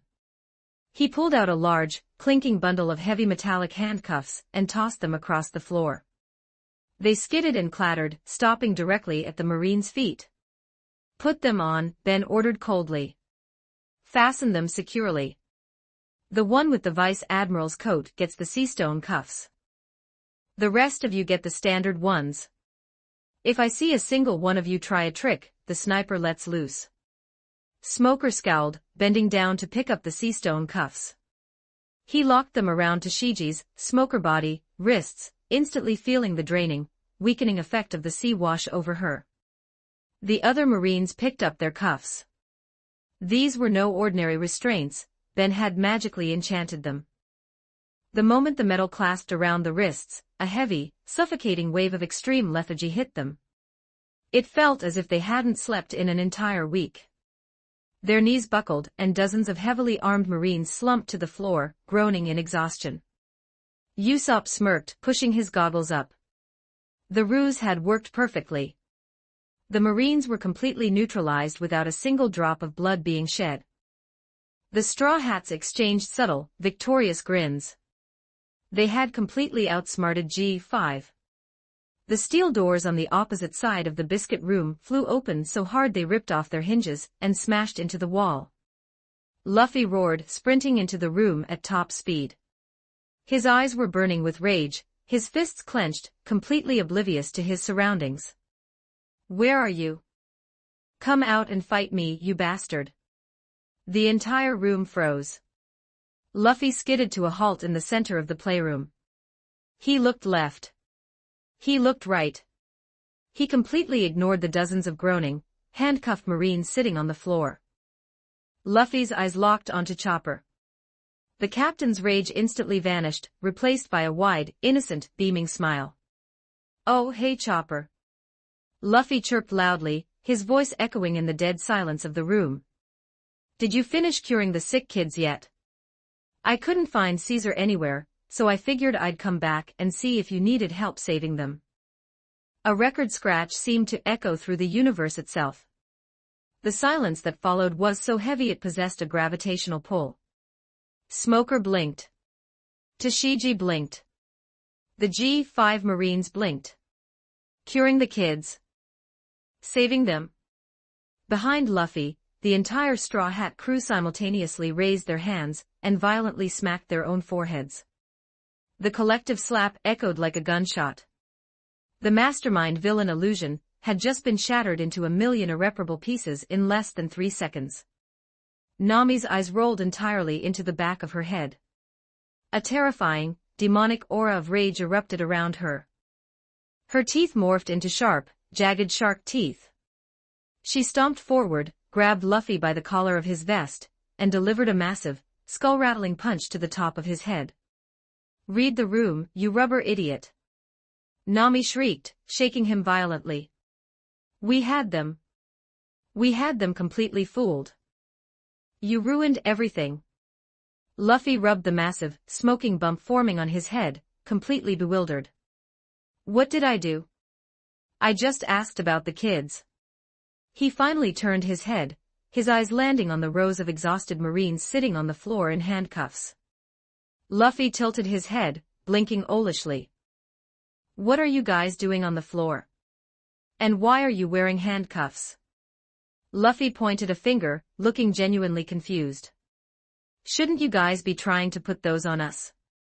You're Marines, right? Did you forget how your job works?" Usopp let out a strangled, dying noise. He marched forward and delivered a second, equally violent smack to the back of Luffy's head. "Why are you sympathizing with them?" Usopp screamed, tears of sheer frustration flying from his eyes. "We just tricked them into handcuffing themselves, you moron. You exposed the entire plot." Sitting on the floor, the giant children couldn't hold it in anymore. The absurdity of the pirate captain getting beaten up by his own crew was too much. The kids burst into fits of echoing, joyous laughter, completely forgetting their fear. The Marines of G5 sat on the floor, heavy, dark vertical lines descending over their faces. They looked at their magically enchanted handcuffs. They looked at the laughing children. They looked at the Straw Hats, who were currently strangling their own captain. A G5 Marine whispered, his soul leaving his body. "We just handcuffed ourselves because of a prank." Smoker, trapped into Shiji's body, slowly lowered his head until his forehead rested against the cold steel floor. He didn't say a word. He just wanted the earth to open up and swallow him whole. The humiliation of being outsmarted by the Straw Hat Pirates was a fate worse than death. Just as the chaos reached its peak, the heavy steel doors hissed open one final time. Trafalgar Law stepped into the biscuit room. He was covered in dust from the sad room explosion, exhausted from his brutal fight with Virgo, and completely ready to outline the next tactical phase of their grand Yonko-toppling alliance. Law stopped in the doorway. He looked at the G5 Marines, sitting on the floor in handcuffs, looking utterly dead inside. He looked at the giant children, rolling on the floor in fits of laughter. He looked at Nami and Usopp, who were currently stretching Luffy's rubber cheeks in opposite directions while screaming at him about villain acting. Law stood there in silence for 5 full seconds. He slowly reached up, pinched the bridge of his nose, and closed his eyes. "I don't want to know," Law said, his voice entirely devoid of emotion. "I don't want to know what happened here. I am going to turn around, count to 10, and when I turn back, someone is going to tell me we are leaving." Law turned his back to the room, and began to count loudly. Chapter 221, Punk Hazard 3711 words. Trafalgar Law stood entirely motionless, his back turned to the chaotic assembly of the Straw Hat Pirates, as he slowly and methodically counted toward 10. His voice resonated with the deep, hollow weariness of a tactician who had spent months meticulously designing a flawless, multi-staged master plan to overthrow an emperor of the sea, only to watch a group of boisterous anomalies turn it into an incomprehensible circus act. 10, Law muttered, the words barely escaping his lips. He exhaled a long, heavy breath, attempting to center his fractured composure, and slowly turned back around. His face was a mask of exhaustion, heavily shadowed by the brim of his spotted fur hat. He pinched the bridge of his nose, fighting a losing battle against an incoming migraine. "All right," Law said, his voice flat and devoid of any emotional inflection. Someone explained to me exactly what transpired before I walked through those doors. Luffy, who was currently rubbing a massive, comical welt on the top of his head courtesy of Nami's disciplinary fist, grinned with an ear-to-ear brilliance that completely defied the gravity of their situation. "Oh, it was awesome, Traffy," Luffy chirped, entirely unfazed by the warlord's grim demeanor. Usopp pretended to be a super scary villain to trick the Marines into tying themselves up. "Yeah, it was a masterclass in psychological warfare." Usopp chimed in, proudly puffing out his chest and resting a hand on his slingshot, completely ignoring the fact that he had been sweating in terror mere minutes ago. "I gave them the ultimate side-eye and said, drop your weapons, or the candy pillars get it. And they bought the whole routine." Law's eye twitched violently. He looked at Ben, then at Frankie, and then back to Luffy, his mind struggling to process the audacity of their actions. "Did you capture Caesar Clown with a single punch?" Law asked, his voice strained. "Pretty much," Frankie grinned, slapping his metallic stomach with a resounding clang. "It was super easy. No fuss, no muss." Law slowly raised a hand to his face, his fingers trembling slightly as the reality of the situation washed over him. The Straw Hats simply did not care about stealth, logic, or the established laws of the New World. Meanwhile, sitting on the floor in the corner of the room, Smoker, who was still trapped inside Tashiji's smaller frame, was throwing a massive, high-pitched tantrum. "You miserable, underhanded, law-breaking pieces of trash!" Smoker roared, his voice cracking comically as he forced Tashiji's vocal cords to their maximum volume. He thrashed around in his magically enchanted handcuffs, glaring fiercely at Luffy. "I'm going to hunt you. I don't care if I'm stuck in this body. I will personally drag every single one of you to impel down and throw away the key." "Straw Hat. Stop smiling at me, you rubber bastard." "Gahahaha. Smokey, you sound so funny like that." Luffy laughed, pointing a finger at the furious Marine. "You should talk like that all the time." Smoker shrieked, his face flushing a vibrant crimson with pure, unfiltered rage. Law took another deep breath, forcing his mind away from the impending headache and back to the task at hand. He walked away from the screaming Marine, and joined the central circle of the Straw Hats, fixing Ben with a serious expression. "If Caesar is truly secured in your custody, then the primary objective of my strategy is fulfilled," Law said, his tone shifting to a low, businesslike murmur. "Without Caesar, Doflamingo cannot produce SAD, which means he can no longer supply Kaido with artificial Zoan devil fruits. We hold all the leverage. But we still have to figure out our immediate extraction plan. We cannot stay in this crumbling facility forever."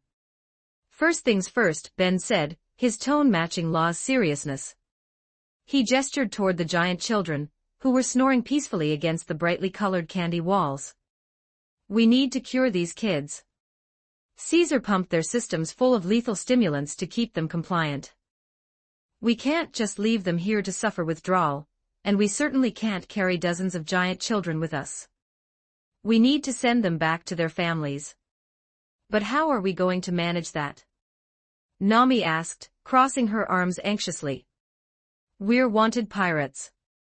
If we try to pull into civilian docks with an army of giant children, the world government will launch a buster call on us before we can even drop anchor.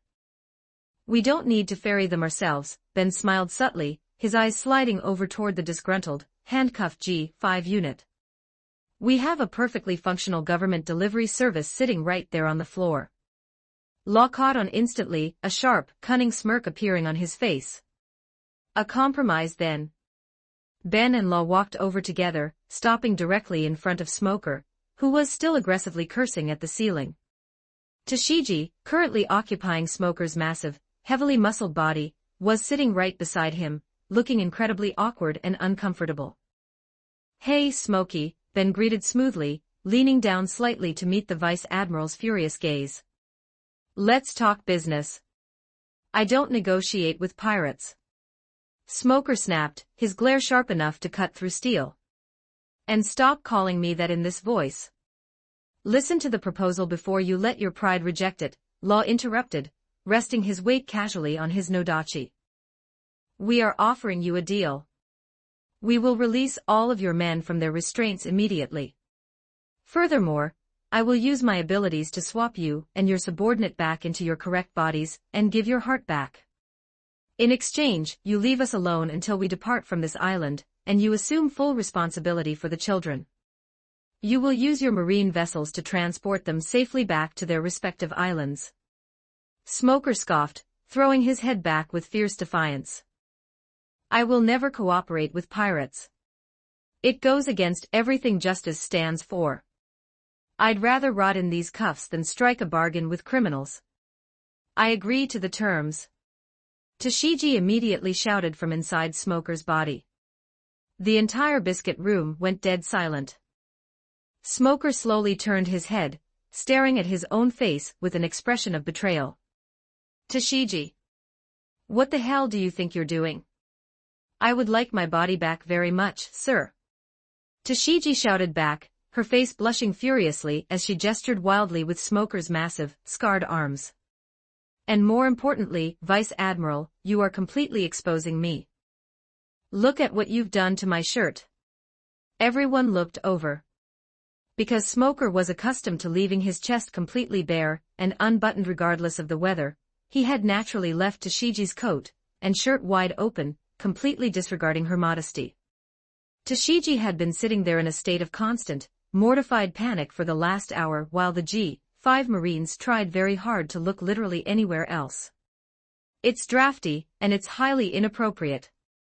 Tashigi scolded, her deep, smoky voice booming with righteous indignation. Furthermore, those children need our help. If we refuse this deal out of stubborn pride, those poor kids will suffer. We are Marines, sir.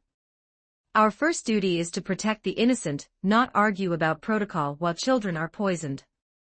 Smoker opened his mouth to bark a furious retort, but the words died in his throat. He looked past Ben, his eyes landing on the giant children in the background. A few of the smaller kids had stopped crying, and were currently giggling at the ridiculous, escalating argument between the two body-swapped officers.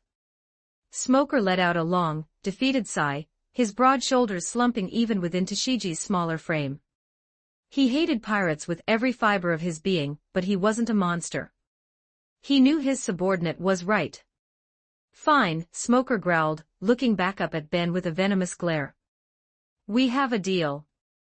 Fix our bodies, hand over the kids, and get the hell off my island before I change my mind and try to cave your skulls in. Pleasure doing business with you, Ben chuckled. With a casual, effortless snap of his fingers, a soft chime vibrated through the room. The magically enchanted handcuffs binding the G5 Marines instantly dissolved into particles of blue light, warping straight back into Ben's personal spatial dimension. The Marines gasped, instantly feeling the heavy, energy-sapping lethargy vanish from their limbs as they scrambled to their feet, rubbing their wrists in awe. Ben turned back to Law and Chopper. All right, you two. Get to work on the kids. Law, do you know where Caesar keeps his giant poisonous pet? The slime creature. Law raised an eyebrow, slightly surprised by the specific inquiry. It's usually wandering around the burning lands, or the central frozen wastes, aimlessly consuming the toxic gas from the weapon accident 4 years ago. It's an amorphous mass of pure poison animation.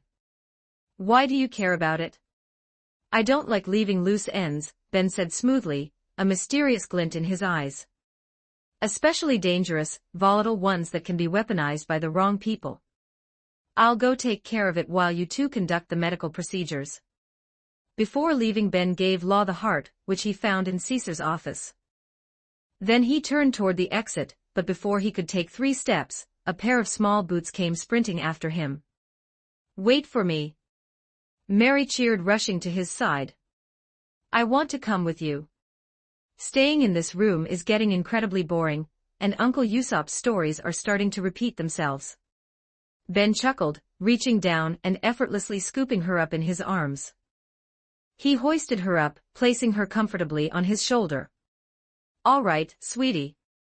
Let's go hunting for a giant purple grape jelly. Mary cheered, pumping her small fists in the air as they vanished into the metallic corridor, leaving the pirates and Marines to sort out their fragile truce. Deep within the desolate, snow-covered plains of the frozen side of Punk Hazard, a massive, unnatural phenomenon was taking place. A mountain-sized, gelatinous blob of dark purple slime was slowly slithering across the ice. This was Smiley, a sentient mass of condensed, highly toxic H2S gas that Caesar Clown had compressed and brought to life by feeding it the Sara no Mi model, axolotl devil fruit. Every time it moved, chunks of poisonous sludge broke off, melting the snow and releasing deadly, suffocating fumes into the atmosphere. And currently, standing directly in its path, completely covered in snow and looking thoroughly annoyed, was Rorno Zoro. "Get out of the way, you oversized piece of junk!" Zoro roared, drawing Shusui and Wado Ikimonji with a fierce metallic ring. He lunged forward, his blades blurring into a devastating whirlwind of slashes. Three-sword style, 108-pound phoenix. Massive, compressed air slashes tore through the freezing air, striking Smiley dead center. The mountain of purple goo was instantly sliced into dozens of scattered pieces, exploding outward across the snowy field in a spectacular display of swordsmanship. But within seconds, the severed chunks of slime began to twitch. They slithered across the ice like living leeches, magnetically drawing back together and fusing back into a single, massive, towering mass of purple sludge. Smiley let out a wet, gurgling hiss, completely unfazed by the swordsman's lethal attacks. "Tisk," Zoro grunted, sheathing his swords for a brief moment and wiping a layer of frost from his brow. "It just keeps regenerating. It's like trying to cut the ocean. This is getting incredibly annoying." "That's because you're trying to use force against a self-sustaining creature, Zoro." Zoro blinked, turning his head toward the sound of the smooth, familiar voice. Strolling out from the blizzard, completely untouched by the freezing wind thanks to a subtle, invisible thermal barrier, was Ben. Sitting proudly on his shoulder was Mary, who was currently eating a piece of candy. "Oh look, it's Uncle Zoro." Mary giggled, waving her hand enthusiastically. "He's bullying the giant jelly. Small fry." Zoro grunted, crossing his arms and looking thoroughly unimpressed by their sudden appearance. "What are you two doing out here? I thought you were back in the lab dealing with the Marines." "We were," Ben said, stopping a few feet away from the swordsman and looking up at the towering, gurgling mass of Smiley. "But I decided to come clean up Caesar's pets. You, on the other hand, shouldn't you be inside searching for Luffy?" Zoro's face instantly stiffened. He adjusted his green bandana, his chest puffing out defensively as he let out a loud, aggressive grunt. "That idiot got completely lost the moment he ran out of the room. I was just out here searching for him so he doesn't accidentally wander off a cliff and freeze to death." Mary leaned forward from Ben's shoulder, squinting her large, expressive eyes at the swordsman with a look of skepticism. "But Uncle Zoro, Uncle Luffy ran to the right inside the building. You ran to the left, exited the building through a highly secure fire escape, walked through 3 miles of blinding blizzard, and ended up on the complete opposite side of the island. How does fighting a giant poison slime help you find Uncle Luffy?" Zoro's eye twitched violently. He stared at Mary, his face turning slightly red under his tan skin. "Shut up, short fry. It's called a tactical sweeping pattern. You wouldn't understand advanced pirate scouting methods." "Understandable, have a great day," Mary replied instantly, using a phrase she had learned from Ben's digital meme database, pairing it with a perfect, deadpan thumbs up. Ben stifled a laugh, stepping past the embarrassed swordsman. "All right, let's wrap this up before the blizzard gets any worse." Ben raised his right hand, his eyes flashing with a commanding, authoritative gray light. The surrounding spatial pressure instantly spiked, dropping the temperature even further as his unique ability manifested. Ruler authority. An invisible, crushing force of pure gravitational pressure descended upon Smiley. The mountain-sized mass of purple slime instantly froze mid-gurgle. Slowly, effortlessly, the entire multi-ton mass of toxic sludge was lifted off the snowy ground, levitating high into the air like a giant, trapped bubble of purple liquid. Smiley thrashed violently, but it couldn't break free from the overwhelming telekinetic grip. Ben reached into his jacket, his hand passing into his spatial dimension, and pulled out a sleek, jagged silver dagger that glowed with a faint, iridescent light. The rule breaker. With a smooth, practiced motion, Ben flipped the dagger in his hand and pointed the tip toward the levitating slime. He didn't need to physically stab it, the conceptual power of the weapon was enough. Sever, Ben commanded softly. A sharp, silver ripple of energy shot out from the dagger, piercing directly into the core of Smiley. The weapon's ability, the ultimate power to negate, sever, and unravel any supernatural contract, magical connection, or devil fruit binding instantly went to work. Deep within the purple sludge, the essence of the Sarah no Me model, Axolotl, was violently ripped away from the chemical compound. Smiley's massive, gurgling body suddenly lost its sentience. The mountain of purple slime turned into a dull, inanimate, completely motionless pile of toxic waste, suspended helplessly in the air. A moment later, a bright, swirling apple-sized fruit covered in intricate standard devil fruit patterns materialized out of the slime, floating gracefully down into Ben's waiting palm. Ben inspected the newly extracted zoan fruit with a satisfied smile, before casually tossing it into his spatial storage pocket. Then, with a flick of his wrist, he flung the inanimate pile of toxic sludge miles away into the dead, empty volcanic crater on the opposite side of the island, safely disposing of the environmental threat. Zoro watched the entire process, his jaw slightly slack behind his stoic expression. He had been hacking away at that monster for 20 minutes without doing a single scratch, and Ben had completely deconstructed it and stolen its powers in less than 30 seconds. Cheating magician, Zoro muttered under his breath, turning around and walking toward a massive wall of solid ice. Whatever. I'm going back inside. This island is boring. Hey, Zoro, Ben called out, his voice dripping with smooth, sarcastic amusement. Wrong direction. Zoro stopped dead in his tracks, staring directly at the solid, dead-end ice wall. He stood perfectly still for 3 long seconds, his back to Ben and Mary. Then, he slowly turned around, his face completely expressionless. I know that, Zoro said, his voice completely flat and defensive. I was just checking to see if you knew the correct direction. It was a test of your awareness. Ben stared at him, raising an eyebrow. Right.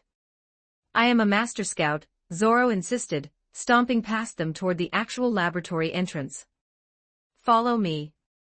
And don't lose sight of my back, or you two will get lost instantly. He's totally hopeless, Papa, Mary whispered into Ben's ear as they followed the swordsman back into the facility. I know, sweetie, Ben whispered back. By the time Ben, Mary, and a thoroughly disgruntled Zoro navigated their way back through the facility and entered the biscuit room, the scene had drastically changed. The G5 Marines were standing in an orderly line along the wall, looking completely restored to their proper bodies. Smoker was back in his own hulking frame, aggressively smoking 2 cigars at once, and looking much happier now that his chest was allowed to be bare again. Tashigi was back in her own body, her shirt perfectly buttoned up to her chin, her face still slightly flushed as she checked her uniform for any remaining anomalies.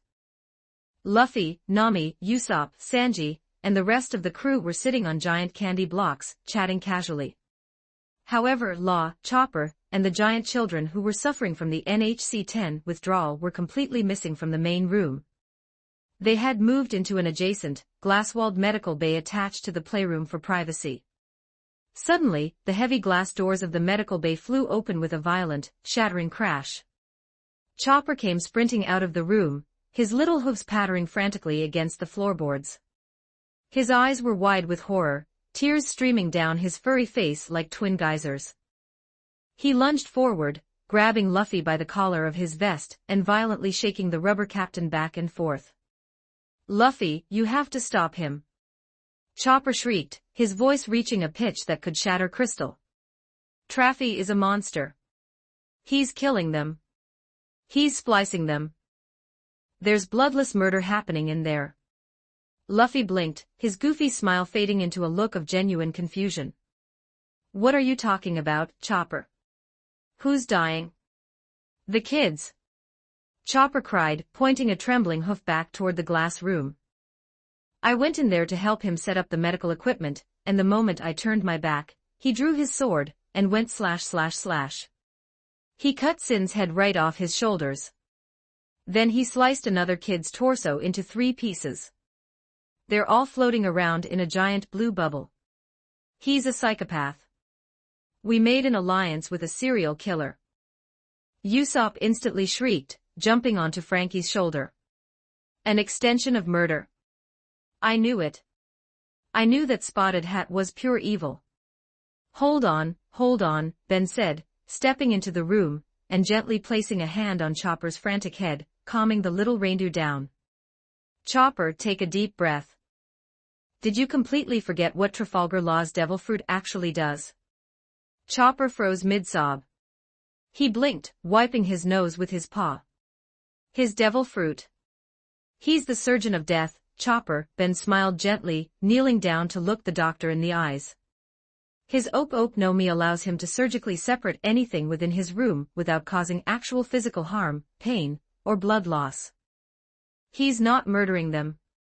He's temporarily separating their internal organs, so he can precisely isolate and extract the NHC-10 drug from their bloodstreams without damaging their cellular structures.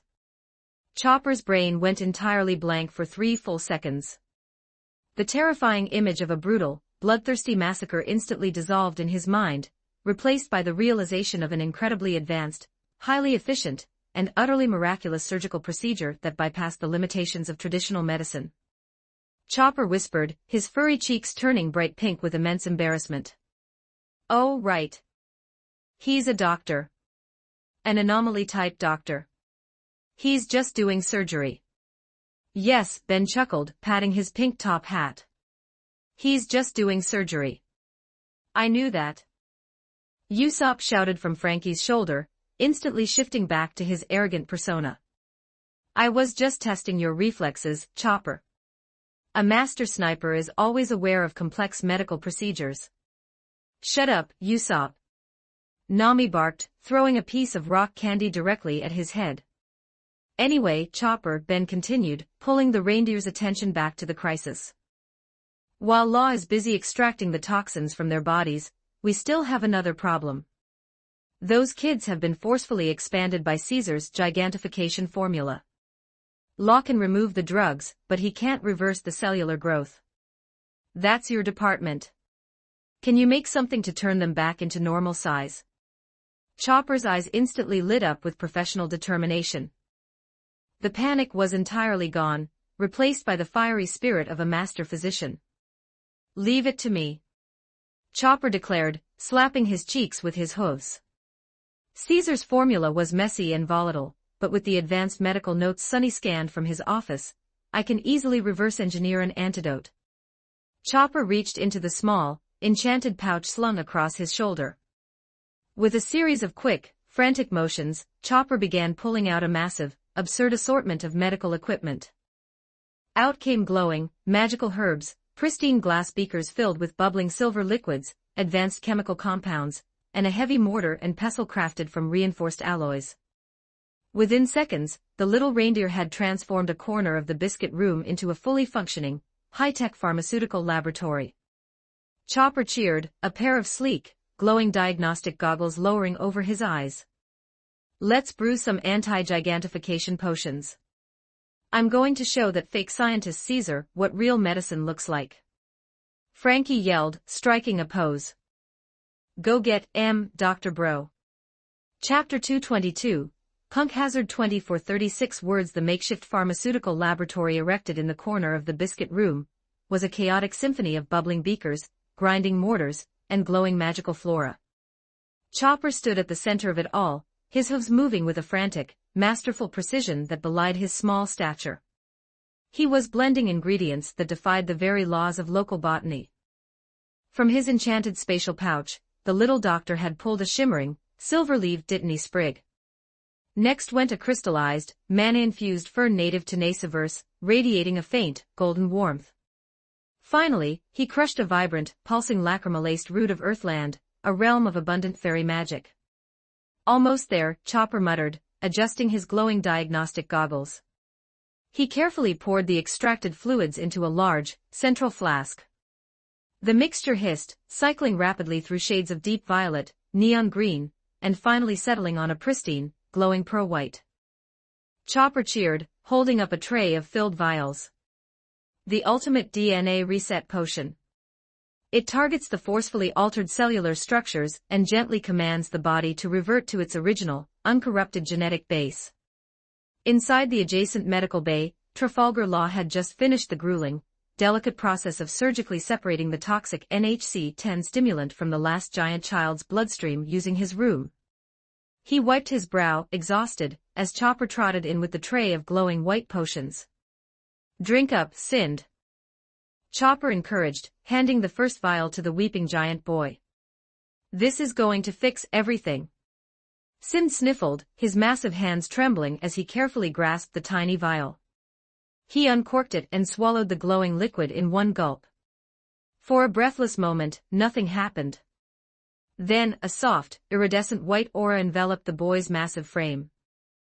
There was no painful bone cracking, no agonizing bodily contortions. Instead, the gigantification formula in his system simply unraveled. Sind's body began to shrink, compressing smoothly and naturally, like a sped-up film of a flower closing its petals. Within 10 seconds, the towering giant was gone, replaced by a perfectly normal, healthy, slightly oversized 10-year-old boy. Sind looked at his normal-sized hands, then down at his feet. The agonizing withdrawal headaches were completely eradicated. He burst into tears, but this time, they were tears of pure joy. One by one, Chopper administered the potions. One by one, the towering, drug-addled giant children dissolved into regular, healthy kids. Outside the glass bay, the G5 Marines watched in utterly stunned silence. Several Marines rubbed their eyes, convinced they were hallucinating from the freezing cold. Trafalgar Law, the infamous surgeon of death, stood frozen in the center of his operating room. His nodachi slipped from his fingers, clattering loudly against the floor tiles. He stared at Chopper, his brain completely short-circuiting. The reindeer had just reversed years of irreversible, complex genetic mutation with a glowing white juice box. "That violates every known principle of cellular biology," Law whispered, his eyes wide. "Good job, Chopper." Luffy cheered from the candy blocks, picking his nose casually. "Super medicine, bro," Frankie added, striking a pose. To the Straw Hats, completely rewriting the laws of physics and biology was just a standard Tuesday afternoon. Seeing the kids fully restored, laughing and crying as they hugged Chopper, Luffy leapt to his feet, throwing both of his arms high into the air. His signature, massive grin stretched across his face. Luffy roared, his voice echoing off the walls. "The kids are saved. Caesar is beat up. You know what that means." Luffy inhaled deeply. "Banquet." Law snapped out of his stupor, whipping his head around to glare at the rubber captain. "A banquet? Are you out of your mind, Mugiwara? We are currently sitting in the middle of a hostile, collapsing research facility. Doflamingo's assassins could be on their way right now. We need to evacuate, establish a perimeter, and chart a course for Dressrosa." Usopp walked over, placing a highly sympathetic hand on the warlord's shoulder. He shook his head slowly, a look of weary wisdom on his face. "Save your breath, Traffy," Usopp sighed. "It's like talking to a brick wall. Once he says the B word, the gears of fate cannot be stopped. You just have to sit back and let the chaos wash over you." But Law started. "I'm so hungry I could eat a sea monster," Luffy yelled, entirely ignoring Law. "On it, Captain." Sanji smirked, stepping forward and tossing his cigarette aside. "We'll need a proper station," Vivi smiled, her vibrant red hair catching the light as she rolled up her sleeves. Ben chuckled, stepping into the open space of the biscuit room. He raised his hand, his fingers glowing with a soft, spatial light. With a casual, sweeping wave of his arm, the air rippled. From his spatial dimension, an entire, state-of-the-art culinary kitchen materialized out of thin air. Pristine stainless steel counters, high-end gas ranges, massive ovens, and racks of gleaming, polished utensils settled onto the floorboards with a soft thud. Next to the counters, massive crates of fresh produce, rare spices, and gargantuan slabs of premium, marbled Grand Line-seeking meat appeared, perfectly chilled. Law stared at the fully functioning kitchen that had just spawned in the middle of a war zone. He slowly sat down on a candy block, burying his face in his hands, officially giving up on trying to understand the universe. "Let's get cooking, my beautiful princess." Sanji swooned, an aura of literal hearts erupting around him, as he tied an apron around his waist. "Right behind you, Sanji." Vivi laughed, grabbing a massive chef's knife. In a matter of seconds, the room was filled with the deafening, rhythmic sounds of masterful chopping, the sizzle of searing meat, and the heavenly, rich aroma of spices and roasting garlic. While the cooks worked their magic, Ben strolled over to the group of newly restored children. He reached into his coat and pulled out handfuls of enchanted, highly nutritious sweet snacks, handing them out.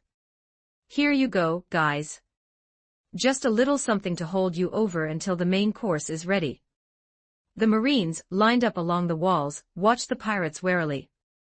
They gripped their weapons, trying to maintain their stoic, imposing discipline. Smoker leaned against the wall, his arms crossed, his face a mask of complete, stubborn indifference. Tashigi, however, couldn't help but soften. She watched the children who had been terrified hostages just an hour ago now laughing and playing a game of tag with Luffy, Chopper, Usopp, Bonnie, Karoo, Mary and Sunny. A small warm smile tugged at the corners of Tashigi's lips. "Food is ready," Sanji bellowed, carrying massive, steaming platters out from the kitchen. Luffy didn't run, he simply stretched his neck across the room, biting a massive chunk of meat right off the platter before his body even caught up to his head. The kids cheered, swarming the tables that Ben had conjured. The straw hats dug in, plates clattering, drinks sloshing, the room erupting into a joyous, chaotic feast. After inhaling his 10th plate of meat, Luffy swallowed heavily, wiping his mouth with the back of his hand. "This is awesome. But a banquet needs music. Sing us a song." Mary swallowed a bite of cake, her eyes lighting up. She looked over at Ben. Ben smiled, nodding gently, and waved his hand. A shower of sparkling, magical glitter cascaded from the ceiling. When the light faded, the outfits of everyone playing in the center of the room had changed. The children were now wearing bright, matching festive carnival clothes. Chopper wore a tiny, glittering top hat. Usopp sported a sequin jacket, Bonnie had a vibrant dancer's skirt, and Luffy was clad in a dazzling, red and gold party vest.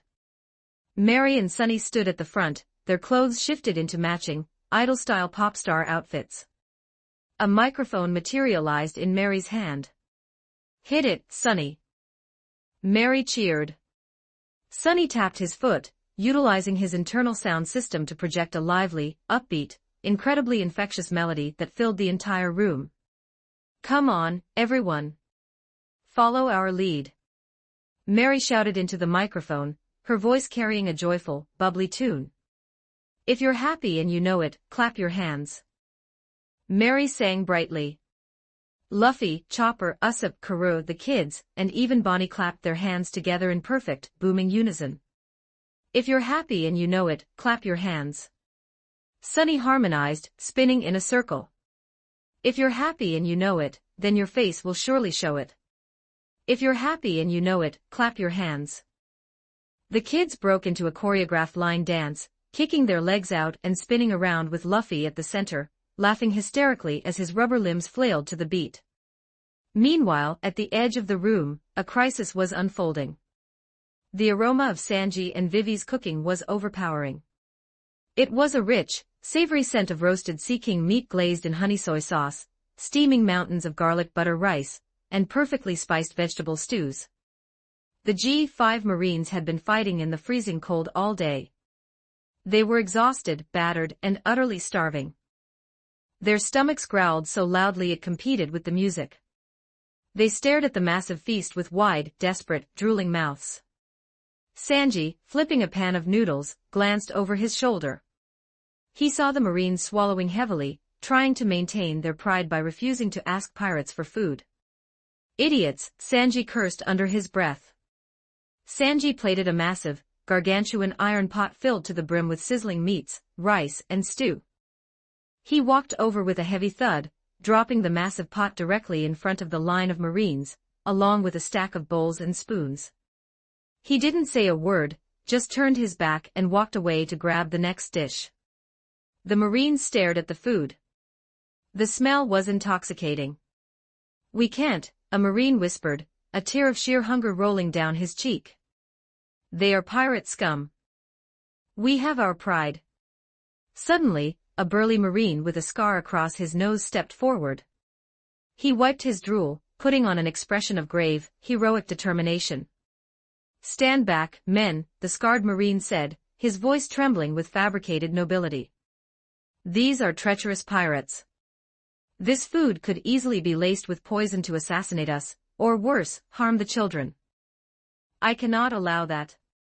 I will step forward and test this food. I will bear this burden for justice."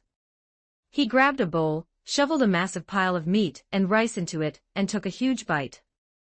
Tears of pure, culinary ecstasy immediately exploded from his eyes. Oh, the horror! He wept, stuffing more food into his mouth. "It's so terrible. I must consume all of it to protect you." The other Marines instantly caught onto the loophole. "I will not let you bear this burden alone, brother," another Marine cried, diving for a bowl. "Let me sacrifice myself as well. I will test the stew. For justice. For the safety of the children, pass the garlic bread."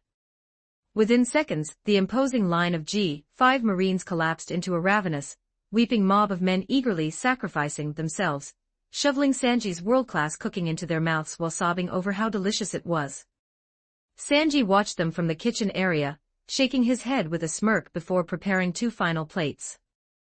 In the center of the room, the song continued to boom, the infectious energy pulling everyone into the dance. "If you're happy and you know it, stomp your feet," Mary sang, jumping up and down. The combined stomping of the straw hats and the children made the floorboards of the biscuit room rattle. "If you're happy and you know it, stomp your feet," Sunny echoed. As the music played, Sanji carried the 2 plates across the room. His demeanor instantly shifted as he locked eyes with Tashigi. His legs suddenly turned into literal tornadoes of speed, his body spinning like a drill as he executed his signature, love-struck twister run. He glided across the floorboards, sliding to a perfectly smooth, elegant halt right in front of the female Marine. "Melarine!" Sanji swooned, a red rose miraculously appearing between his teeth. He held out a beautifully arranged plate of delicate, herb-crusted whitefish, saffron rice, and a side of fresh, crisp greens. "For you, my beautiful, sword-wielding angel. I crafted this dish specifically to complement your delicate, radiant beauty." Tashigi blinked, slightly taken aback by the overwhelming, concentrated simp energy radiating from the cook. She blushed slightly, looking down at the gorgeous food. "Thank you, Black Leg. I appreciate the hospitality." Sanji's eyes turned into literal, throbbing hearts. "She thanked me. I can die happy." Sanji then turned to Smoker, who was glaring at him with a cigar clamped between his teeth. The hearts instantly vanished, replaced by an expression of indifference. Sanji slapped a heavy plate of thick, greasy, spicy short ribs and mashed potatoes onto a nearby crate. "Eat it or starve, I don't care," Sanji grunted at the Vice Admiral. Smoker scowled, grabbing the plate. "I didn't ask for your charity, pirate." Sanji ignored him, turning back to Tashigi with a soft, charming smile. "Enjoy the meal, my lovely lady of justice. If the brute next to you bothers you, just call my name, and I will kick him through a wall." Leaving Tashigi blushing and Smoker grinding his teeth in frustration, Sanji waltzed back toward the kitchen. The banquet reached its peak, the joyous sounds of eating, laughing, and music drowning out the cold reality of the new world outside. "If you're happy and you know it, shout hooray." Mary and Sunny sang together, pointing their microphones at the crowd. Straw Hats and the children screamed at the top of their lungs, throwing their hands toward the ceiling. "If you're happy and you know it, shout hooray." Even a few of the sacrificing Marines couldn't help but mumble a tiny hooray through their mouthfuls of rice. If you're happy and you know it, then your face will surely show it. If you're happy and you know it, shout hooray. Law sat on his candy block, watching the vice admiral of the Marines eating next to his sworn enemies, watching the kidnapped children dancing without a care in the world, watching the straw hat captain laughing louder than anyone else. He took a slow bite of the onigiri Sanji had handed him earlier. It was, annoyingly, the best food he had ever tasted. Chapter 223, Punk Hazard 2830 words. The grand banquet finally wound down, the chaotic echoes of music and laughter slowly fading into the chilled, biting air of the new world. Sanji's magnificent feast had been reduced to polished plates and empty iron pots. The Straw Hat Pirates, their bellies full and their spirits high, began the practical preparations for their departure from the ruined island. Stepping out from the sheltered warmth of the biscuit room, and into the biting, snow-swept courtyard of the facility, Trafalgar Law adjusted his spotted fur hat against the wind. He stopped, turning to face Luffy and the rest of the crew. "I have a few loose ends to tie up on this island before we depart," Law announced, his voice cutting clearly through the howling wind. "My own crew is stationed on a different island, safely out of reach of the coming storm. Therefore, I will be hitching a ride on your ship. Go ahead and prep your vessel. I will meet you at the docks before you set sail. Our next destination is Dressrosa, the Kingdom of Passion." Luffy picked his nose, blinking owlishly. "Dressrosa? Is there good food there?" "It's a kingdom ruled by Doflamingo," Law sighed, ignoring the food question. "It is the center of his underworld operations. We need to go there to initiate the next phase of the plan." Standing nearby, Kinemon's ears instantly perked up. The samurai's eyes widened in shock at the mention of the destination. He rushed forward, grabbing his young son, Momonosuke, by the hand. "Dressrosa, you say?" Kinemon gasped, dropping to one knee before the rubber captain. "Luffy-sama. If that is truly your heading, I beg of you to allow myself and my son to accompany your crew.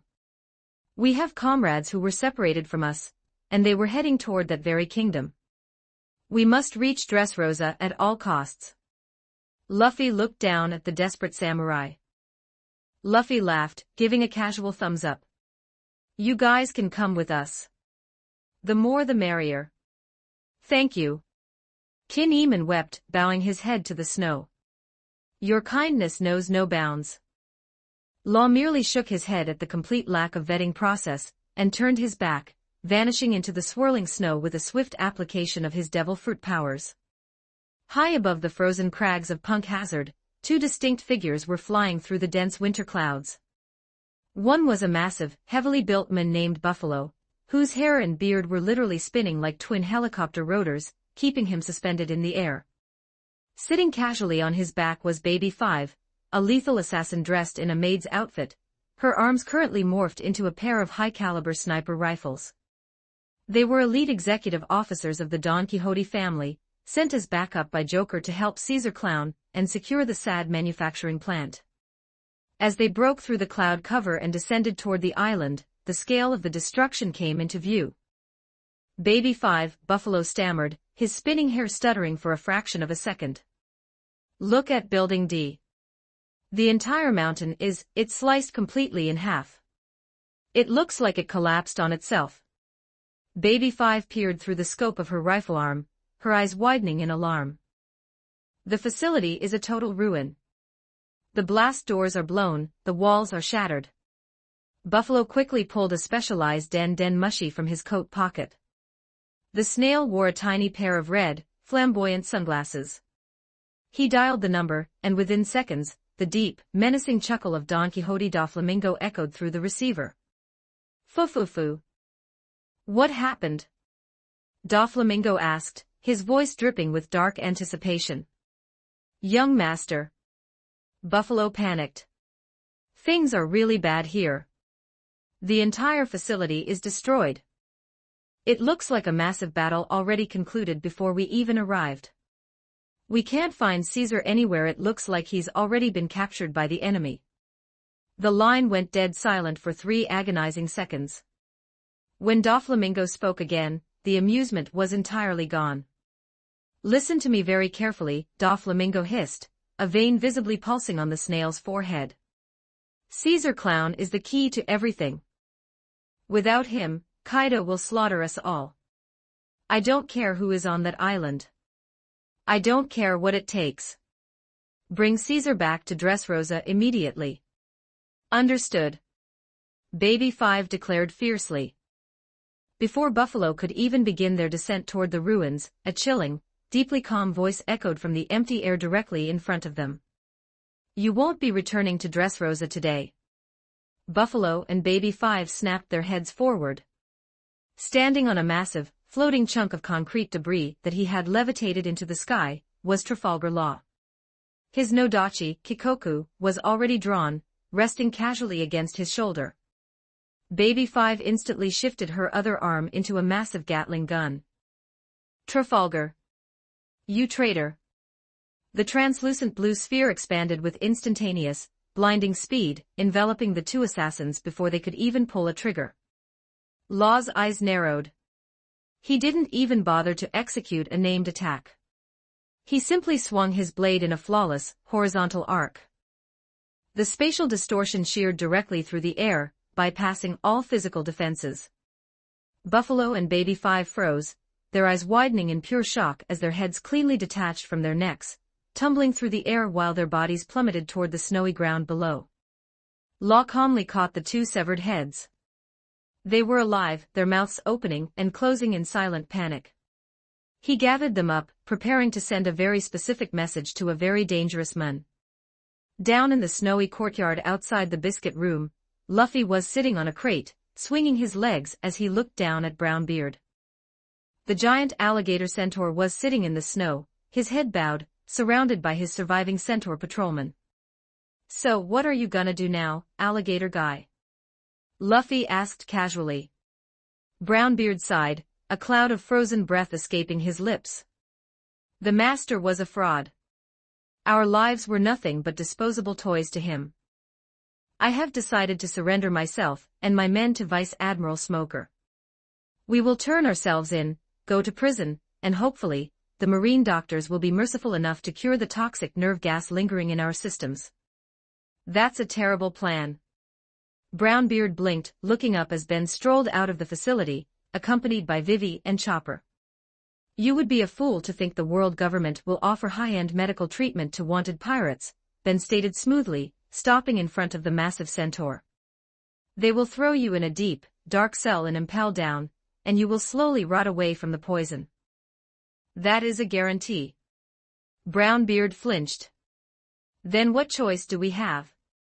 We have nowhere to go. You do now, Ben smiled, gesturing slightly toward Vivi. We happen to have a very close relationship with King Cobra of the Alabasta Kingdom.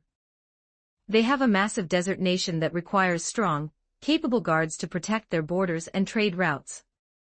I can easily arrange for your entire patrol to be granted official employment and sanctuary there. Brownbeard's jaw dropped. A royal guard position. In a prosperous kingdom. For disgraced pirates like us. You were victims here, Vivi said gently, offering a warm, compassionate smile that radiated genuine royal grace. Alabasta always welcomes those who are willing to protect it with honor. You and your men will be given a fresh start. And you don't need to wait for marine doctors. Chopper cheered, trotting forward with his enchanted medical pouch. I can cure all of you right now. I've already synthesized the antidote for Caesar's lingering nerve toxins. Tears the size of dinner plates welled up in Brownbeard's eyes. He threw his massive head back, weeping openly into the freezing wind. You straw hats, you are angels. We accept. We will dedicate our lives to protecting this Alabasta. Chopper immediately went to work, administering the synthesized cures to the centaurs, ensuring that every single one of them was fully restored to health before their journey. Near the island's damaged docks, the G5 Marines were working furiously. They had successfully commandeered the massive, reinforced tanker vessel that Caesar had previously utilized to transport sad chemicals across the New World. They were currently loading the exhausted, fully cured children onto the ship, ensuring they had warm blankets and hot rations. Law strolled out of the snow, walking past the Marines without a single glance, and approached the area where the straw hats were gathering. Smoker, currently leaning against a stack of crates with 2 freshly lit cigars in his mouth, watched the warlord approach. "I have to admit, Trafalgar," Smoker grunted, a thick cloud of gray smoke billowing from his lips. "I am amazed you actually kept your word. You guys cured the kids, gave us our bodies back, and haven't tried to backstab us yet." "I honor my bargains, White Hunter," Law replied coldly. "But I have to wonder," Smoker continued, his eyes shifting toward Luffy, who was currently laughing hysterically as Usopp tried to balance a snowball on Chopper's nose. "What exactly are you using the straw hats for? They aren't exactly tactical masterminds." Law paused. He looked at Luffy, then remembered the brain-melting chaos of the past 3 hours. The accidental capture of Caesar, the impossible magical cures, the banquet in a war zone. Law sighed softly, closing his eyes. "I am genuinely beginning to wonder who is using who," Law muttered, more to himself than to the Marine. He looked back at Smoker. "If you must know, we are heading to Greenbit next. Keep your distance, Smoker. The New World is about to shift." As Law walked away, the final preparations for the children's departure were completed. The kids stood on the deck of the sad tanker, looking down at the Straw Hat Pirates standing in the snow below. "Thank you, Pirate-san," Sind yelled, waving his hands wildly. "We love you guys," a little girl shouted, tears streaming down her face. "Thank you for saving us from the scary doctors." The kids wanted to rush down and hug them one last time, but they were suddenly blocked. Dozens of G5 Marines marched forward, forming a solid, imposing wall of bodies between the ship and the pirates. One of the Marines drew his sword and dragged the tip through the snow, drawing a distinct, rigid line separating the 2 factions. "Do not cross this line," the Marine roared, pointing his blade at Luffy. "You are pirate scum. You are a stain on humankind. Do not think that just because you did one good deed today, you are suddenly heroes." Another Marine shouted aggressively. "You're all filthy criminals. Stay away from these pure, innocent children. Don't you dare corrupt them with your lawless existence." The children looked confused and hurt by the sudden hostility. "They saved us." Tashigi, standing near the boarding ramp, felt a surge of embarrassment. Her face flushed red with anger as she stepped forward, gripping the hilt of her sword. "Stop it, all of you." Tashigi scolded fiercely, glaring at her men. "This is highly disgraceful. They saved these children, they cured the poison. Why are you hurling such vile insults at them?" The lead Marine, a burly man with a scar, suddenly burst into tears. He pointed a trembling finger at the straw hats, weeping openly while trying to maintain his aggressive scowl. "Because, Captain Tashigi." The Marine sobbed, snot running down his nose. "If we don't insult them, if we don't remind ourselves that they are evil pirates, we are going to end up admiring them. We respect them so much it hurts. They're so cool and heroic. But we are the Marines. We can't be fanboys for criminals." The entire wall of G5 Marines broke down, weeping and sobbing in unison, hurling terrible insults at the straw hats while simultaneously blowing them grateful kisses and giving them tearful thumbs-ups. "You stupid, wonderful bastards," a Marine cried. "I hope you all rot in hell, you magnificent heroes." Smoker slapped a massive hand over his own face, groaning at the pathetic display of his elite unit. Tashigi, however, simply covered her mouth, trying and failing to hide an amused smile. Luffy just laughed, waving his straw hat in the air. "See ya later, Smokey. Keep those kids safe." High above the turbulent waters of the New World, far from the freezing climate of Punk Hazard, a moon was flying through the sky. Don Quixote da Flamingo utilized his Ito Ito no Mi string powers to latch onto the clouds themselves, swinging across the ocean at breakneck speed. His face was twisted into a mask of pure, lethal fury. He was going to slaughter everyone on that island. Suddenly, his sharp eyes caught a glimpse of something unusual drifting on the ocean waves below. Doflamingo altered his trajectory, diving downward until he hovered just above the churning water. Bobbing gently on the surface was a small, crudely fashioned wooden raft. Resting on the center of the raft were the severed, still living heads of Baby 5 and Buffalo. Positioned neatly between them was a Den Mushi. "Young master." Baby 5 wept, her disembodied head sobbing on the wood. "We are so sorry. We failed. Law ambushed us. We couldn't retrieve the scientist." Doflamingo landed lightly on the edge of the raft. The fury in his eyes vanished, replaced by a cold, eerie calm. "Relax, both of you. You did exactly as I ordered. You have nothing to apologize for." The Den Mushi between them suddenly opened its eyes, taking on the distinct, weary expression of Trafalgar Law. "Joker," Law's voice echoed from the snail. "I see you found my delivery. Now are you ready to do business?" Doflamingo let out a dark, booming laugh. "Fufufu. You've grown arrogant. I don't do business with kids. You think capturing a few of my subordinates gives you leverage? Do not mess with me, boy. You have no idea what you have just awakened." "I'm not the one you should be worried about," Law replied, his voice entirely devoid of fear. "I have Caesar Clown. I have completely destroyed the sad manufacturing plant. Which means your supply of artificial devil fruits has officially run dry." Doflamingo's smile froze. "You should be far more concerned with Kaido of the beasts," Law continued, driving the knife deeper. "He is your primary trading partner. He relies on your shipments to build his unstoppable army. When he learns that you can no longer produce any smile fruits, he is going to realize you are useless to him. You know exactly what happens to people who disappoint Kaido. He won't just kill you. He will erase Dressrosa from the map." A single bead of cold sweat rolled down Doflamingo's forehead. His fingers twitched, the strings attached to his fingertips vibrating with panic. For the first time in over a decade, the underworld broker was genuinely terrified. "What do you want in exchange for Caesar?" Doflamingo hissed, his voice dropping to a lethal whisper. "I want you to resign," Law stated plainly. "I want you to formally renounce your title as a warlord of the sea. I want it published in the morning edition of the World Economic Journal, across the entire globe, before sunrise tomorrow." Doflamingo's eyes widened behind his crimson sunglasses. "You insolent little brat.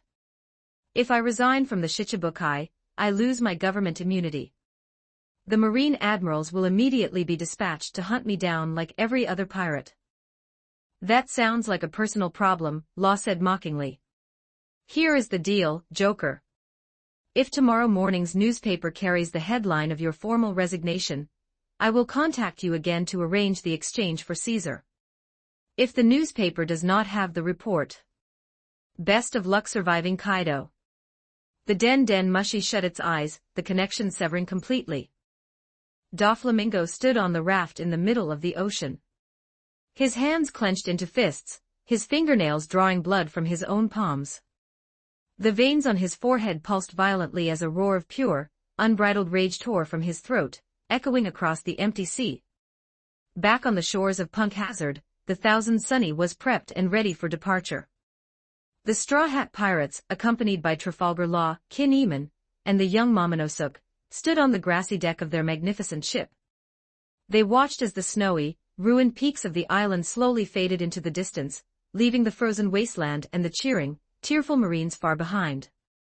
Luffy stood at the lion figurehead, the wind catching his straw hat. He looked out toward the horizon, his eyes burning with excitement for the coming battles. The alliance was sealed. The first gear of the new world had been shattered. Next stop, Dressrosa. Chapter 224, Punk Hazard. 3184 words. The freezing winds of Punk Hazard howled across the shattered remnants of Caesar Clown's laboratory. The G5 Marines, having successfully loaded the cured children onto the secured tanker, were now sweeping the surrounding icy plains to ensure no lingering threats remained. Vice Admiral Smoker walked at the front of the patrol, his dual cigars burning brightly in the perpetual blizzard. Behind him, Tashigi gripped the hilt of Shigyur, her eyes scanning the debris. "Vice Admiral! Over here!" A Marine shouted from a nearby snowdrift, his voice trembling with alarm. Smoker marched over, his heavy boots crunching against the ice. Lying in the center of a small crater were two bodies. One was a massive man wearing a propeller-like emblem, and the other was a slender woman in a maid's outfit. Both of them were completely lacking their heads. "What the hell is this?" Smoker growled, kneeling to inspect the clean, bloodless cuts at their necklines. "These are Don Quixote family executives. Buffalo and Baby 5. Law must have dealt with them before he left. But where are their heads, sir?" Tashigi asked, shivering in the cold. Before Smoker could answer, a high-pitched, whistling sound pierced the wind. The Marines looked up. Plummeting down from the gray, snowy sky were two objects hurtling directly toward them. With a pair of heavy, wet thuds, the severed, still-living heads of Baby 5 and Buffalo crashed into the snow. They immediately rolled across the ice, magnetically snapping right back onto their respective bodies. "Ow, ow, ow. That hurts." Baby 5 whined, sitting up and rubbing her reattached neck. "Law is a monster," Buffalo groaned, his teeth chattering. The G5 Marines instantly raised their rifles, aiming at the two assassins. But before Smoker could issue the command to arrest them, the sky above them darkened. It was not a cloud. It was a presence. A suffocating, overwhelming aura of murderous intent descended upon the icy plains, heavy enough to make the air itself feel thick and unbreathable. A figure dropped from the sky, landing with a soft thud amidst the snow. Don Quixote da Flamingo stood before them. He wore his signature pink feather coat, which snapped violently in the wind, and his crimson sunglasses reflected the pale light of the snowy sky. His face was twisted into a rictus grin of unhinged fury. "Fu-fu-fu." Da Flamingo chuckled, though there was zero humor in the sound. Without moving a single muscle, Da Flamingo unleashed it. A massive, invisible shockwave of Supreme King Haki erupted from his body. The force of his willpower slammed into the G5 Marines like a physical tidal wave. Dozens of men instantly rolled their eyes into the backs of their heads, foaming at the mouth as they collapsed unconscious into the snow. Only Smoker, Tashigi, and a handful of the strongest officers remained standing, though their knees were trembling under the immense spiritual pressure. "Where are they?" Da Flamingo demanded, his voice a low, lethal purr. He raised his hand, his fingers twitching in a bizarre, rhythmic motion. Suddenly, several of the remaining conscious Marines shrieked in agony as deep, invisible lacerations appeared across their chests and arms. They were cut down by unseen, razor-sharp strings, falling to the blood-stained snow. "I won't ask again," Da Flamingo hissed, taking a step forward. "Where are the Straw Hat Pirates? Where is Trafalgar Law?" Smoker drew his sea-stone-tipped jutty, stepping forward to shield his remaining men. He knew precisely what Da Flamingo was capable of. He knew that the warlord would never leave witnesses to his underworld activities alive. "They're gone," Smoker lied smoothly, blowing a thick cloud of gray smoke into the air. "They set sail hours ago. I have no idea what direction they took. Even if I did, I wouldn't tell a filthy underworld broker like you." Da Flamingo's grin vanished entirely. The mention of his criminal alias by a Marine Vice Admiral sealed Smoker's fate. "You know too much, Smoker," Da Flamingo whispered. The warlord blurred out of existence. He reappeared directly above Smoker, his leg coated in dense, black armament hockey and trailing a whip of razor-sharp strings. He brought his heel down in a devastating, sweeping arc. Smoker raised his jutty to block, but the overwhelming force of the warlord's strike shattered his guard, sending the Vice Admiral crashing into the ice in a spray of blood. Far away from the slaughter on Punk Hazard, the Thousand Sunny sailed smoothly across the unpredictable waves of the New World. On the grassy deck of the ship, Luffy and his crew sat in a circle. In the center of the group, sitting cross-legged with his Nodachi resting on his lap, Trafalgar Law was giving them a grim, highly detailed lecture on the political landscape of their current ocean. The New World is not like paradise, Law explained, his dark eyes sweeping over the straw hats. It is a territory ruled by the 4 emperors. They hold spheres of influence that dictate the flow of power, money, and weapons across the entire ocean. However, to avoid drawing the wrath of the marine headquarters, the emperors conduct the vast majority of their business underground. Underground? Luffy asked, tilting his head. Like in caves? No, idiot, Usopp sighed, smacking his own forehead. He means secretly. In the shadows. Exactly, Law nodded. And the most powerful and dangerous broker in that entire underground network operates under the alias Joker. He pulls the strings of wars, slavery, and weapons trading. And his true identity is the warlord of the sea, Don Quixote Doflamingo. Sanji lit a cigarette, his eyes narrowing. So Doflamingo is the one pulling the strings behind Caesar. Yes, Law confirmed. Joker is the biggest supplier to Kaido of the beasts. Kaido is currently building an unstoppable army of Zoan-type devil fruit users. He uses the sad manufactured by Caesar to create artificial devil fruits known as smiles. That is precisely why I orchestrated the kidnapping of Caesar and the destruction of the sad lab. We have severed Kaido's supply line. So Kaido is gonna be super mad at Mingo. Luffy laughed, punching his palm. Exactly, Law smirked. Our objective now is to head directly to Joker's base of operations, Dressrosa. We will locate the Smile Factory where the artificial fruits are grown, and we will destroy it, crippling Kaido's military power completely. Back on Punk Hazard, the situation had deteriorated into a massacre. Smoker lay on his back in the center of a deep crater, his coat torn to shreds, his blood staining the pristine white snow. He was breathing heavily, his sea-stone jutty lying uselessly a few feet away. Tashigi and the remaining G5 Marines were held back by Baby 5 and Buffalo, forced to watch their commander be brutally dismantled. Doflamingo stood over the fallen vice admiral, his fingers coated in hardened hockey. A shame, Smoker, Doflamingo sneered, raising his hand to deliver the final, decapitating strike. You were a nuisance but an honorable one. I will find Law and the Straw Hats on my own. Doflamingo swung his hand down. A lazy, incredibly deep voice echoed through the freezing wind. Doflamingo's hand stopped mere inches from Smoker's throat.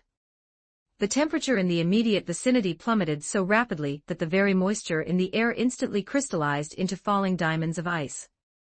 Walking slowly out of the blizzard, his hands tucked casually into the pockets of his dark green trench coat, was Kazan. The former Marine Admiral Akiji looked down at the warlord with a sleepy, half-lidded expression. Pardon me, Doflamingo, Kazan drawled, his breath creating a thick cloud of frost in the air. But I'd appreciate it if you stepped away from him. He is my friend. Doflamingo's eyes widened behind his glasses. He knew a threat when he saw one, but his rage over the loss of Caesar and the sad clouded his judgment. Gritting his teeth, the warlord ignored the warning and violently thrust his string-coated fingers down toward Smoker's neck. Kazan didn't even blink. He simply exhaled. Ice time. In a fraction of a millisecond, an overwhelming wave of sub-zero energy erupted from Kazan's body. It swallowed Doflamingo entirely. The warlord's forward momentum was halted instantly as his entire body, from his feathered coat to his sunglasses, was encased in a massive, thick block of solid, unyielding ice. The battlefield fell dead silent. The G5 Marines stared in awe. A moment later, a sharp cracking sound echoed through the ice. Doflamingo, utilizing his Supreme King Haki, violently shattered the frozen tomb from the inside out. He landed heavily on the snow, panting, his breath ragged. Doflamingo looked at Kazan, who hadn't moved a single inch. The warlord calculated the odds. Engaging a former Marine admiral of this caliber, especially without his full crew, was a battle he could not afford to fight right now. Fu. Doflamingo laughed darkly, turning his back on the fallen smoker. Seeing nothing to gain here, I will take my leave. But tell me, Kazan, what exactly do you stand for these days? The rumors in the underworld paint a very confusing picture of your current allegiances.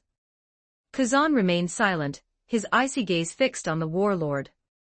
He didn't offer a single word of explanation. He simply turned his head toward Tashigi. Call for a medic. He's losing a lot of blood. Doflamingo scoffed. He signaled Baby 5 and Buffalo, and the three of them took to the sky, fleeing the island and leaving the shattered Marines behind. Once the warlord was gone, Smoker coughed, struggling to sit up as Tashigi rushed to his side with medical supplies. Kazan, Smoker grunted, wincing in pain. Why are you here? Punk Hazard is a top-secret location. How did you know to find us? Are the rumors true? Are you doing business with the criminal underworld now? Kazan crouched down, retrieving Smoker's fallen jutty and handing it back to him. I haven't changed, Smoker. Even when I was an admiral, I never completely trusted the world government. Now that I am on the outside, I can see the world clearly. I can still make a difference without wearing a uniform. Smoker stared at his old friend, finding a quiet reassurance in those words. Do me a favor, Smoker, Kazan added, his sleepy eyes narrowing slightly. When you contact headquarters, advise Fleet Admiral Sakazuki to keep a very close eye on Doflamingo. He is the biggest threat the Marines are currently facing. Request that your men do not report my presence here. Understood, Smoker nodded, leaning back into the snow. The sun began to dip low over the horizon, casting a warm, golden glow over the thousand sunny.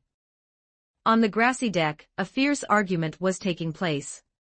Kin Eamon stood pointing an accusing, trembling finger at Zoro, who was currently polishing the black blade of his prized sword. You vile grave robber! Kin Eamon shouted, his face red with indignation.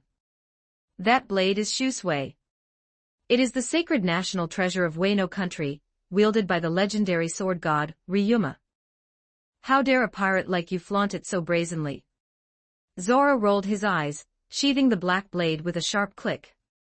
I didn't rob any graves, you stubborn old man.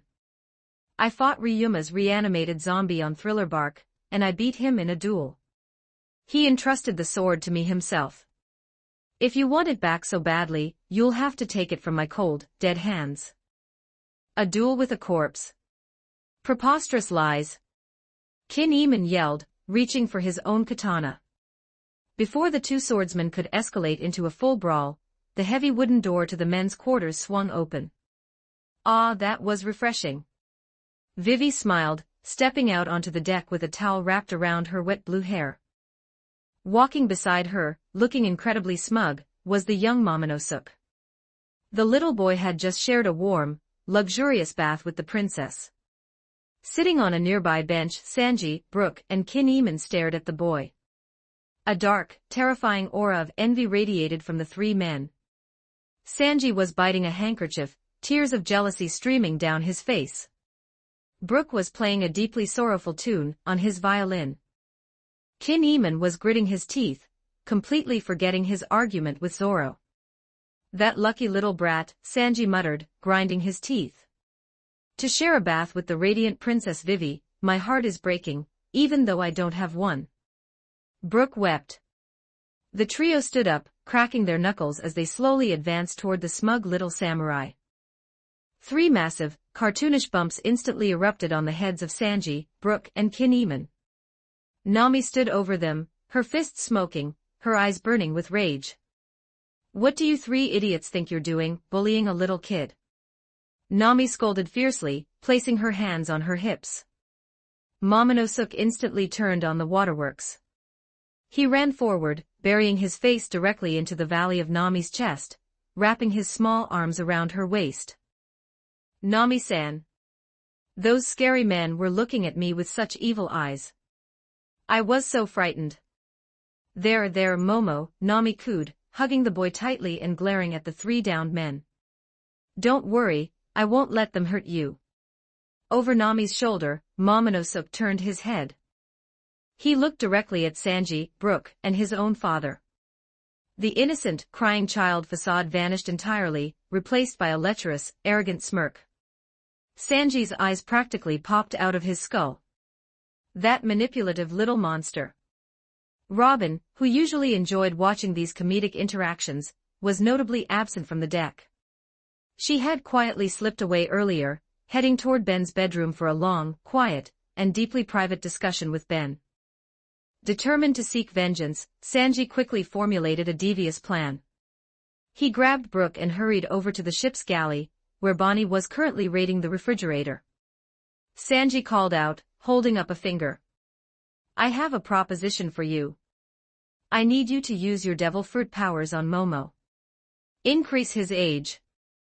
Turn him into an adult. Bonnie chewed on a piece of ham, crossing her arms and raising an eyebrow. Why should I do that? Sounds like a lot of pointless effort for a prank. I will personally bake you a brand new experimental pizza, Sanji promised, his eyes narrowing cunningly. A recipe you have never tasted before in your life.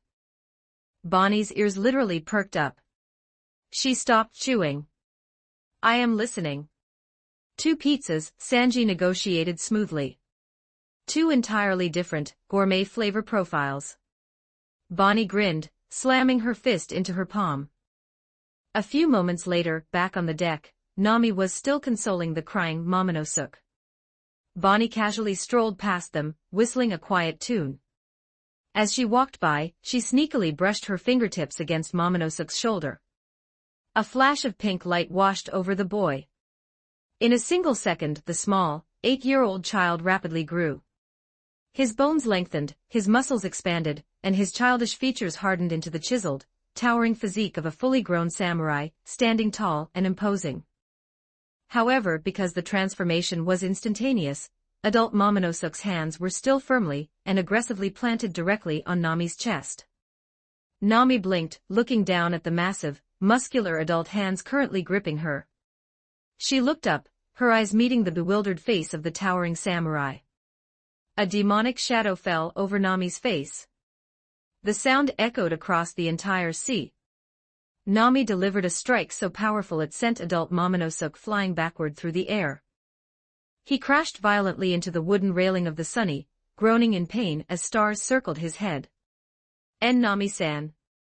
Momonosuke stammered, his deep, adult voice cracking in confusion. It is me. I don't know what happened. Nami ignored him, her furious gaze snapping toward Bonnie, who was currently rolling on the floor, laughing so hard she was gasping for breath. Nami shrieked, raising her fists. Why did you do that? Realizing she had been caught, and refusing to lose her promised pizzas, Bonnie scrambled to her feet, and made a full sprint toward the crow's nest, laughing the entire way maniacally. Sanji, meanwhile, casually strolled over to the groaning, adult Momonosuke. The cook leaned down, a victorious smirk on his face. Did you enjoy that, you little brat? Sanji whispered, lighting a fresh cigarette. You're an adult now. The cute child privileges are officially over for you. Welcome to the real world. As the chaotic day gave way to the serene quiet of night, the Thousand Sunny settled into its routine. Down in the sleeping quarters, the majority of the crew Luffy, Vivi, Brook, Nami, Robin, Law, Karoo, Mary, Sunny, Bonnie, and Momonosuke, who returned to normal 8 years old after Nami told Bonnie to revert him to his original age, fell fast asleep. Up on the deck, the night watch assumed their positions to protect the ship as they sailed through the dangerous waters. Usopp, Chopper, Frankie, Sanji, Zoro, the 4 Elbaf giants, and Kinemon stayed awake, keeping their eyes on the dark horizon. Deep within the ship, locked inside his specialized research room, Ben was wide awake. The glow of magical runes and holographic data streams illuminated his face, as he meticulously analyzed the stolen blueprints of the Sad Factory, planning their strike on Dressrosa. Hours passed in quiet vigilance until the first light of dawn broke over the ocean. With the rising sun came the sharp, familiar squawk of a news coup. The delivery bird swooped down, dropping a rolled-up newspaper directly onto the grassy deck before flying off to its next destination. Sanji walked over, picking up the paper and unrolling it. He took one look at the front page, and the cigarette dropped directly from his lips. Sanji called out, his voice filled with shock. "Wake the others up. You need to see this." Within minutes the entire crew, yawning and rubbing their eyes, gathered on the deck.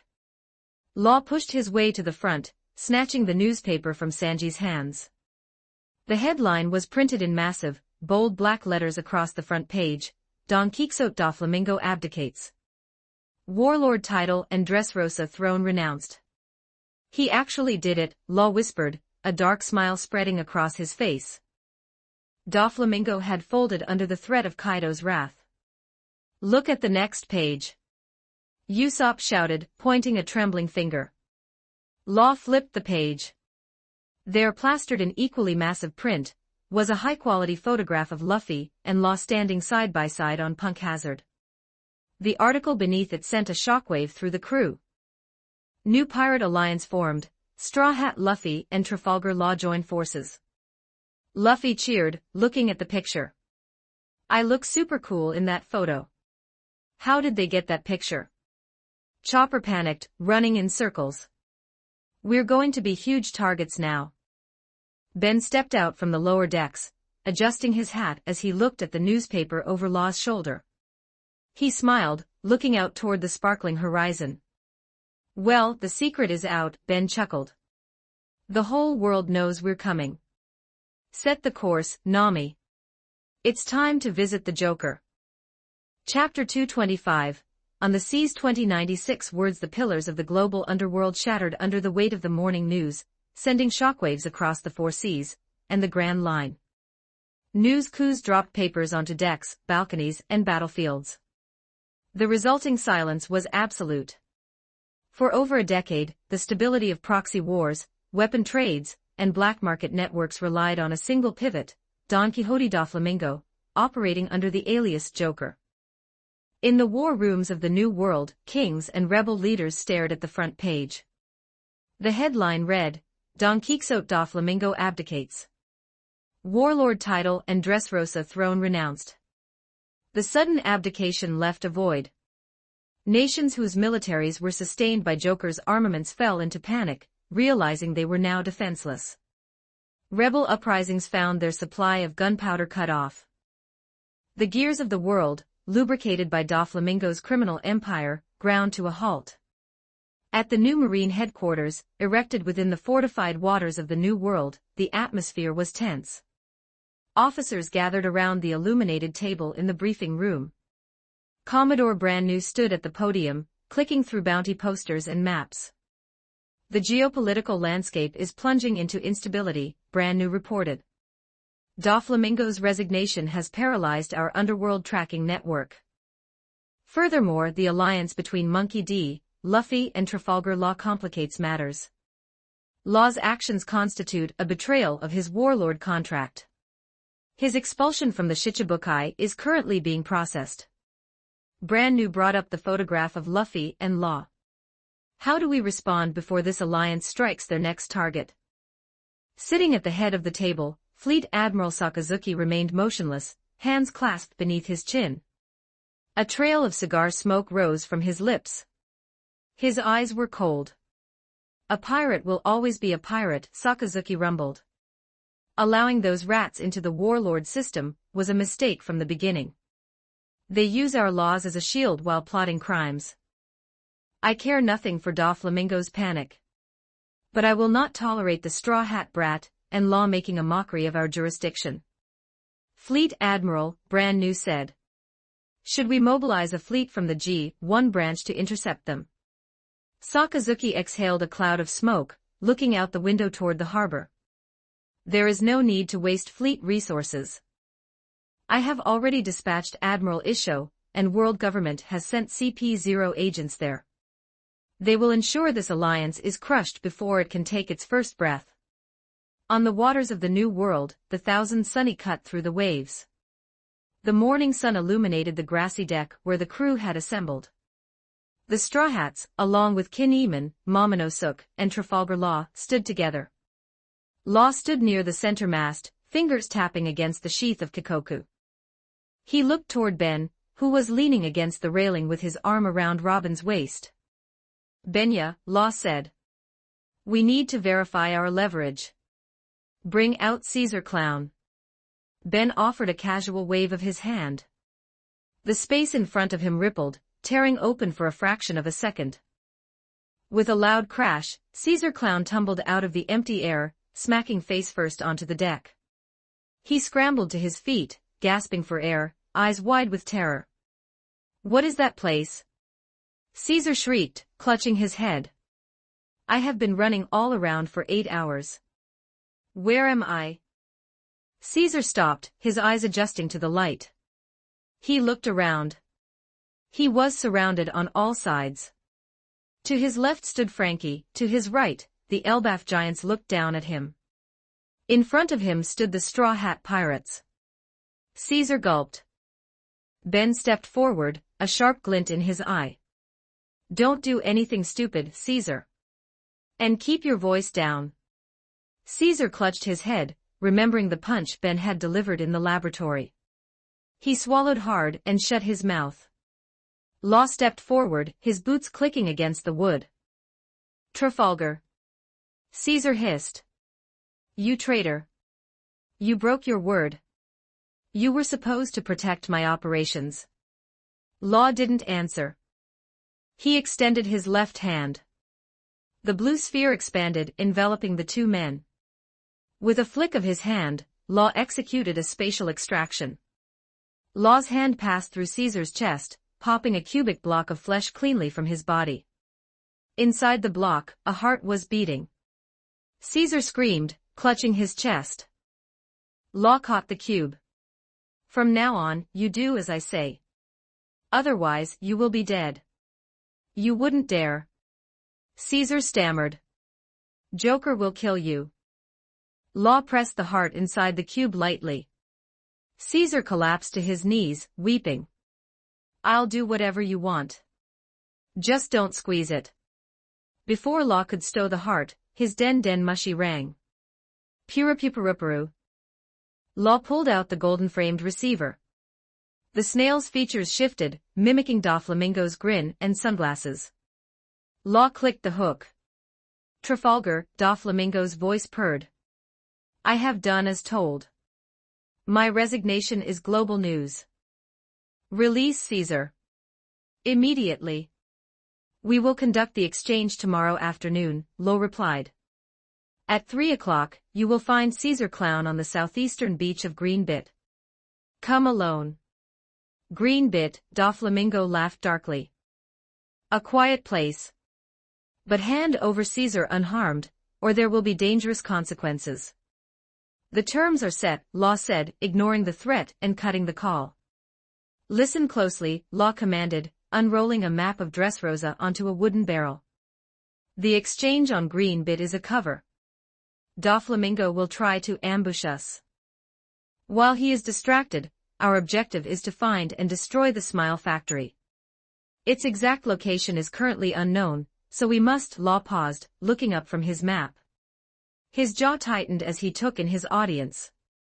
Luffy was picking his nose, staring blankly into the sky. The 4 Elbaf giants were yawning, bored. Zora was leaning back against the mast, snoring. On the other side of the deck, Sunny, Mary, Bonnie, and Momonosuk were playing tag, laughing. Brook was sitting on a bench, tuning his violin. Frankie was hunched over his workbench, drafting a new invention. Sanji was staring at the sky, thinking about what to cook for breakfast. Ben was flirting with Robin, whispering in her ear while she smiled. Only Vivi, Nami, Usopp, and Chopper were actually listening. A vein popped on Law's temple in frustration. He slammed his hand onto the barrel. "Are you even listening to me?" Luffy snapped out of his thoughts. Yes. We will go to Dressrosa and defeat Doflamingo." "It is Dressrosa," Law shouted. "Roba, Rosa, same thing," Luffy laughed, his stomach letting out a growl. He clutched his midsection. All this planning has me starved. Sanji, what are we having today? Sanji turned around. I have prepared sandwiches. I want a cotton candy sandwich. Chopper exclaimed, hopping on his hooves. Mary ran over. Uncle Sanji, I want a chocolate sandwich. Sunny followed. I want a spicy sandwich. Bonnie shouted from the deck. Sanji, don't forget the pizzas you promised. Hi. Sanji smiled, taking their orders. Law stood by the barrel, a tick mark on his head. He crossed his arms and shouted, I hate bread.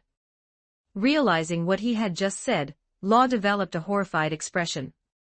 Ben tapped his shoulder to console him. Welcome aboard the Thousand Sunny, Trafalgar.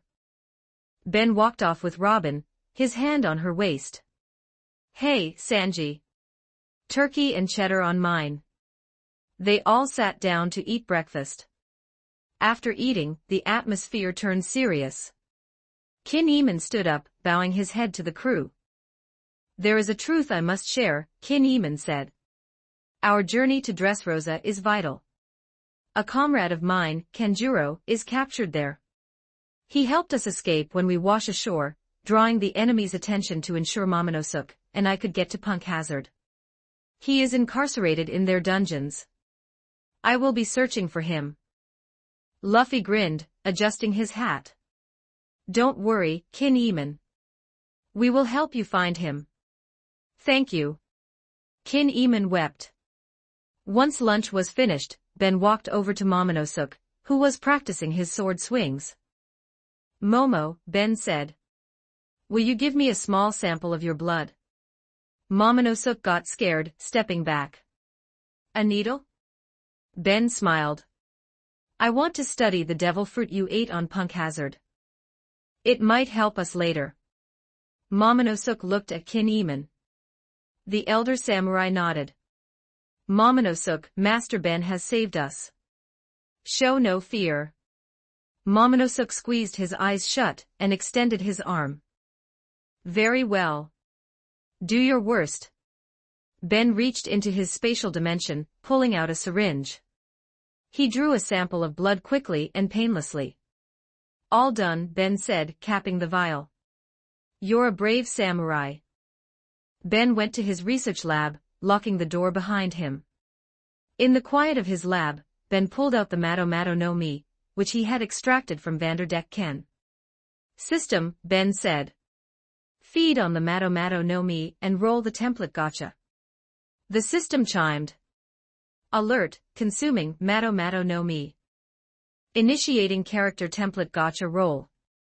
The display spun with golden light, stopping on a familiar silhouette. Roll complete. Unlock template, Gojo Satoru, Jujutsu Kaisen, Synchronization, 1%. Unlocked, Limitless, 6 eyes. Ben felt the change immediately. A spatial distortion crystallized around his fingers. The 6 eyes began feeding him raw atomic and energy data from the room. Excited, Ben turned to his workspace.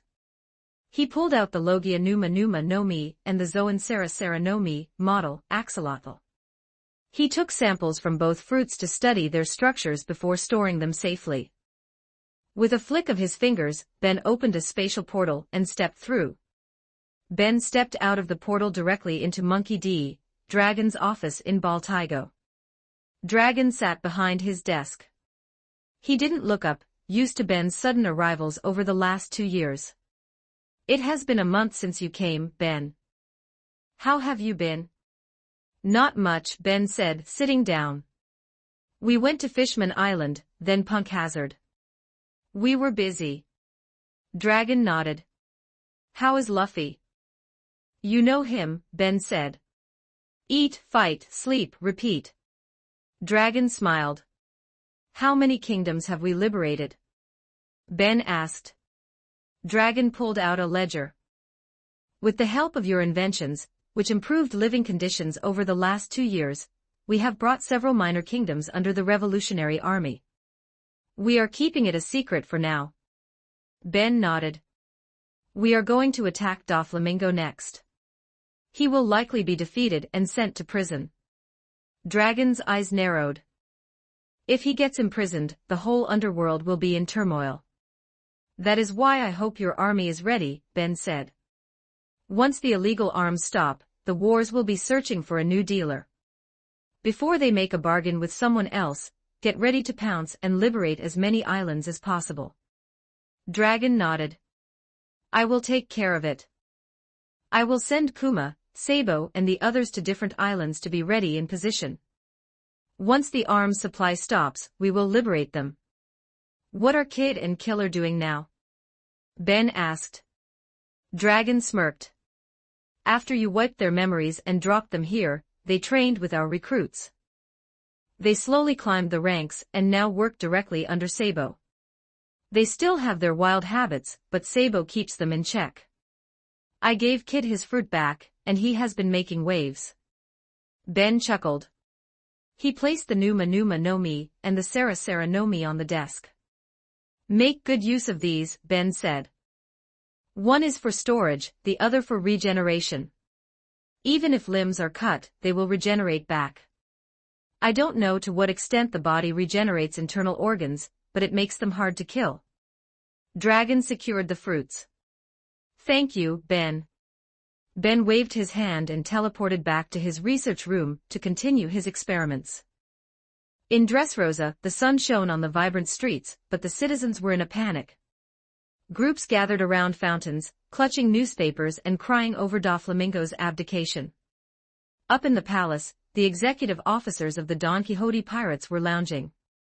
Treble hovered near the window, laughing his wet laugh. Nay, nay, Doffy. Treble gurgled. The citizens are crying. They think the kingdom is ending. Doflamingo stepped out onto the sunlit terrace, his pink feather coat snapping in the wind. He adjusted his sunglasses, his lips curling into a sinister smile. Let them cry, Doflamingo purred. They understand nothing.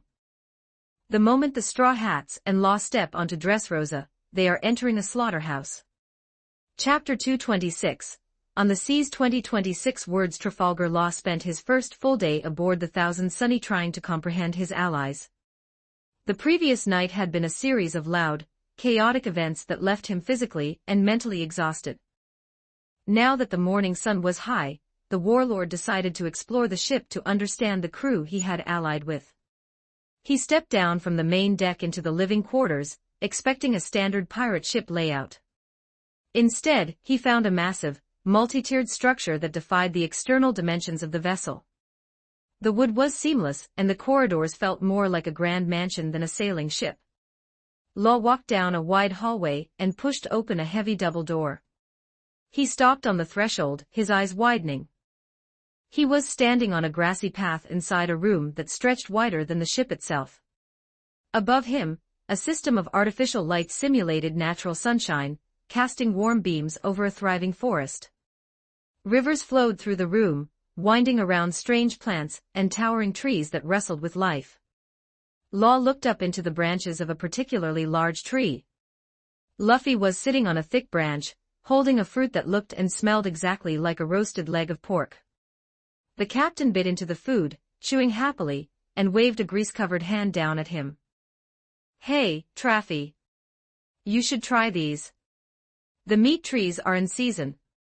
Luffy shouted. Law shook his head, closed the doors, and continued down the hall. His next stop was the library. He opened the doors to find a hall that could rival the greatest collection of books in the world. Towering shelves stretched up to a vaulted ceiling, packed with thousands of leather-bound volumes, ancient scrolls, and modern texts. During their 2 years of travel, Ben had systematically collected books from every kingdom they visited. The Revolutionary Army had also helped, scanning and duplicating their own vast historical archives to fill the shelves. Lo ran a hand along the spines of medical texts he had never seen before, realizing the wealth of knowledge contained within this single room. Further down, he entered the navigation room. It looked less like a cartographer's study and more like a naval command center. Holographic displays floated above a steel console, showing real-time weather patterns, sea currents, and regional maps. The technology was more advanced than anything used by the Marine headquarters. In the adjoining workshop, the sound of heavy metal gears and hydraulic presses echoed. Law peered inside to see Frankie operating a row of glowing, automated machinery. The cyborg was welding a massive piece of steel, completely absorbed in his work, surrounded by blueprints that detailed weapon designs far beyond standard engineering. Law then visited the medical bay. Chopper was sitting at a desk, peering through a digital microscope while writing notes. Law walked around the room, inspecting the surgical tables, laser-guided diagnostic scanners, and state-of-the-art chemical synthesizers. These machines, Law muttered, touching the polished steel of an organic scanner. They don't belong to this era. Where did you get this technology, Tonya? Chopper looked up, adjusting his goggles. Ben made them for me. He said a great doctor needs tools that can see the smallest cells. I'm using them to study the DNA. Law stared at the glowing monitors, realizing that the medical capabilities of this ship surpassed the finest laboratories in Mariehua. He left the medical bay and walked toward the sound of loud, echoing laughter. He opened a door labeled Playroom, and found a mini amusement park built directly into the hull. A custom roller coaster track wound around the ceiling, and several small rides spin around. Mary, Sunny, Momonosuke, and Bonnie were currently screaming in joy as their cart flew down a steep wooden drop. Law quickly shut the door, his temple twitching. Finally, he approached a reinforced iron door at the lowest deck of the ship. A digital display on the wall showed a red warning light. Through the thick glass window, Law could see Zoro and the 4 Elbath giants inside. Zoro was swinging a massive, weighted black blade, while Dory and Bragi were clashing their heavy shields together. Law turned the iron handle and stepped inside. The moment his foot crossed the threshold, his knees buckled. A sudden, crushing force slammed into his shoulders, forcing him toward the floor. His breath caught in his throat as his heart hammered against his ribs. Zoro didn't stop his swings. He merely glanced over his shoulder. The gravity here is 50 times normal right now. You should have checked the display, Warlord. You have to train your body to handle this pressure. Go to the training room next door first. It's set for beginners. Law gritted his teeth, forced his legs to straighten, and stepped back out of the room, slamming the heavy door behind him. He stood in the corridor, panting heavily, his muscles aching from just a few seconds of exposure. He walked to the adjacent training room Zoro had mentioned. The console on the wall had a dial. Law set the gravity to 2 times normal and stepped inside. He felt a mild, heavy pressure, but nothing his body couldn't easily tolerate. He stepped back out, turned the dial to 5 times gravity, and re-entered. This time, he felt a distinct strain on his joints and muscles. His movements were slower, and his footfalls sounded heavy against the metal floor. He stood in the center of the room, thinking. 50 times gravity. Zoro and the giants train in that environment daily. Law recalled the rumors of the Straw Hats fighting 3 Marine admirals at Thriller Bark 2 years ago. Looking at the infrastructure of this ship, and the brutal training methods of its combatants, he realized their strength was not a fluke. Law walked back to the console, turned the dial to 10 times gravity, and drew his sword. It was time to push his own limits. The next morning, the Thousand Sunny neared the waters of Dressrosa. The warm, sunflower-scented breeze carried the sound of gulls as the ship sailed toward the coast. Law gathered the entire crew on the grassy deck, spreading his tactical map over a wooden barrel. He adjusted his hat, and looked at the assembled group. "We are close," Law said, his voice serious. "Here is how we will divide our forces. I will lead the negotiation team to Greenbit. I will take Usopp, Robin, Dory, and Bragi with me. Our goal is to hand over Caesar and secure our exit." He pointed to the second section of the map. Kinemon, Oimo, Kashi, and Brook will infiltrate the main city of Dressrosa to search for Kenjuro. Meanwhile, Luffy, Zoro, Ben, and Frankie will search for the hidden Smile Factory and destroy the sad tanks. And as for others, they will be on Sunny protecting it. The plan won't work, Ben said, leaning against the railing. Law stopped, his hand hovering over the map. He looked up, his brow furrowing. And why is that, Benya? The teams are balanced and the objectives are clear. You are basing your entire strategy on the newspaper report, Ben said, shaking his head. You believe Doflamingo has formally abdicated his throne and surrendered his warlord status. It was in the morning edition, Law countered, his grip on Kikoku tightening. The World Economic Journal printed it globally. He had no choice. The World Economic Journal is monitored and censored by the world government, Ben explained calmly. And Doflamingo has a connection that runs deeper than any standard pirate. The Don Quixote family was one of the original 20 royal families that founded the world government 800 years ago. Law's expression turned conflicted. Doflamingo's father abdicated his position to leave Mariehua and live among the common people, Ben continued. But Doflamingo remains a former celestial dragon. He knows the darkest secrets of the Holy Land. Because of that leverage, he could have struck a direct deal with the 5 elders. The news of his resignation is entirely false. It was a fabricated report designed to trick us into a trap. False news. Law whispered, his face turning pale as the realization hit him. The entire world deceived just to protect one broker. Yes, Ben said. When you step onto the northern beach of Green Bit at 3 o'clock today, you won't find an empty meeting spot. Doflamingo, his elite executives, a detachment of Marines led by an admiral, and CP0 agents or more will all be waiting there to slaughter us. It will be a full-scale war. Then we are walking into an ambush, Law said, his mind racing to find a counter-strategy. What should we do? Ben stepped toward the map, tapping the northern island of Green Bit. We change the board. To Green Bit, we will send a combat unit. It will be you, Luffy, Zoro, Bragi, Dory, Oimo, Kashi, Usopp, and Vivi. Usopp and Vivi? Law asked, confused. They aren't frontline fighters for an admiral. They have a specific mission, Ben explained. The Tontata tribe lives beneath the forests of Green Bit. They are small, fast, and fiercely protective of their land, but they are also incredibly naive. Doflamingo has been enslaving their people to run his factory. Usopp and Vivi must locate the tribe, warn them of the incoming battle, and evacuate them. The clash between an admiral and Doflamingo will destroy the island. Law nodded slowly, tracing the terrain. And the rest of the crew? While you stall the Marines and Doflamingo on Green Bit, the rest of us will hit Dressrosa, Ben said, his eyes flashing with a cold intelligence. I will take Robin, Nami, Frankie, Sanji, Chopper, Mary, Sunny, and Bonnie. We will slip into the kingdom, locate the Smile Factory, defeat the remaining Don Quixote executives left behind, and destroy the sad supply line. Kin Eamon, Momonosuke, and Brook will carry out their search for Kanjuro as planned. So our job on Green Bit is simply to survive and keep them occupied. Law asked.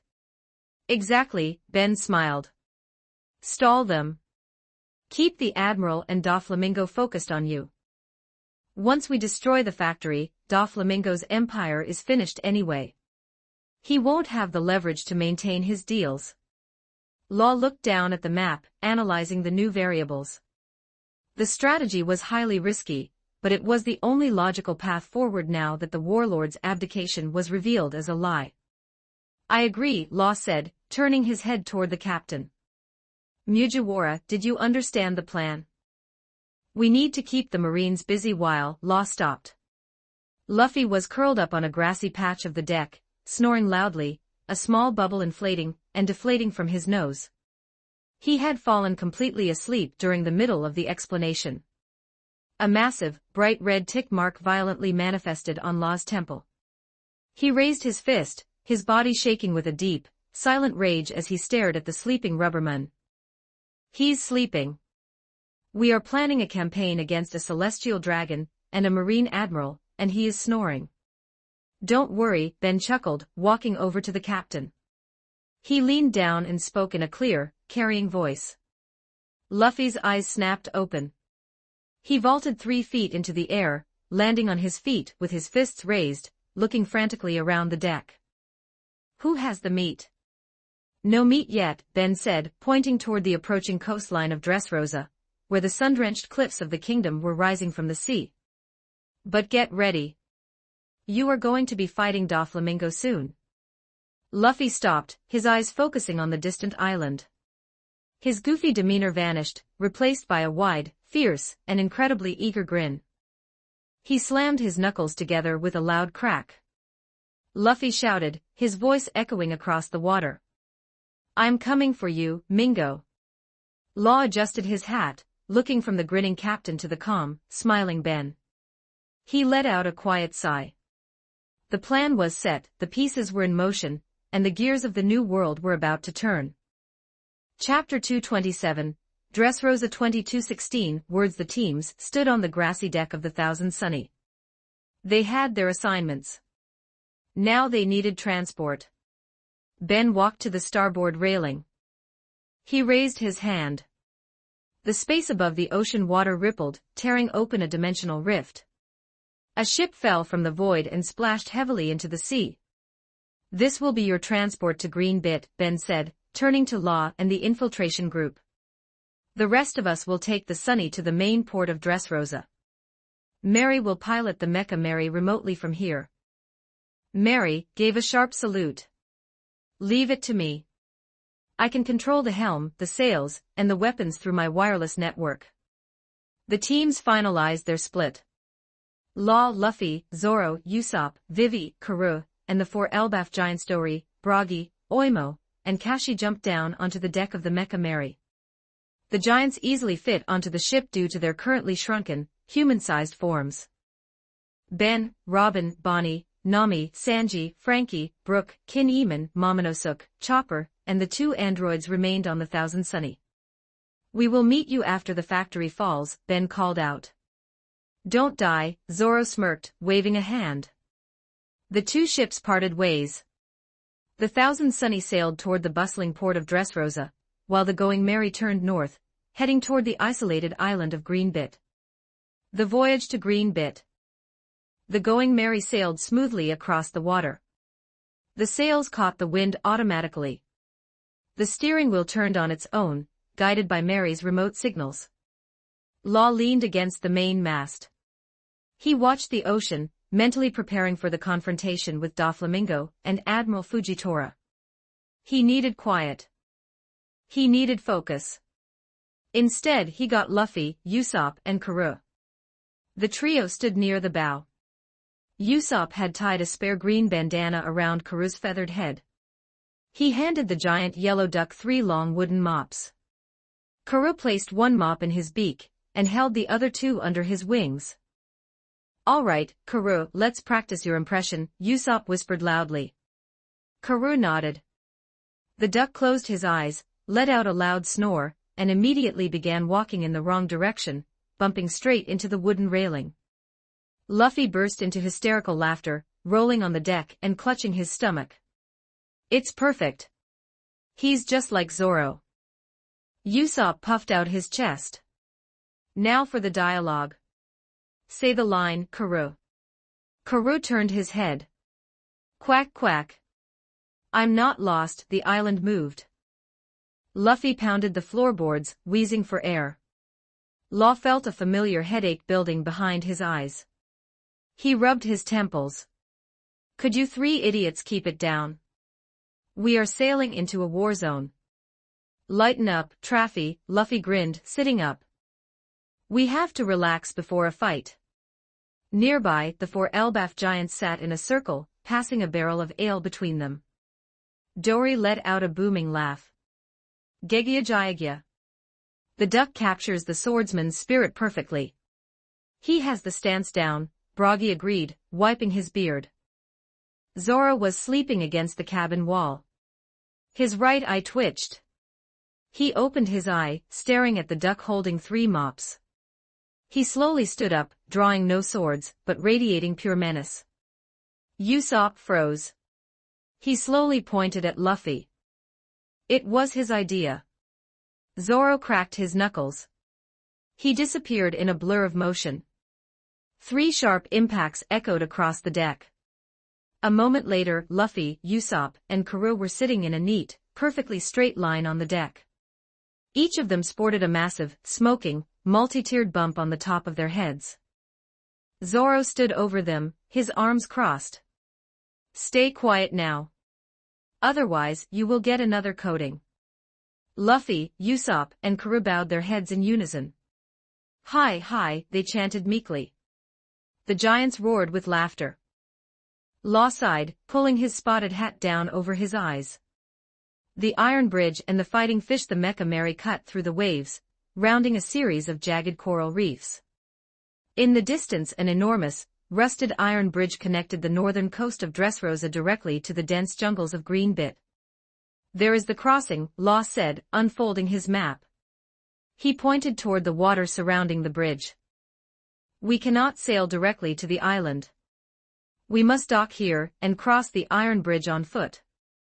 Zoro asked, leaning on the railing. "Look at the water," Law instructed. The ocean surrounding Greenbit boiled and churned. Massive fins sliced through the waves. "That territory is a nesting ground for fighting fish," Law explained. "They are giant, highly aggressive sea monsters. They possess horns that can pierce steel hulls. They sink any ship that attempts to cross. The bridge is the only safe route." Luffy stood up, the bump on his head already healing. He crossed his arms and looked at the churning water. He shook his head. "No," Luffy said simply.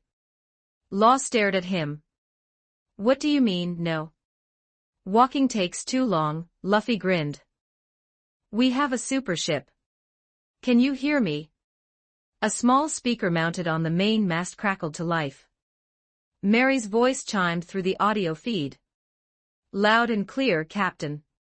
Don't stop the ship," Luffy ordered, pointing straight ahead. "Take us all the way to the beach. Don't let the fish stop us." "Roger that." Mary cheered. Law grabbed Luffy's shoulder. "Are you insane? Those fish travel in schools of dozens. They will tear this ship to splinters." "Just watch," Luffy laughed. The Mecha Mary did not slow down. It bypassed the iron bridge entirely and sailed directly into the boiling, dangerous waters of the nesting ground. The intrusion was noticed immediately. The water erupted in a geyser of white foam. A fighting fish the size of a marine galleon breached the surface. Thick scales layered its body like tank armor, and 2 jagged horns jutted from its skull. It roared, displaying rows of serrated teeth, and plummeted directly toward the port side of the ship. "Incoming!" Usopp screamed, pulling his slingshot tight. "Target locked," Mary's voice announced over the speakers. The Mecha Mary shifted. The jaw of the wooden sheep figurehead unhinged with a heavy mechanical clank. A deep hum vibrated through the floorboards. Particles of blue light gathered inside the figurehead's throat, sparking with electrical charge. A concentrated, high-yield energy beam fired from the bow.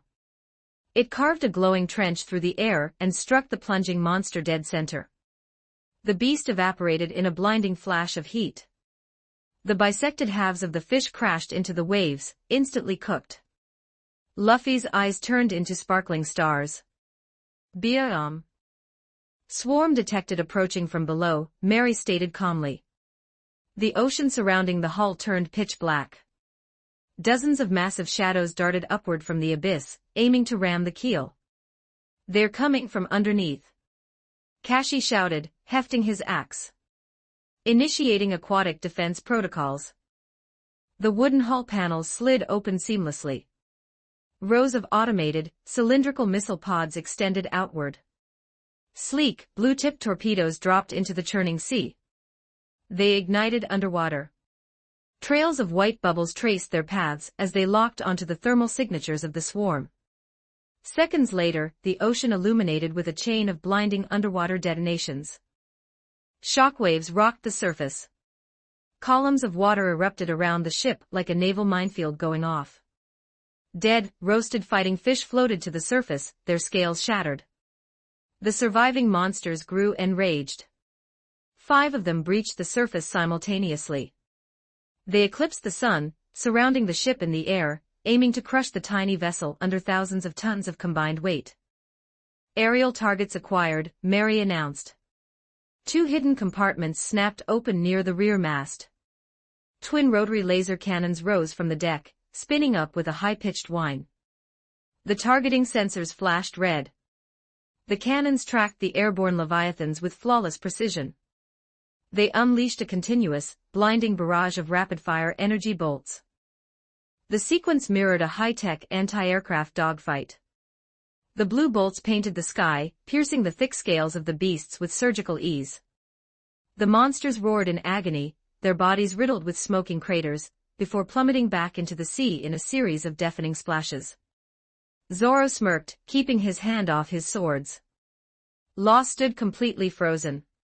He watched the innocent-looking pirate ship annihilate an entire school of legendary sea monsters in less than 60 seconds. He looked at the smoking laser cannons, then at Luffy, who was currently cheering and mimicking the laser sounds. "What kind of ship is this?" Law muttered. "It's the Mecha Mary." Usopp cheered, striking a pose next to Karoo. Arrival at Green Bit. The automated weapons retracted. The wooden panels sealed shut, hiding the advanced technology. The Mecha Mary sailed calmly through the remaining stretch of water, riding over the gentle waves. The ship slid onto the sandy shoreline of Green Bit. The anchor dropped automatically. The island before them was dense and wild. Towering jungle plants, ferns the size of buildings, and thick-trunked trees created a dark shadowed canopy overhead. Luffy stood on the railing. He looked back at the ocean.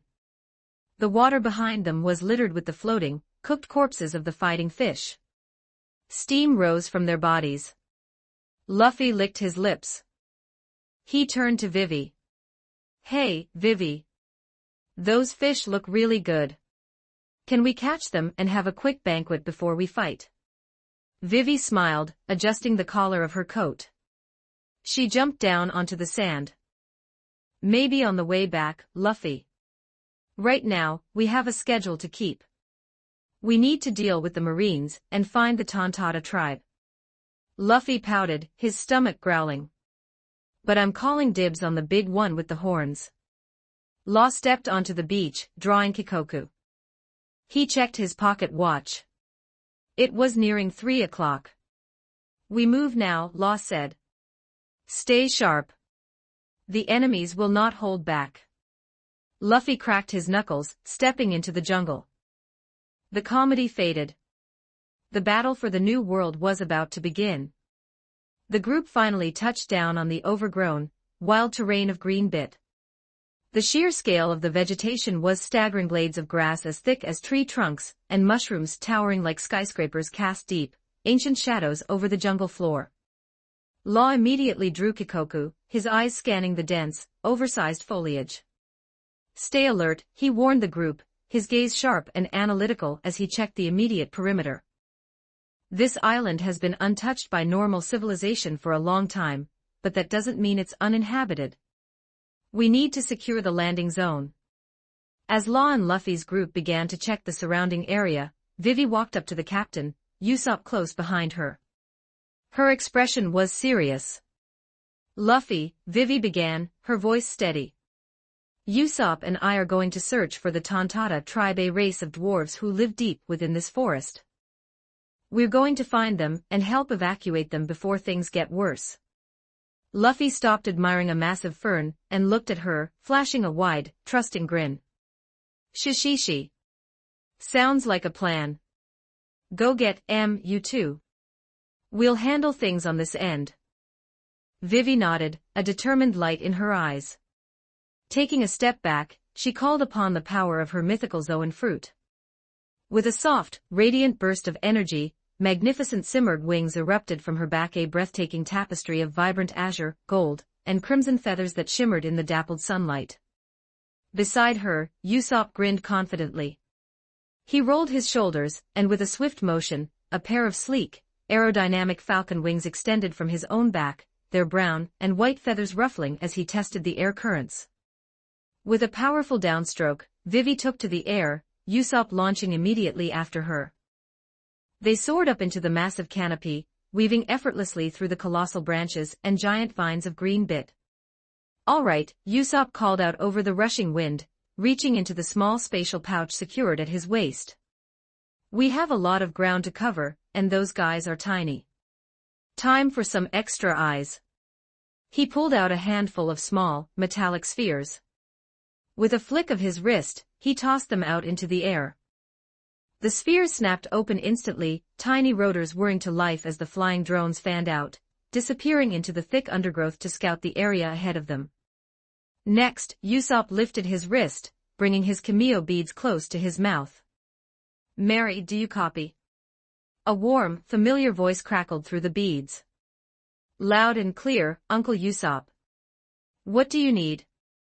"We're looking for the Tontata tribe," Usopp instructed, his falcon eyes scanning the giant forest floor below.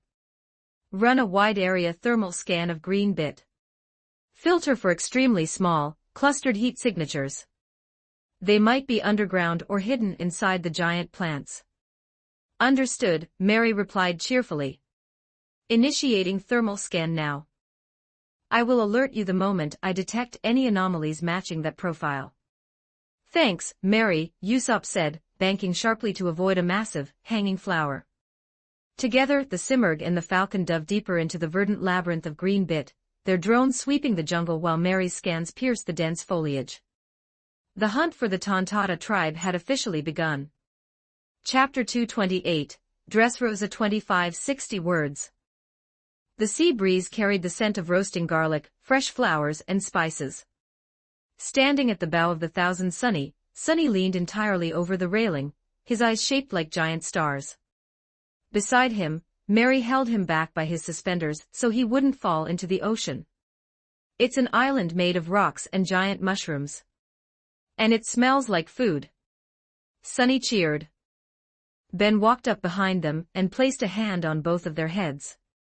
He wore a simple, unbuttoned short-sleeve shirt over a white tee, looking entirely too relaxed for a man sailing into the territory of a warlord of the sea. "That's Dressrosa, kids. The country of passion, toys, and apparently, a very angry guy with pink feathers." Behind them, the rest of the crew gathered on the deck. While Luffy and Law's group had already departed for Green Bit to handle the Tontata and the hostage exchange, the main squad was left to infiltrate the city. Frankie cut the engines. "Docking procedures complete, bro. We are officially parked," Frankie said. The crew hopped off the ship one by one, landing on the stone docks of Acadia. Nami stretched, Robin adjusted her sunglasses, and Bonnie cracked her knuckles while chewing on a piece of jerky. Kin Eamon, Momonosuke, and Brook brought up the rear. Once everyone was clear, Ben turned back to the Thousand Sunny. The locals on the dock were already pointing and whispering about the infamous Straw Hat pirate ship. Ben waved his hand, and the ship was transferred to his personal spatial dimension. On the docks, 3 port workers dropped their clipboards. A marine spy in the distance rubbed his eyes and stared at his empty binoculars. "I will never get used to that," Nami sighed, shaking her head. "Do you know how much we could save on docking fees if we did that everywhere?" "All right, listen up," Ben clapped his hands, drawing the crew's attention. "Doflamingo's people know we're here. We didn't use any cloaking magic. We walked through the front door." Chopper asked, tilting his head. "Because we want to split his forces," Robin explained smoothly, stepping up beside Ben. She linked her arm through his. "By making a loud entrance, the Don Quixote family will send their enforcers after us. It takes the pressure off Luffy and Law." "Exactly," Ben nodded. "So we play the part. We go in, act like tourists, and look for the sad factory. Let's split up to cover more ground." Ben wore a sharp, patterned summer shirt with khaki shorts and a fedora, looking like a man ready for a vacation. Robin wore a sleek, flowing white dancer's dress with a flower in her hair. Mary and Sunny were given matching overalls and little straw hats. Nami chose a breezy summer dress. Sanji wore a crisp white suit with a blue undershirt. Bonnie, keeping it simple, wore a massive sombrero and a poncho. Frankie wore a floral shirt with khaki shorts.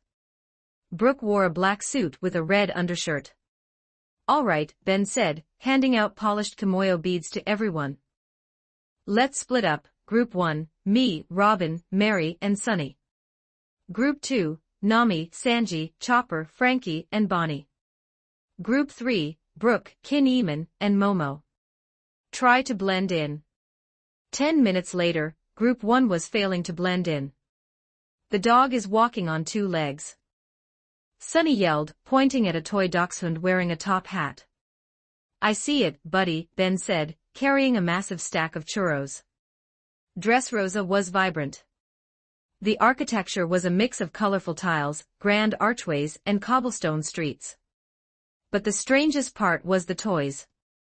Living, breathing toys walked alongside the humans, holding hands with children, sweeping porches, and carrying groceries. Mary ran up to a toy soldier. "Excuse me, what is your power source? Do you use a miniaturized arc reactor or magic cores?"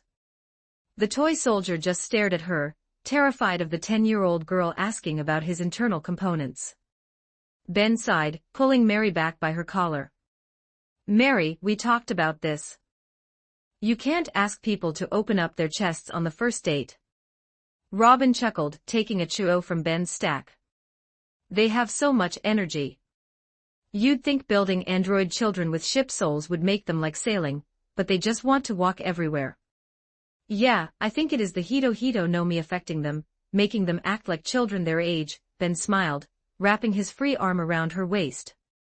While they walked, appearing to be nothing more than a wealthy tourist family, Robin was working.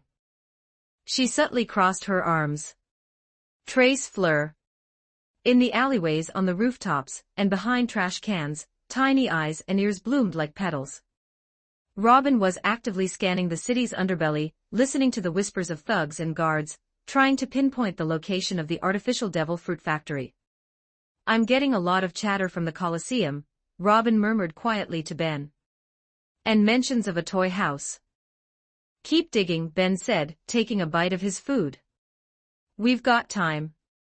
Meanwhile, Group 2 had completely disintegrated in record time. Nami was leading the charge down a commercial street when she stopped dead. Her eyes locked onto a massive red banner hanging over a boutique. 90% off. Everything must go. Nami's pupils morphed into actual berry symbols. She hunched over, rubbing her hands together like a villain. 90%. It's practically free. I'd be losing money if I didn't buy it. "Nami, wait, we have a mission," Frankie started. Nami left a cartoonish dust cloud in her wake. She crashed through the boutique doors, barking orders at the cashiers to give her everything in a size medium. Sanji sighed, taking a drag from his cigarette. "Well, let her have her fun. We should stay focused and—" Suddenly, the sound of rhythmic castanets echoed from the town square. Sanji turned his head. A crowd had formed around a beautiful woman with a rose in her hair, dancing the flamenco with incredible passion. Sanji's jaw literally unhinged and hit the floor, his eyes popping out of his head on imaginary springs like a cartoon wolf. His heartbeat was visible through his white suit. Melarine. Sanji spun into a human tornado, rocketing toward the crowd to offer the dancing woman his absolute devotion. Frankie blinked. "Okay, we lost the cook. Chopper, Bonnie, we need to stick together." Frankie turned around. Chopper and Bonnie were gone. He looked down the street and saw the 2 gluttons sitting at a paella concession stand. Bonnie was shoving an entire pan of seafood rice into her mouth, while Chopper was eating cotton candy the size of a minivan.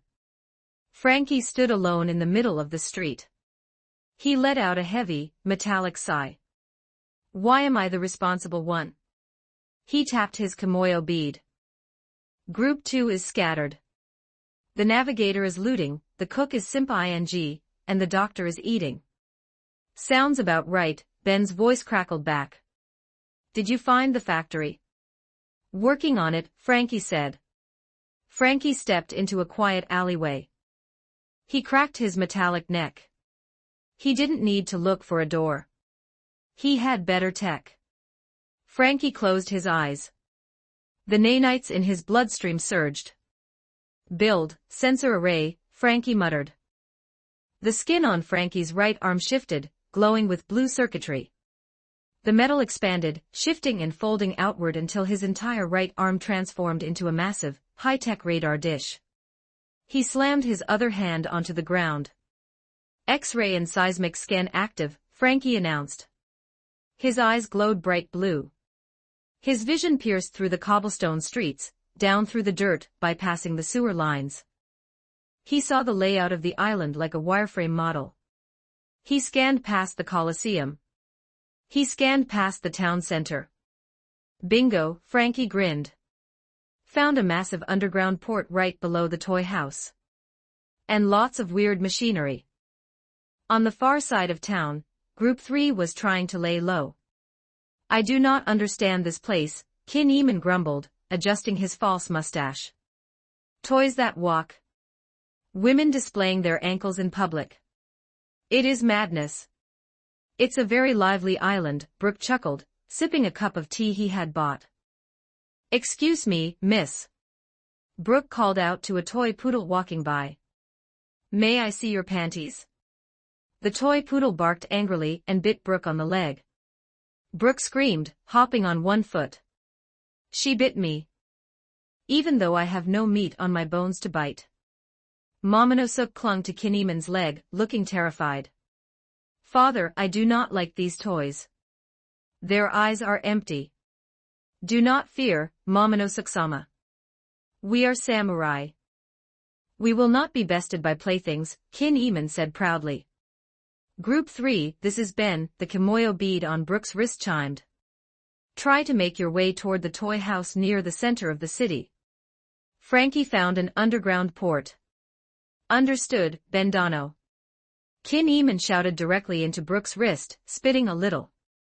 High above the city, inside the royal palace, the Don Quixote family was on the move.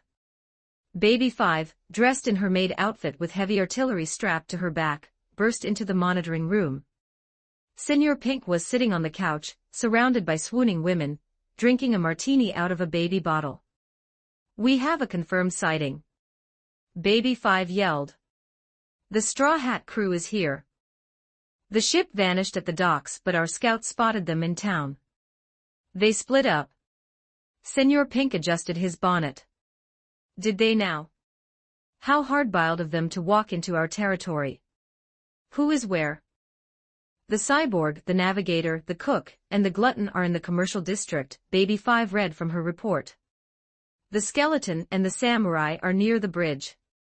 And the magician is in the town square with Nico Robin and 2 kids. The magician, Senor Pink muttered, standing up. He wiped his mouth. Dofi wants him dealt with. Take Muckvice and Buffalo. We crush them before they find the factory. Back in the town square, Ben was currently losing a battle against a claw machine. Papa, move it to the left. No, the other left. Mary yelled, pressing her face against the glass of the arcade game. I know, the claw is rigged, Ben grumbled. He focused his observation hockey, trying to predict the exact swing of the metal claw to grab a stuffed bear. Robin stood a few feet away, leaning against a brick wall. She smiled softly at the scene. But then, her smile faded. The eyes she had bloomed around the perimeter picked up movement. Fast movement. Ben, Robin said, her tone dropping its playful edge. We have company. Ben hit the button on the claw machine. The claw dropped, missed the bear entirely, and pulled up nothing. He turned around. The crowd of tourists and toys in the square was parting in a panic. Coming down the main street were 3 top officers of the Don Quixote family. Buffalo, a massive man with a propeller on his head, flew through the air. Baby 5 marched forward, her arms already transforming into twin Gatling guns. Behind them walked Senor Pink, pacifier in his mouth. Straw Hat Pirates. Baby 5 shouted, spinning up her barrels. By order of the young master, you are going to die here. Sunny and Mary stopped looking at the claw machine. They turned around, blinking at the weirdly dressed attackers. Papa, Sunny said, tugging on Ben's shirt. Can we fight them? I want to test my new lasers. Not yet, buddy. Let's see what they can do, Ben said, stepping in front of Robin and the kids. He didn't draw his wand. He didn't activate any armor. He just stood there, looking incredibly bored. Baby 5 screamed, unleashing a hail of bullets from her arms. Ben didn't flinch. He raised his right hand. A massive, glowing purple magic circle, etched with ancient runes, instantly materialized in the air in front of him. The bullets hit the magic shield and stopped dead, flattening against the barrier like bugs on a windshield. They dropped to the floor in a pile of useless lead. Baby 5 stopped firing, her jaw dropping. What is that? Basic spatial warding, Ben said lazily. He tapped his Kimoyo bead. We've got aggro in the square. How's your end? In the commercial district, Frankie had just retracted his radar dish arm when the wall next to him exploded. Mach Weiss, a massive man with a giant metal plate on his back, crashed through the brickwork, aiming a devastating body press right at Frankie's head. Super Ton Weiss. Frankie didn't even look. He just raised his left arm. Mach Weiss stopped mid-air. Frankie had caught the man's entire falling body weight with one hand. The street cracked beneath Frankie's feet, but the cyborg didn't budge an inch. The arc reactor in his chest hummed loudly. Hey, Frankie said, looking up at the incredibly confused Mach Weiss. I was on a phone call. That's super rude. Frankie's nanites surged. His hand morphed, shifting from a normal human-looking fist into a massive, spinning mechanical drill-the-slam cannon. Get off me, Frankie said. He fired the drill point blank into Mach Weiss' chest. The impact sounded like a cannon firing. Mach Weiss launched backward, flying through 3 different buildings before crashing into a distant clock tower. Frankie dusted off his suit jacket, which was now completely ruined. He tapped his bead. Yeah, Ben. We got company too. I handled mine. Need backup? No, I think we're good, Ben replied over the comms, watching Buffalo try to flank him from the air. I'll cut you up from the sky. Buffalo yelled, spinning his hair like a helicopter blade and diving toward Robin. Robin didn't move. She just crossed her arms. CN Fleur, clutch. Instantly, 100 arms sprouted from Buffalo's spinning body, tangling in his propeller hair and wrapping around his joints. With a sharp twist, Robin snapped Buffalo's back. The man screamed, his spinning stopped, and he crashed into a fruit cart in a pile of broken wood and watermelons. Senor Pink stopped walking. He looked at Buffalo in the fruit cart. He looked at Baby 5's useless bullets. He looked at Ben, who was now conjuring a cup of coffee out of thin air. You guys aren't normal pirates, are you? Senor Pink asked, pulling his pacifier out of his mouth. Ben took a sip of his coffee. Pink, buddy, we brought a cyborg with an infinite energy core, an age-manipulating glutton, and an android child to a vacation spot. Normal left the chat a long time ago. Ben turned to his son. Hey Sonny. Remember that laser targeting practice we did yesterday? Sonny's eyes lit up. He held up his small hands. Can I really? Take the shot, Ben smiled. Sonny pointed his palms at Senor Pink. The 10-year-old boy giggled. Twin beams of pure, condensed arc energy shot from the child's hands, blowing a crater into the street right in front of the Don Quixote executive, sending Pink flying backward into a fountain. Now, Ben said, throwing his coffee cup away. Let's go find that factory before Nami buys out the entire island. Chapter 229, Dressrosa 2051 words. Trafalgar Law rubbed his temples. A vein throbbed on his forehead. He knew Monkey D. Luffy was chaos incarnate. He expected things to go wrong. But he did not expect to run a covert operation with 4 warriors will turn out like this. "We are sneaking," Bragi whispered. His whisper hit the jungle like a sonic boom. A flock of giant birds shrieked in terror and abandoned their nests, fleeing into the clouds. The trees around them rattled. "Gegia Jaya Jaya. Master of Shadows." Dori laughed quietly. His quiet laugh shattered a nearby boulder. Oimo hissed, putting a finger to his lips. The small doctor said to be quiet. "We are invisible." Kashiai nodded solemnly, taking a step forward. Law gripped the hilt of Kikoku. He stared blankly ahead. "This is a stealth mission. We are supposed to be hiding." "We are hiding." Luffy grinned, walking with his hands behind his head. He pointed at the sky. "The giant leaves cover everything. Nobody can see us from the top." "They don't cover all the noise, Luffy," Lo replied, his voice dead flat. Zoro walked past them, his hand resting casually on Shusui. "Don't worry about it, Trogai. If anyone sees us, I'll just cut their eyes out." Stealth maintained. "That is the exact opposite of stealth," Law gritted his teeth. "Where are you even going?"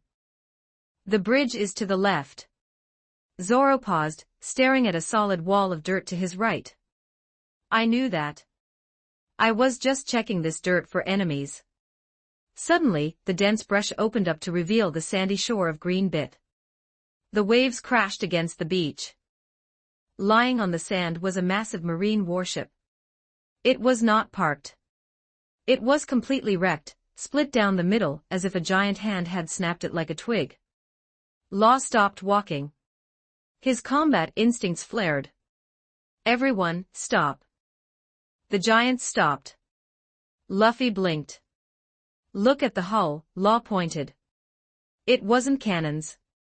It was gravity or pure force. An admiral might already be on this island. We need to be on high alert from this point forward. Luffy punched his fists together. His trademark grin stretched across his face. "Don't worry. If the Navy is here, we'll just send them flying." Law sighed, deeply regretting every life choice that led to this alliance. High above the green bit canopy, a different kind of mission was underway. Vivi drifted silently on her wings, a beacon of radiant, mythical light. Beside her was Usopp, kept aloft by his falcon wings, his goggles pulled down over his eyes. And then there was Karu. The spot-billed duck was fully encased in a custom red-and-gold iron suit. Repulsor thrusters sputtered blue-white flames from his webbed metal boots. Karu attempted to execute a tactical barrel roll. He overcompensated, spun like a washing machine on the highest setting, missed his flight path entirely, and face-planted directly into the mud below. "Quack," Karu announced through his external speakers. Task failed successfully. "Nice landing, Iron Duck," Usopp muttered, hovering down to check his wrist monitor. He pulled Karu out of the mud. "Vivi, my observation hockey isn't picking them up. They're too small, and they move too fast. Their presence just blends into the background noise of the bugs." "What about the drones?" Vivi asked, dusting mud off Karu's metallic helmet. "Deploying scanners now," Usopp tapped the screen on his wrist. Usopp switched his visor feed to thermal imaging. The jungle turned blue and purple. He scanned the massive root system of a giant oak tree. Suddenly, the screen lit up like a Christmas tree. Hundreds of tiny, glowing red and orange dots were clustered tightly together in an underground network. "Target acquired," Usopp smirked, adjusting his goggles. "Directly below us." "All right, listen up. This is a delicate operation. If they get spooked, they might scatter. Vivi, you and Karu hold position here. If they turn out to be hostile and attack me, I need you ready to provide cover fire so I can make a tactical retreat." Vivi nodded, her expression serious. "Understood. We have your back." Karu raised a metallic wing and offered a sharp salute. He immediately lost his balance and fell backward off the branch. Usopp shook his head, rolled his shoulders, and prepared to make his move.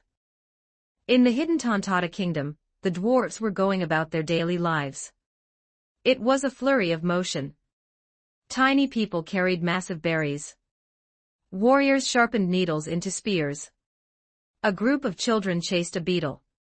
Suddenly, a massive shadow fell over the central plaza. The dwarves stopped. They looked up. The clouds parted, and a blinding column of sunlight broke through the canopy. Framed perfectly by the light, a figure began to descend. Usopp descended with absolute, agonizing slowness.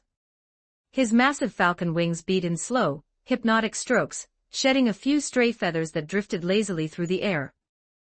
Because of his angle of descent, the blinding tropical sun was positioned directly behind his head. To the tiny dwarves looking up, Usopp's face was completely cast in shadow, while the sun flared around his skull like a brilliant, golden halo of divine fire. The Tontata stared in unblinking awe. A pin drop could be heard. Usopp mentally prepared himself. He kept his descent steady, hoping he looked imposing enough to prevent an immediate spear attack. Okay, here we go. They might attack. They might throw needles. Get ready to dodge. Leo whispered, his tiny jaw hitting the floor. He dropped his sewing threads. He has the wings of a sky beast. He comes from the heavens. Look at his nose, another dwarf pointed, trembling with religious fervor. It is a divine spear that points directly to the gods. And look at his head. He wears the sun as a crown. A third dwarf screamed, throwing his hands up. He is the Messiah.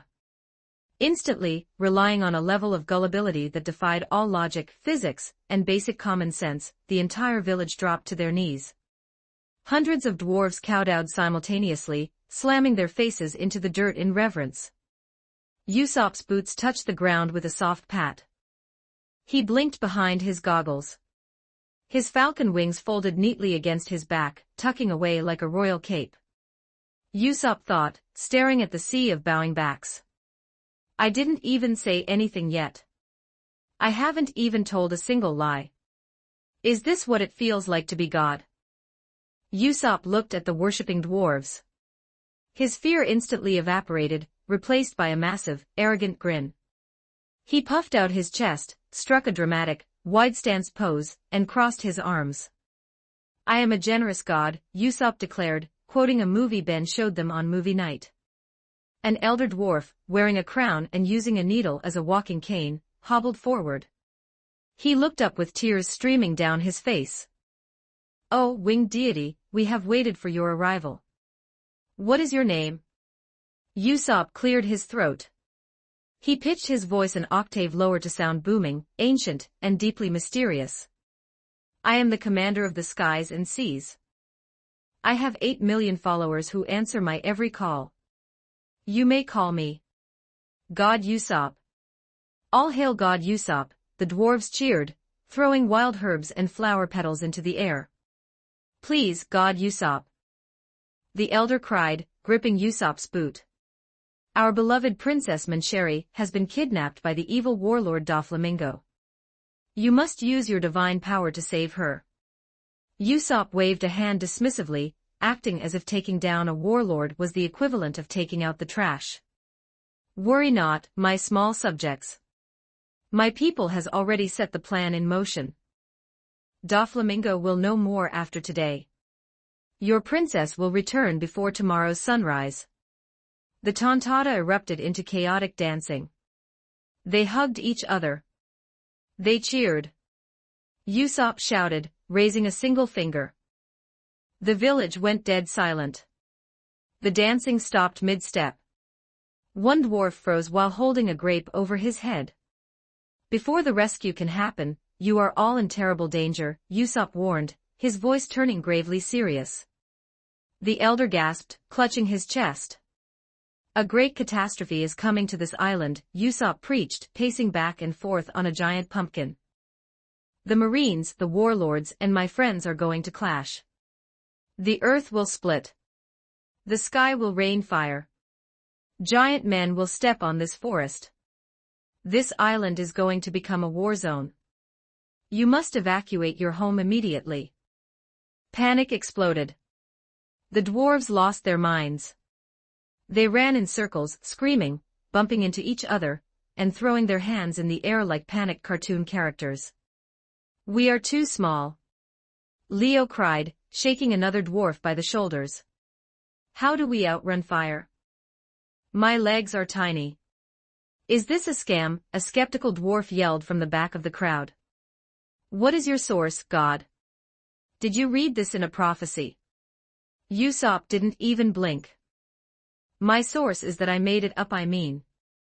My source is my divine intuition. But fear not. I have a solution." Usopp reached into his magically expanded spatial pouch. He rummaged around for a second, pushed past a spare dial, a sandwich, and a spare set of goggles, and pulled out a vintage, worn leather suitcase.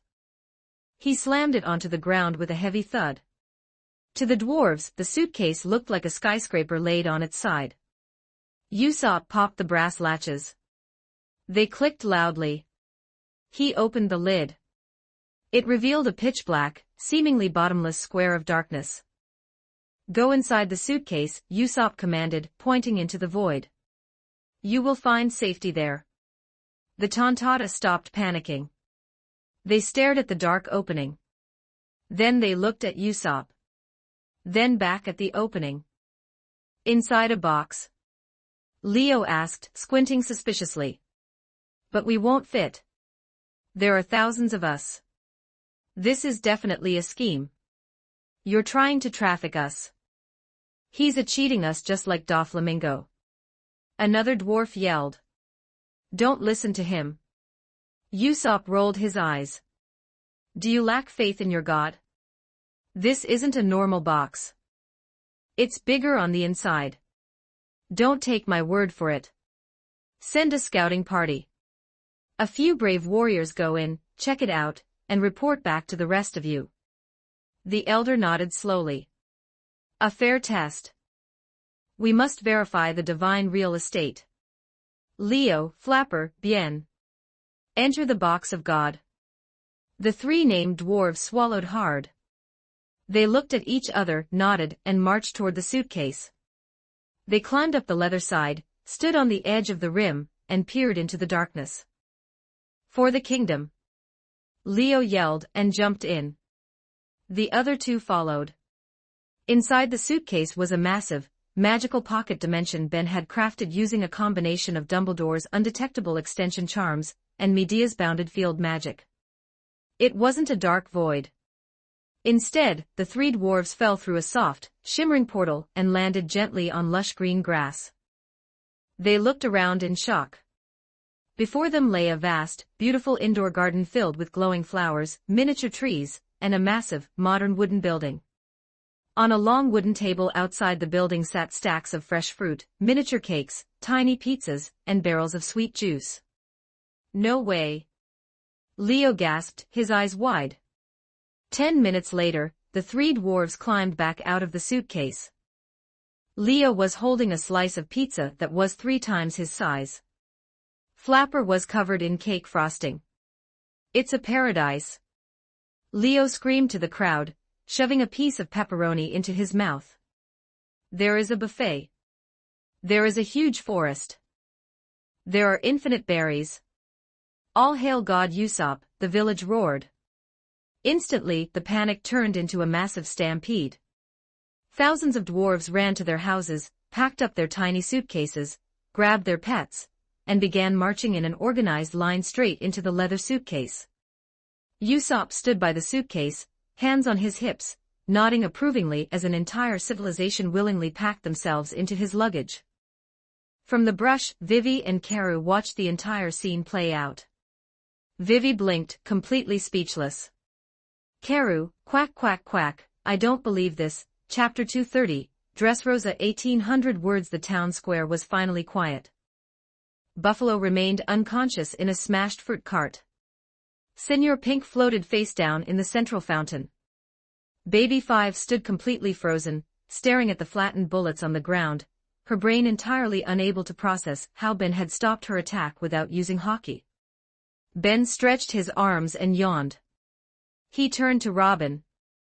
Before he could speak, a tug on his shirt stopped him. "Papa," Sonny said. The 10-year-old pointed down the street. "I heard some guys talking about a coliseum. They have fights there. Gladiators and swords. Can we go?" Mary bounced on her heels next to her brother. "I want to see the fights too." Ben sighed, running a hand through his hair. He looked at Robin. "Robin, do you mind taking the kids to the Coliseum? Let them watch the fights from the stands. Just keep them from entering the tournament." Robin smiled gently. She patted Sonny's straw hat. "Of course. It sounds like a fun detour." She looked back at Ben. "What about the rest of the crew?" Nami and Sanji went completely off the radar. "They will deal with themselves eventually," Ben shrugged. "You know how they are. Sanji will kick someone, Nami will rob someone, and it will all work out. Just keep using your devil fruit to scan for the sad factory, while you watch the fights. Frankie already found the underground port, so I am going to meet up with him." Robin nodded. "Understood. Have fun in the basement." She took Mary and Sonny by the hands, and led them down the cobblestone street toward the massive stone arena in the distance. Ben tapped his Kimoyo bead. "Give me your coordinates. I am heading your way." 10 minutes later, Ben walked into a deserted alleyway behind the toy house. Frankie stood near a pile of rubble. He had retracted his mechanical drill arm back into a normal hand. "Hey," Frankie said. He pointed at a large metal grate set into the ground. The radar scan picked up a massive cavity down there. Elevators, conveyor belts, the works. I tried the front door of the toy house, but it requires some kind of executive keycard. "We do not need a keycard," Ben said. He pulled the Elder Wand from his spatial pouch. He pointed it at the metal grate. A flash of blue light hit the grate. The solid steel instantly turned to fine gray dust, blowing away in the wind to reveal a dark, sloping tunnel leading underground. "Handy," Frankie noted. "Stay close," Ben instructed. He raised the wand again and tapped himself on the top of the head, then tapped Frankie. Disillusionment.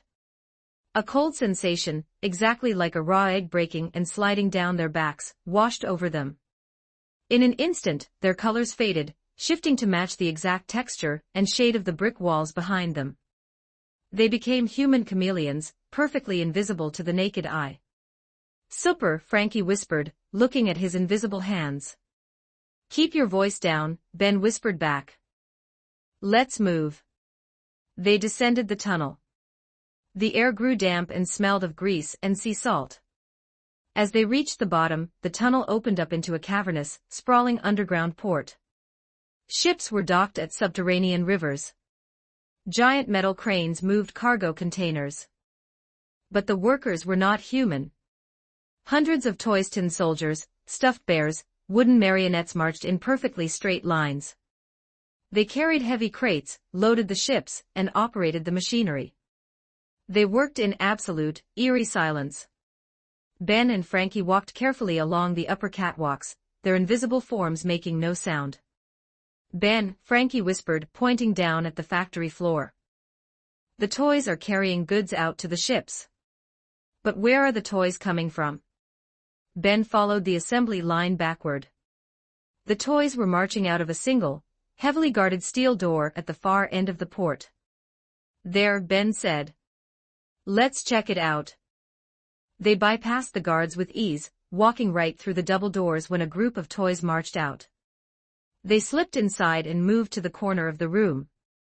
The room looked like a strange mixture of a medical ward and a junkyard. Dozens of bruised and bleeding fighters lay on cots. Ben recognized them from the bounty posters. They were pirates and gladiators who had lost in the Colosseum above. In the center of the room stood a little girl wearing a red polka dot cape and a crown. She was eating grapes out of a basket. Looming right behind her was Treble. The elite officer was massive, draped in a thick, disgusting coat of dripping slime. Ben leaned close to Frankie's audio receptors. Listen carefully, Ben whispered. That disgusting guy is Treble. He has a sticky mucus logia fruit. But the little girl is the real threat. Her name is Sugar. She has the hobby fruit. If she touches you, you instantly turn into a toy, and everyone in the world forgets you ever existed. Do not let her touch you. Frankie tightened his invisible fists. That explains the toy workers. That is super messed up. Here is the plan, Ben said. I will drop the cloaking spell. The second I do, you hit Treble. Hit him as hard as you can, and get him out of this room. I will handle the girl. Frankie nodded. The arc reactor in his chest began to hum quietly, charging power into his right arm, which is coated with sea stone. Ben lowered the Elder Wand. The disillusionment charm broke. The camouflage melted away, revealing Ben and Frankie standing right in the middle of the room. Every head snapped in their direction. Treble blinked, a drop of slime falling from his nose. Behehe. Who are you? How did you get in? Frankie roared. Frankie did not hesitate. He lunged forward with explosive speed. His right fist transformed into a massive block of reinforced seastone alloy. He drove the metal fist squarely into Treble's stomach. The impact cracked the air. Treble's eyes bulged. He shot backward like a cannonball, crashing through the solid steel wall of the room and flying out into the main port, leaving a massive, jagged hole in the wall. Frankie immediately charged after him through the dust cloud, leaving Ben and Sugar alone. Sugar dropped her basket of grapes. The fruit rolled across the floor. She looked at the hole in the wall, then looked back at Ben. Her expression instantly changed. The bored look vanished. Tears welled up in her large eyes. Her bottom lip quivered. She dropped to her knees, hugging herself, looking exactly like a terrified, helpless little girl caught in a war zone. Sugar cried out, her voice high and shaking. Please don't hurt me. They forced me to do this. The mean sticky men made me turn them into toys. Help me, mister. Ben crossed his arms. He did not draw a weapon. He just stood there, watching her performance. Sugar scrambled to her feet, and ran toward Ben, reaching her hands out as if begging for a hug. She sobbed loudly. What a fool, Sugar thought, smiling wickedly on the inside. Men always fall for this. One touch on his leg, and he becomes a toy slave forever. She closed the distance. She reached her small hand out. She swung her palm directly toward Ben's knee. Her hand stopped. Sugar blinked. She pushed harder. Her hand was hovering exactly 1 millimeter away from Ben's pants, but it would not move any further. It felt like she was pushing against an invisible, infinitely thick wall. She grunted, putting her entire body weight behind her hand, trying to bridge that tiny, invisible gap. Nothing happened. Ben looked down at her. The space between them was divided into infinity. She could reach for him forever, but she would never actually touch him. Ben tilted his head. A devious, mocking smile spread across his face. Ben asked lazily. Couldn't touch. Sugar froze. She looked up at his face. She kept the tears in her eyes. What are you talking about, Oni-chan? I just want a hug. Oh, please, Ben sighed, rolling his eyes. I can spot a fake act from a mile away. You deserve an Oscar for that, but I read the script. Ben raised his right hand. He brought the edge of his palm down in a swift, precise chop, striking the back of Sugar's neck. Sugar's eyes rolled back in her head. She collapsed instantly, hitting the stone floor completely unconscious. The moment she lost consciousness, the air in the room shifted. A massive shockwave rippled outward, pulsing through the underground port, and shooting up toward the surface of Dressrosa. All around Ben, the sounds of popping and tearing echoed. The toys scattered around the room began to glow. Wood stretched. Cotton ripped. Within seconds, the toys morphed and expanded, violently returning to their original, human forms. Gladiators and pirates gasped for air, coughing and crying as their memories and bodies rushed back. Ben ignored them. He knelt beside Sugar. Ben opened his palm. A flash of magical energy sparked. A bizarre, jagged dagger materialized in his grip. Its blade was shaped like a zigzagging lightning bolt, glowing with a chaotic, multicolored aura. It was Rulebreaker, the ultimate anti-magic noble phantasm. It did not cut flesh. It severed contracts, broke curses, and shattered magical concepts. Ben gripped the dagger. He drove it straight down into Sugar's chest. There was no blood. There was no wound. The dagger sank into her body like it was passing through water. Sugar's body seized for a brief second. Ben twisted the dagger and pulled it out. Trailing from the tip of the blade was a glowing, physical manifestation of conceptual energy. Ben reached out with his free hand and grabbed the glowing mass. The energy solidified, taking the shape of a strange, swirl-patterned fruit. He had literally extracted the hobby fruit from her body without killing her. Not a bad prize, Ben muttered, tossing the devil fruit into his spatial pouch. He stood up. He grabbed the unconscious Sugar by the collar of her cape. He opened a portal to his pocket dimension. He tossed the unconscious girl inside and closed the portal. Ben dusted his hands off. He tapped his Kimoyo bead. Frankie, Ben said. The girl is dealt with. The curse is broken. How is Treble? From the other side of the comms, Frankie's voice came through, accompanied by the sound of heavy machinery smashing into stone. Oh, he's super mad. But I want to have a bit of fun with him. Ben smirked. Take your time. I'm going to look for the sad factory. Chapter 231, Dressrosa 2324 words. The Colosseum smelled of sweat, cheap beer, and iron. The roar of the crowd was deafening, bouncing off the massive stone walls and vibrating through the stadium seating. Down in the arena pit, gladiators clashed, kicking up clouds of dry dirt as swords met shields. High up in the stands, sitting comfortably with a box of popcorn, were Nico, Robin, Sunny, and Mary. Hit him with a right hook. Sunny yelled, throwing a fist into the air. Her footwork is highly efficient, Mary noted, her eyes tracking the fighters in the ring. She crunched on a pretzel.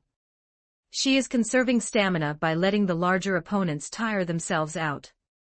Down in the ring, a young woman with a long pink braid and a golden gladiator helmet dodged a massive battle axe.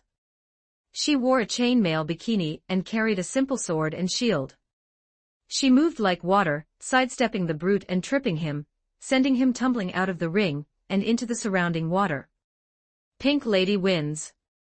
Sunny cheered. He was the only one. The moment the pink-haired woman won her block, the entire Colosseum erupted into a chorus of aggressive boos. People threw trash, empty cups, and half-eaten food down into the arena.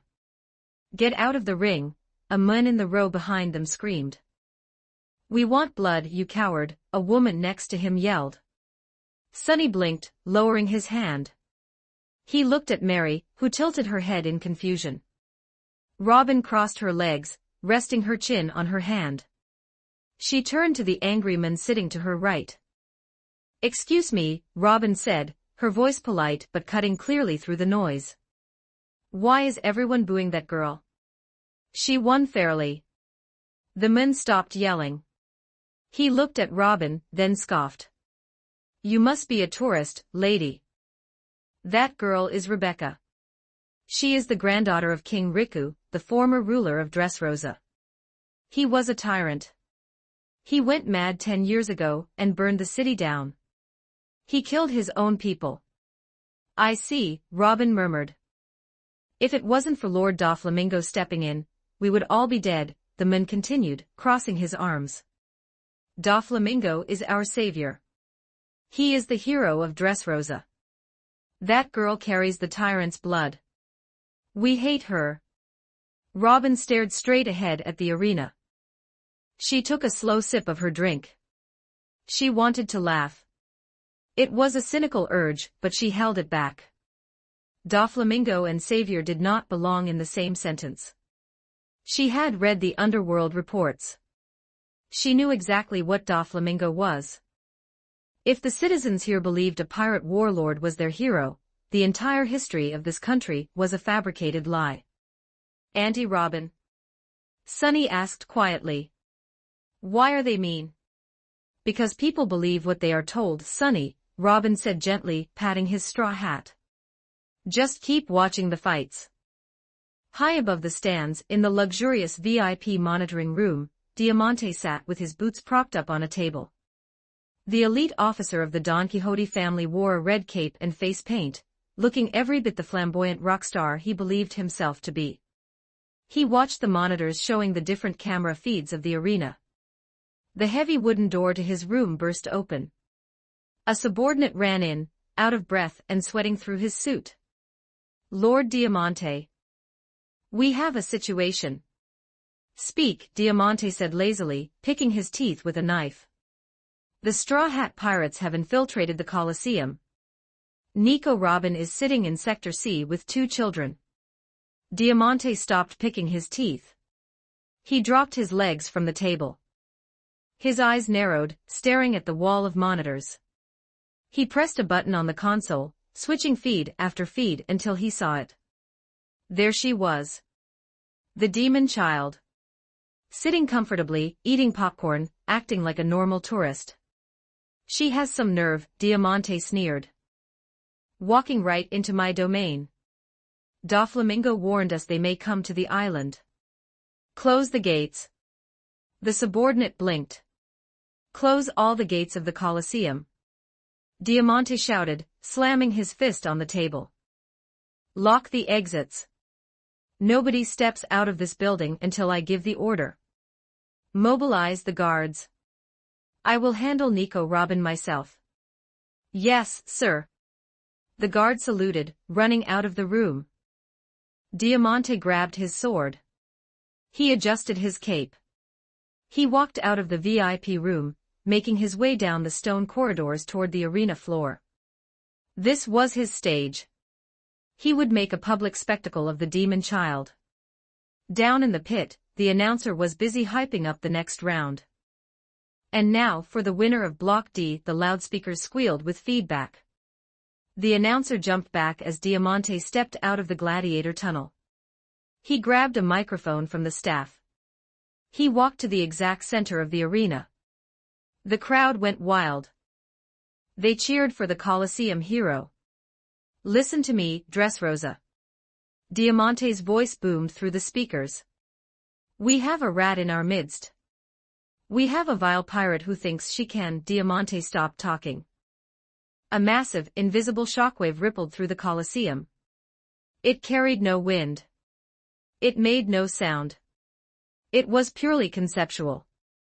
It was the exact moment, deep underground, that Ben had knocked out Sugar. Down in the arena, a toy bear holding a spear suddenly dropped its weapon. It fell to its knees. The cotton tore. The seams glowed with blinding light. In less than a second, the toy bear expanded, morphing rapidly into a hulking, scarred gladiator. Up in the stands, a toy monkey sitting on a father's shoulders began to glow. Wood snapped. Metal gears popped. The monkey stretched, turning into a crying 8-year-old boy. It happened everywhere.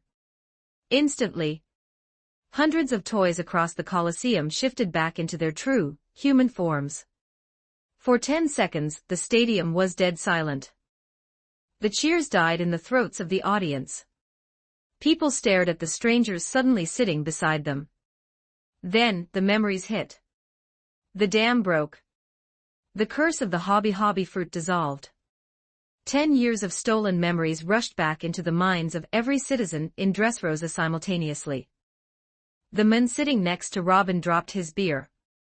He looked at the woman sitting 3 rows down, who had just transformed from a tin soldier back into a human. Tears erupted from his eyes. Where have you been? The father who had been carrying the toy monkey grabbed the 8-year-old boy. He sobbed, burying his face in the child's neck. I forgot my own son. Absolute chaos gripped the stadium. People screamed. They cried. They hugged. Families reunited in the aisles, weeping openly as the horrific realization of what Doflamingo had done to them sank in. Down in the arena, Rebecca dropped her sword. She fell to her knees in the dirt. She clutched her head, screaming as 10 years of suppressed memories flooded her brain. The one-legged toy soldier who had raised her, protected her, and trained her, he was not a toy. Father, Rebecca cried, her tears hitting the dirt. My father, where is my father? In the stands, Robin watched the pandemonium unfold. She didn't look surprised. She looked at the crying families, then smiled warmly. Ben did it, Robin said simply. Papa did it. Sonny cheered, clapping his hands. He neutralized the target, Mary nodded, running a quick scan of the crowd. Down in the pit, Diamante looked around in utter shock. His microphone hung limply in his hand. The toys were humans. The secret was out. The family's entire 10-year empire was unraveling in a matter of seconds. He looked up at the stands. He locked eyes with Nico Robin. She was smiling. Rage, hot and blinding, exploded in Diamante's chest. He pointed his sword directly at her section. Straw hats. You did this. The crowd's crying paused. They looked down at the arena. Diamante roared into the microphone, his voice echoing off the stone. Everyone shut up. Aim your weapons at the stands. Dozens of Don Quixote family guards ran out from the tunnels, lining the perimeter of the arena floor. They raised flintlocks and rifles, aiming them directly at the terrified, weeping citizens. If anyone makes another sound, you die. Diamante screamed. He glared up at Robin. You think this is a game? You think you can ruin the young master's plan and walk away? I will slaughter this entire crowd, and then I will kill you and those brats. The crowd gasped. The man next to Robin pulled his newly returned wife behind him, shaking in fear. Robin sighed. She set her popcorn box down on the seat next to her. She didn't stand up. She didn't look intimidated. She just looked slightly annoyed that her date with the kids was interrupted. Kill them all. Diamante ordered his men. The guards placed their fingers on their triggers. Robin crossed her arms in an X over her chest. Cien Fleur, clutch, Robin said calmly. On the shoulders of all 60 armed guards ringing the arena floor, a pair of slender, elegant hands sprouted like blooming flowers. Before the guards could even register the extra weight, the hands grabbed their heads and twisted violently. A synchronized chorus of snapping bone echoed through the Colosseum. All 60 guards went completely limp, their guns clattering to the floor as they collapsed into the dirt, instantly neutralized. The crowd swallowed hard, taking a collective step backward from the woman in the white dress. Diamante froze. He looked at his fallen men. Devil fruit powers. I will slice you to pieces myself. He swung his cape, preparing to use his ripple fruit to flatten his sword, and launch a ranged attack. Mille fleurs, Rankyaku, Robin said. All around Diamante, in a massive 30-foot circle, slender human legs sprouted directly out of the arena dirt.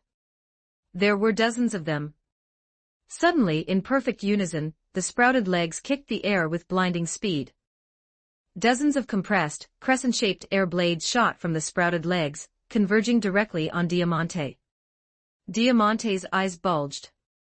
He flattened his body like a flag, letting the first few air blades whistle past him, slicing deep gouges into the stone walls behind him. He danced and twisted, trying to dodge the barrage. She knows Navy techniques. Diamante yelled, sweating profusely. Keep dancing, Robin smiled. From the dirt directly beneath Diamante's feet, 4 arms sprouted. They reached up and grabbed his ankles, locking him in place. Before he could flatten himself to escape, 50 more arms sprouted in the air surrounding him in a dome shape. The hands curled their fingers, leaving only the index fingers extended.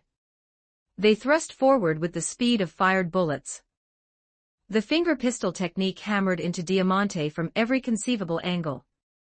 The sheer force of the Shurgan barrage punched physical holes through his cape and armor, bruising his ribs, cracking his sternum, and drawing blood. Diamante screamed in pain, coughing up blood as the relentless barrage battered his body. He couldn't move. He couldn't dodge. He was trapped in a blender of martial arts and devil fruit mastery. And now, for the finale, Robin said softly. High above the arena, directly over Diamante's head, the air shimmered with pink petals.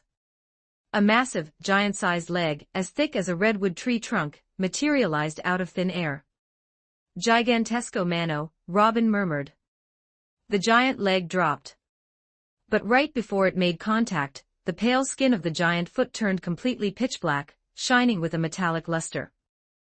Robin had coated the giant limb in pure armament hockey. Diamante looked up. The shadow of the massive, hockey-coated foot eclipsed the sun. He didn't even have time to scream. The impact shook the entire Colosseum. The stone foundations cracked. A massive cloud of dust exploded outward, washing over the front rows of the audience. The shockwave rattled the teeth of everyone in the stands. Slowly, the dust cleared. The giant leg dissolved into pink petals, drifting away on the wind. In the center of the arena floor was a crater 10 feet deep. At the bottom of the crater lay Diamante. His cape was shredded. His face paint was ruined. His eyes were rolled completely back in his head, and he was out cold, twitching slightly in the dirt. Total silence returned to the Colosseum. Up in Sector C, Nico Robin uncrossed her arms. She picked her popcorn box back up, popped a kernel into her mouth, and took a sip of her drink. She had just annihilated a Don Quixote elite officer, a man with a 99 million berry bounty, without ever leaving her seat. Sunny beamed. Auntie Robin is so strong. Her combat efficiency rating is off the charts, Mary agreed, taking notes on a small holographic pad generated from her wrist. The crowd stared at Robin in absolute, terrified awe. The man sitting next to her gulped loudly. Down in the pit, Rebecca stared at the crater. She looked up at the stands, finding the woman in the white dress. Tears still streamed down Rebecca's face, but her expression shifted to overwhelming gratitude. She had just given her people their lives back. But across the arena floor, leaning against the stone wall of Block B, another fighter was watching. He had wild green hair, a ring through his nose, and a spiked jacket. Bartolomeo the cannibal stared at the crater. Then he stared up at Nico Robin. His jaw dropped. He fell to his knees. Tears shot out of his eyes like geysers. He gripped his heart, his face turning bright red as he let out a choked, hysterical sob. Luffy-senpai's crew is so cool. Bartolomeo screamed, his voice echoing through the silent stadium. Nico Robin-senpai. Please step on me next. Chapter 232, Dressrosa 1839 words.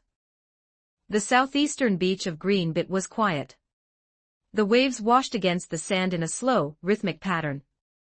Trafalgar Law stood near the tree line, his eyes tracking the horizon. He checked his pocket watch. 3 o'clock. The deadline was approaching. Behind Law, the group he had brought from the Straw Hats waited.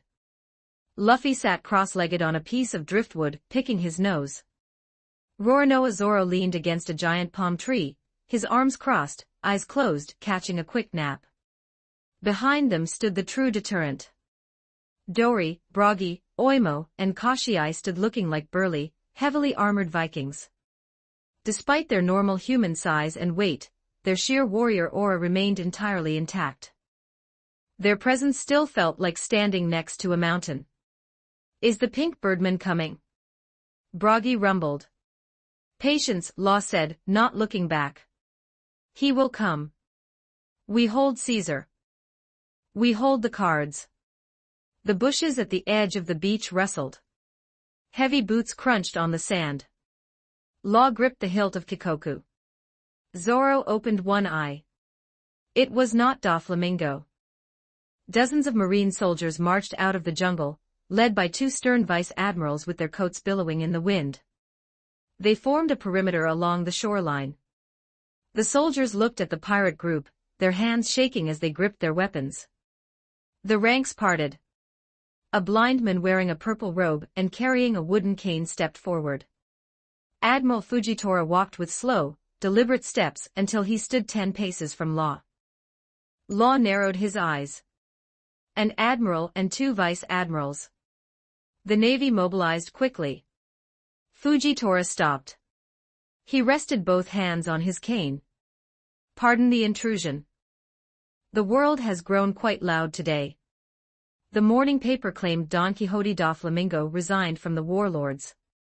Navy headquarters dispatched me to investigate and secure the area. Fujitora turned his head slightly, his unseeing eyes facing Luffy. I sense an incredible presence here. Several, in fact. Trafalgar Law. You are a recognized warlord of the sea. As such, the world government grants you certain liberties. Law stayed quiet. He waited. I have a simple question, Fujitora continued, his voice calm but carrying the weight of the ocean. The newspaper also claims you formed an alliance with the Straw Hat Pirates. If Monkey D. Luffy is working under your command as a subordinate, I will turn around and leave. A warlord may employ grunts. However, if this is an equal alliance, that is a severe crime.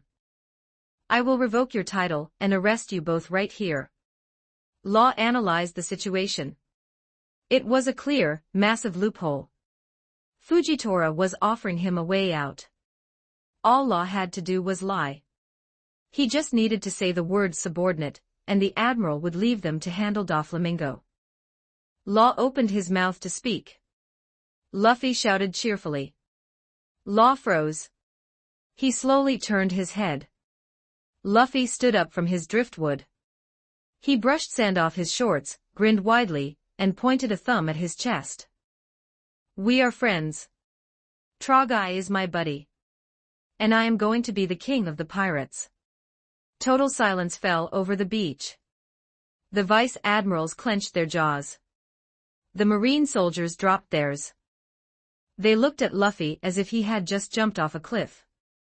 The admiral had literally handed them a get-out-of-jail-free card, and this pirate had ripped it up, set it on fire, and laughed at it.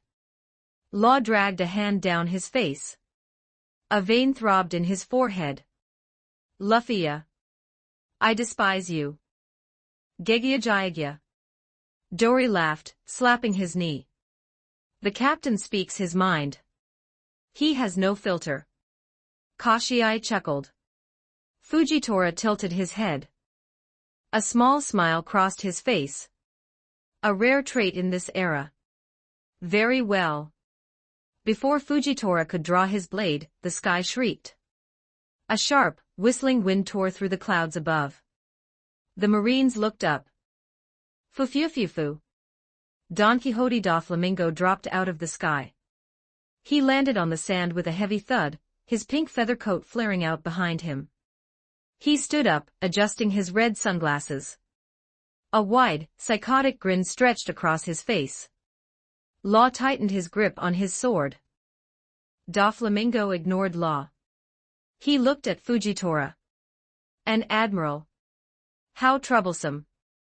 You Marines always stick your noses where they don't belong. Fujitora turned his head toward the warlord. Don Quixote Doflamingo. You renounced your title this morning. You are a pirate once more. My orders are to capture you as well. Is that so? Doflamingo chuckled. The chuckle grew into a full, manic laugh. You should check your sources, blind man. That newspaper article was false news. A misprint. I never resigned. Law stepped forward. Do not lie. The entire world read the paper. The world reads what it is told to read, a cold voice echoed. From the shadows of the jungle, 5 figures stepped onto the sand. They wore crisp white suits and strange, theatrical masks. the strongest intelligence agency of the world government. The lead agent stopped beside Doflamingo. The report is confirmed. The morning paper was an error. Don Quixote Doflamingo retains his status as a warlord of the sea and the king of Dressrosa. Navy Command has already been notified. Fufufu, Doflamingo sneered, turning his attention fully to Law. You thought you had me cornered, Law. You thought you could force my hand. You are a child playing a man's game. Doflamingo held out his hand. Where is Caesar? Hand him over. Law steadied his breathing. The plan had failed. The leverage was gone. But he wasn't alone anymore. He looked at Luffy. He looked at Zoro. He looked at the 4 warriors standing behind them. No, Law said flatly. You broke the deal. The resignation was a lie. You get nothing. Doflamingo's grin vanished. A thick, dark vein bulged on his forehead. His fingers twitched. You arrogant brat. I taught you everything you know. I will peel the skin from your bones. I will make you wish you were dead. I do not care about your threats, Law replied, his voice absolute ice. You lost control of this situation the moment you broke the deal. Fujitora slammed the base of his wooden cane into the sand. The impact echoed like a gunshot. The Marines stood at attention. Doflamingo paused. I have no interest in the underworld deals between pirates, Fujitora stated, his voice dropping an octave. He turned his face toward Law. I asked you a question earlier, Trafalgar Law. The answer determines your fate. I will ask you one final time. Are you and the Straw Hats in an alliance, or are they your subordinates? Law didn't hesitate. He didn't look at Luffy. He stared directly at the Admiral. We are in an alliance, Law declared. Fujitora nodded slowly.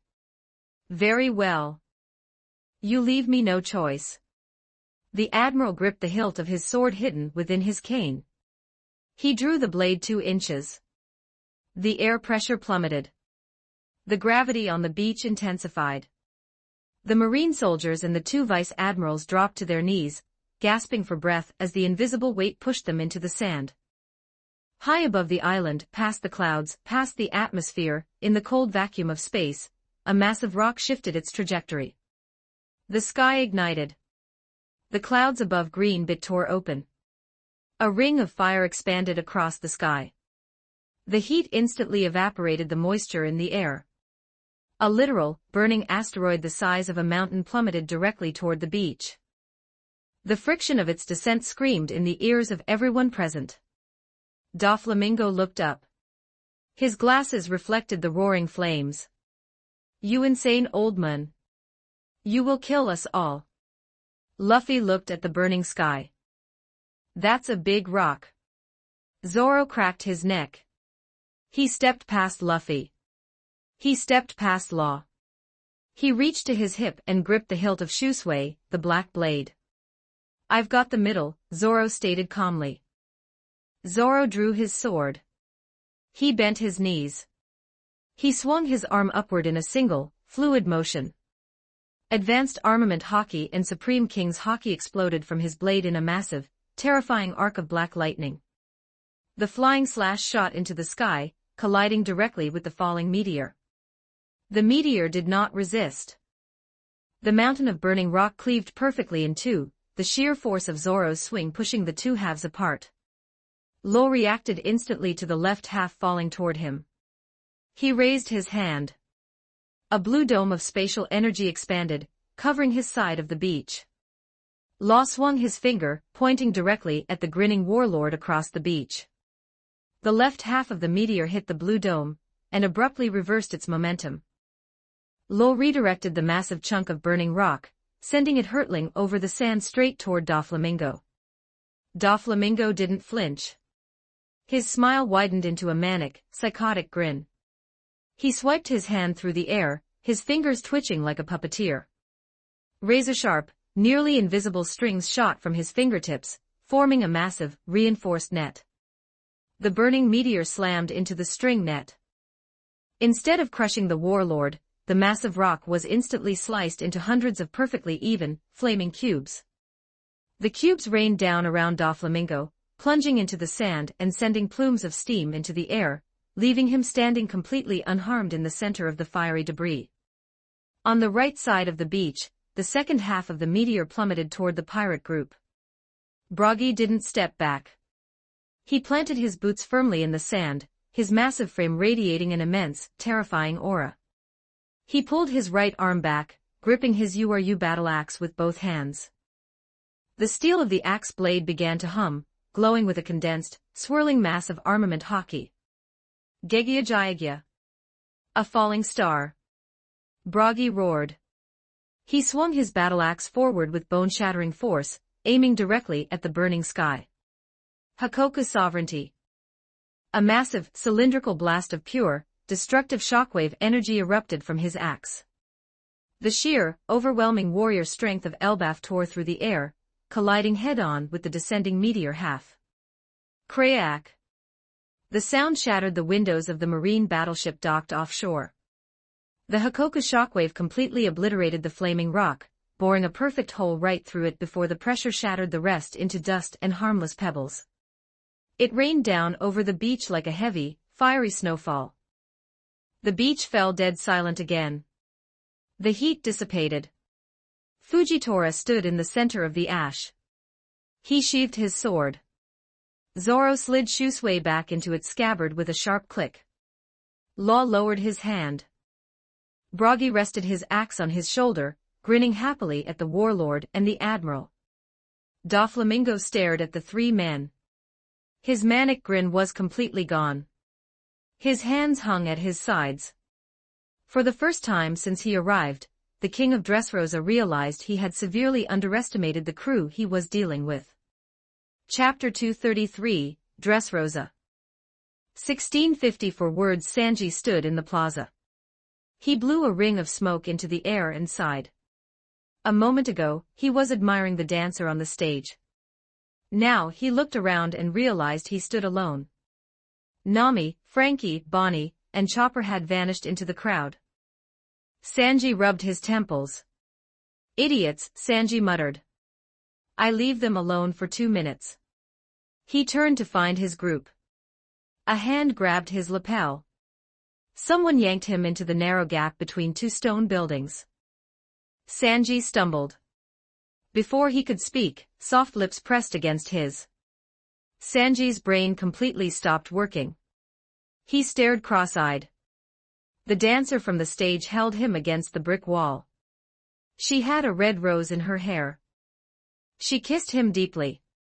Out on the street, a squad of Dressrosa police ran past the alley. They held batons and shouted. Check the square, a police officer yelled. She went this way. The footsteps faded. The woman pulled back. She breathed heavily. Sanji slid down the brick wall and sat on the dirt, his eyes shaped like giant pink hearts. I apologize, the woman whispered, looking at the street. I needed to hide. Sanji stood up instantly, smoothing his tie. I am your shield forever. I am Sanji, the cook of the Straw Hat Pirates. May I know the name of the angel who just stole my breath? Violet, she said. She looked down at him. Tears welled in her eyes. Please, Sanji-san. I need your help. The police are chasing me because I stabbed a man. He tried to hurt me, and I defended myself. Now I have nowhere to go. I need to get to the next town. I need to kill a man there. Will you accompany me? Most men would ask questions. Most men would run away. Sanji dusted off his white suit. Lead the way, Violet-chan. They walked through the commercial district. Violet stayed close to his side. Sanji walked with his hands in his pockets, completely ignoring the fact that he was escorting a confessed criminal. They crossed an open plaza. Sanji stopped. He tilted his head. His observation hockey flared. Up on the roof of a nearby bakery, a man in a black suit aimed a sniper rifle right at Violet's back. The man pulled the trigger. The bullet flew. Sanji kicked the ground. Skywalk. He launched into the air. He moved faster than the bullet. He spun, his leg glowing with friction. His heel slammed into the side of the bullet, altering its trajectory. The bullet buried itself into a chimney. Sanji didn't stop. He kicked the air again, launching himself directly at the sniper on the roof. Mouton shot. Sanji's foot struck the sniper in the chest.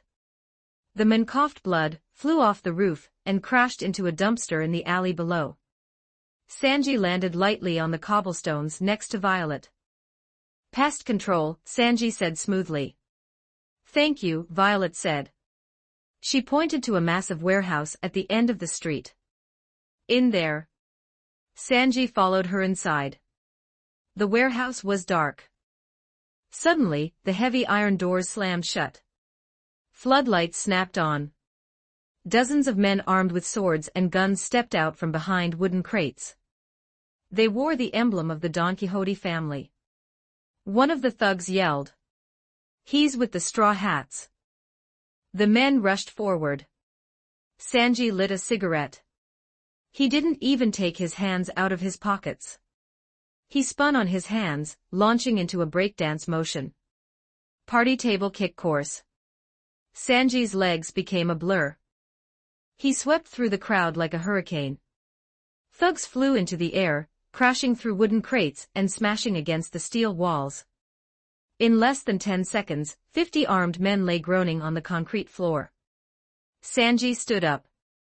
He adjusted his cuff. He turned to Violet to make sure she was safe.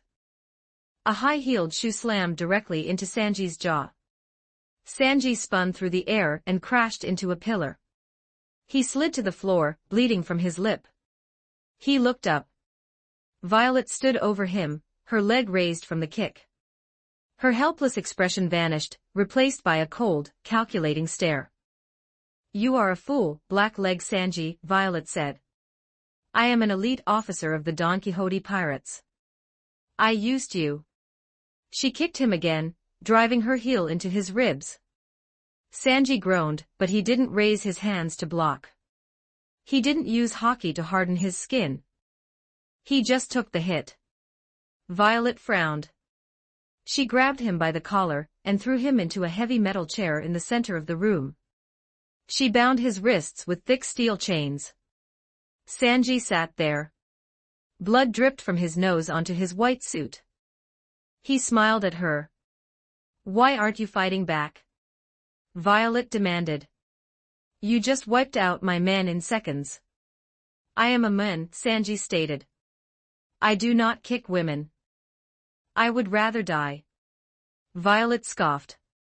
Pathetic. I need information. She raised her hands. She made circles with her fingers and placed them over her eyes. Gyro gyro no me peeping mind. Violet activated her devil fruit. Her vision plunged directly into Sanji's brain. She prepared herself to uncover the Straw Hat Alliance's master plan. She expected to see tactical maps, crew weaknesses, and hidden agendas. Instead, a tidal wave of psychic energy hit her. Violet screamed. She fell backward, covering her eyes. What is wrong with your head? Violet gasped, hyperventilating. Mermaids.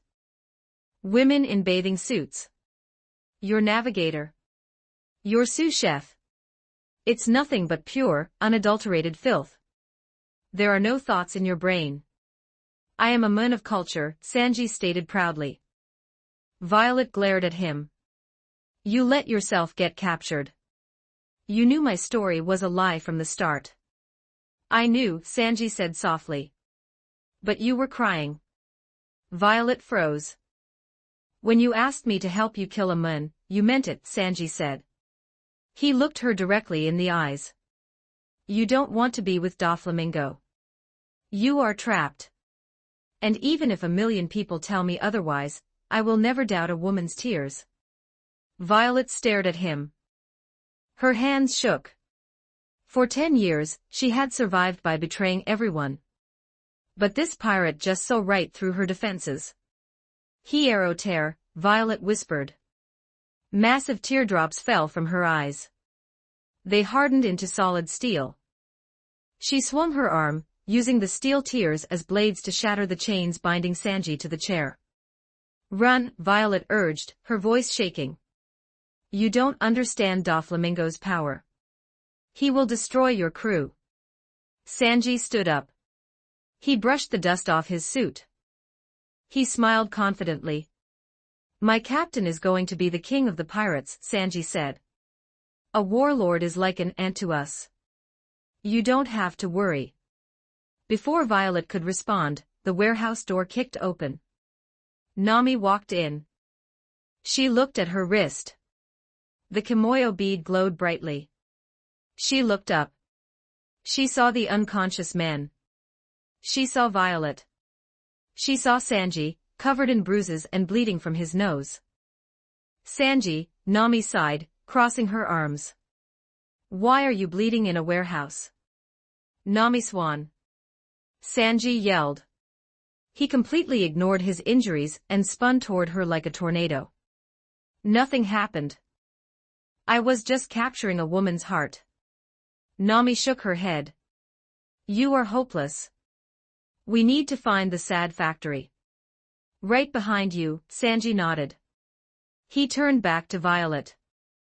Suddenly, a massive, invisible shockwave ripped through the city. The air vibrated. The ground hummed. It wasn't an explosion. It was a pulse of raw energy. Ben had just knocked Sugar unconscious in the underground port. Violet gasped. Her eyes went wide. She dropped to her knees on the concrete floor. She grabbed her head. Memories flooded her mind. A tall man swinging a broadsword. A cheering Colosseum. A beautiful woman named Scarlet. A one-legged toy soldier raising a little girl in the slums. Kairos, Violet whispered. Tears streamed down her face. He was my brother-in-law. The undefeated gladiator of the Colosseum. He married my sister Scarlet. He never ran away. He was the one-legged toy soldier this whole time. He raised Rebecca. How could I forget him? Sanji knelt beside her. He placed a hand on her shoulder. Violet-chan. What happened? Violet looked up. She sobbed openly. I am Viola. I am the daughter of King Riku. 10 years ago, Doflamingo stole this country. He turned our loved ones into toys so we would forget them. He took my father. He ruined my family. Sanji's expression hardened. The light-hearted cook vanished. The pirate remained. Where is your father? Sanji asked. In the royal palace, Viola cried. Go to him, Sanji commanded. Go find your family. Rescue your father. But Doflamingo is fighting my captain right now, Sanji interrupted. He won't be coming back. I promise you that. Viola wiped her eyes. She stood up. She looked at Sanji and Nami with absolute determination. The sad factory is directly beneath us, Viola said quickly. Go to the toy house in the center of town. There is a hidden elevator inside. Take it down to the underground scrap port. From there you will find a massive tunnel leading directly into the factory. She paused, grabbing Sanji's hand. There is a girl locked in the palace chapel. Princess Mancheri of the Tontata tribe. Doflamingo uses her powers. Rescue her. Nami smiled, placing a hand on her hip. We handle rescues too. Don't worry. Just give us the coordinates. Thank you, Viola said. She turned and sprinted out of the warehouse, heading straight for the palace. Sanji lit a fresh cigarette. He looked at Nami. Toy house elevator, Sanji said. Underground scrap port, Nami agreed. They ran out into the street. The real battle for Dressrosa was about to begin. Chapter 234, Dressrosa 2286 words. The underground port echoed with the sound of snapping wood, ripping fabric, and expanding metal. All around the dark, cavernous harbor, hundreds of toy soldiers, plush bears, wooden dolls, and marionettes began to glow with a blinding white light. Within seconds, the toys morphed. Arms lengthened, limbs thickened, and plastic skin turned back into muscle, hair, and sweat. Hedrudin, the giant mercenary from Elbaf, dropped his wooden carrying crate. He stared down at his massive, flesh and blood hands. He raised his arms, flexed his colossal biceps, and let out a roar that shook the stalactites hanging from the cavern ceiling. Human again. Hedrudin bellowed, his voice booming through the underground. The giant of Elbaf has returned. Beside him, other legendary fighters from the Colosseum blocks materialized from their toy forms. Dagama, the tactical tactician, rubbed his round belly in disbelief. King Elizabello too stared at his royal fists, realizing his memories, and his physical power had returned in a single instant. Bluegilly stretched his long, muscular legs, testing his joints with a series of lightning-fast practice kicks that sliced the damp air. Suleiman the Decapitator gripped his sword, his dark eyes scanning the room, as his mind reassembled 10 years of stolen memories. Who did this? Bluegilly muttered, looking around the chaotic port. Who broke the curse? I do not care who it was, Hedrudin rumbled, looking toward the exit of the port. But they have the eternal gratitude of the Elbaf warriors. Let us find our weapons and tear this kingdom down. A collective roar of agreement rose from the newly freed gladiators. They did not know who their savior was, but they were ready to spill blood for them.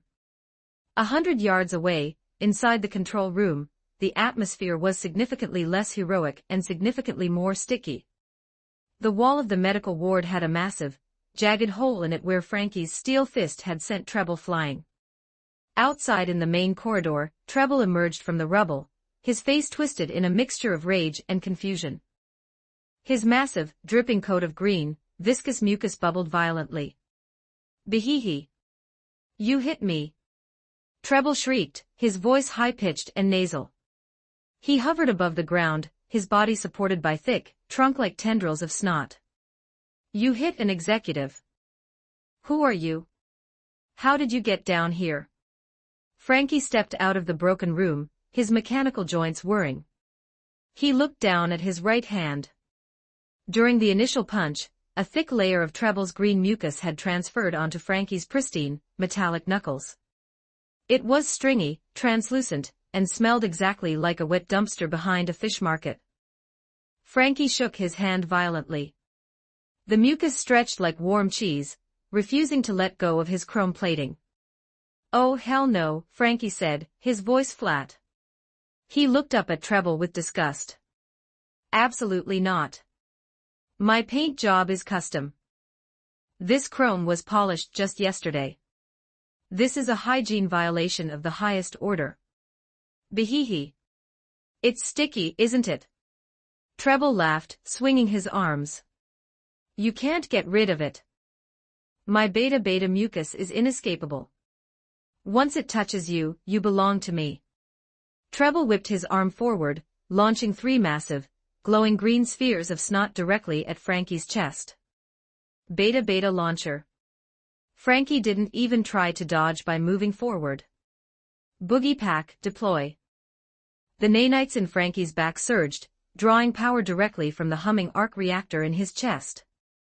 In less than a fraction of a second, the metallic plates on his shoulder blades parted, and a pair of high-tech, mechanical jetpack wings extended with a sharp hiss. Twin blue thrusters ignited, launching Frankie 50 feet into the air. The sticky spheres slammed into the stone wall behind him, instantly melting the stone with their corrosive, acidic stickiness. Okay, Frankie said, hovering near the cavern ceiling. He pointed his right arm downward. The internal venting system of his forearm opened. He funneled a burst of raw thermal energy from the arc reactor straight through his hand. A localized blast of intense heat vaporized the mucus on his knuckles, turning it into harmless white ash. Frankie sighed in relief. Much better. All right, snot guy. Here is the deal. I have a smack hand that can hit with the force of a tectonic plate. But there is not a chance in hell I am touching you again. We are doing this from a distance. Behehe. You think flight will save you? Treble roared.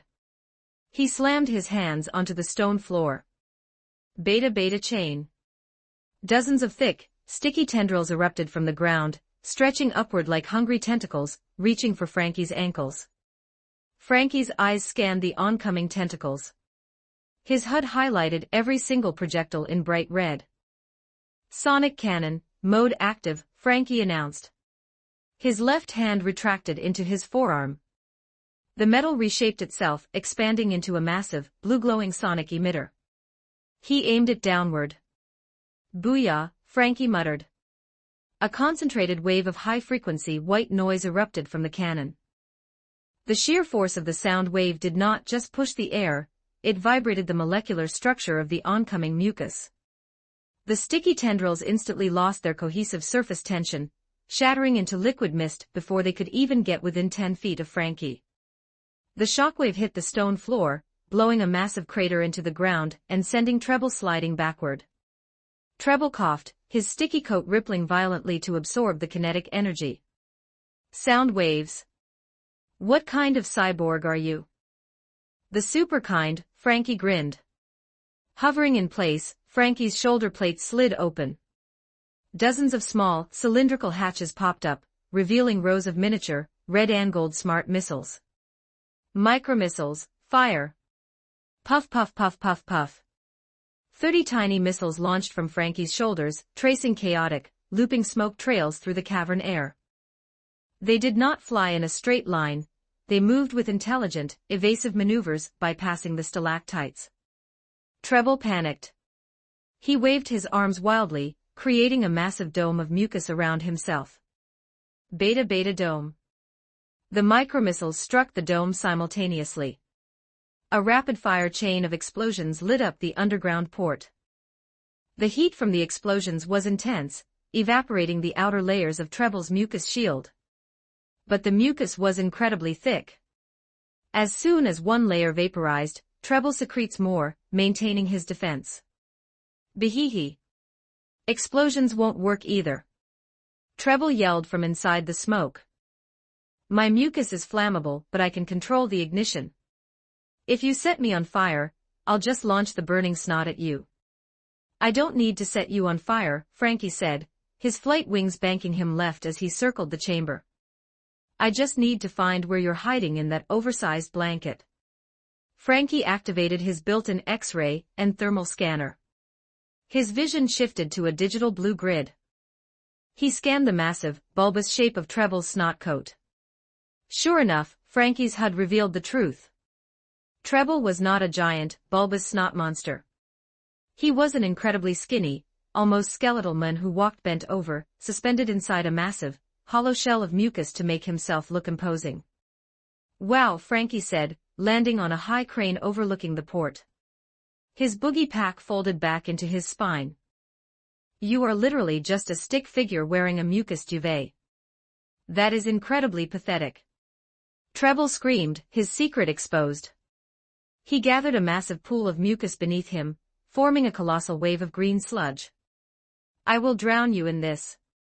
Beta beta flytrap. The massive wave of mucus launched toward the crane, threatening to submerge the entire metal structure. Frankie stood his ground. He didn't run. He didn't fly. His right arm transformed again. The nanites shifted, creating a massive, blocky cannon with a wide, industrial intake vent on the side. He aimed the cannon at the stone wall to his right. Slam cannon, load, Frankie commanded. The cannon generated a localized vacuum field, ripping a massive 3-ton chunk of solid bedrock right out of the cavern wall and sucking it into the barrel. The nanites instantly reinforced the stone, wrapping it in high-energy casing. Frankie swung the heavy cannon toward the oncoming wave of mucus. The 3-ton block of stone launched from the cannon at supersonic speed. The energy was so immense that the air pressure pushed the mucus wave aside, splitting it down the middle. The massive stone projectile flew straight through the snot wave and slammed directly into the hollow chest of Treble's mucus suit. The impact was devastating. Treble's snot suit exploded outward in a shower of sticky green rain. The skinny man inside was launched backward, tumbling across the stone floor of the port like a dry leaf in a windstorm. He hit a stone pillar, his glasses shattering as he slumped to the ground, completely unconscious and stripped of his sticky defense. Frankie stood on the crane. He looked down at the puddle of mucus surrounding the fallen executive. He checked his suit. Not a single drop of snot had landed on him. Frankie struck his signature pose, spreading his arms wide as the arc reactor in his chest flared bright blue. Pure hygiene victory. Meanwhile, back up in the sunlit commercial district of Dressrosa, the atmosphere was entirely different. The town square was filled with the sound of weeping, laughter, and clinking glasses. At a colorful wooden concession stand decorated with red tiles, Tony Chopper and Jewelry Bonnie were currently sitting on tall stools, completely ignoring the historical events unfolding around them. "Bring me more of that seafood rice," Bonnie demanded, banging her fork on the wooden counter. The chef, sweating profusely, handed her another massive, steaming pan of paella.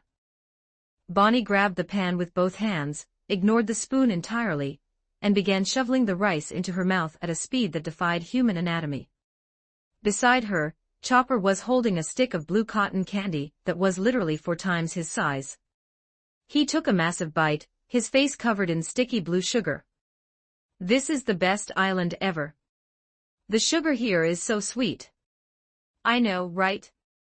Bonnie mumbled around a mouthful of shrimp. "And the meat has this weird spice that makes you want to eat forever." They were so focused on their food that they didn't notice the sudden shift in the crowd. All around the plaza, toys were turning back into humans. A tin soldier standing near a flower shop suddenly expanded, turning into a young man with a green cap. A woman who had been walking a toy poodle dropped to her knees, screaming in tears, as the poodle turned into her long-lost husband. They hugged tightly in the middle of the street, weeping so loudly that it attracted the attention of the nearby tourists. Chopper paused, a piece of cotton candy hanging from his mouth. He looked over his shoulder. "Why is that lady hugging her dog? Wait, that dog has legs now. And a face." "Maybe it's a new fashion trend," Bonnie muttered, not looking up from her paella. She grabbed a giant chicken leg and bit it in half, bone and all. "People in the new world do weird stuff." "No, Bonnie, look." Chopper pointed his hoof. "All the toys are turning into people. Look at that teddy bear. It's a pirate now." "Whatever it is, it's distracting me from my rice," Bonnie grumbled, reaching for a plate of churros. Suddenly, the ground beneath their stools began to vibrate. It wasn't a minor tremor. The cobblestone streets began to ripple like water. The sound of grinding, crushing stone echoed from deep beneath the city foundations. "An earthquake." Chopper squeaked, his blue nose twitching in fear. "We need to save the food." "Forget the food, look at the street," Bonnie yelled, dropping her churro. The cobblestones directly beneath their concession stand cracked open. A massive, jagged fissure split the plaza in two. From the gap, the gray stone of the street began to rise, shifting and morphing with terrifying speed. It didn't just rise, it took shape. The stone coalesced into 5 massive, building-sized fingers. In less than 3 seconds, the entire street beneath the food stand transformed into a colossal, mountain-sized hand made of solid granite. The colossal stone hand began to close, its massive fingers casting a shadow that plunged the entire plaza into darkness. The weight of the descending stone fingers threatened to crush Chopper, Bonnie, and the entire concession stand into a pile of fine gray dust. "We're gonna get squished," Chopper screamed, his eyes popping out of his head. "Not on my watch," Bonnie roared. Bonnie grabbed Chopper by the collar of his hat. She kicked the wooden counter with immense force, launching herself and the reindeer backward off the stools just as the massive stone fingers slammed together. The impact shattered the concession stand into millions of splinters. The stone hand clamped shut with a force that sent a massive shockwave of dust and debris flying through the plaza, obscuring the sky in a thick cloud of gray stone dust. Out of the dust cloud, Bonnie and Chopper tumbled onto the far side of the street, sliding across the cobblestones but completely unharmed. They looked back at the massive stone hand resting in the center of the ruined square. The giant fingers slowly opened, revealing nothing but crushed wood and ruined paella pans inside. "My rice," Bonnie whispered, her face turning pale. "We almost died," Chopper shrieked, clutching his head. The giant stone hand began to sink back into the ground, its fingers merging with the street once more as the ground rumbled, preparing for its next attack. Chapter 235, Dressrosa 1997 words. The giant stone hand sank into the cobblestones. The street rippled like water and flattened out. Chopper swallowed his cotton candy. Bonnie chewed her paella. They stood in the middle of the empty plaza. The townsfolk had already fled. The ground in front of them bubbled. A massive, muscular man rose from the stone. He wore spiked shoulder pads and a gladiator helmet. He glared down at the doctor and the glutton. "Straw Hat Pirates," Pika declared. Chopper froze. Bonnie stopped chewing. Pika's voice did not match his body. It sounded like a balloon leaking air. It pitched higher than a toddler's squeak. "I will crush you," Pika squeaked menacingly. "I will present your broken bodies to Daffy as a gift." Silence hung in the air. Chopper clamped his hooves over his mouth. His cheeks puffed out. His eyes watered. Bonnie swallowed her food. She covered her mouth with her hand. Her shoulders shook violently. "Pfft," Bonnie snorted. "Squeak," Chopper wheezed. Pika frowned. The veins on his forehead bulged. "Are you laughing at my voice?" he demanded.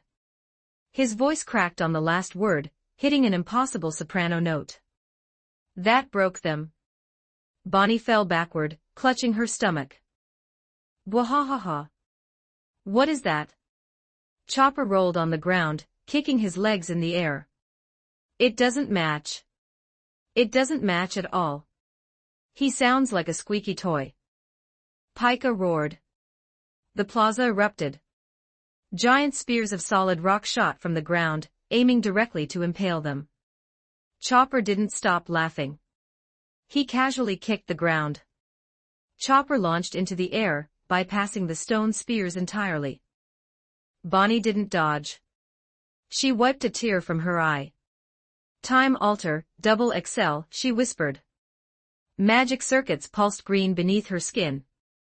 Bonnie's internal timeline doubled. She vanished from human perception, moving with the terrifying, stutter-step speed of a phantom. The stone spears pierced empty air. Bonnie reappeared hovering above Pika. Her leg coated itself in black armament hockey. Bonnie swung her leg. A compressed blade of air shot downward. It didn't just cut the stone spears. It cleaved the entire plaza in half. A trench 100 feet deep opened in the street. Pika widened his eyes. He merged into the stone right before the air blade struck him. He ran away. Chopper laughed, landing lightly on a rooftop.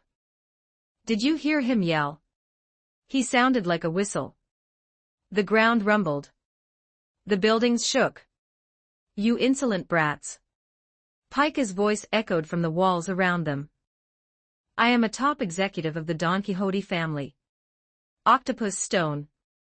The cobblestones of the plaza melted into liquid rock, surging upward to form 8 massive, thrashing stone tentacles. They whipped through the air, smashing into the buildings and lunging at the pirates from every conceivable blind spot. "He's getting mad," Chopper yelled, giggling. He didn't evade. Chopper planted his hooves on the roof. Tech Eye, Iron Hoof. The stone tentacles slammed directly into Chopper. Instead of crushing him, the immense force shattered the rock upon impact. Chopper flexed, shattering the remaining rubble, then kicked off the air, dive-bombing the remaining tentacles with a flurry of hockey-infused punches.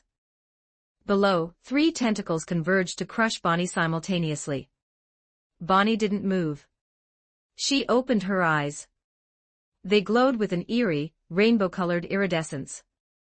Mystic eyes of retrospection, Bonnie commanded. She looked at the incoming stone limbs. She applied her age manipulation devil fruit concept through Naciverse magic. She didn't accelerate the stone's age, she reversed it. She reverted the sculpted, hardened stone back to its original conceptual state: dust and loose sediment. The massive stone tentacles disintegrated in midair. Thousands of tons of rock turned into harmless, blinding sand and blew away in the wind. "Is that all you've got, Squeaky?" Bonnie yelled into the dust cloud. The entire town shifted in response. The cobblestones, the buildings, the walls, everything pulled toward the center of the island. Pika assimilated the stone. A colossal stone golem rose above Dressrosa. It shadowed the sun. It stood taller than the mountains. Pika's face formed on the golem's head. Pika squeaked from the sky, his voice echoing across the island. "Behold my true power. Bite of the earth dragon." The golem's chest split open, and a massive, dragon-shaped head made of jagged granite lunged forward, its jaws wide enough to swallow a Navy warship. Bonnie slapped her knee. "I can't breathe. He's the size of a mountain, and he still sounds like a baby bird." Chopper fell off the roof, laughing hysterically. He bounced off an awning and landed on his feet. He wiped a tear from his eye. Chopper raised his hooves. He didn't use a rumble ball. He didn't need one anymore. Chopper channeled his prana. "Prana burst, beast," Chopper muttered. Red magical energy erupted around Chopper like a raging bonfire. He kicked off the ground using Soru, leaving a crater behind. He shot upward like a red missile, meeting the falling stone dragon head-on. Chopper threw a punch. The impact triggered a sonic boom. Chopper's raw physical strength, multiplied by the super soldier serum, hockey, and explosive prana, shattered the construct instantly. The mountain-sized dragon head exploded into millions of pebbles.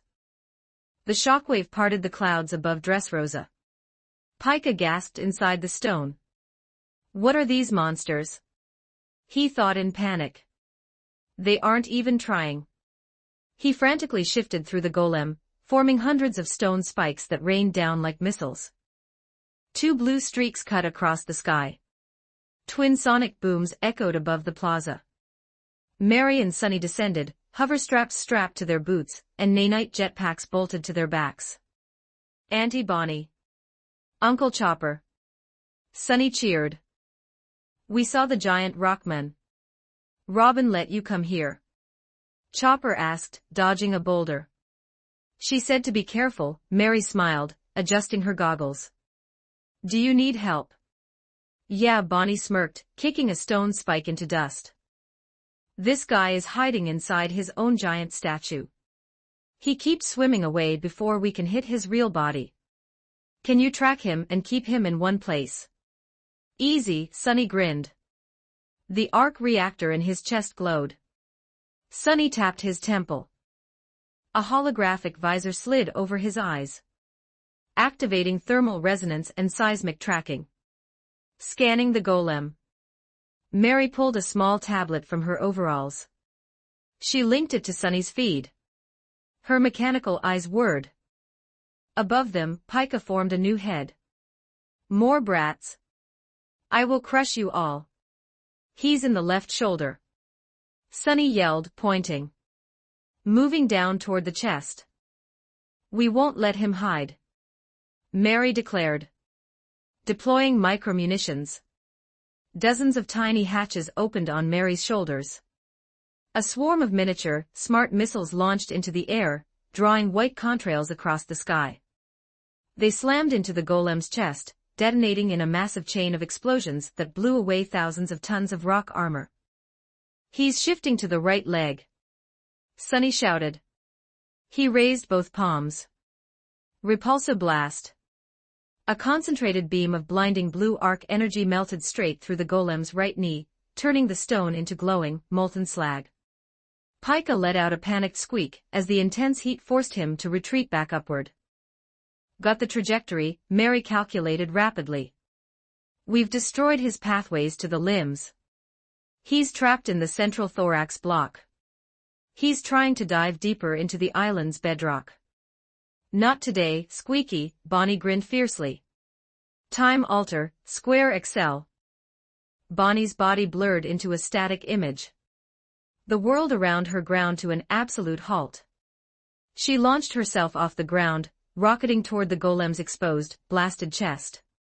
She coated both of her hands in highly advanced armament hockey, the flowing Raya technique she had learned from Zoro and Ben. She didn't punch the stone. She plunged her hands directly into it. The flowing hockey acted as a barrier, letting her reach right through the granite like it was soft clay. Her fingers closed around spiked armor. Time resumed with a violent snap. Found you. Bonnie roared. Pika's eyes widened in horror inside his stone sanctuary. Bonnie ripped her arms backward. With a sound like an exploding mountain, Bonnie violently extracted Pika's real body, dragging him completely out of the stone assimilation, and throwing him into the open air above the plaza. He's out. Mary cheered. All yours, Chopper. Bonnie yelled, backflipping away from the crumbling golem. Pika scrambled in midair. He was completely exposed. Panic seized his features. He instantly coated his entire, massive body in pitch-black armament hockey. He hardened every muscle, turning himself into a falling cannonball. I am an elite officer. Pika squeaked frantically. My hockey is invincible. Chopper stood in the center of the ruined plaza. He looked up at the falling executive. He didn't laugh this time. His blue nose twitched, and his eyes locked onto his target with predatory focus. Chopper crouched low. He pulled his right arm back. Every ounce of his prana, his super soldier strength, and his own hockey condensed into his right hoof. The air around his fist distorted, glowing with an intense, burning red aura that took the shape of a massive, blooming cherry blossom. Let's test that, Chopper said quietly. Chopper kicked off the ground with so much force that the entire street beneath him caved in. He met Pika exactly halfway in the sky. Prana burst beast. Chopper unleashed the punch. Kokudai supernova. The impact was deafening. Chopper's hoof struck dead center on Pika's hockey-coated chest. For a fraction of a second, the two forces clashed. Then Pika's invincible armament hockey shattered like cheap glass. The concentrated magical energy released in a massive, red and white shockwave that illuminated the entire sky. A massive imprint of a reindeer's hoof was blasted entirely through the clouds above. Pika's eyes rolled completely back into his head. He coughed up blood, his squeaky scream silenced instantly as he plummeted back to the earth like a meteor. He crashed into the center of the cobblestone plaza, creating a crater 50 feet wide. He didn't move. He was completely unconscious. The remaining mountain-sized stone constructs, now devoid of Pika's control, crumbled into harmless, normal rubble around them. Chopper landed softly next to the crater. He exhaled a breath of steam, the red prana fading from his body. Bonnie landed next to him, walking over to the edge of the pit. Sunny and Mary hovered down, landing lightly on the debris. They all looked at the broken, massive executive. He put up a good fight, Chopper said respectfully, adjusting his hat. Bonnie stared at Pika's twitching form. Chopper bit his lip. He snorted. Seconds later, the doctor, the glutton, and the two androids were rolling on the ground, laughing until their stomachs hurt. Tony Chopper base upgrade, Super Soldier Serum, Captain America template. Grants peak physical strength, endless stamina, and enhanced durability, stacking with his reindeer physicals. Martial arts, Rokushiki, 6 powers, observation hockey, armament hockey. Magecraft, Fate/Naceverse conceptual reinforcement, focuses prana into his body to enhance structural integrity. Allows him to punch through solid steel without using hockey. Prana burst, beast releases magical energy outward at the moment of impact. functions like an explosive thruster, allowing him to jump miles into the air or create shockwaves with his punches. Jewelry Bonnie. Base upgrade, Super Soldier Serum. Removes her physical frailty and grants extreme combat stamina. Martial Arts, Rokushiki, 6 powers, Observation Hockey, Armament Hockey, Advanced Ryu. Magecraft, Fate/Naciverse innate time control, time alter accelerates or stagnates the flow of time within her own body. Using double excel or square excel allows her to move at speeds far exceeding Soru, allowing her to bypass physical defenses. Mystic Eyes of Retrospection, a conceptual visual magic tied to her devil fruit. By looking at an inorganic object, she can regress its conceptual age, turning refined weapons into raw or carved stone back into loose sediment. Nami, Robin, Vivi, Bonnie, Usopp, and Chopper know Harry Potter magic, but they also created their individual magic as well. Chapter 236, Dressrosa 2397 words. The streets of the lower residential district were eerily quiet. Most of the citizens had either fled the sudden tremors, or were weeping in the streets as their memories returned. Kin Eamon sprinted down a paved alleyway, his hand resting on the hilt of his sword. Behind him, Brook bounded with light, weightless steps, while Momonosuke scrambled to keep up, clutching his small wooden training katana. Kin Eamon called out, his deep voice bouncing off the stone walls. "Where have they taken you, my friend?" "Kin Eamon-san, please slow down," Brook said, his skull rattling slightly. "We must remain cautious. The city is currently crawling with Doflamingo's subordinates. Though I do not have eyes to see them, yo-ho-ho. We cannot tarry, Brookdano." Kin Eamon replied, scanning the rooftops. "Kanjuro is imprisoned somewhere within this wretched city. We must find him before Doflamingo realizes the country is collapsing." Momonosuke whimpered, pointing a trembling finger forward. "Look there." Standing at the end of the alleyway was an exceptionally large, round woman. She wore a tight, garish leopard print dress, massive green sunglasses, and held an artist's palette in one hand and a giant paintbrush in the other. Her hair curled outward like dried clay. Giala, an elite officer of the Don Quixote family's treble army, puffed on a cigarette and sneered at the trio. "Ah, the rat pirates have finally crawled out of their holes." Giala cackled, waving her paintbrush. "I was sent to secure your ship, but the damn vessel was nowhere to be found." "No matter. Finding you pests here is an even better canvas." "Who is this strange, rotund painting woman?" Kin Eamon demanded, drawing his sword. "Art is not strange. Art is life. Art is pain." Giala screamed, her face contorting in artistic fury. She dipped her giant paintbrush into a swirling, neon cloud of paint hovering in the air. "Behold my masterpiece. Art, art, dying art." She swung her brush. A massive wave of rainbow-colored, viscous gas erupted from the bristles, instantly flooding the narrow alleyway. "Momonosuke-sama. Get behind me." Kin Eamon yelled, stepping in front of the young heir. He swung his sword, attempting to use his foxfire style to burn through the gas.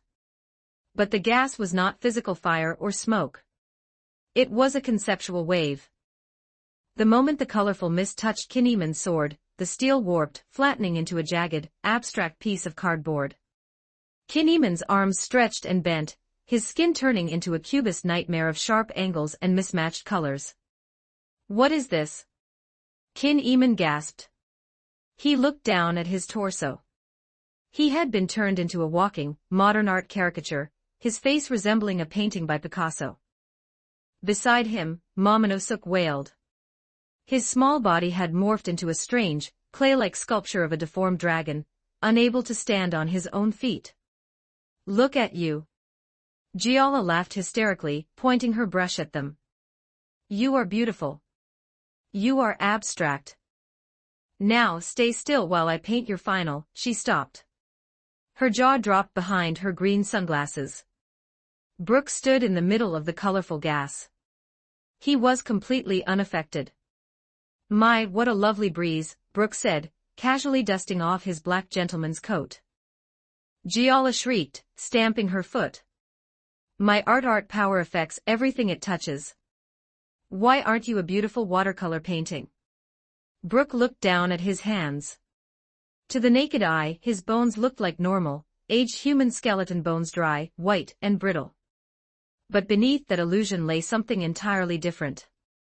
I am afraid my bones are far too stubborn for your paint, madam, Brooke said. He placed a hand on the cane sword at his hip. You see, my friend Ben did some custom tailoring to my bones. Your art simply cannot stick to my canvas. Die, you freak. Giala screamed, throwing a flurry of explosive paint globes at him. Mural splash. Brooke didn't even draw his sword. He simply stepped forward. He moved with the weightless speed of a soul. He bypassed the paint globes entirely. He passed Giala in a single, silent stride. Humming three-step, arrow notch slash, Brooke whispered. He slid his blade back into his cane. A sharp click echoed through the alleyway. An invisible, freezing cut opened across Giala's torso. The impact of the blow didn't just slash her. The cold frost of the underworld instantly numbed her nerves. Giala let out a choked gasp, her paintbrush freezing solid before she collapsed flat on her face, completely unconscious. The moment she lost consciousness, the transfiguration curse broke. Kinneman's body snapped back to its original form, his sword turning back into steel. Momonosuk tumbled onto the cobblestones, gasping for breath as he became a human boy once more. Brooke Dono. Kinneman gasped, staring at the fallen executive in awe. Your swordplay, it is otherworldly. Yo-ho-ho. It is simply the power of a good tune, Brooke chuckled, offering Kinneman a hand. Now let us continue. Kanjuro must be close. We must hurry. Kinneman nodded, picking up Momonosuk and sprinting further into the city. Meanwhile, on the main boulevard leading toward the giant, toy-shaped building known as the Toy House, Sanji and Nami were moving at a rapid pace. The streets here were littered with abandoned crates, broken wagon wheels, and discarded toys. The massive stone tower of the toy house loomed ahead, its arched entrance unguarded. Sanji walked with his hands in his pockets, his suit jacket fluttering behind him. Beside him, Nami checked the coordinates on her kimoyo beads, her eyes scanning the alleyways. Suddenly, Sanji's eyes narrowed. His advanced observation hockey flared. In his mind's eye, the cobblestones directly in front of them turned bright red, vibrating with a massive, localized buildup of volatile energy. Sanji barked. Before Nami could step forward, Sanji snatched her by the waist, pulling her flush against his chest. He kicked off the ground, executing a rapid, backward Sora step. The section of the street they had been about to step on exploded with deafening force. A shower of sharp cobblestone fragments and black smoke erupted into the air, leaving a 5-foot crater in the pavement. The shockwave rattled the windows of the nearby shops. Sanji landed 20 feet back, his arm still wrapped securely around Nami's waist. Are you all right, Nami-swan? Sanji asked, his voice instantly shifting from combat serious to deeply concerned. I'm fine, Nami gasped, clutching her climatact. She looked at the smoking crater. That wasn't a normal bomb. There was no fuse. A precise evasion, a cold, mechanical voice echoed through the smoke. Walking out from the shadows of the toy house entrance was Gladius.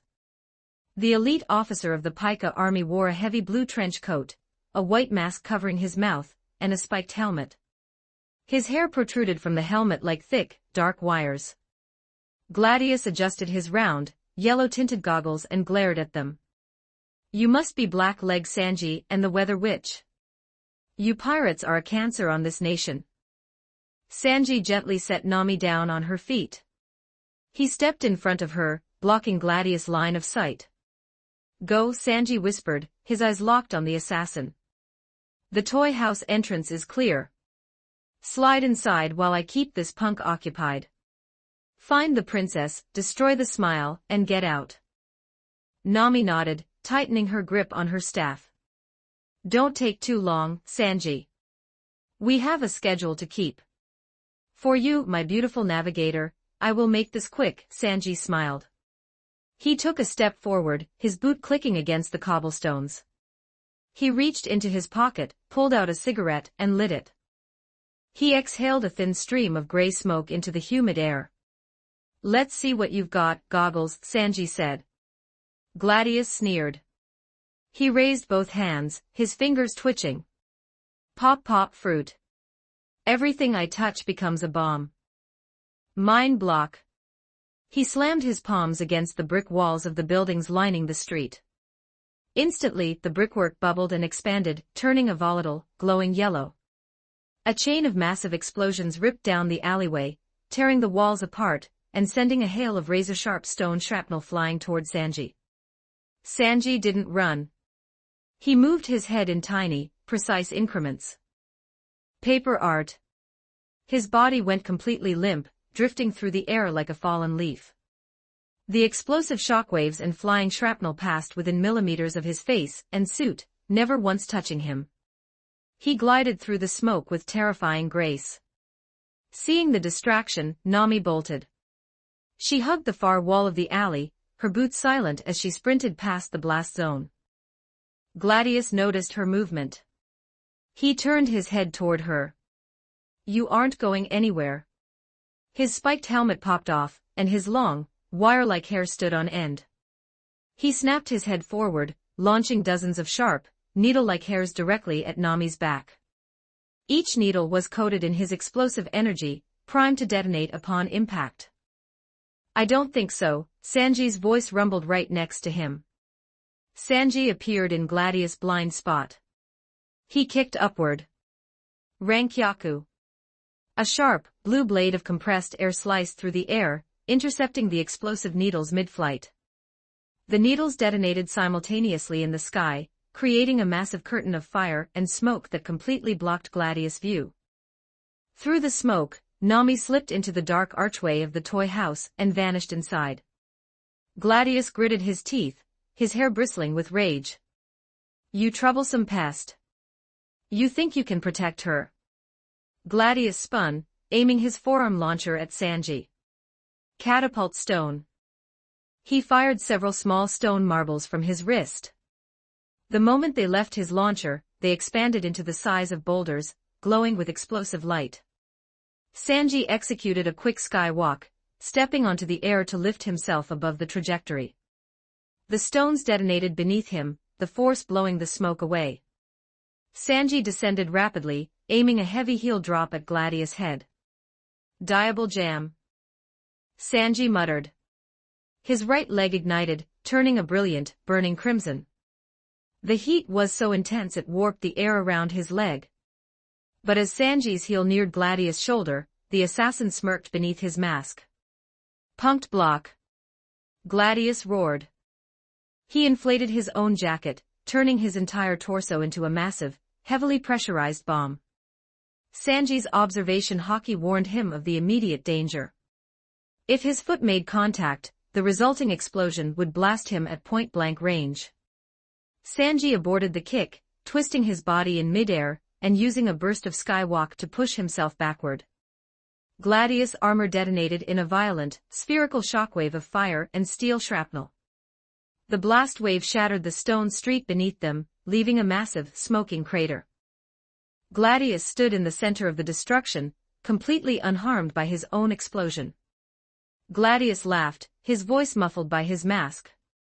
You cannot touch me, Blackleg. Every time you get close, I will simply blow myself up. You are a close-range fighter. You have no way to defeat me without destroying your own legs. Sanji landed 30 feet away. He stood on the edge of a ruined roof, his suit slightly dusted with ash but otherwise immaculate. He took a long drag from his cigarette, and blew the smoke into the burning air. You're loud, Sanji said flatly. And you smell like cheap gunpowder. Arrogant brat. Gladius screamed. He knelt, placing both hands on the ground. This entire street is my bomb. Brachyura burst. The cobblestones for 50 yards around Sanji began to swell like rising dough. The yellow, volatile glow spread rapidly, threatening to vaporize the entire block in a cataclysmic explosion. Sanji closed his eyes.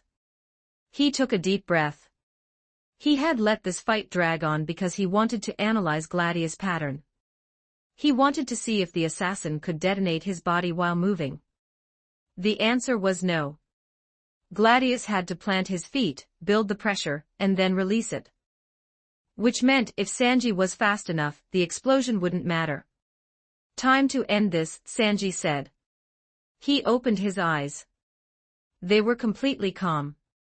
Sanji bent his knees. He didn't just ignite his leg. He channeled his advanced armament Haki, wrapping the red flames of his diable jam in a sleek, protective coat of pitch-black armor. The combination turned his leg a deep, violet-blue color, burning with a heat that was almost invisible to the naked eye. Ifrit jam. Gladius looked up, his goggles reflecting the terrifying blue light. What is that? Soru, Sanji whispered. Sanji vanished. He didn't just move fast, he moved at a speed that bypassed the physical limitations of the human eye. The ground beneath him hadn't even begun to detonate before he was already gone. Gladius' eyes bulged. He couldn't find him. His observation Haki couldn't track the speed. Flanchette strike, Sanji's voice whispered directly behind him. Before Gladius could even think about inflating his armor, Sanji's blue-hot, Haki-clad foot struck him directly in the center of his back. The force of the strike was astronomical, backed by the weight of Sanji's trained legs and the kinetic energy of his speed. But the heat of the Ifrit jam was the true decider. The intense blue fire instantly pierced through Gladius' trench coat, melting the protective plating beneath, and vaporizing the explosive pressure building inside his body before it could detonate. It wasn't an explosion of gunpowder, it was a shockwave of pressure. Gladius' mask shattered into 1,000 pieces. His goggles flew off his face. He let out a choked, silent gasp as his ribs cracked under the immense weight of the kick. He was launched forward like a missile, flying straight through the front brick wall of the toy house and crashing deep into the dark interior, leaving a human-shaped hole in the masonry. He didn't get up. He was completely unconscious before he even hit the ground. Sanji landed softly in the center of the ruined street. The violet-blue flames around his leg faded, leaving only a small wisp of dark smoke. He adjusted his tie, smoothed his hair, and took his hands out of his pockets to check his watch. 3 minutes, Sanji muttered, exhaling a final ring of smoke. He turned and walked through the gaping hole in the toy house wall, stepping into the darkness to find Nami. Chapter 237, Dressrosa. 2363 words. It drifted over the sand. It hissed as it touched the rolling tide. Nobody moved. The burning remnants of the meteor cooled. Admiral Fujitora gripped his cane. His thumb pushed the guard up. Steel slid from the wooden scabbard. The click echoed across the beach. Arrest them, Fujitora commanded. The beach exploded. Marine soldiers charged. They raised their rifles. Before a single trigger pulled, Conqueror's Haki rolled over the sand. It did not come from a shout. It leaked from Zoro's left eye. A shockwave of pure, invisible willpower slammed into the Marine ranks. 200 soldiers stopped. Their eyes rolled back. They collapsed, dropping their rifles, face-planting into the sand. Only the Vice Admirals, CP0, Doflamingo, and Fujitora remained standing. Fujitora let out a slow, weary sigh. Such overwhelming willpower. It would be a terrible shame for the oblivious to be trampled beneath our feet. The Admiral tapped his cane against the bedrock. Purple rings of gravity expanded across the beach. The 200 unconscious Marines were gently lifted into the air, surrounded by weightless bubbles. They floated safely out of the combat zone, drifting over the water before softly landing on the deck of the ruined Marine warship offshore. Fufufu, Doflamingo laughed, flexing his fingers. A true monster. Luffy said. He stretched his neck. It popped. Don't die. Mind your own fights, Straw Hat ya, Lo replied. He raised his hand. The blue dome expanded. Zoro vanished. He moved faster than sound. Sand kicked up in a massive geyser where he had stood. He appeared instantly in front of Fujitora. He held Shusui with two hands. Pitch-black armament hockey flowed down the blade. Red and black lightning violently sparked around the steel. He swung down. Fujitora raised his sword horizontally. The blades collided. The sky tore. A massive, jagged line of black lightning shot upward, cleaving the clouds above Greenbit in half. The sheer impact generated a shockwave that blew the sand off the beach, exposing the bedrock underneath. The ocean water blasted backward, creating a 50-foot trench in the sea. Heavy, Fujitora murmured. Gravity, Zoro gritted his teeth. Fujitora pushed his blade forward. A purple aura erupted from the steel. The gravity around Zoro multiplied instantly, skyrocketing to 50 times normal gravity. The bedrock beneath Zoro's boots shattered, instantly pulverizing into fine dust under the crushing weight. Fujitora waited for the swordsman's knees to buckle. They didn't. Zoro's posture remained flawless. His muscles didn't strain. He didn't even drop an inch. He grinned fiercely around the hilt of his sword. 50 gs. Is that it? Zoro taunted, pressing his blade harder against the admiral's. The cook works out in heavier gravity than this before breakfast. Fujitora's blind eyes widened slightly in surprise. Zoro didn't give him time to adjust. He twisted his wrists, sliding Shusui off the cane sword, and brought Sandai Katetsu up in a vicious, sweeping uppercut. Fujitora stepped back with elegant, practiced footwork. The cursed blade sliced a millimeter from his purple coat. Fujitora retaliated instantly. He seamlessly transitioned into a reverse grip, thrusting the cane sword forward like a spear. Gravity stinger. A concentrated beam of gravity shot from the tip. Zoro tilted his head. The invisible beam grazed his ear, tearing through the jungle behind him, and violently uprooting palm trees for miles. Zoro stepped inside the guard. He clamped Wado Ikemonji down on Fujitora's blade, locking it in place, and swung Shusui horizontally toward the admiral's neck. Fujitora expertly brought his wooden scabbard up, catching the black blade in a shower of brilliant orange sparks. To their left, the vice admirals made their move. Vice Admiral Momonga used Soru, blurring across the beach with his katana drawn, aiming directly for Zoro's exposed flank. Vice Admiral Bastille leaped high into the air, wielding his massive, serrated shark cleaver, intending to split the swordsman down the middle. They did not make it. Dori stepped in. He held his massive, dark broadsword. He didn't swing it, he simply slammed the flat of the blade into the ground like an iron wall. Momonga's hockey-coated katana struck the dark metal. It sparked harmlessly. The indestructible URU metal absorbed the impact completely, not leaving a single scratch on the giant's weapon. What is this metal? Momonga gasped, his arms going numb from the feedback. Above him, Bastille brought his shark cleaver down with devastating force. Bragi laughed. He raised his vibranium shield. The massive serrated blade hit the shield. The shield absorbed the attack, causing Bastille's arms to snap backward. Dori twisted his wrist, parrying Momonga away, and punched. His massive fist hit Bastille in the chest midair. The masked vice admiral folded. Ribs cracked.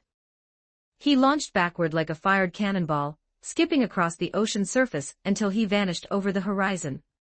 2 CP-0 agents engaged the giants. They wore white masks. One had a weeping face, the other a smiling face. The smiling mask agent leaped into the air. His body rapidly expanded, growing thick silver fur and massive, bulging muscles. A Zoan type, the Sarasara no Mi model, silverback gorilla. He landed with the weight of a tank, pounding his chest before throwing a colossal, hockey-coated punch at Oimo. Oimo swung his giant URU mace. The gorilla's fist collided with the dark metal, creating a sonic boom that parted the clouds. The weeping mask agent dashed toward Koshii. Koshii threw a massive horizontal swing with his axe. The weeping agent didn't dodge. He held out his hands. Paramecia powers flared, the Masatsu no Mi, the friction fruit. The moment the giant Uru axe touched the agent, all physical friction was reduced to absolute zero. The unstoppable blade simply slid harmlessly off the agent's shoulder, throwing Koshii entirely off balance. The agent glided effortlessly across the bedrock like an ice skater, aiming a lethal finger pistol at Koshii's knee. The front line dissolved into chaos. Law walked backward. He tracked the pink feathers. Doflamingo stood 50 feet away. He flicked his wrist. Overheat. A thick string of concentrated heat shot from his palm. It looked like a laser. It sliced the beach in half, melting the sand into glass. Law did not dodge. He pointed his finger at a falling leaf to his right. Shambles. He swapped places. The flaming string pierced empty air. Law reappeared mid-stride. He dashed into the jungle. Doflamingo mocked. He flicked his fingers upward. 10 invisible strings shot into the clouds, hooking onto the passing wisps. Doflamingo pulled. He launched himself into the sky, swinging like a pendulum over the giant canopy of green bit. He looked down. 5 color strings. He swiped his hand. 5 razor-sharp threads ripped downward. They hit the giant canopy. Trees with trunks the size of skyscrapers fell. The forest fractured. Wood splintered. Dust rose. Law stood on a massive branch. He looked up at the falling warlord. Law raised his finger. A jagged rock the size of a galleon ripped out of the ground. It shot upward, intercepting Doflamingo. Doflamingo laughed. He kicked his leg. Gashikito.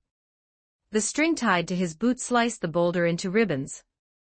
Doflamingo descended through the falling rubble, diving straight at Law. Law drew Kikoku. He coated the blade in armament hockey. He met Doflamingo in the air.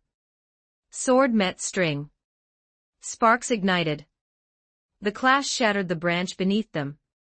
They fell together through the foliage. Law swung horizontally. Doflamingo leaned back, kicking Law in the stomach with a hockey-coated boot. Law coughed blood. He used the momentum. He pointed his left hand down. He expanded a sphere. He pointed at Doflamingo. Radio knife. He slashed. Electrical energy-coated Kikoku. Doflamingo's eyes widened behind his glasses. He crossed his arms, coating them in pitch-black hockey. The blade hit. The electricity sparked, bypassing the hockey to shock his internal organs. Doflamingo gritted his teeth. He grabbed the blade of Law's sword with his bare hand. Blood dripped. "You rely too much on your tricks," Doflamingo whispered. He pulled the blade forward, jerking Law closer. Doflamingo drove his knee into Law's chest. The impact broke a rib. He crashed into the forest floor, kicking up a cloud of dirt. Doflamingo landed lightly on a stump. He wiped the blood from his hand. He grinned. Law stood up. He wiped his mouth. He gripped his sword tighter. The fight had just started. On the beach, Luffy cracked his knuckles. 3 CP0 agents stood in front of him. They wore masks of an owl, a demon, and a blank face. "Target, Monkey D, Luffy," the blank mask stated. "Execution authorized." Luffy breathed in. He breathed out.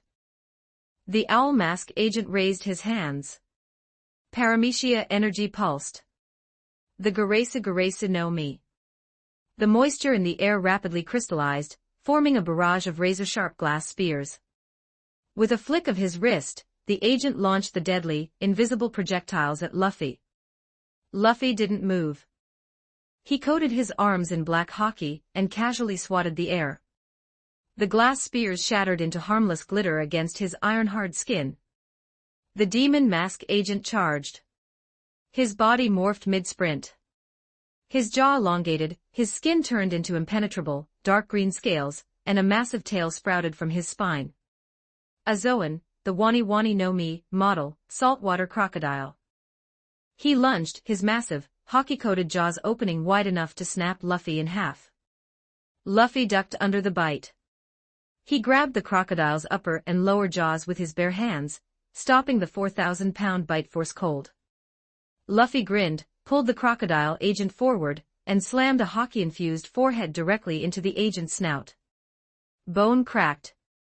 The crocodile reeled backward, his eyes crossing in a daze. The blank mask agent vanished using Soru. He reappeared directly above Luffy, transforming instantly. His arms turned into massive, serrated green scythes, his eyes shifting into compound lenses. A Zoan, the Mushi Mushi no Mi model, praying mantis. With terrifying, blinding speed, the mantis agent slashed his scythes in a cross formation, aiming to decapitate the pirate. Luffy placed a fist on the ground. Gear second. Steam hissed from his skin. He vanished. The scythes cleanly cut the bedrock where Luffy had been a millisecond prior. The mantis agent looked up. Luffy was hovering in the air directly in front of him, his fist pulled back and completely blackened with hockey. Jet pistol. Luffy punched. The fist collided with the mantis agent's chest. The dense insect exoskeleton shattered instantly. The shockwave blew a cone of pressurized air through the agent's back, parting the ocean behind him for 2 miles. The agent collapsed into the sand, unmoving. The crocodile agent, nursing a broken snout, shifted back into his hybrid form. He glared at Luffy. Luffy cracked his neck. Steam rolled off his shoulders. He settled into a fighting stance. Zoro and Fujitora continued their deadly dance. The clash of invisible force and gravity created a vacuum. Air rushed in. A cyclone formed around them. Fujitora spun, his blade catching Shusui, redirecting Zoro's energy into the ground. The bedrock cratered further. You cut well, swordsman. But you are fighting the very weight of the world. The world isn't as heavy as you think, old man, Zoro grunted. Zoro pushed Fujitora's blade up. He drew all 3 swords. He put Wado Ikemanji in his mouth. 3-sword style. Zoro charged. Fujitora swung horizontally. Fierce tiger. A wave of dense gravity slammed into Zoro. Zoro didn't fly back. He leaned entirely into the attack, crossing his blades and using advanced armament hockey to cut straight through the gravity wave like a physical wall. The sheer force ripped the sleeves off his shirt, but he pushed through the center of the distortion, appearing instantly in Fujitora's guard. Fujitora blocked it. He held his blade vertically behind his back, his observation hockey predicting the strike perfectly. The impact shook the island. Dori blocked a katana strike from Mamanga. Bragi laughed as the frictionless agent slid around his legs. Oimo traded blows with the silverback gorilla. The beach turned into a meat grinder. Doflamingo swung a string whip at Law. Law swapped places with a falling leaf. The string sliced a boulder in half. The battle lines blurred. Luffy ignored the glass shards raining down on him. He used Soru. He bounced off Bragi's helmet, launching himself at the returning crocodile agent. He coated his fist in black lightning. Elephant gun. He punched. The force collided with the crocodile's armored scales. The scales broke. The agent plummeted into the bedrock, creating a sinkhole. Doflamingo landed on a broken tree branch. He looked at the chaos. He looked at the destroyed beach. He looked at the giants who fought like demons, completely unfazed by vice admirals and CP0. He looked at Luffy, who bled steam and smiled. This is not a crew, Doflamingo muttered, the veins on his forehead throbbing violently. This is an army of monsters. He leaped from the branch, ignoring the rest of the battlefield, his eyes locking solely on Trafalgar Law. "I'll dissect you first," Doflamingo roared. He raised his hands, pointing his index fingers like pistols. Dozens of high-speed string bullets tore through the air, piercing the sound barrier. Law stood his ground. A massive wall of solid bedrock ripped out of the ground, acting as a shield. The string bullets hammered into the stone, tearing chunks out of it but failing to penetrate. Doflamingo didn't stop. He vaulted over the top of the stone wall, his foot coated in pitch-black hockey and wrapped in concentrated strings. He brought his leg down like a guillotine. Law raised Kikoka horizontally, locking both hands on the hilt. The hockey-coated boot slammed into the cursed sword. The shockwave of their physical clash shattered the massive stone wall beneath them into dust. Luffy dropped into a stance. Steam erupted violently from his skin. Zoro locked blades with a smiling admiral.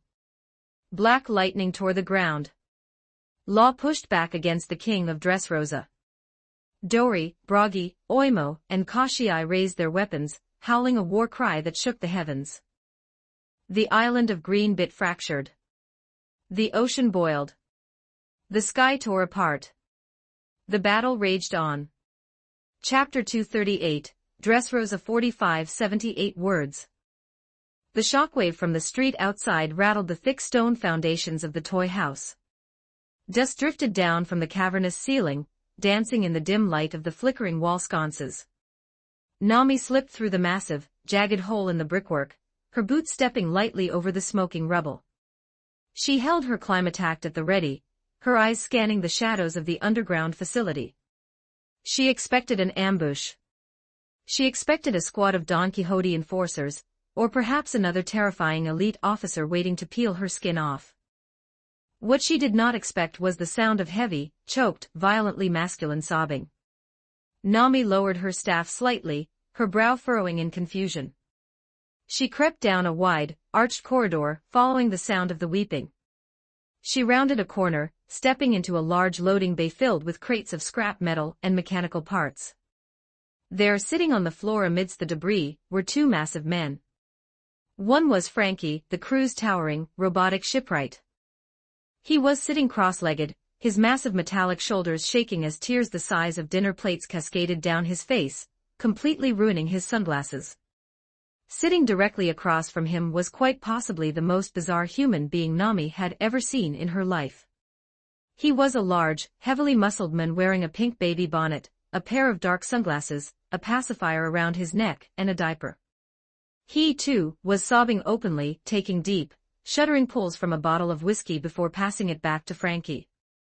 Leaning casually against a steel support pillar a few feet away, with his hands in his pockets and an unreadable expression on his face, was Ben. Frankie wailed, grabbing a giant piece of sheet metal to blow his nose. The sound was like a foghorn. "That is so super tragic. You're a real man, senor. A real hard-boiled man. Frankie bro." Senor Pink choked out, adjusting his pacifier as a tear slipped out from beneath his dark shades. The world is a cruel place. The rain, it just never stops falling. Nami stood frozen, her brain short-circuiting as she tried to process the scene.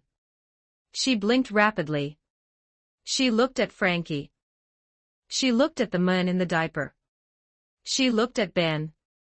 "Ben," Nami said slowly, her voice echoing slightly in the loading bay. "What is happening here? Who is this weird man wearing baby clothes? Are you guys having a play date?" Ben turned his head, offering Nami a small, relaxed smile. He didn't mock the man on the floor. His tone was surprisingly soft, devoid of his usual sarcastic edge. "He isn't a weirdo, Nami," Ben said quietly, his eyes lingering on the weeping executive.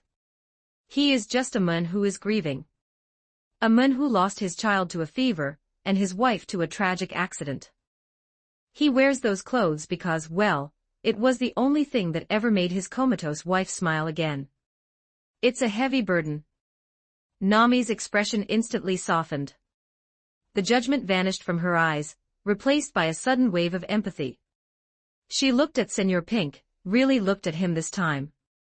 Past the absurd outfit, she saw the slumped shoulders of a man who had been carrying the weight of the world for years.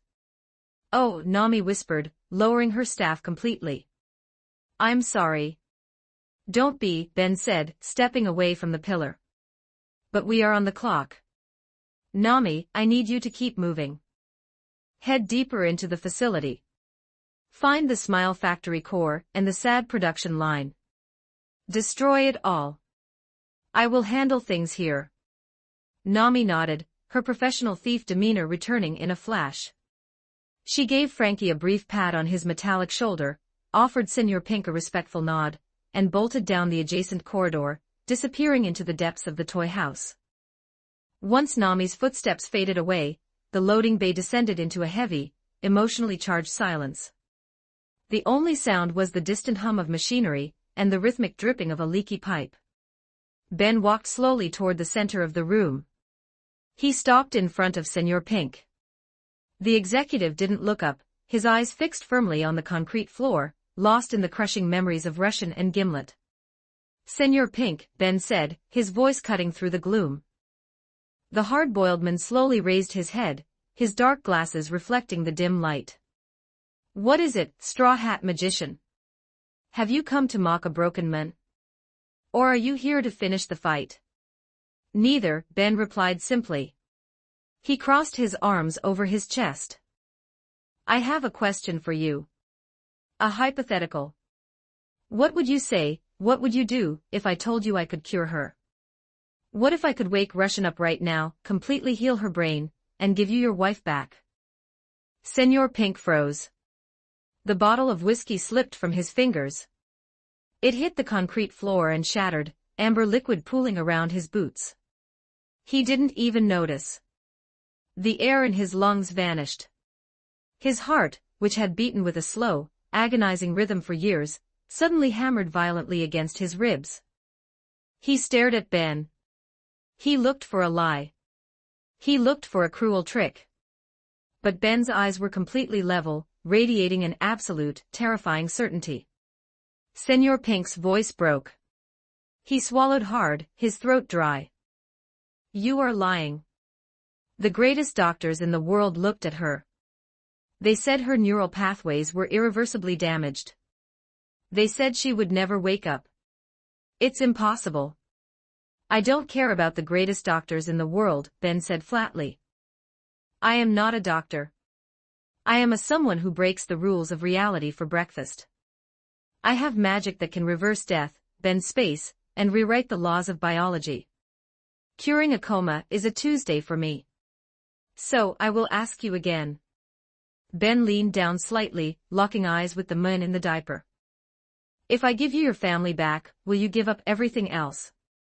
Will you abandon Doflamingo? Will you turn your back on the Don Quixote family, throw away your life as a ruthless pirate, and turn into a good man for her?" Senor Pink didn't hesitate. Not for a fraction of a second.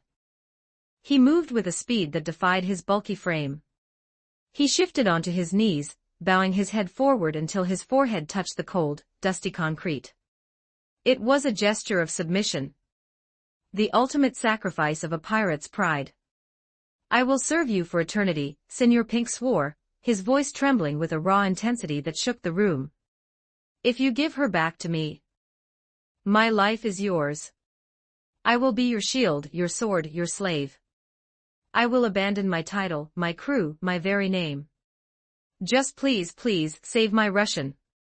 Frankie covered his mouth, a fresh waterfall of tears erupting from his eyes. So hard-boiled. Such a beautiful sacrifice. Ben stared down at the groveling executive for a long moment. Then, he let out a soft sigh and waved his hand dismissively.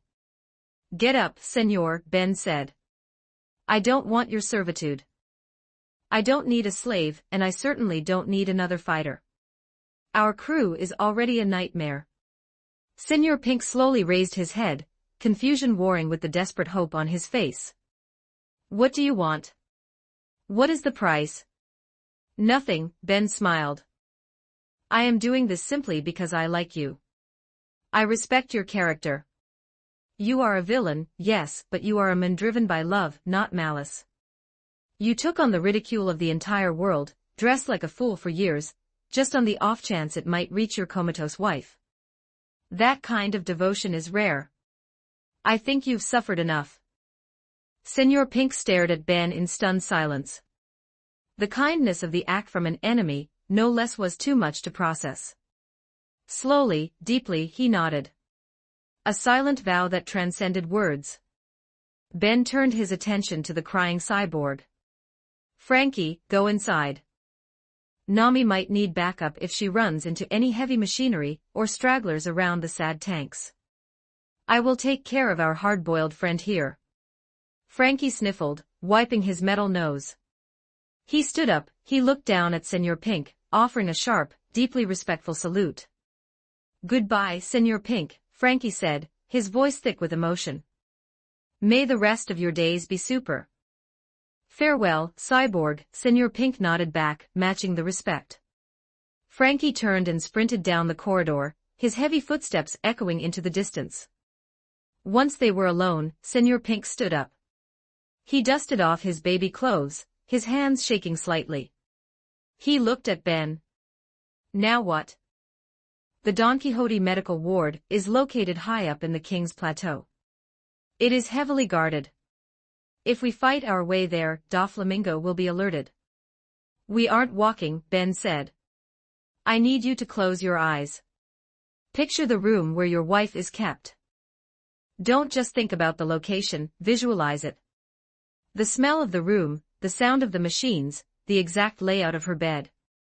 Create a perfect mental picture. Senor Pink didn't ask questions.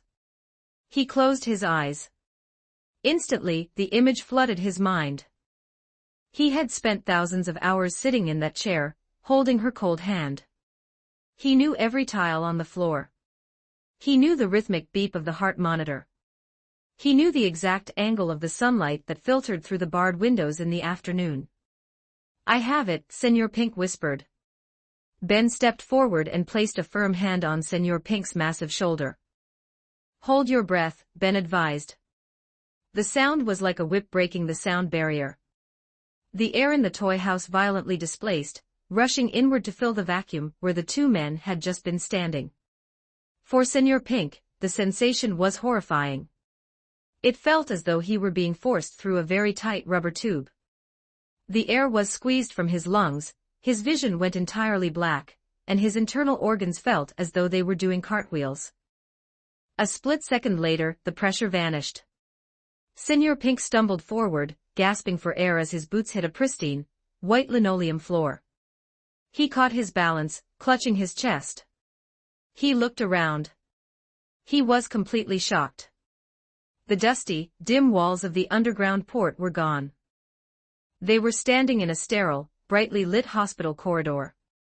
A few feet away, a Don Quixote guard was slumped against the wall, entirely unconscious from a minor sleeping spell Ben had cast the moment they materialized. We're here, Senor Pink breathed, looking at the heavy metal door to his right. This is her ward. How did you? Magic, Ben said casually. Let's go inside. Senor Pink hesitated for a fraction of a second. His hand hovered over the doorknob. For years, walking through this door had been an exercise in torture. It was walking into a mausoleum to visit a ghost. But today was different. He pushed the door open. The room was quiet, save for the mechanical breathing of the ventilator and the slow, agonizingly steady beep of the life support monitor. Lying in the center of the bed was Russian. She looked so incredibly fragile. Her skin was pale, almost translucent.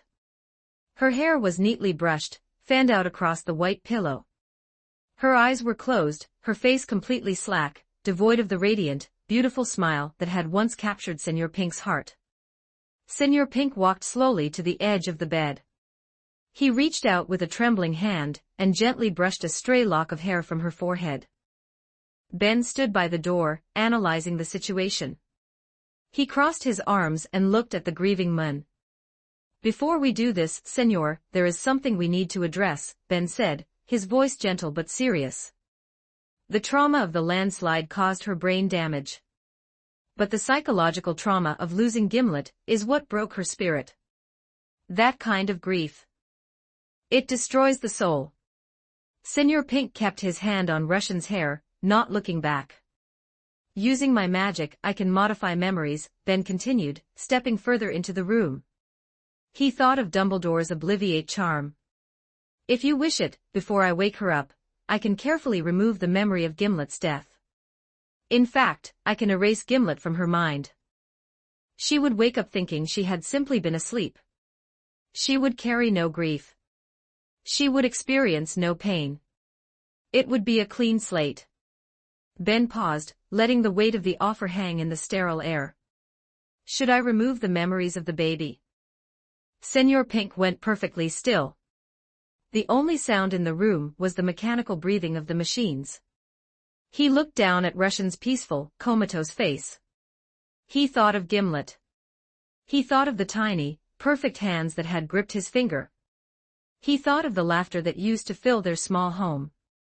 He thought of the fever, the rain, the agonizingly small coffin.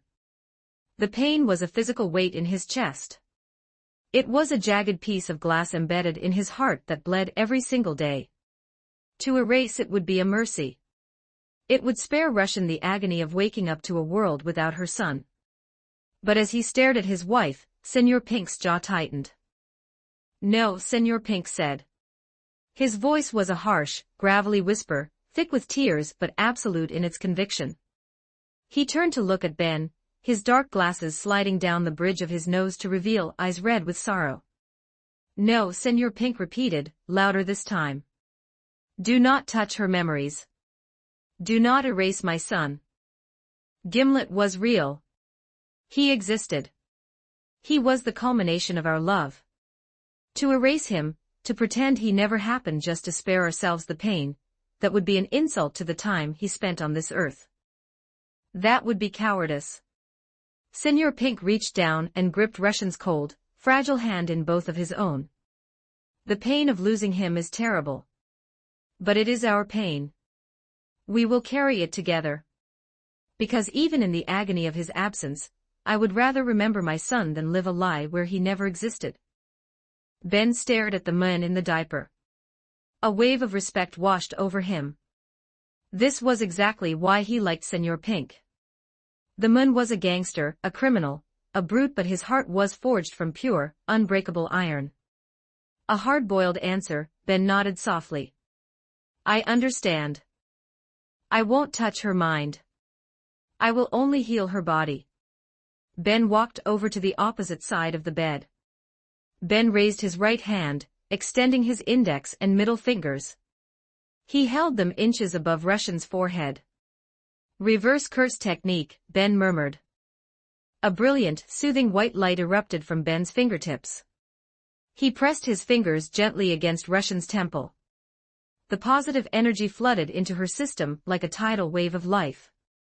It bypassed her skin and bone, washing directly over her damaged brain. For Ben, with the 6 eyes active, he could literally see the healing process. He watched as dead neural pathways reignited. He watched as ruptured blood vessels seamlessly knit themselves back together. He watched as the atrophied sections of her cerebral cortex expanded, flushing with fresh, oxygenated blood. The physical trauma of the landslide was completely erased in a matter of 3 seconds. The heart monitor, which had been beeping with a slow, sickly rhythm, suddenly spiked. It fluttered wildly for a moment, and then settled into a strong, rapid, incredibly healthy cadence. The ventilator hissed, but it was no longer forcing air into her lungs. She was breathing on her own, deep and even. The pale, translucent pallor of her skin vanished, replaced by a warm flush of living color. Ben pulled his hand back, the white light fading from his fingertips. He stepped away from the bed, moving back toward the door to give them space. It's done, Ben said quietly. Senor Pink didn't breathe. He didn't blink. He just stared at his wife, clutching her hand like a lifeline. For 10 agonizing seconds, nothing happened. Russian's eyelashes fluttered. A soft, confused groan escaped her lips. Her fingers twitched within Senor Pink's grasp. Slowly, groggily, as if fighting through the depths of a decade-long slumber, Russian opened her eyes. The bright hospital lights made her wince. She blinked several times, her vision swimming out of focus. She stared at the white ceiling, her mind struggling to catch up. Where was she? What happened? The rain. The landslide. She turned her head slightly. The first thing she saw was a massive, heavily muscled man. He was weeping uncontrollably, his tears soaking into his dark sunglasses. And he was wearing a pink baby bonnet and a diaper. Russian stared at him. Her memories were fragmented, disjointed. But as she looked at the pacifier around his neck, the fog in her brain pierced. Gimlet. Her voice whispered in her memory. He looks just like Gimlet. She remembered. She remembered the day he had walked into her hospital room wearing that absurd outfit. She remembered how she had been trapped in her own mind, unable to speak, unable to move, drowning in the darkness of her grief. And she remembered the desperate, pathetic, utterly beautiful lengths her husband had gone to just to make her smile. He had thrown away his dignity, his pride, the very essence of his manhood, just to give her a single moment of joy in the darkness. Russian didn't scream. She didn't ask who he was. Tears, hot and fast, welled up in her beautiful eyes. She weakly pulled her hand from his grasp, lifting it upward. Her fingers were trembling, devoid of strength, but she managed to reach his face. She gently placed her palm against his rough, tear-stained cheek.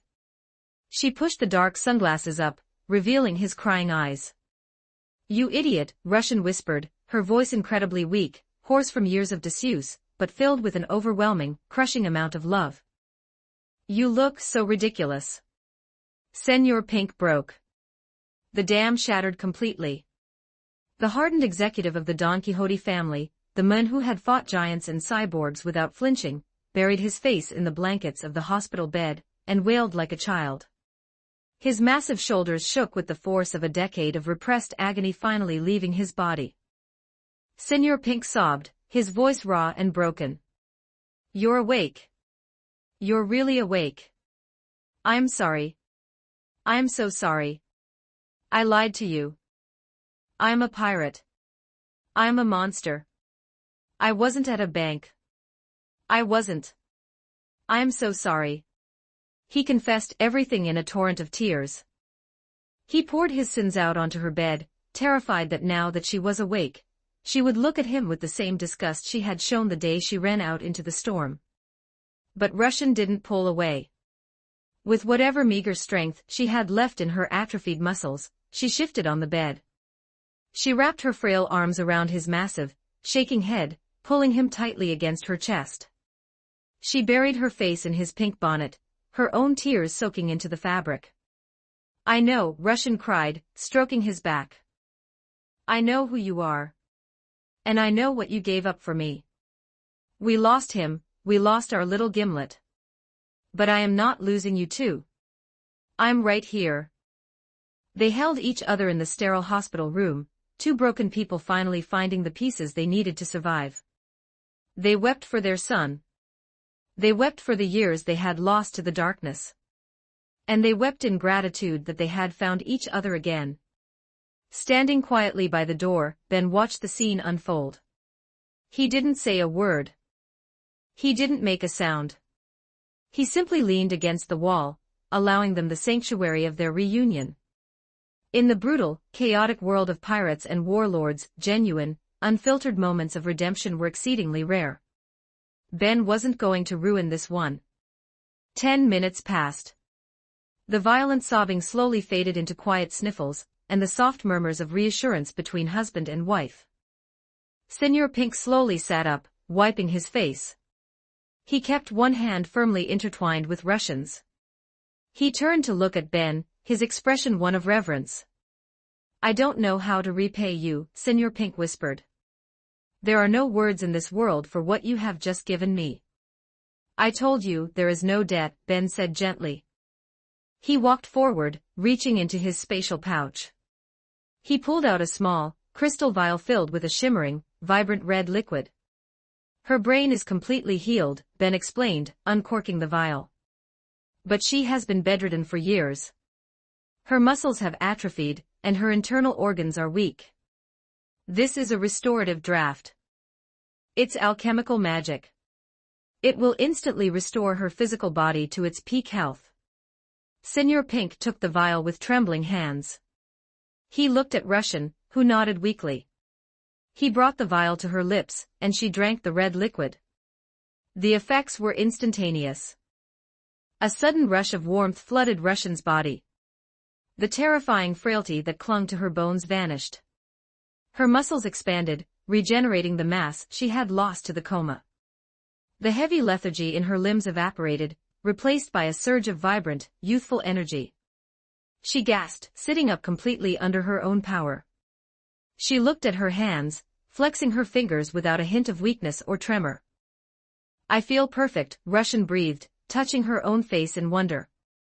"I feel like I could run a marathon." "Good," Ben smiled. "Because you two need to run right now." Ben's demeanor shifted, becoming all business. Dressrosa is about to become a war zone. Doflamingo is going to lose his mind when he realizes you've defected, Pink. You cannot stay here. If you try to live in the New World, the Don Quixote family or the Marines will eventually track you down. Ben crossed his arms. "I have a few safe havens in mind. Places where no one will ever look for you, and where you can start over in peace. I can take you to the East Blue, to Alabasta, or to the Drum Kingdom." Senor Pink looked at Russian. They didn't need to speak. The shared understanding in their eyes was enough. They wanted peace. They wanted a quiet life far away from the blood, the guns, and the terror of the Grand Line. The East Blue, Senor Pink decided, looking back at Ben.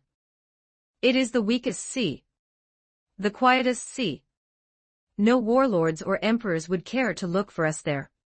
East Blue it is, Ben nodded. Ben reached into his spatial pouch again. This time, he pulled out a heavy, leather satchel. It clinked loudly as he set it on the foot of the hospital bed. "Inside this bag is 30 million berries in gold and cash," Ben stated, ignoring the shocked look on Senor Pink's face. "It's a fraction of what I own. It's enough to buy a nice house, open a small business, and live comfortably for the rest of your lives." "This is too much," Senor Pink said, utterly overwhelmed. "Take the money, put some pants on, and hold your wife's hand," Ben ordered, a smirk playing on his lips. "We are leaving." Senor Pink didn't argue. He quickly discarded the pacifier and bonnet, wrapping a hospital blanket around his waist for modesty. He grabbed the heavy satchel of gold, and then securely, lovingly, wrapped his other arm around Russian's waist. She leaned her head against his shoulder, her eyes shining with tears of joy. Ben visualized their destination perfectly. He had spent enough time there to know every orange tree on the island. "Hold on tight," Ben said. The Don Quixote hospital ward vanished. In the blink of an eye, the sterile white walls were replaced by the warm, salty breeze of the ocean and the sweet, citrus smell of tangerines. They stood on a grassy hill overlooking a peaceful, quiet village. The sun was shining brightly over the East Blue. "This is the Konomi Islands," Ben said, gesturing to the village below. Specifically, Kokoyasi Village. "My navigator, Nami, grew up here. Her sister, Nojiko, runs a massive tangerine orchard down there. It is the safest, quietest place on the planet. Go down there, tell them Ben sent you, and buy yourselves a little piece of paradise." Senor Pink looked at the peaceful village. He heard the sound of children laughing in the distance. He felt the warm sun on his face. It was a world away from the nightmare of Dressrosa. He turned to Ben. He didn't bow this time. He just extended his hand. "Thank you," Senor Pink said, his voice thick. "I don't know if heaven exists, but you are certainly an angel sent from it." Ben shook his hand firmly. "Live well, Senor. Take care of her." "I will," Senor Pink vowed. Russian stepped forward and, to Ben's surprise, threw her arms around him, pulling him into a warm hug. "Thank you for giving him back to me," she whispered. Ben awkwardly patted her back, a smile forming on his face. "You're very welcome, Russian." With a final, tearful wave, Senor Pink and Russian turned and began walking down the grassy hill toward the village, their arms wrapped tightly around each other.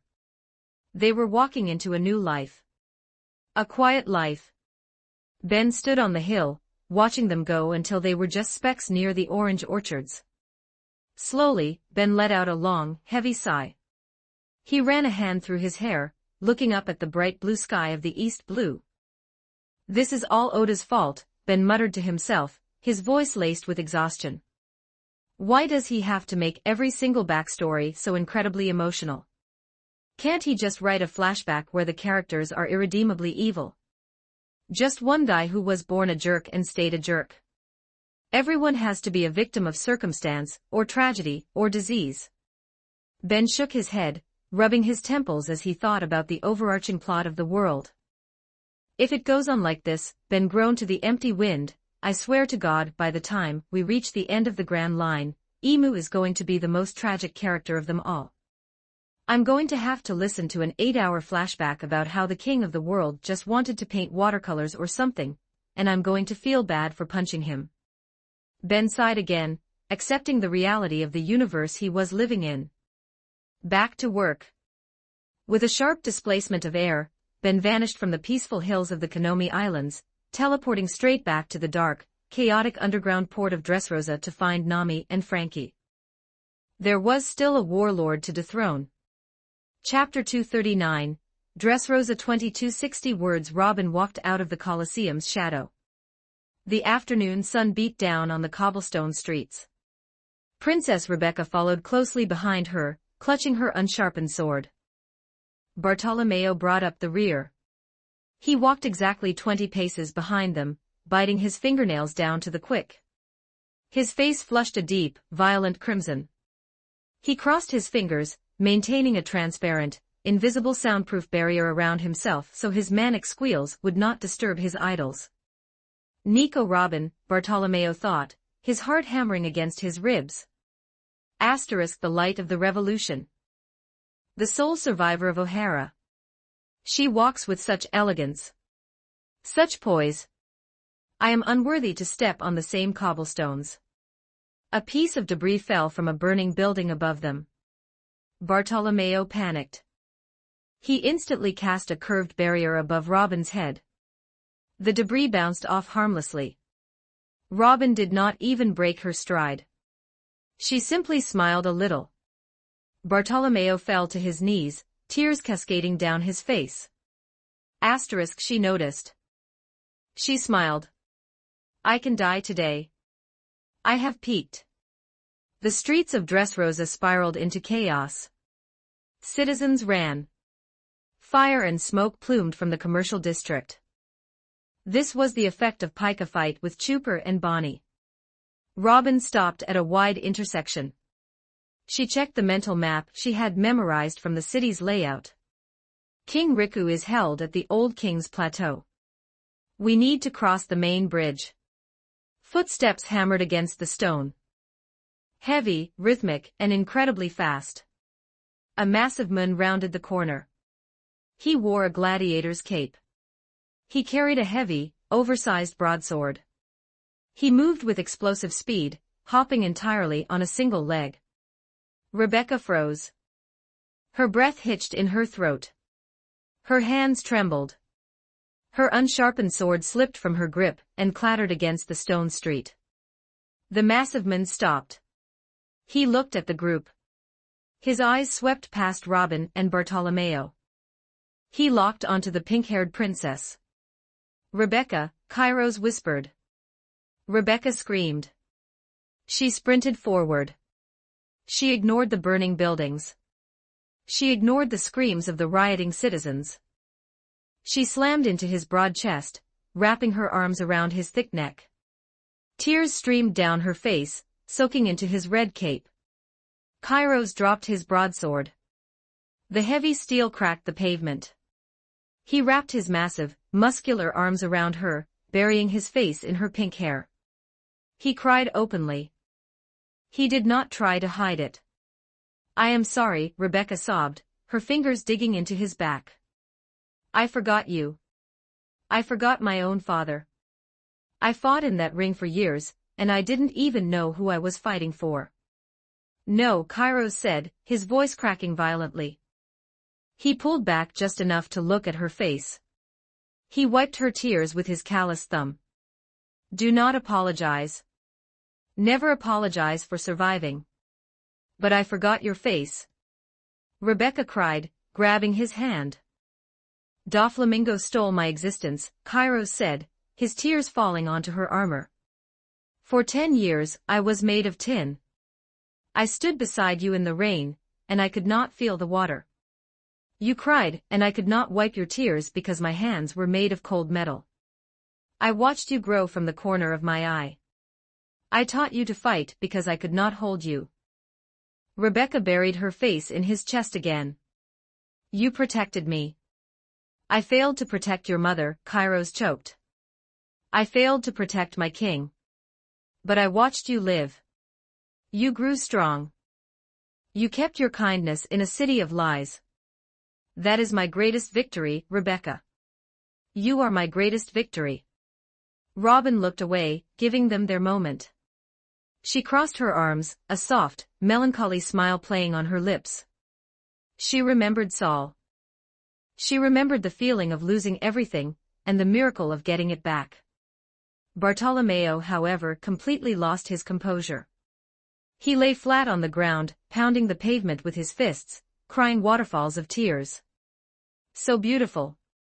Such a pure, untainted display of youth and family. I will follow them to the ends of the earth. I will build a shrine to this moment. Kairos picked up his sword. He wiped his face. He looked at Robin and bowed his head deeply. I do not know your crew well, Kairos said, his voice steadying. But I know what you did today. You broke the curse. You gave me my humanity back. You gave me my daughter back. I owe the Straw Hat Pirates a debt my blood can never repay. Save your thanks for our captain, Robin stated calmly. We have a warlord to dethrone. Your father-in-law is at the plateau. Let's move. Kairos nodded. Follow me.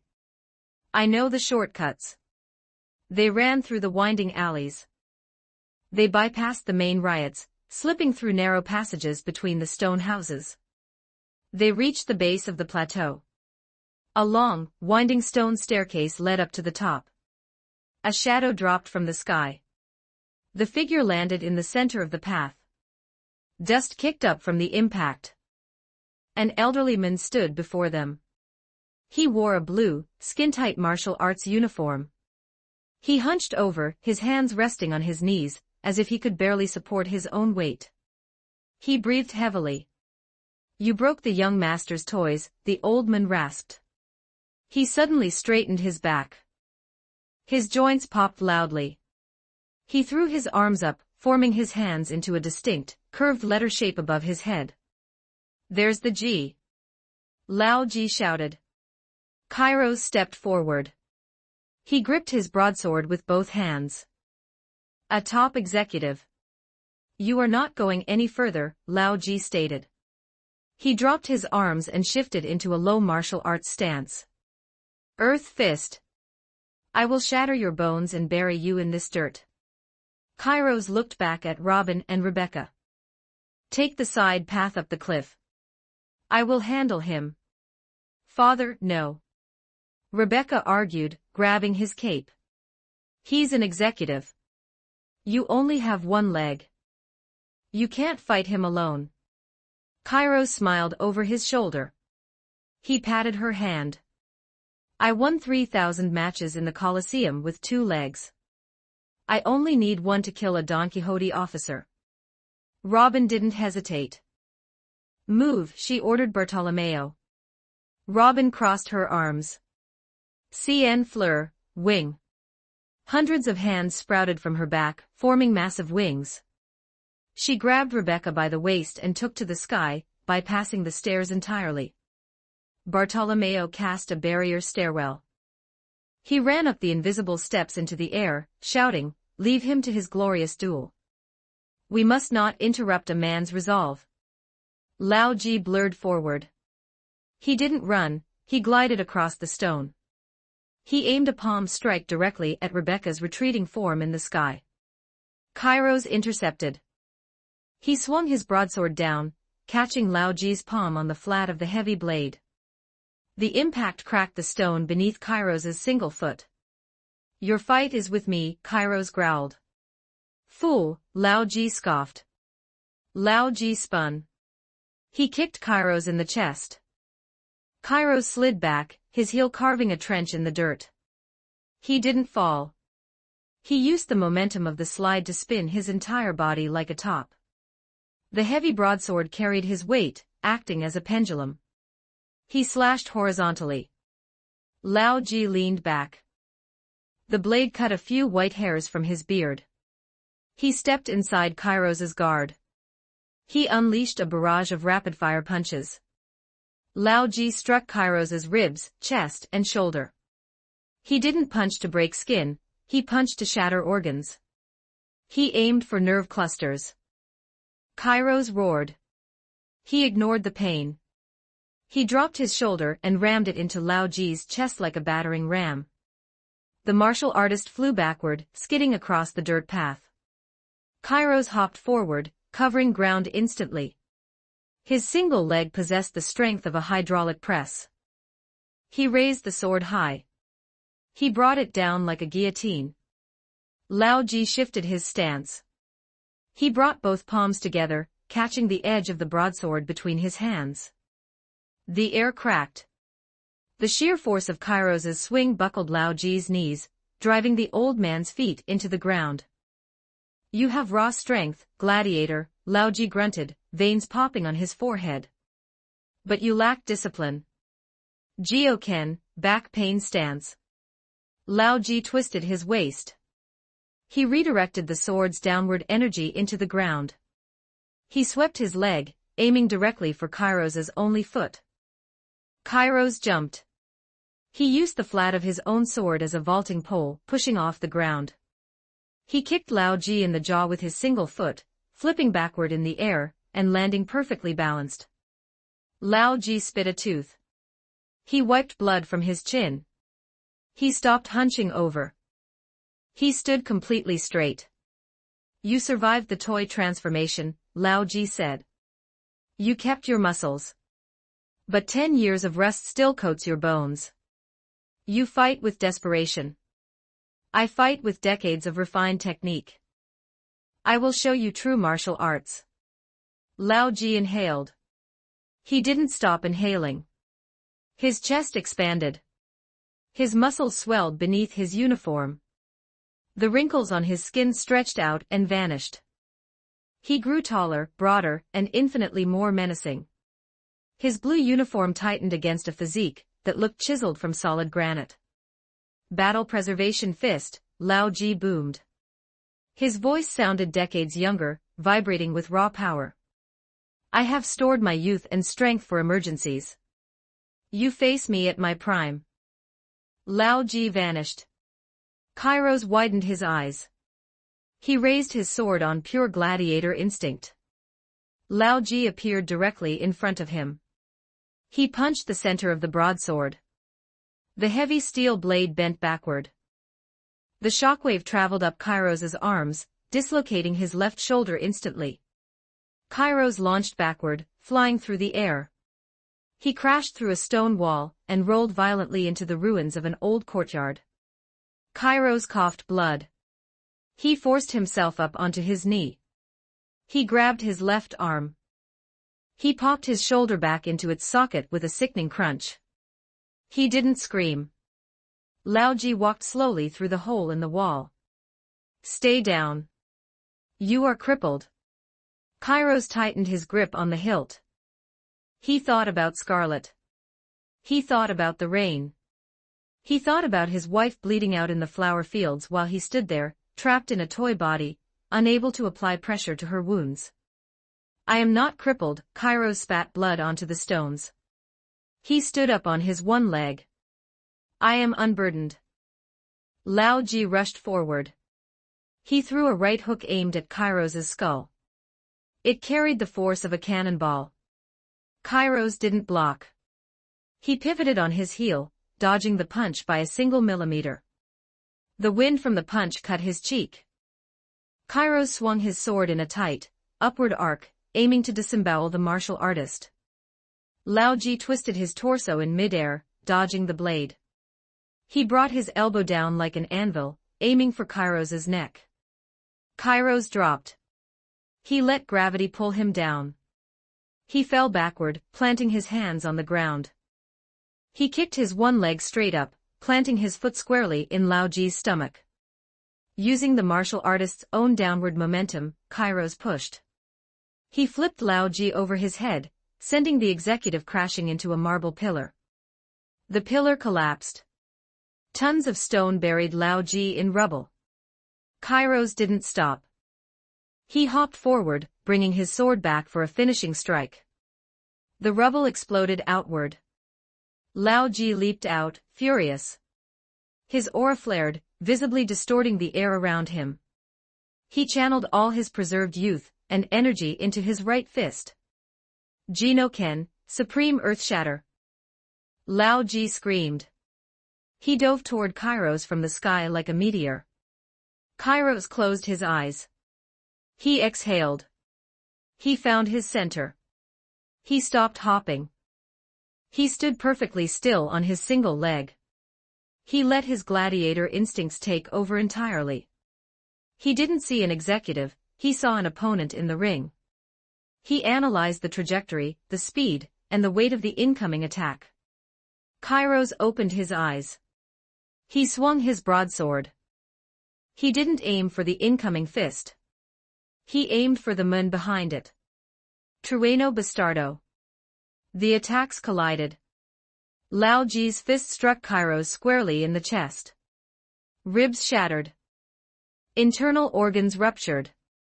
Blood exploded from Kairos' mouth. But Kairos' sword struck true. The heavy steel blade cleaved straight through Lao Ji's protective aura. It sliced diagonally across his chest, cutting deep into muscle and bone. Silence fell over the courtyard. Lao Ji stood frozen. The preserved youth drained from his body in an instant. His muscles deflated like a popped balloon. His deep wrinkles returned. He shrank back into a frail old man. He looked down at the massive, bleeding gash across his torso. His eyes rolled back in his head. There's Ji, Lao Ji whispered. He collapsed face first onto the cobblestones. He did not move again. Kairos stood victorious. He swayed violently on his foot. Blood poured from his mouth and chest. He jammed his broadsword into the ground and used it as a cane, leaning his entire weight onto the hilt to keep himself upright. He looked up at the king's plateau looming above the city. He wiped the blood from his chin. I am coming, King Riku, Kairos breathed heavily. He gripped his sword, pulled it from the stone, and began the long, agonizing climb up the stairs. Chapter 240, Dressrosa 1714 Words Explosions rocked green bit. The island fractured. To the north, gravity warped the air. Fujitora pulled meteors from the stratosphere. Zoro swung Shusui and Sandai Kitetsu. He didn't flinch under his gravity. He stepped forward. He slashed the air. Flying sword slashes collided with gravitational waves. The impacts gouged canyons into the jungle floor. To the south, the earth shook. For giants swung weapons forged of URU metal. Vice Admirals Bastille and Mamanga dodged. The shockwaves from the giants' strikes leveled the trees. Two CP-0 agents, one transformed into a massive gorilla, the other a prehistoric crocodile, clashed against the giants' shields. In the center of the island, Luffy fought three CP-0 agents simultaneously. A mantis Zoan, a friction paramecia, and a glass paramecia coordinated their attacks. They struck Luffy's chest with Shurgon. The attacks bounced off. Luffy didn't use gears. He grabbed the mantis agent by the leg and slammed him into the glass agent. The ground cratered. But the true center of the chaos raged above the tree line. Room, Law commanded. A transparent blue dome expanded, covering a mile of the island. Law gripped Kikoku. He stood on the stump of a severed tree. Doflamingo hovered in the air above him. He attached strings to the clouds. He laughed. The sound echoed over the explosions. You think a dome gives you the advantage, Law? Doflamingo sneered. Doflamingo swung his arm. Gashikido. 5 razor-sharp strings shot from his fingertips. They ripped through the air, aimed directly at Law's torso. Law didn't block. Shambles. He swapped places with a falling leaf. The 5 strings shredded the tree stump into sawdust. Law reappeared 3 feet behind Doflamingo, mid-air. He swung Kikoku horizontally, aiming for the warlord's neck. Doflamingo didn't look back. He raised his heel. Black armament hockey coated his shoe. The sword met the heel. Sparks exploded. The kinetic force pushed the clouds away. Doflamingo pivoted in midair. He used the clash's momentum to spin. He threw a roundhouse kick at Law's ribs. Law brought his left arm down. Hockey coated his forearm. He blocked the kick. The impact shattered the bones in Law's wrist. He grunted, swallowing the pain. Law pointed 2 fingers at Doflamingo's chest. Injection shot. A concentrated burst of spatial energy fired like a bullet. Doflamingo leaned backward. The energy clipped his feathered coat, tearing a hole in the pink fabric. Doflamingo thrust his palm forward. A string bullet fired from his index finger. It pierced Law's right shoulder. Blood sprayed. Law lost his grip on Kikoku. The sword fell toward the jungle below. Shambles, Law whispered. He swapped himself with a pebble on the ground. He materialized next to his falling sword, grabbing the hilt. He landed heavily on the dirt, breathing hard. Blood soaked his yellow shirt. Doflamingo descended. He landed 10 paces away. He smiled. You lack stamina, Law. Your devil fruit drains your life force. My strings cost me nothing. Law wiped blood from his chin. He raised his index finger. The ground beneath Doflamingo ripped upward. A jagged spire of earth, weighing thousands of tons, launched into the sky, carrying the warlord with it. Doflamingo rode the rising pillar. He crossed his arms. Overheat. He swung his right arm down. A thick, whip-like string of compressed heat lashed out. The string glowed bright orange. It sliced through the stone spire like butter. The rock cleaved into 2 halves and crashed back into the jungle. The flaming whip continued its trajectory, hurtling toward Law. Law planted his feet. He gripped his sword with both hands. He coated the blade in hockey. He swung upward, parrying the flaming string. The heat seared Law's face. The force drove his boots deep into the soil. Doflamingo landed on the severed rock. He flicked his fingers repeatedly. Dozens of strings rained down. Law moved. He activated Soru. He vanished from the spot. The strings struck the dirt, cutting bottomless fissures into the island. Law zigzagged through the falling threads. He deflected 2 strings with his sword. He dodged a third. He closed the distance. 10 paces. 5 paces. Law lunged. He thrust Kikoku forward. Doflamingo caught the blade with his bare hand. Hockey protected his palm. You fight like an emotional child, Doflamingo whispered. He raised his other hand. He kicked Law in the stomach.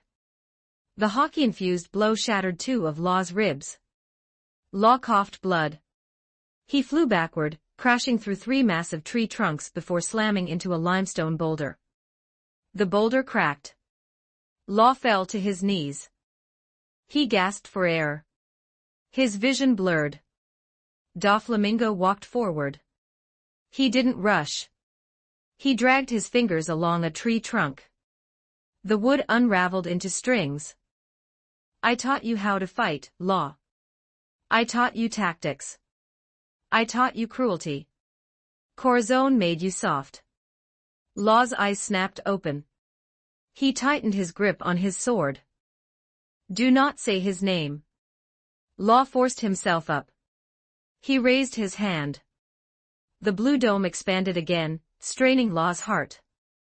He grabbed a handful of rocks from the ground. He threw them into the air around Doflamingo. The rocks stopped mid-air.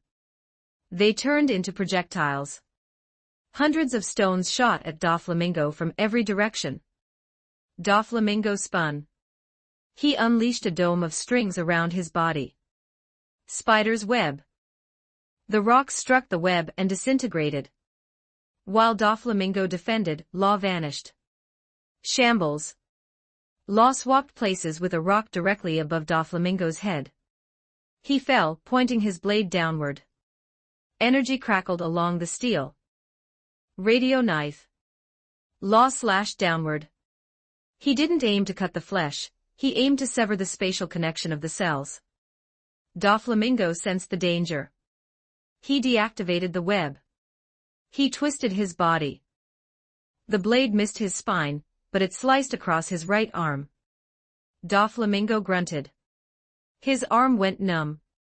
He couldn't move his fingers. The spatial cut bypassed his hockey. You brat, Doflamingo snarled. He swung his left leg. He caught Law in the jaw. Law spun in the air. Doflamingo pointed his left hand. Sora no Michi. He attached strings to the clouds and launched himself upward, following Law into the sky. He grabbed Law by the throat. He squeezed. Law choked. He kicked Doflamingo's chest, but the warlord didn't let go. I will tear your limbs off, Doflamingo promised. He raised his free hand. He formed a sharp spike of compressed strings. Law looked down. The ground was 200 feet below. He looked at Doflamingo's chest. Law formed a sphere of concentrated energy in his left hand. It glowed green. It crackled with lethal electricity. Shambles. Law swapped his own body with a bird flying nearby. Doflamingo suddenly held a squawking seagull by the throat. He widened his eyes. Law materialized directly in front of Doflamingo, ignoring gravity. He slammed his left hand into the center of Doflamingo's chest. Gamma knife. The green energy pierced Doflamingo's body. It didn't leave a mark on his skin. It bypassed his muscles. It bypassed his bones. The energy detonated inside his chest cavity. Doflamingo screamed. His internal organs shredded. His heart tore. His lungs ruptured. Blood exploded from his mouth, nose and eyes. He released the bird. He fell from the sky. Doflamingo crashed into the jungle floor. The impact created a massive crater. Dust plumed into the air. Law landed heavily on his feet. His knees buckled. He dropped his sword. The blue dome of his room shattered into light fragments. He had exhausted his stamina. He stood there panting, clutching his broken ribs. He watched the crater. The dust settled. Doflamingo lay motionless. Blood pooled beneath him. Law exhaled. He took a step back. A laugh echoed from the crater. Low at first. Then louder. A maniacal, gurgling laugh. Law froze. That destroyed your organs. You are dead. Doflamingo sat up. Blood poured from his mouth, but he smiled. He placed his left hand over his chest. You underestimate my fruit, Law. Inside Doflamingo's body, thousands of microscopic strings moved. They grabbed the torn pieces of his heart. They stitched them together. They sewed his ruptured lungs. They bound his shredded veins. He performed internal surgery in seconds. Doflamingo stood up. His right arm still hung useless from the radio knife, but his chest stopped bleeding. He walked out of the crater.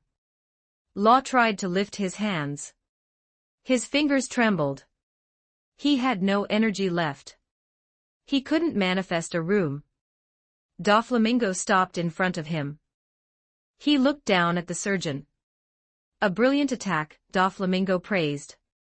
If I possessed any other devil fruit, I would be dead. But you failed. And now you die. Doflamingo raised his right leg. Black hockey coated his shin and foot. He aimed directly for Law's head. A blow with that force would shatter Law's skull instantly. Law stared at the descending foot. He didn't blink. He accepted his death. The air exploded. A red and black blur intercepted the attack. The shockwave ripped the trees from their roots. The ground caved in. A massive burst of Conqueror's hockey pulsed outward, painting the sky with black and red lightning. Law opened his eyes. Luffy stood over him. Luffy's right foot met Doflamingo's kick. Their hockey clashed, grinding against each other. Sparks of raw willpower showered the battlefield. Luffy didn't budge an inch. His muscles bulged under his shirt. Luffy glared at the warlord. "You're in my way, Mingo," Luffy growled. Doflamingo narrowed his eyes. He tried to push his leg down, but he felt like he was pressing against a mountain. The rubber boy's physical strength was incomprehensible. "Straw Hat," Doflamingo hissed. Luffy twisted his waist. He pushed back. He kicked Doflamingo's leg away, forcing the warlord to hop backward to maintain his balance. Luffy looked over his shoulder at Law. "You did enough, Trogai." Luffy cracked his knuckles. He coated both of his fists in advanced armament hockey. The black coating flowed up to his elbows. He didn't inflate his muscles. He didn't shift gears. He just stood there, exuding overwhelming, suffocating pressure. "I'm going to kick your ass," Luffy stated. Doflamingo laughed, spitting a glob of blood onto the grass. He raised his functional hand. He flexed his fingers.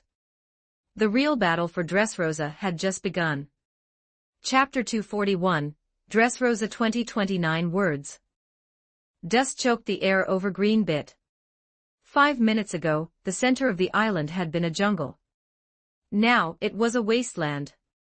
Luffy stood in the middle of a crater. 3 CP-0 agents circled him. The Mantis Zoan clicked its sides. The friction paramecia slid across the dirt without moving his legs. The glass paramecia formed jagged blades on his forearms. They lunged simultaneously. A green star shot from the tree line. It struck the ground beneath the glass paramecia. Pop green, devil trap. The ground exploded. Thick vines erupted from the soil. A massive, carnivorous plant snapped its jaws shut, swallowing the glass agent whole. The plant chewed, its vines wrapping tightly around the struggling world government assassin.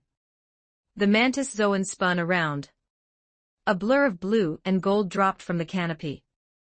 Vivi landed gracefully on the dirt. She held her peacock slashers created by Ben. The linked blades spun rapidly, humming like buzzsaws. Black armament hockey coated the sharp edges. Peacock slasher, Desert Storm. Vivi swung her arms. The chained blades lashed out, deflecting the Mantis Zoan's sides in a shower of sparks. Usopp walked out from the tree line. He pulled back the band of his Kabuto slingshot. He coated the projectile in his own armament hockey. He locked his eyes on the friction agent. Usopp yelled. He didn't look away from his target. "We finished the rescue. The Tontata tribe is safe." Vivi pushed the Mantis agent back with a flurry of strikes. "Go help Law. We will handle these 3. You have a warlord to beat." Luffy looked at his friends. He saw the resolve in their eyes. They are incredibly strong. He didn't need to worry about them. Luffy nodded. He turned his head toward the southern cliff. He closed his eyes. His observation haki flared, stretching across the island. He felt Law's energy dropping. He felt Doflamingo's malicious aura rising. He saw the future. He saw Doflamingo's foot descending toward Law's skull. Luffy opened his eyes. He kicked the ground. The earth shattered beneath his sandals. He vanished. A mile away, Doflamingo brought his haki-coated heel down to execute Trafalgar Law. The air exploded. A red and black blur intercepted the attack. Luffy's right foot met Doflamingo's kick. Their haki clashed, grinding against each other. Sparks of raw willpower showered the battlefield. Red and black lightning arched into the sky.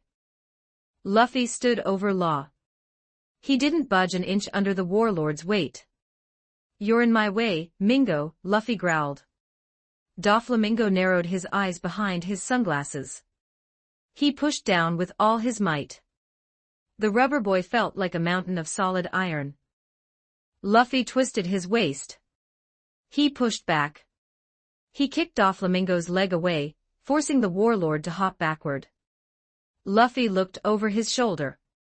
"You did enough, Trogai." Luffy cracked his knuckles. He turned his full attention to Doflamingo. He coated his fists in invisible armament haki.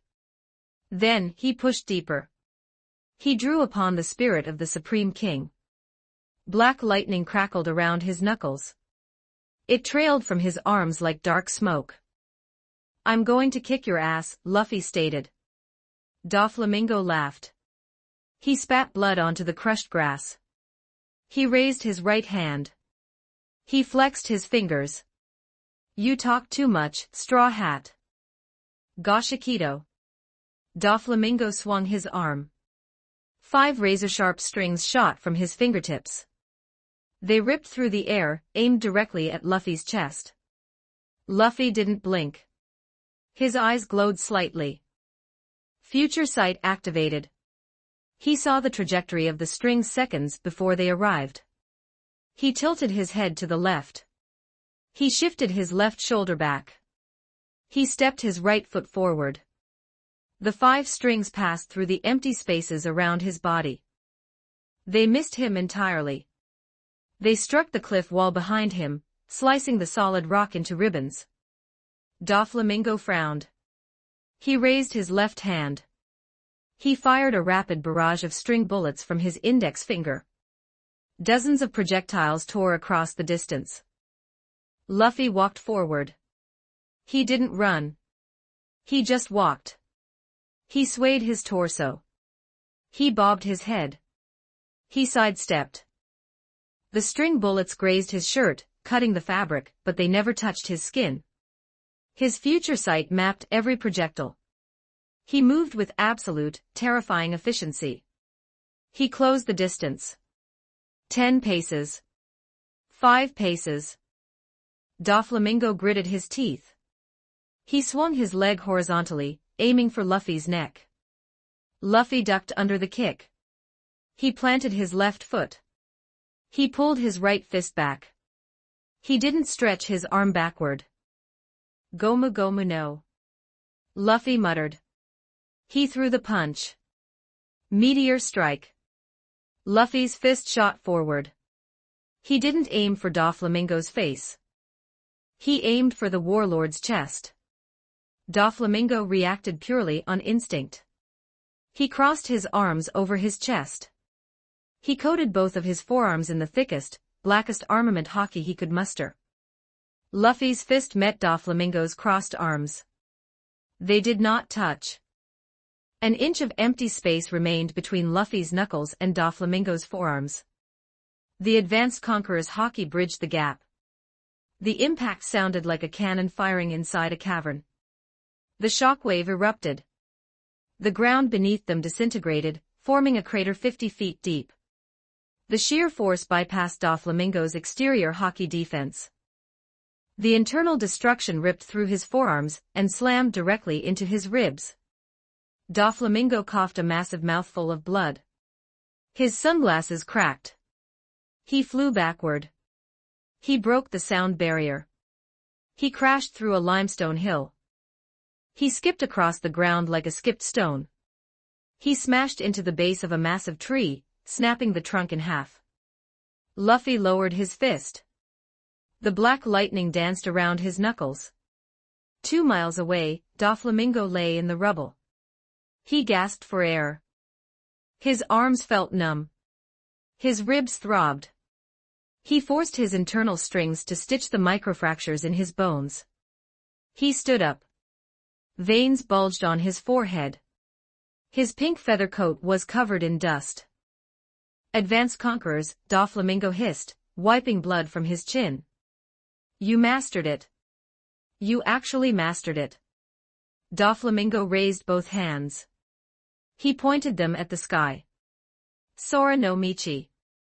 He attached strings to the clouds. He pulled himself into the air, rising hundreds of feet above the jungle. He looked down at Luffy. He crossed his arms. Overheat. Doflamingo swung his right arm down. A thick, whip-like string of compressed heat lashed out. The string glowed bright orange, radiating immense thermal energy. It lengthened as it fell, aiming to cleave Luffy and the entire crater in half. Luffy looked up. He didn't dodge. He bent his knees. He kicked the ground. Luffy launched himself into the sky. He met the descending flaming whip head-on. He coated his left arm in armament hockey. He raised his forearm. The flaming whip struck his arm. Fire exploded. The heat flared, burning the sleeves off Luffy's shirt. But it didn't burn his skin. His durability, combined with his high-tier hockey, rendered the heat useless. Luffy grabbed the flaming string with his left hand. Doflamingo widened his eyes. Luffy pulled. The strength of the pull yanked Doflamingo out of the sky. The warlord lost his footing on the clouds. He plummeted toward Luffy. Luffy pulled his right arm back. Gomu Gomu no. Doflamingo spun mid-air. He aimed both of his hands at Luffy. Bullet thread. Hundreds of hardened strings fired directly at Luffy's face. Luffy didn't block them. He hardened his forehead with armament hockey. The strings struck his forehead and bounced off, leaving tiny scratches. He ignored them. He focused entirely on his incoming punch. Galaxy impact. Luffy unleashed the punch. This was a direct imitation of Garp's signature move. He punched the empty air between them. The advanced conqueror's hockey exploded from his fist in a massive, spherical shockwave. The sky turned black and red.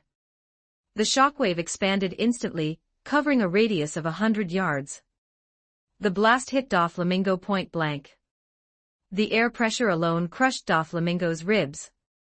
The internal destruction bypassed his defenses. The hockey tore through his body. Doflamingo screamed. He lost his grip on the clouds. He fell like a meteor. He crashed into the center of the island. The impact caused a localized earthquake. The ground buckled, sending waves of dirt rolling outward. Luffy landed lightly on the edge of the new crater. He looked down. Doflamingo lay at the bottom of the pit. His pink coat was shredded. His white shirt was soaked in blood. His sunglasses had finally shattered, revealing his bloodshot, furious eyes. Doflamingo slowly pushed himself up. He coughed up more blood. He swayed on his feet. He glared at Luffy. I am a celestial dragon, Doflamingo rasped. His voice shook with absolute rage. I have the blood of the gods flowing through my veins. You are garbage. You are a monkey with AD in his name. You cannot defeat me. Doflamingo raised his hands. Spider's web. Full enclosure. Millions of strings erupted from Doflamingo's fingertips. They shot into the air and cascaded down around Luffy. The strings wove together instantly, forming a massive, unbreakable dome around the rubber boy. The strings were coated in armament hockey, glowing a dark, metallic gray. The web contracted. It shrank rapidly, aiming to slice Luffy into thousands of pieces. Luffy stood in the center of the contracting dome. The hockey-coated strings closed in. 5 feet. Luffy took a deep breath. His chest expanded. He activated Gear Second. Steam erupted from his skin. His blood pumped at supersonic speeds. His skin turned pink. He coated his entire body in armament hockey. He overlaid it with Conqueror's hockey. Black lightning engulfed him entirely. Luffy squatted down. He placed both hands on the ground. He compressed his legs like springs. Gomu Gomu no. The web closed in. The sharp strings touched his skin. Dragon Cannon. Luffy released the tension in his legs. He launched himself straight up. He didn't throw a punch. He used his entire body as a projectile. He collided with the roof of the hockey-coated web. The web shattered. The strings snapped like cheap thread. Luffy shot through the roof of the web, tearing a massive hole in Doflamingo's ultimate defense. He soared into the sky. He flipped at the apex of his jump. He looked down at Doflamingo. Luffy bit his right thumb. He blew air into his bones. Gear Third. His right arm expanded. It grew to the size of a giant's arm. He coated the massive limb in dense, black armament hockey. Then, he let the Conqueror's hockey flow into it. The black lightning danced across the giant fist, arcing into the clouds. Doflamingo looked up. He saw the descending shadow. He felt the overwhelming pressure of the king's hockey pressing down on his shoulders. He couldn't move. Fear, raw and primal, gripped his heart. "I don't care who you are," Luffy shouted from the sky. His voice echoed across the entire island. Luffy swung his massive, hockey-coated fist downward. Gomu Gomu no. Doflamingo raised both hands in a desperate, final attempt to block. He summoned every ounce of hockey he possessed. He created a thick shield of strings above his head. Luffy's giant fist struck the string shield. The shield held for a fraction of a second. Then, it disintegrated. The advanced Conqueror's hockey struck Doflamingo before the fist even touched him. The shockwave drove the warlord into the bedrock. Then, the fist hit. The island of Green Bit cracked down the middle. A massive fissure opened across the entire landmass. The ocean rushed into the crack. The shockwave leveled every remaining tree. The sheer force of the impact created a temporary vacuum, silencing the battlefield for a single, terrifying second. Then, the sound returned in a deafening roar. Luffy's fist buried itself deep into the earth. He deactivated Gear Third. His arm shrunk back to normal size. He let out a long breath of steam. He landed softly on the broken ground. He looked down into the massive cavern his punch had created. "I am Monkey D. Luffy," he said quietly. "And I am the man who will become the Pirate King." Chapter 242, Dressrosa 2969 words. The shockwave from Luffy and Doflamingo's clash ripped the jungle canopy away. The two monsters vanished into the distance, their hockey trails carving black lines across the sky. Law lay on the broken dirt. His chest heaved. Blood soaked his shirt. He tried to push himself up, but his shattered ribs ground together. A mechanical screech pierced the air. Something dropped from the sky. It landed heavily, its metal feet cracking the bedrock. It was a duck. Karoo wore a full-body suit of armor. The metal plates gleamed red and gold. A triangular arc reactor glowed brightly in the center of his feathered chest. The duck's eyes were covered by a tactical HUD visor. "Quack," Karoo stated. The voice synthesizer translated the sound into a deep, robotic baritone. Karoo stepped forward. He reached down with his metal-plated wings. He hoisted Law onto his back. A CP0 agent, the one who ate the glass fruit, raised his hand. He formed a jagged spear of compressed glass. He threw it at the duck. Karoo didn't look. He lifted his right wing. A repulsor node in his primary feather flared. A beam of concentrated plasma shot from the wing. It struck the glass spear, vaporizing it instantly. Karoo bent his knees. The thrusters built into his metal-webbed feet ignited. He shot into the sky, carrying the surgeon away from the battlefield. Usopp and Vivi stood alone in the clearing. 3 CP0 agents surrounded them. The elite assassins wore white suits and featureless masks. The mantis Zoan clicked his sides. The friction paramecia dragged his boots across the dirt. The glass paramecia reformed his hands into sharp, translucent blades. Target the sniper first, the mantis agent ordered. He is ranged. The 3 agents moved simultaneously. They used Soru. They crossed the distance in a microsecond. Usopp tapped the side of his goggles. The visor hummed to life. Red targeting reticles locked onto the 3 approaching blurs. The visor calculated their speed, trajectory, and impact time. Usopp's shoulder blades shifted. 2 large, brown-feathered wings erupted from his back. He flapped them once and launched himself 50 feet into the air. The CP0 agents arrived at the spot Usopp just vacated. "I have him," the friction agent said. He touched the soles of his shoes. He removed the friction from his own body. He kicked the ground, shooting up the trunk of a massive tree like a rocket. He launched himself off a high branch, hurtling directly at Usopp in the sky. Below them, the mantis agent turned his attention to Vivi. He lunged. He swung his right scythe, aiming to decapitate her. Vivi didn't move her feet. She raised her left arm. Blue and gold flames erupted from her skin. The flames did not burn her clothes. They took the shape of a massive bird wing. The Simurgha's power manifested. The scythe struck the wing of fire. Sparks flew. The scythe could not cut the flame. The impact pushed Vivi back an inch. Vivi reached over her shoulder. She gripped the hilt of the weapon strapped to her back. She pulled it free. A 6-foot spear gleamed in the sunlight. The mantis agent swung his left scythe. Vivi spun the spear. She caught the scythe on the vibranium shaft. The kinetic energy of the blow did not travel into Vivi's arms. The metal absorbed it. The silver spear pulsed with a dim purple light. Vivi pushed back. She thrust the butt of the spear into the mantis agent's chest. She pulled the trigger on the shaft. The stored kinetic energy released instantly.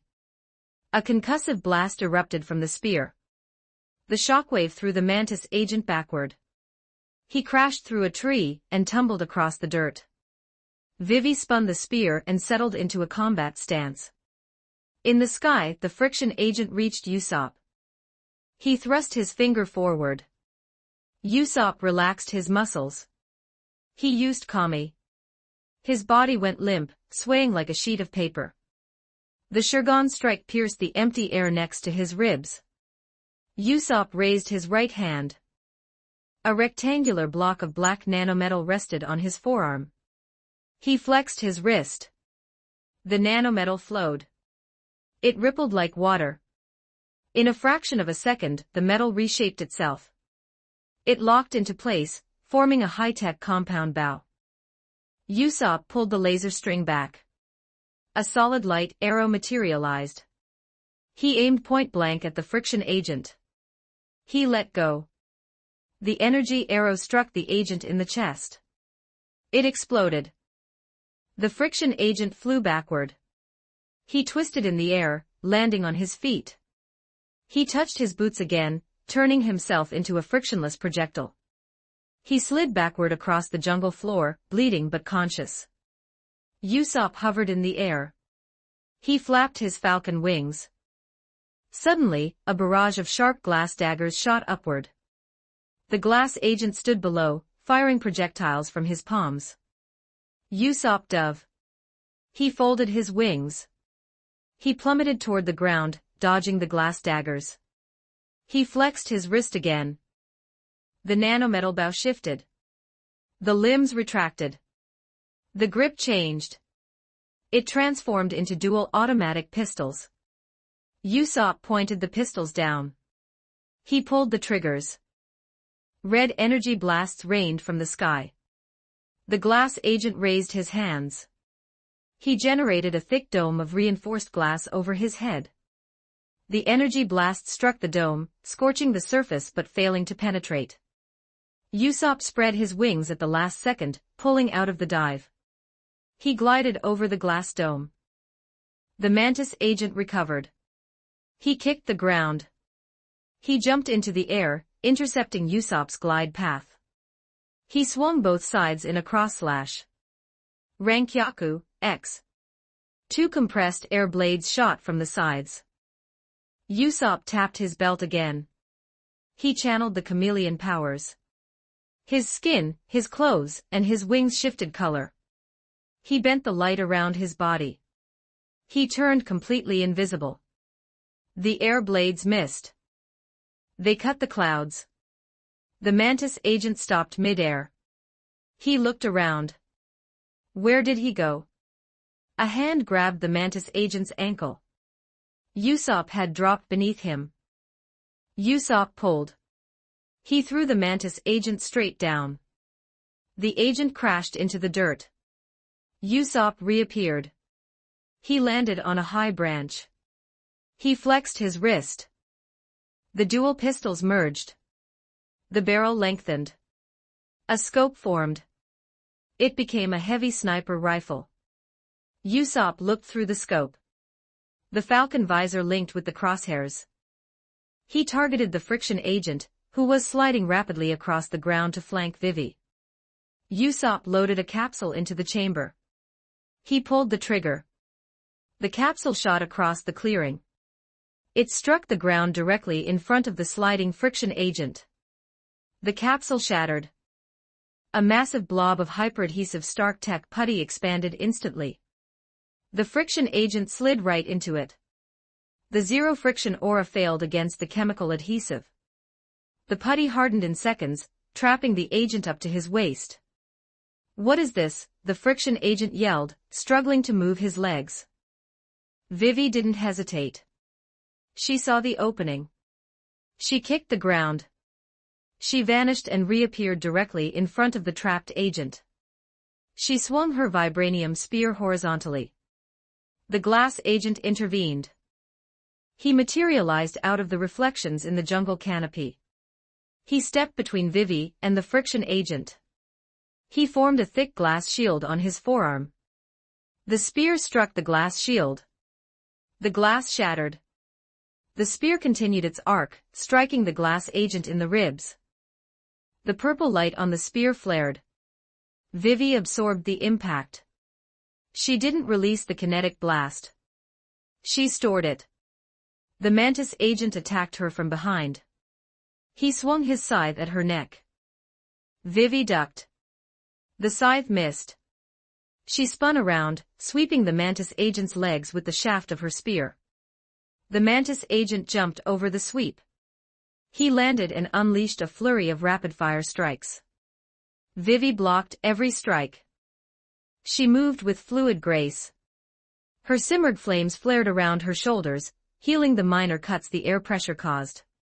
Every time the scythe hit her spear, the vibranium absorbed the energy.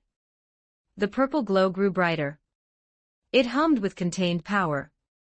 "You cannot hold out forever," Red Witch the Mantis agent hissed. "I don't need to," Vivi replied. She parried a heavy downward strike. The vibranium spear glowed blindingly bright.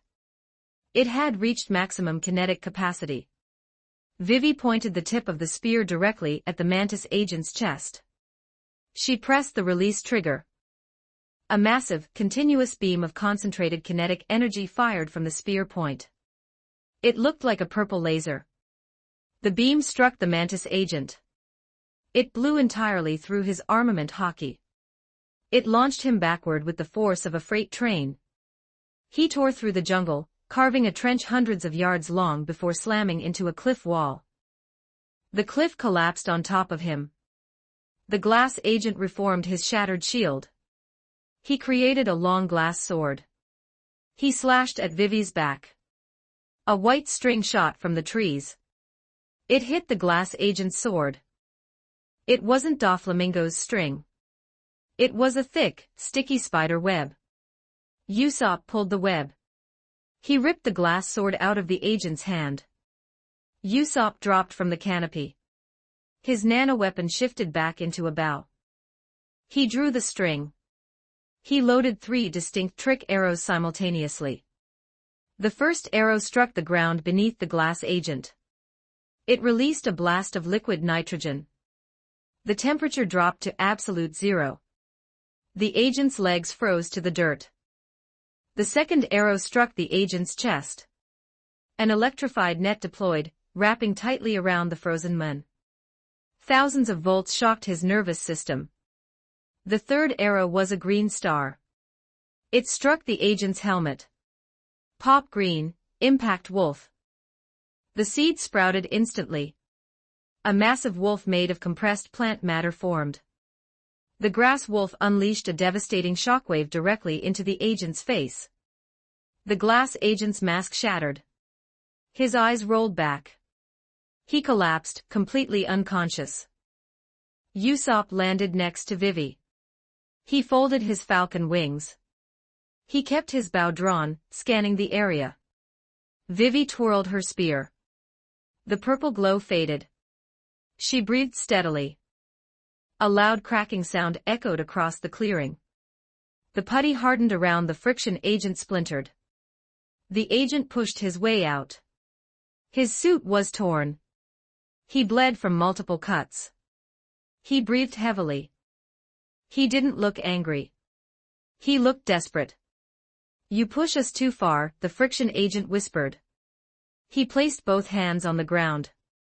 He didn't just remove the friction from his own body. He expanded his devil fruit's range. Awakening, Zero World. A white wave rippled outward from his hands. It covered the ground. It covered the trees. It covered the rocks.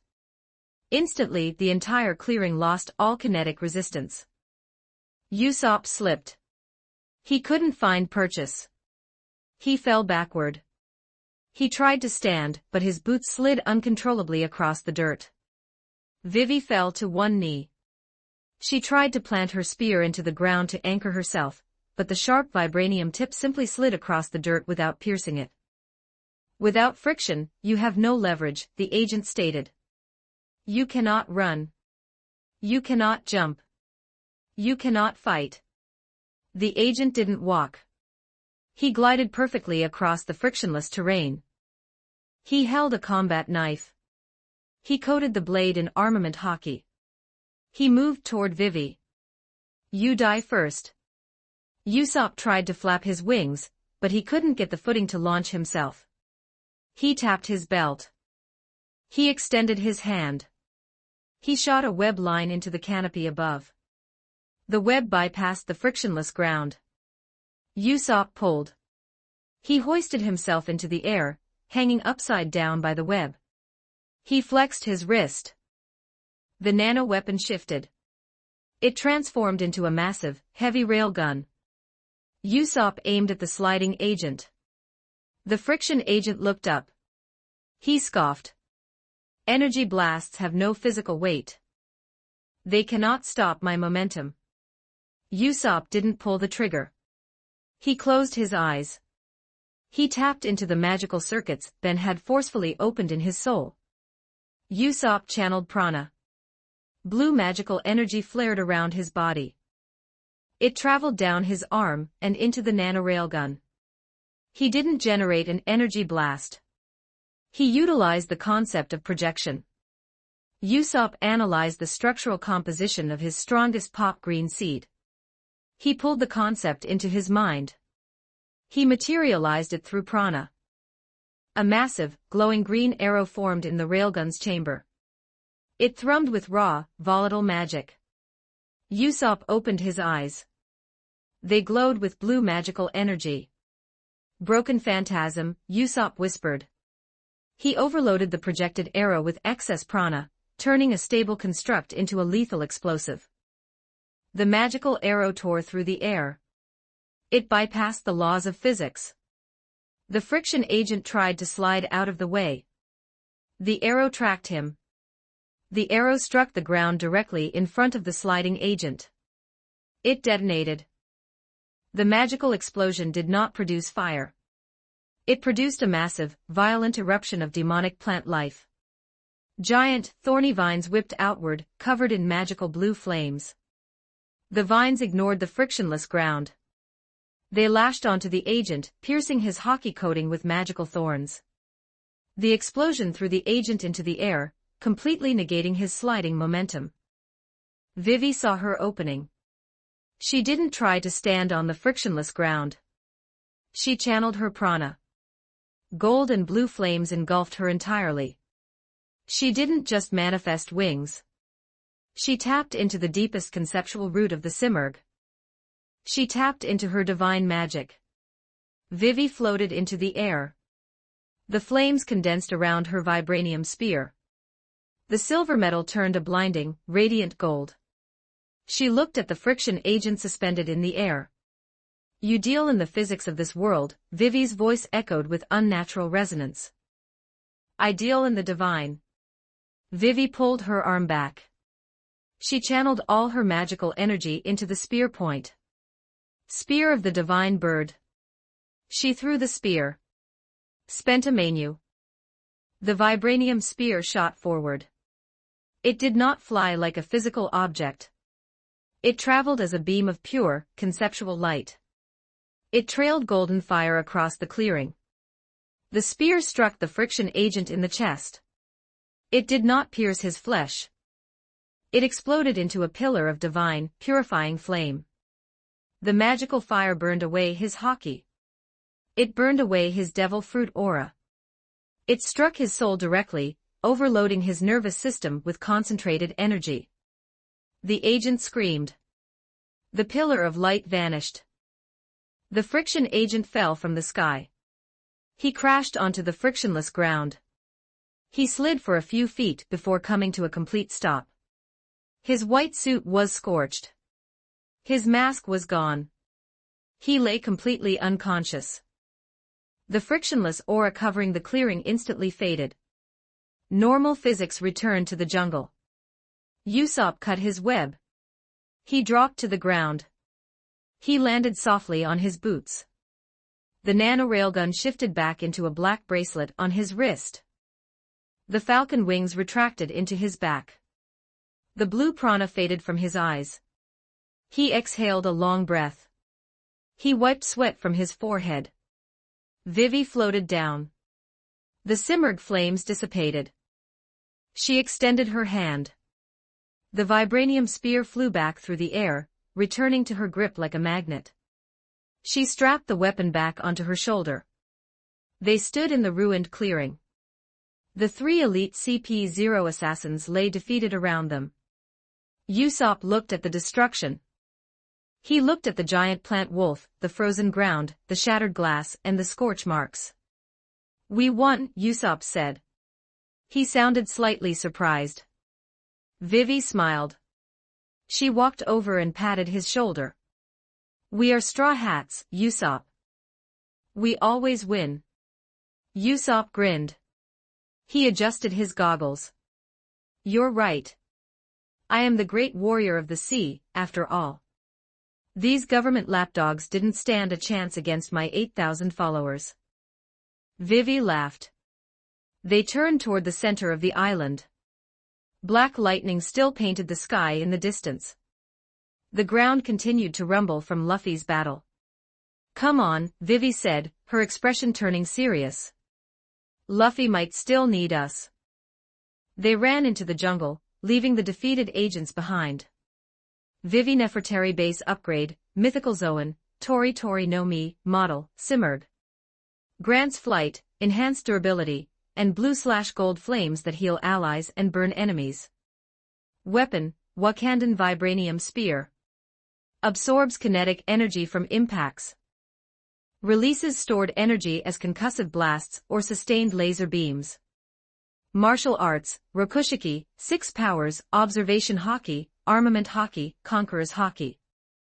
Magecraft, Fate/Naciverse Divine Construct Manifestation, uses prana to temporarily elevate her physical weapon into a conceptual noble phantasm. Ultimate Attack, Spentamenu, Spear of the Divine Bird. She infuses the Vibranium Spear with the core concept of the Simurgh, purity and holy fire. When thrown, the spear travels as a beam of light. It bypasses physical defenses, like Haki, and attacks the target's spiritual core, causing massive internal overload without shedding blood. Base upgrade, Animal Serum Hybrid, Chameleon, Spider, Falcon. Grants active camouflage, wall-crawling/web shooting, and retractable wings for sustained flight. Weapon, Nanometal Arsenal Bracelet.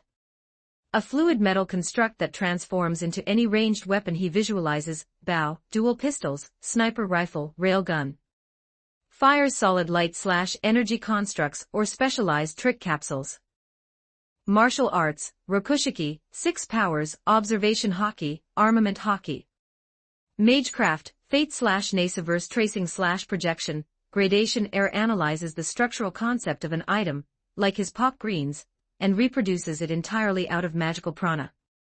Ultimate Attack. Trace, Broken Phantasm, Usopp projects a magical replica of his most destructive ammunition into his weapon. He then overloads the projected arrow/bullet with excess prana. Upon firing, the construct becomes hyper-unstable. When it impacts, it detonates, releasing both the original effect, carnivorous plants, and a massive magical explosion simultaneously. Chapter 243, Dressrosa 2574 words. The heavy steel doors of the Smile Factory hung off their hinges. Smoke drifted from the edges of the destroyed entryway. Ben stood at the threshold. He adjusted his coat. A blur of black and blonde landed next to him. Sanji ignited a fresh cigarette with a flick of his golden lighter. He exhaled a plume of gray smoke. His black suit was dusted with debris, and his right shoe smoked slightly from friction. Ben asked. Dealt with, Sanji replied. He adjusted his tie. He tried to blow himself up. I kicked him into the sky before he popped. Rained a bit of debris, but he's out cold. Good work. Let's head inside. They stepped over the twisted metal doors. The interior of the factory was massive. Conveyor belts spanned the length of the building. Giant vats of sad liquid bubbled with a sickly yellow glow. The air smelled of artificial sweetness and toxic chemicals. But it was quiet. Too quiet. Doflamingo's guards lay on the ground. Hundreds of heavily armed grunts were scattered across the steel grates. Some twitched. Most snored. Sanji raised an eyebrow. He tapped the ashes from his cigarette. Looks like someone beat us to the punch. They walked past a control console. A half-human, half-fighting fish hybrid was wedged headfirst into a solid steel pillar. His high heels dangled in the air. Dellinger, Ben noted. He looked at the burn marks on the steel. Lightning. And heavy blunt force trauma. Nami-san and that cyborg idiot, Sanji said. He grinned. She really doesn't pull her punches. Ben raised his wrist. He tapped the cameo bead strapped to his wrists. The bead pulsed with a soft blue light, connecting to the secure network. Are you in here? Ben spoke into the bead. Static hissed for a second. Then, Frankie's booming voice echoed from the bead. Super loud and clear, bro. We are currently in the sublevel. We are at the main entrance, Ben said. The guards are down. We found Dellinger stuck in a wall. Nami's voice cut in over the comms. That creep tried to kick me. Frankie gave him a strong right, and I followed up with a thunder lance. Where are you guys? Main floor, Sector A, Sanji answered. Do you need backup? No, Frankie replied. We found the vault. We are rescuing Princess Mancheri and the rest of the Tontata tribe right now. Just hold your position. We'll be up in a minute. Super, wait for us. The bead clicked off. Ben and Sanji leaned against a railing. They watched the yellow sad liquid pump through the reinforced glass pipes. 2 minutes later, an elevator at the far end of the factory chimed. The metal doors slid open. Frankie stepped out. Nami walked beside him, spinning her climate act. Behind them, a swarm of tiny figures flooded out of the elevator. The Tontata dwarves cheered. They carried a tiny, crying figure on a makeshift throne of leaves. Princess Mancheri wiped tears from her large eyes. Nami land. Frankie land. You saved us, the dwarves chanted. Mancheri looked at Ben and Sanji. She sniffled. Thank you for helping my people. Sanji immediately swooned. His eye turned into a heart. Any time for a beautiful princess, even a tiny one. Ben nodded to Mancheri. He looked at Frankie and Nami. Is everyone out of the sublevels? Any stragglers? Clear, Frankie said. We checked the holding cells and the refinement bays. Everyone is out. The only things left in this building are the machines and the sad vats. Good, Ben said. He stepped forward. He stood in the center of the main factory floor. Take the dwarves. Get outside. Nami blinked. Are you going to blow it up? I will take care of the factory. Just clear the area. Frankie grinned. Come on, little guys. Super evacuation time. The crew herded the Tontata dwarves toward the ruined entrance. Sanji ushered Mancheri out with exaggerated bows. Nami gave Ben a quick nod before jogging out the door. Ben waited. He expanded his observation hockey. He felt their presences move past the 200-yard mark. He felt the unconscious bodies of the guards on the floor. He didn't move the guards. He didn't need to. Ben closed his eyes. He channeled the transmutation magic. Ben opened his eyes. They glowed with a pale, shifting light. He placed both hands flat on the steel floor grates. Asterisk transmutation magic, world shift. Magic circles expanded from his palms. They were massive. The intricate geometric patterns flashed across the floor, running up the walls and across the ceiling. The circles locked onto the physical matter of the factory. Ben didn't destroy. He altered. He targeted the sad chemical. The toxic, artificial devil fruit compound bubbled violently. Ben changed its atomic structure. He shifted the complex carbon chains. He erased the toxic properties. The yellow, glowing liquid turned clear. It stopped bubbling. In a matter of seconds, tens of thousands of gallons of volatile sad became pure, drinkable spring water. Ben targeted the machinery next. The gears, the hydraulic presses, the refinement tubes. He pushed more mana into the circles. The steel shifted color. The metal softened. Bark grew over the iron. Leaves sprouted from the exhaust pipes. The heavy steel gears turned into massive, solid blocks of oak. The hydraulic presses transfigured into giant sunflowers. The glass pipes morphed into hollow bamboo shoots. The explosive gas lines pumping through the walls dissolved. Ben transfigured the methane into harmless oxygen. He stood up. He dusted off his hands. The factory was gone. In its place stood a massive, overgrown greenhouse. Pure water flowed through bamboo pipes, watering giant wooden gears and sunflower presses. The unconscious guards slept peacefully on a bed of soft moss that used to be steel grating. Not a single explosion. Not a single drop of blood. Permanent, irreversible structural transfiguration. Ben turned and walked out the front doors. He met Rest outside.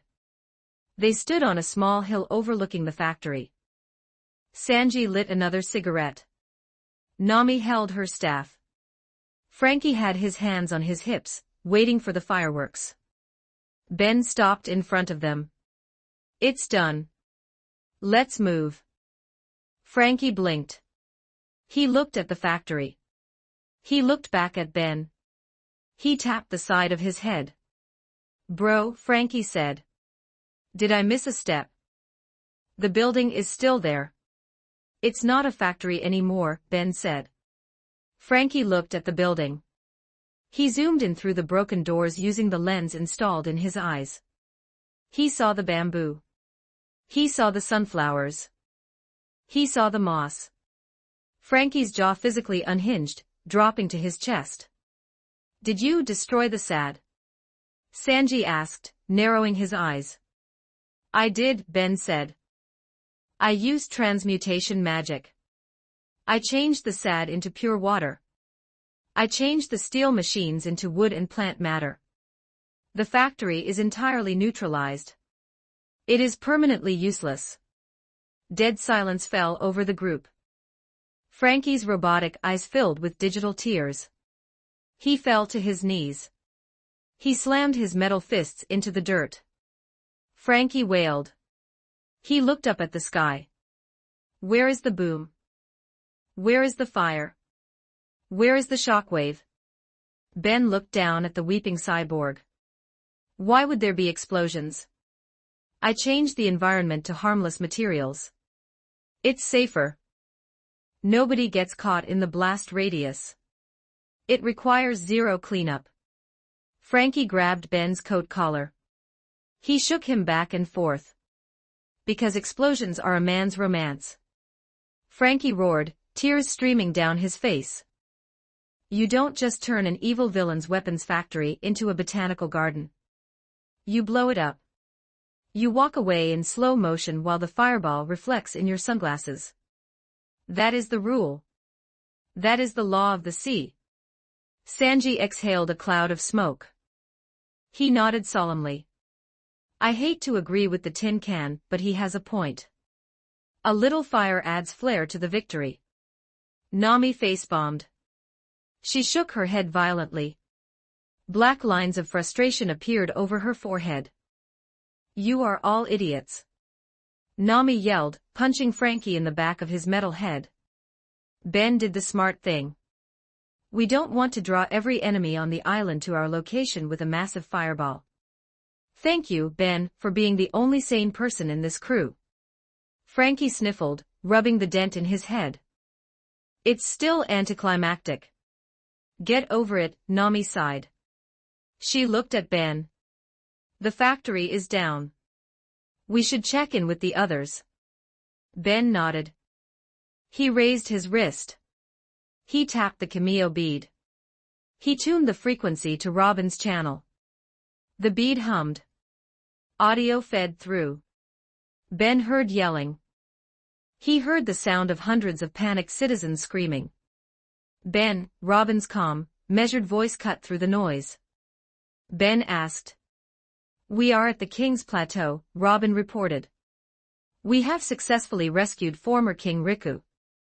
We also have Princess Rebecca, and Kairos, who is King Riku's son-in-law. Understood, Ben said. Where is Riku? He is currently speaking through a megaphone, Robin said. He is trying to calm the citizens down. Partially working. The rioting in our sector has slowed, but the panic remains. Hold your position, Ben commanded. Sanji, Frankie, Nami, and I have neutralized the Smile Factory. We are heading your way. Understood. See you soon. Robin cut the connection. Ben tapped the bead again. He switched the frequency. Yo-ho-ho-ho. Brooke's voice echoed cheerfully. I am happy to report success. Although, considering I am already dead, I don't have a heart to feel happiness with. Skull joke. Ben didn't react. Sanji sighed. Did you find Kanjuro? Ben asked. Brooke cheered. He was hiding in the scrap heap. We are currently riding a very poorly drawn sparrow out of the underground. It looks like it is in constant agony. Head to the King's Plateau, Ben ordered. Meet up with Robin and Riku. We will converge there. Copy that. Brooke signed off. Ben adjusted his sleeve. He had one more group to check on. The liability group. He tapped the bead. He dialed Chopper's frequency. Do you read me? The line clicked open. Ben didn't hear riots. He didn't hear screams. He heard carnival music. Chopper's voice came through, muffled by something. He sounded like his mouth was full. Ben frowned. Nami leaned closer to the bead. Sanji raised an eyebrow. Ben frowned. Nami leaned closer to the bead. Sanji raised an eyebrow. Chopper, Ben said slowly. Where are you? What is your status? Oh, hi Ben. Chomp, chew. We are currently. A loud crunch echoed through the comms. Are you eating? Sanji asked, recognizing the sound of chewing instantly. We're sightseeing. Chopper finally blurted out. Ben froze. Nami froze. Sanji froze. Frankie stopped crying over the lack of explosions. Thick, jagged black lines dropped over all four of their foreheads. A collective sweat drop formed on the back of their heads. Sightseeing. Nami yelled into the bead. Her teeth turned into sharp triangles. The entire island is a war zone. Citizens are actively hunting pirates. How are you sightseeing? I didn't want to. Chopper panicked. The sound of him dropping whatever he was eating echoed through the speaker. I swear, Nami. I tried to be the responsible doctor. But Bonnie, Sunny, and Mary insisted. They dragged me. Dragged you? Sanji asked. Chopper yelled defensively. Bonnie said the riot distracted the shop owners, so all the food was unguarded. And Sunny said they are the kids group, so even if the angry mobs catch us, they will forgive us because we're cute. Angry mobs do not care about cute. Nami screamed. A new voice entered the audio feed. It was high-pitched and defensive. Chopper is telling lies. Mary yelled into the bead. Ben sighed. He pinched the bridge of his nose. Chopper is the one who started it. Mary accused. He heard some running villagers screaming about a special fairy cotton candy, sold on the east side of the island. He started drooling. He said as the ship's doctor, he needed to investigate the medicinal properties of the sugar. I did not. Chopper screamed in the background. That was a tactical assessment. Sugar is fuel. Bonnie's voice boomed over the comms. She sounded like she was chewing through an entire side of beef. You literally transformed into Heavy Point to rip the cotton candy machine out of the wall. You ate an entire bakery. Chopper shot back. I watched you shove a 5-tier wedding cake into your mouth in one bite. The baker was crying. The baker was throwing rocks at a Don Quixote pirate. Bonnie yelled. I saved the cake from collateral damage. I am a hero of cuisine. Both of you shut up. Sunny's voice chimed in. The avatar of the thousand Sunny sounded incredibly smug. Papa, don't listen to them. I am the only responsible one here. I have been carefully navigating us away from the combat zones.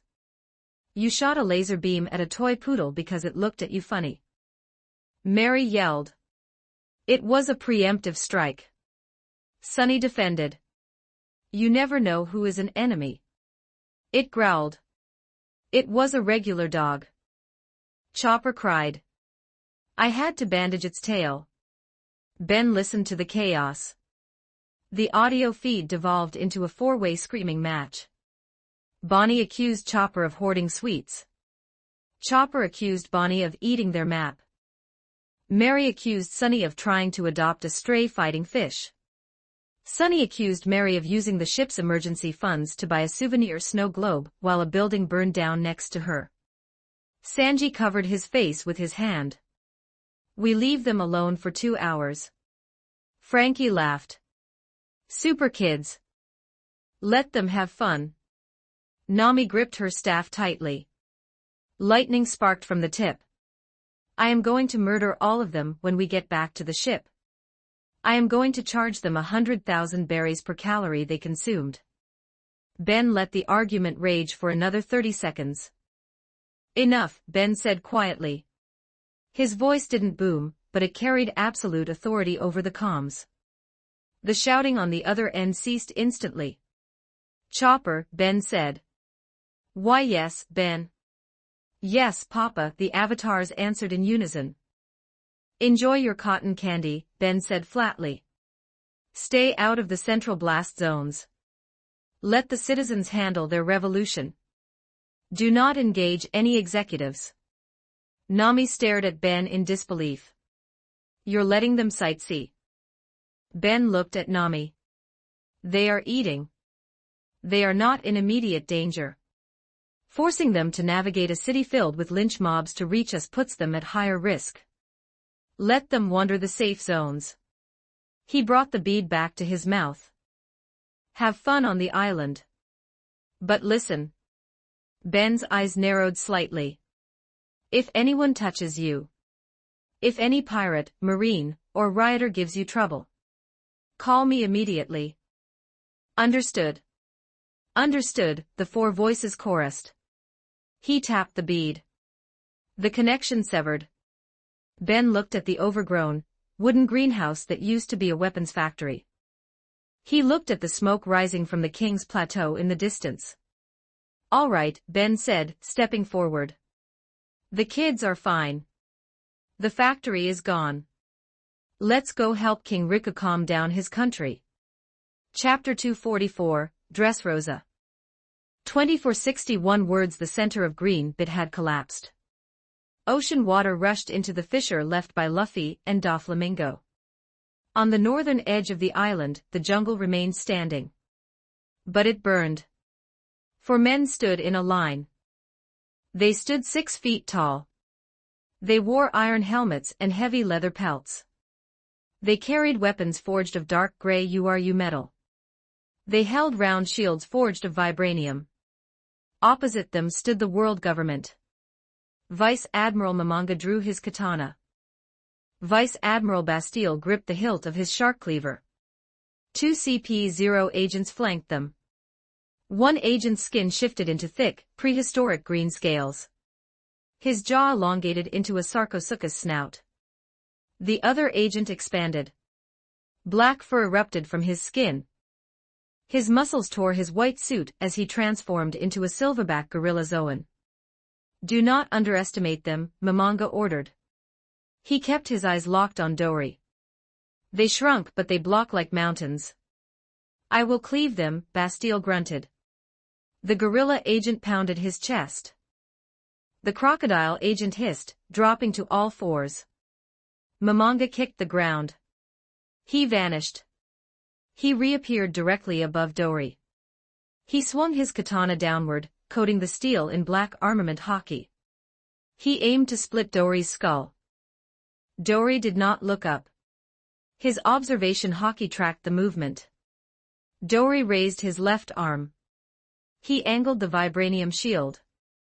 Momonga's katana struck the shield. The Vice Admiral expected a shockwave. He expected the recoil to push him backward. Nothing happened. The vibranium absorbed 100% of the kinetic energy. Momonga's blade stopped dead. The abrupt halt sent a jarring vibration up Momonga's arms, numbing his wrists.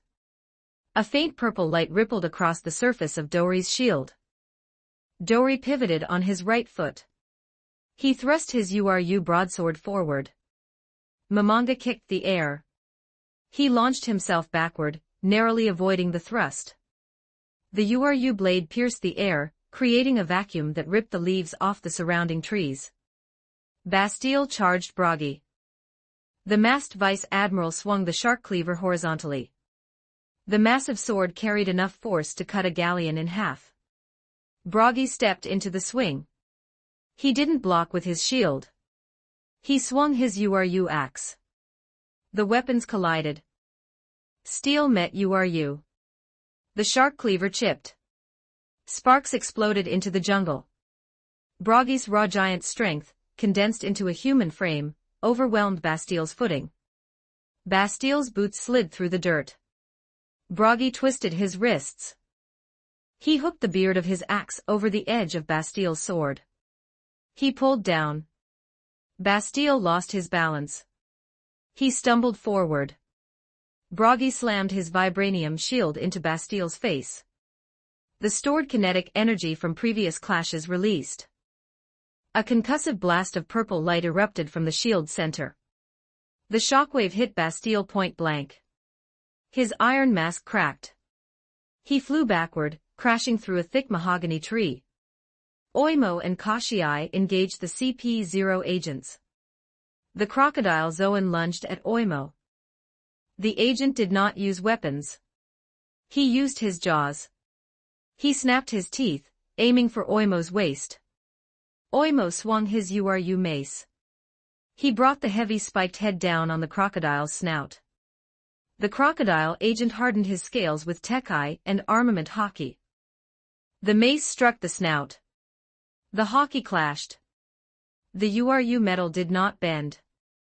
It dug into the scales. The crocodile agent roared in pain. He whipped his massive tail around, sweeping Oimo's legs. Oimo fell. He hit the dirt. The crocodile agent crawled forward rapidly. He opened his jaws. He clamped down on Oimo's left shoulder. The teeth pierced the leather armor. They pierced the skin. Blood flowed. Oimo grunted. He did not scream. He dropped his mace. He raised his right fist. He coated it in armament hockey. He punched the crocodile directly in the eye. The agent flinched, opening his jaws just enough. Oimo rolled away. He grabbed his mace. He stood up, bleeding from his shoulder, his face devoid of fear. A few yards away, the gorilla Zoan clashed with Kashii. The gorilla agent utilized Rokushiki perfectly in his hybrid form. He moved with Soru. He punched with Shurgon. He hardened with Tekai. He appeared behind Kashii. He thrust 10 hardened fingers at Kashii's spine. Shurgon, 10-finger barrage. Kashii spun. He didn't have time to raise his halberd. He raised his vibranium shield. The 10 fingers struck the vibranium. The kinetic energy vanished into the metal. The shield absorbed the blows. It glowed bright purple. The gorilla agent widened his eyes. His fingers throbbed. Kashii pressed a button on the inside of his shield grip. He didn't release the kinetic energy as a blast. He channeled it into the edge of the shield. Kashii swung the shield like a discus. The vibranium edge, supercharged with kinetic energy, struck the gorilla agent in the ribs. The ribs fractured. The gorilla agent coughed blood. He staggered backward. Kashii followed up. He swung his Uru halberd. The blade cut a deep gash across the gorilla agent's chest. Mamanga yelled. Mamanga landed next to Bastile. The vice admiral pulled himself out of the splintered tree. Blood dripped from beneath his cracked mask. The crocodile agent retreated, clutching his bruised eye. The gorilla agent held his bleeding chest. The 4 government fighters stood together. Dori, Bragi, Oimo, and Kashii regrouped opposite them. Oimo bled from his shoulder. Bragi had a shallow cut on his cheek from a stray air slash. Dori and Kashii breathed heavily, sweat rolling down their faces. Their weapons, Mamanga analyzed quickly. The gray metal does not chip. The shields absorb force. Do not strike the shields. Aim for their joints. Aim for their necks. Use ranged attacks to drain their stamina. Bastile gripped his shark cleaver. Understood. Execute, the crocodile agent hissed. The government fighters changed tactics. Momonga and Bastille attacked Dory and Bragi. They did not engage in close quarters. Momonga swung his katana repeatedly. Flying slash. Bastille swung his heavy sword. Shark wave. Blades of compressed air shot across the clearing. Dozens of cutting waves rained down on the two giants. Dory and Bragi raised their vibranium shields. The air blades struck the shields. The vibranium absorbed the kinetic energy. The purple glow on the shields intensified, turning blindingly bright. But Momonga and Bastille did not stop. They kept firing. They flanked the giants, firing from different angles. An air blade bypassed Dory's shield. It struck his thigh. Blood sprayed. Dory gritted his teeth. He dropped to one knee. Another air blade struck Bragi's ribs. The armor deflected the worst of it, but the impact bruised his internal organs. Bragi stepped back. They are finding the gaps, Bragi grunted. Then we close the gaps, Dory replied. The gorilla agent and the crocodile agent rushed Oimo and Kashiai. The gorilla agent used Jeppo to take the high ground. He kicked the air violently. Rankyaku, rain. A shower of air blades fell on Oimo. Oimo raised his shield. The shield absorbed the hits. The crocodile agent used the distraction. He slithered through the grass. He bypassed Oimo's shield. He lunged at Oimo's exposed right leg. Kashiai intervened. He thrust his halberd downward, pinning the crocodile agent's tail to the ground. The crocodile hissed. He twisted his body. He grabbed the Uru halberd shaft with his bare hands. He used Tekai. He pulled. Kashiai lost his grip on the halberd. The weapon fell into the dirt. The gorilla agent dropped from the sky. He aimed a hardened punch at Kashiai's unprotected head. Oimo stepped in. He bashed the gorilla agent out of the air with his shield. The fight devolved into a chaotic, bloody brawl. Momonga closed the distance on Dory. He aimed a thrust at Dory's injured thigh. Dory parried with his sword, but the vice admiral's speed was overwhelming. Momonga spun, slashing Dory across the bicep. Bastille swung the shark cleaver at Bragi's head. Bragi ducked. He swung his axe at Bastille's knees. Bastille jumped, avoiding the blade, and kicked Bragi in the face. Oimo wrestled with the crocodile agent on the ground. The agent snapped its jaws. Oimo held the jaws open with his bare hands, using armament hockey to protect his palms from the razor-sharp teeth. Kashiai fought the gorilla agent hand to hand. Kashiai threw heavy, giant-style punches. The gorilla agent dodged with Kamii, and countered with Shurgan strikes to Kashiai's ribs. Blood soaked the grass. The giants took damage. They bled from cuts, bites, and puncture wounds. Their breathing grew ragged. But they did not fall. They were warriors of Elbath. Pain was a familiar companion. Dory pushed Momonga back with a heavy sword swing. He looked at Bragi. Dory shouted. Bragi kicked Bastille away. He looked at Dory. The shields are full. Dory commanded. Oimo kicked the crocodile agent in the stomach. Kashiai headbutt the gorilla agent. They broke contact and fell back. The four giants stood shoulder to shoulder. They locked their vibranium shields together. The edges clicked into place, forming a solid, curved wall of purple, glowing metal. They crouched behind the wall. They are cornered. Bastille yelled. Break their guard. Full power. Momonga coated his katana in maximum hockey. Bastille raised his shark cleaver high. The crocodile agent opened his jaws, gathering energy in his throat. The gorilla agent pumped his arms, enlarging his muscles to bursting. They attacked the shield wall simultaneously. Mamanga unleashed his strongest flying slash. Bastille brought his heavy sword down on the metal. The crocodile agent fired a compressed bullet of air and saliva. The gorilla agent struck the shields with a double-fisted shurgan. The attacks hit the vibranium wall. The metal groaned. The purple light flared, turning completely white. The vibranium absorbed everything. The kinetic energy of 2 vice admirals and 2 elite Zoans vanished into the shields. Dori looked at Bragi. Bragi looked at Oimo and Kashiai. They smiled. "Release," Dori whispered. The 4 giants pushed the triggers on their shield grips simultaneously. The vibranium could not contain the stored energy any longer.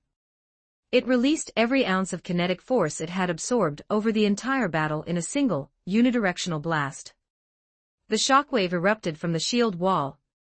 It did not look like an air slash. It looked like a solid wall of purple concussive force. It hit the 4 government fighters point blank. The ground beneath them disintegrated. The sound barrier shattered.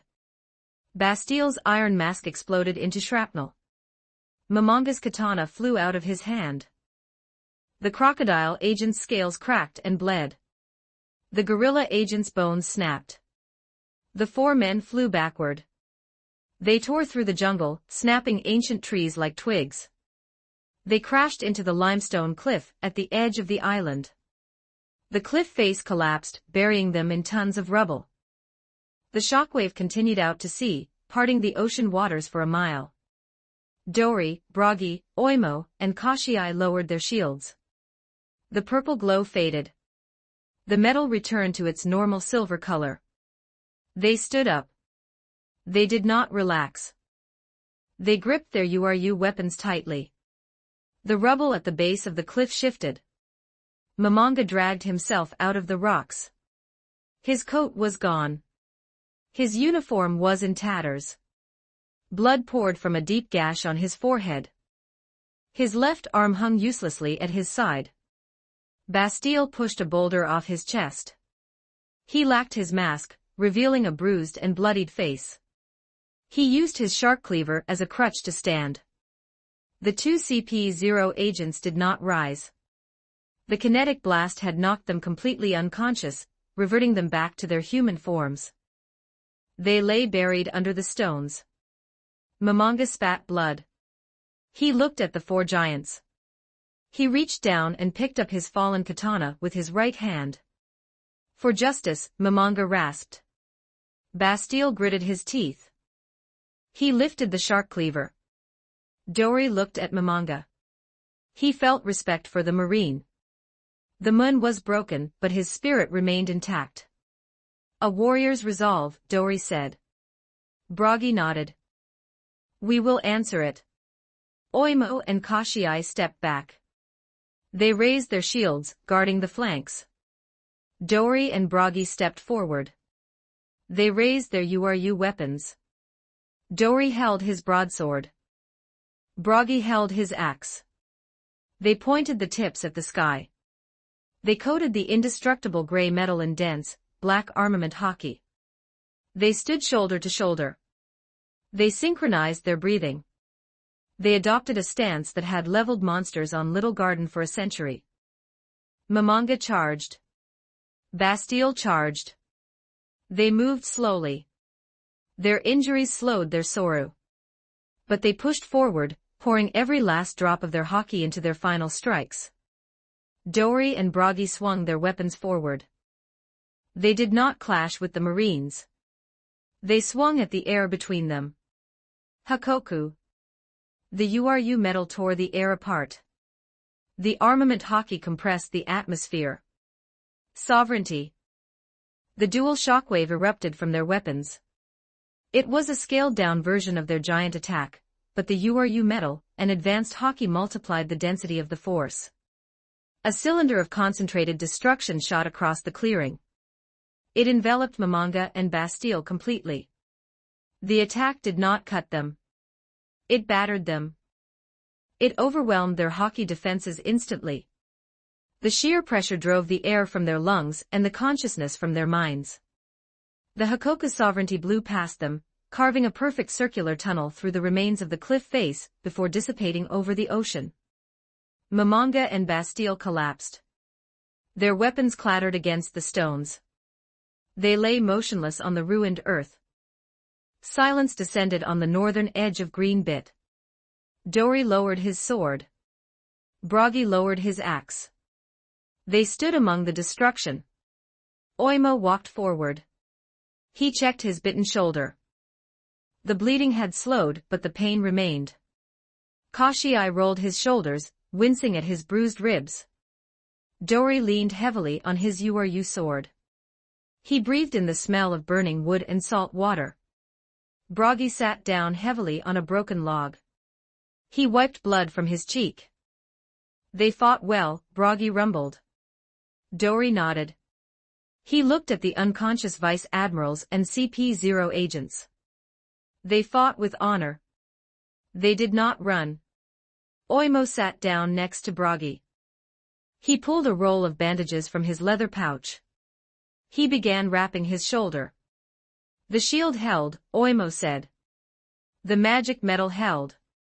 Ben's gifts are formidable, Kashii agreed, sitting on the grass.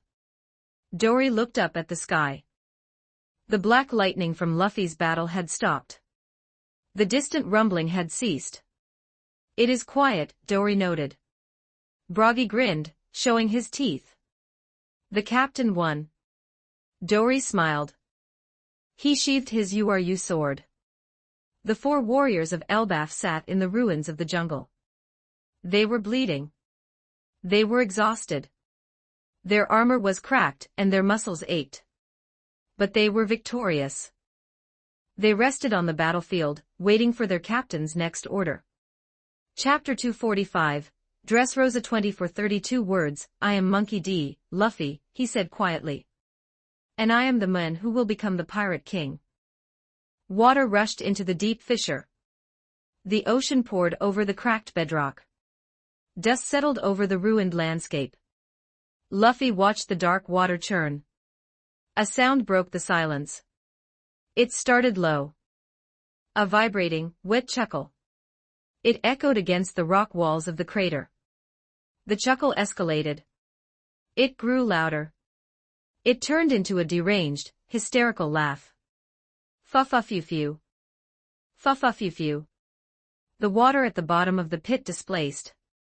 A figure dragged himself out of the ocean. Doflamingo stood up. His chest cavity was visibly crushed. Blood poured from his forehead, blinding his left eye. His arms hung at unnatural angles. He snapped his own shoulders back into place with a sickening crunch. Inside his body, millions of microscopic strings pulled his ruptured organs together. They acted as artificial muscles, keeping a dead man walking. He tilted his head back. He laughed at the sky. Luffy frowned. He cracked his knuckles. He did not step back. You are strong, Doflamingo wheezed.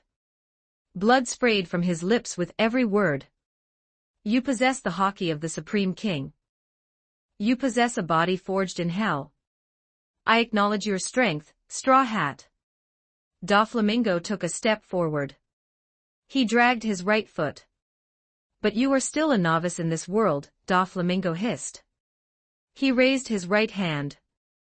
He placed his palm flat against the solid limestone wall of the crater.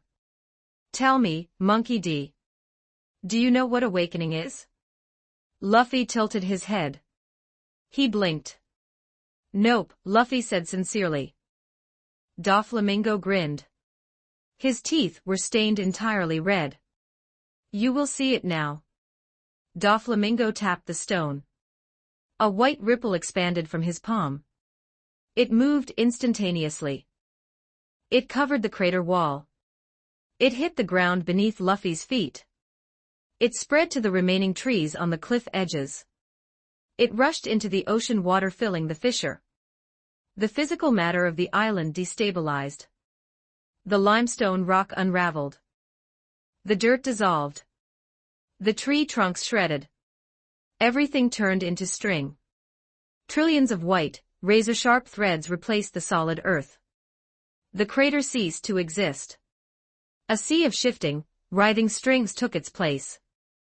Luffy dropped. The ground beneath his sandals had turned into a web. He fell into the mass of threads. He kicked the air. Luffy launched himself upward, escaping the shifting ground. He hovered 10 feet in the air, looking down. The entire center of Green Bit had transformed into Doflamingo's weapon. The devil fruit power does not just affect the user's body, Doflamingo's voice echoed from everywhere at once. It affects the environment. It alters the world. This is the pinnacle of the paramecia. Luffy analyzed the terrain. His observation haki flared. The strings were not just terrain. They were alive. They moved with Doflamingo's will. The ground turned to string, Luffy muttered. Break white. Doflamingo commanded. The sea of strings beneath Luffy erupted. 2 massive, thick braids of compressed thread shot upward like giant serpents. They spiraled around each other, aiming to crush Luffy between them. Luffy's eyes glowed red. Future sight activated. He saw the braids closing in. He didn't retreat. He dropped toward them. He coated his right fist in armament haki. He utilized friction, pumping his blood faster. Fire ignited around his knuckles. Gomu Gomu no. Luffy thrust his fist downward, meeting the converging braids. The burning fist struck the intersection of the strings. The fire exploded outward. The heat incinerated the white threads. But there were too many. The braids pushed through the fire, wrapping around Luffy's waist and arms. The strings tightened. They cut into his shirt. They ground against his haki-coated skin. Doflamingo stood on a pillar of strings in the distance. He clenched his fist. Crush him. The pressure intensified. The strings aimed to slice Luffy into pieces. Luffy gritted his teeth. He stopped fighting the strings with strength. He closed his eyes. He reached into his core. He pulled the Conqueror's haki forward. Black lightning erupted from his body. He didn't strike with his fist. He released an omnidirectional shockwave of pure King's haki. The blast hit the strings binding him. The haki severed the connections between the fibers. The massive braids disintegrated into ash and harmless lint. Luffy fell out of the destroyed braids. He landed on a floating patch of solid rock that had survived the transmutation. Doflamingo did not pause. He waved both hands. Off-white. 2 massive walls of string erupted from the ground on either side of Luffy. They slammed together like a vice. Luffy used Soru. He vanished an instant before the walls collided. He reappeared 50 yards away, sprinting across the surface of the string sea. He used his rubber elasticity to bounce off the shifting threads, maintaining his momentum. He aimed directly for Doflamingo. Billow white. Doflamingo shouted. The string sea directly in front of Luffy rose into a massive tidal wave. Thousands of tons of sharpened thread crashed downward, covering the sky. Luffy didn't stop running. He charged his left fist. Gomu Gomu no bullet. He didn't hit the wave. He stopped his fist 1 inch short of the strings. The advanced armament haki shot forward as a compressed shockwave. The invisible blast hit the tidal wave of strings. It blew a perfect, circular tunnel straight through the mass of threads. Luffy leaped through the tunnel. He cleared the wave. He was within striking distance. Doflamingo stood on his pillar. He extended his fingers. He coated the tips of the strings surrounding him in dense armament haki. The white strings turned black. Doflamingo lashed out. He manipulated 10 haki-coated string tentacles like whips. They moved with blinding speed, striking from multiple angles simultaneously. Luffy shifted into a martial arts stance. He planted his feet on the unstable string ground. He brought his hands up. He deflected the first tentacle with his forearm. He parried the second with the back of his hand. He dodged the third by tilting his torso. The combat turned into a close-quarters blur. Luffy blocked the hockey-coated strings with his bare hands. Sparks showered the battlefield. Doflamingo attacked relentlessly. The tentacles stabbed, slashed, and swept. Luffy's future sight mapped every strike. He moved with impossible precision. He swayed like a leaf in a hurricane. He used Kamei to loosen his joints, allowing the strings to pass millimeters from his skin. He stepped inside Doflamingo's guard.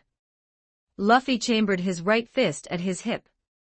He delivered a rapid sequence of chain punches directly into Doflamingo's chest. Bam bam bam bam bam. Doflamingo coughed blood. He retreated, manipulating the string pillar beneath his feet to slide backward. Luffy pursued. He kicked the ground. He stayed glued to Doflamingo's space. Doflamingo swung two tentacles in a horizontal pincer movement. Luffy ducked. He spun on his heel. He threw a heavy backhand strike. Iron palm. The backhand struck the side of Doflamingo's knee. The joint shattered. Doflamingo stumbled, losing his balance on the pillar. Luffy capitalized. He jumped. He raised his right leg high above his head.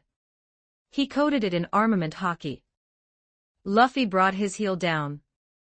Doflamingo reacted desperately. He crossed his arms and generated an off-white shield directly above his head. The heel struck the shield. The shockwave shattered the string construct. The force traveled down, hitting Doflamingo's crossed arms. The warlord plummeted from his pillar, crashing into the sea of strings below. Luffy landed on the pillar. He looked down. The sea of strings writhed. Doflamingo erupted from the threads 100 yards away. He was covered in his own blood. His artificial string muscles worked overtime to keep his shattered knee functioning. He panted heavily. Insolent. Doflamingo's voice shook. He raised both hands high into the air. He poured every remaining drop of his devil fruit stamina into the island. Ever white. The entire sea of strings turned instantly rigid. The soft, shifting threads became solid steel wires. The strings beneath Luffy's pillar shot upward. They wrapped around Luffy's ankles, his calves, his knees. They bound his legs entirely. They coated themselves in armament hockey, locking him in place. Luffy tried to pull his legs free. The strings did not snap. They tightened, biting into his skin.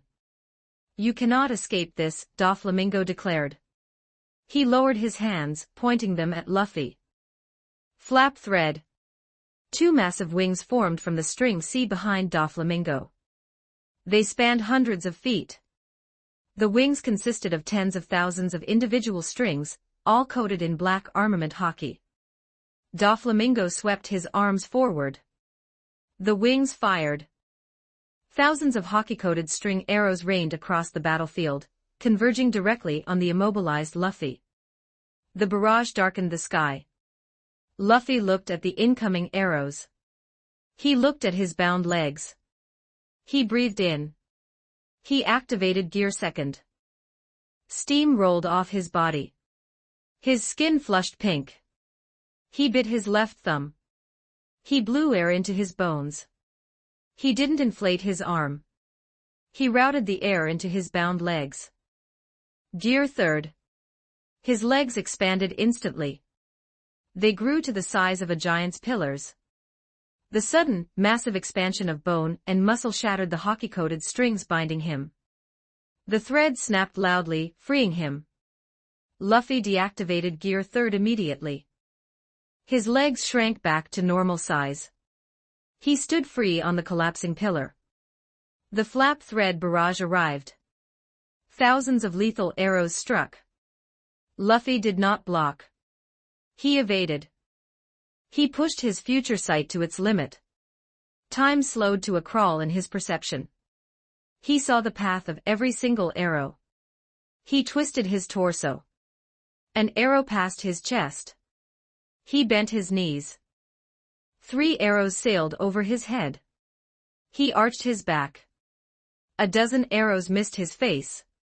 He moved his arms in fluid, circular motions, deflecting the arrows he couldn't dodge with precise taps of his hockey-coated knuckles.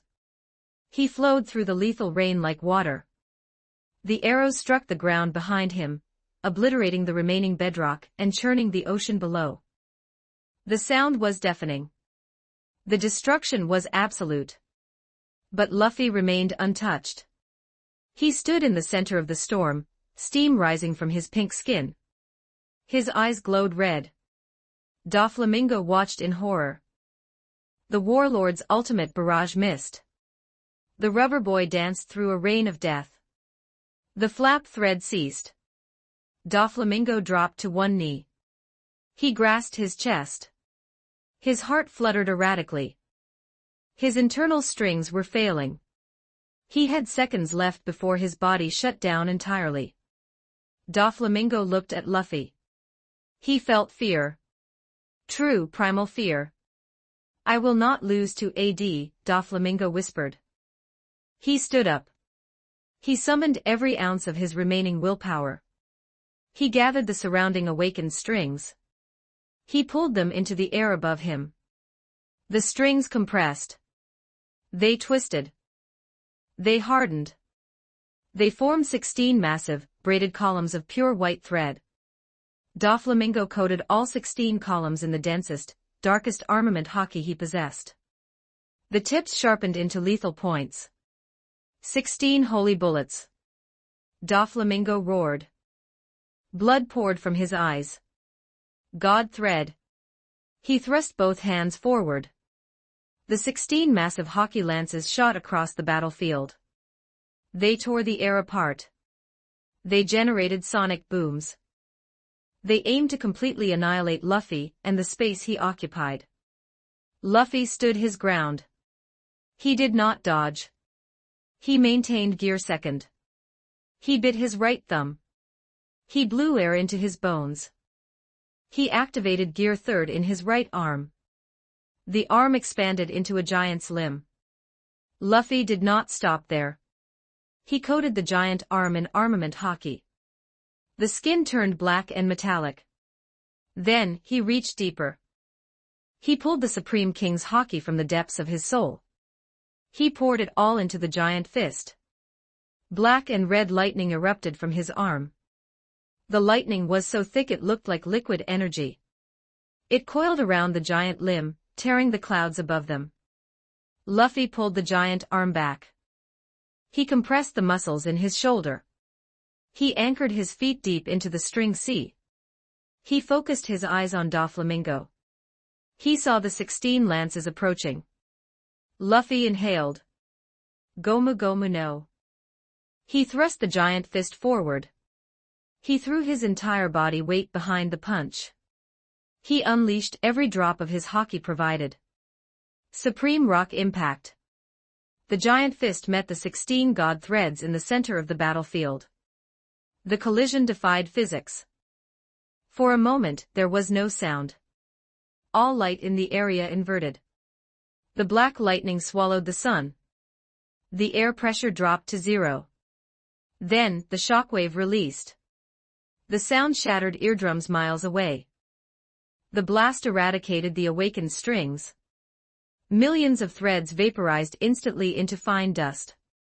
The 16 hockey lances bent against the giant fist. They cracked. Doflamingo screamed. He pushed with everything he had. Luffy roared. He pushed harder. The advanced conqueror's hockey flared. The internal destruction bypassed the physical clash. The invisible shockwave traveled up the 16 lances and struck Doflamingo directly. The god threads shattered. The 16 lances exploded into shrapnel. Luffy's giant fist continued forward. It struck Doflamingo. The impact crushed the warlord's chest cavity completely. The internal strings snapped. His ribs pulverized. Doflamingo flew backward. He broke the sound barrier instantly. He shot across the sky like a fired cannonball. He cleared the entire island of Green Bit. He flew over the ocean.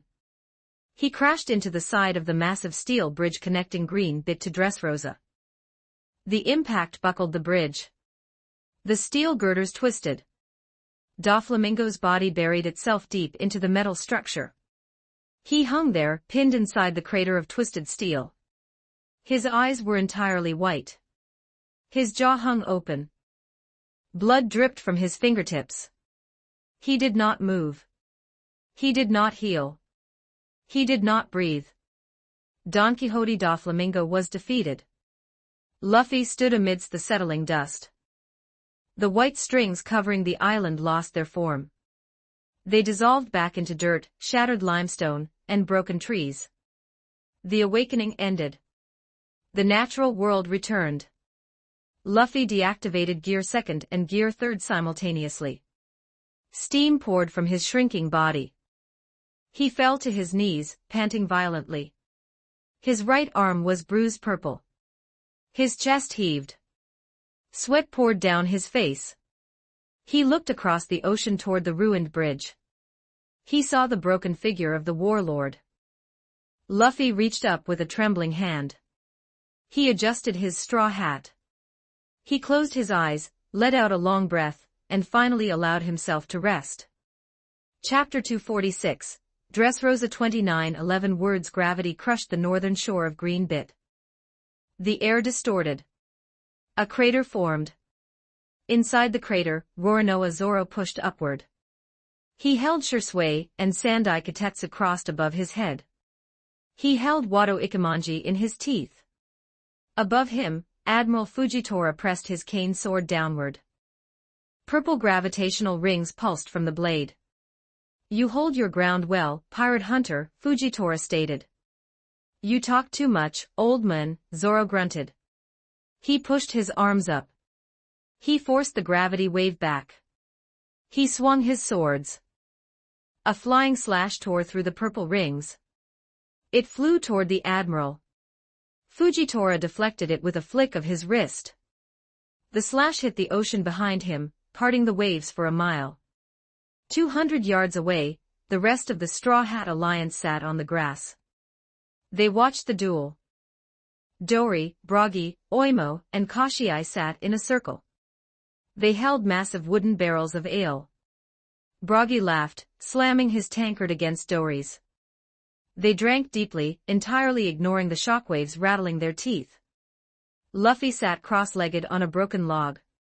He held a roasted Sea King meat bone. He tore chunks of meat off with his teeth. He chewed rapidly, swallowed, and grabbed another piece. Law sat leaning against a tree stump next to them. He looked significantly better than he had an hour ago. After Karoo had swooped in and rescued Law from the crater, the armored duck had flown him to this secure location. Usopp and Vivi had arrived shortly after defeating the CP0 agents. Vivi had immediately utilized her simmered flames. The blue and gold fire had enveloped Law, bypassing his skin to knit his shattered ribs and stitch his ruptured organs. To finish the treatment, Vivi had forced him to drink a thick, blue potion from Ben's inventory. The potion had restored his stamina instantly. Now Law sat quietly, watching the fight. Karoo the duck stood nearby, his armor gleaming. He pecked at a piece of bread Luffy had tossed him. Usopp sat next to Luffy. He cleaned his sniper goggles with a cloth. A dozen tiny Tontada dwarves sat on Usopp's shoulders and knees. They held miniature sandwiches. They had climbed out of the dimensional suitcase the moment the fighting stopped. They chewed their food, watching the swordsmen clash. Vivi stood apart from the group. She held her cameo bead to her mouth. "Do you read?" Vivi asked. Static hissed. Then Ben's voice came through. Loud and clear, "Vivi."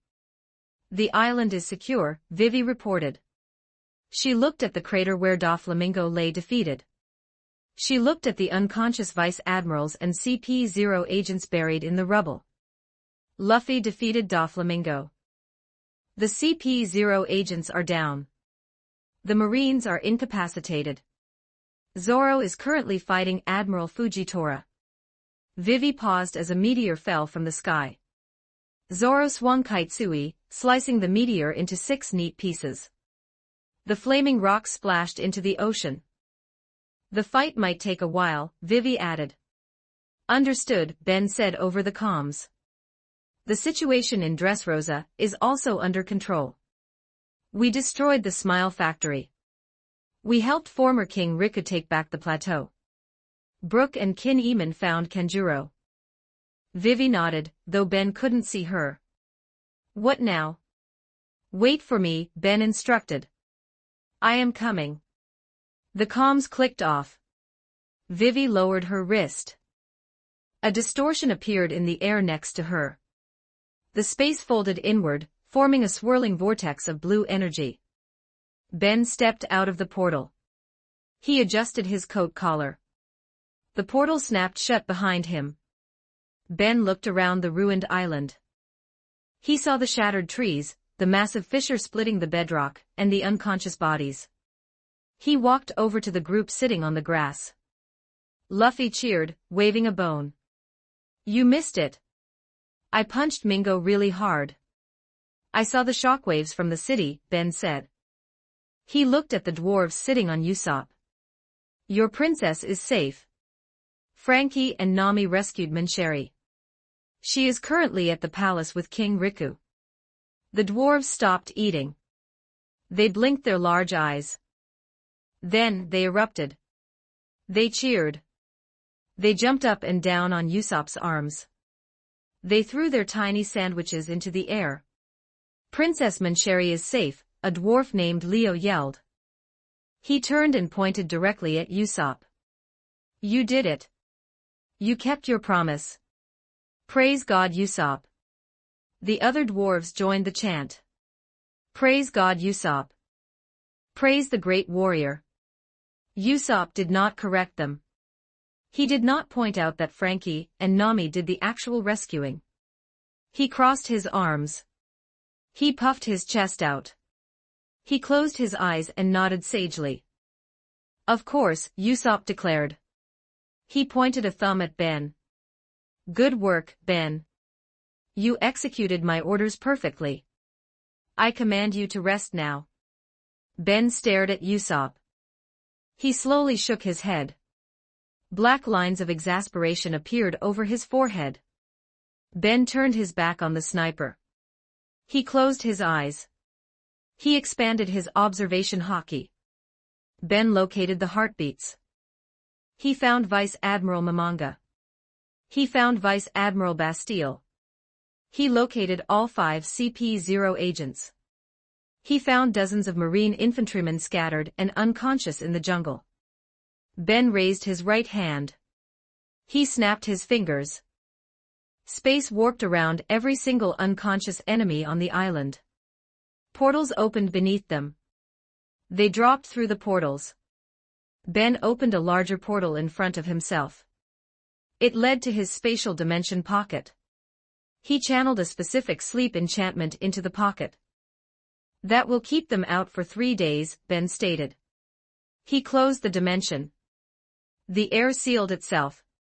He turned back to the crew. Let's leave, Ben said. He pointed toward the gravity waves distorting the sky to the north. That battle between Zoro and Fujitora will take days to resolve. We are going to the palace. King Riku has prepared a banquet for us. Luffy stopped chewing. His eyes widened. They turned into giant, sparkling stars. Luffy roared. He swallowed the rest of the Sea King meat, bone and all. He jumped onto the log. He cupped his hands around his mouth. He inhaled deeply, filling his lungs to maximum capacity. Zoro! Luffy's voice boomed across the island. It carried over the sound of the clashing blades and the crashing meteors. In the crater, Zoro parried a heavy strike from Fujitora's cane. He slid backward, his boots digging trenches in the dirt. He kept his eyes on the blind admiral. We are going to the banquet. Luffy yelled.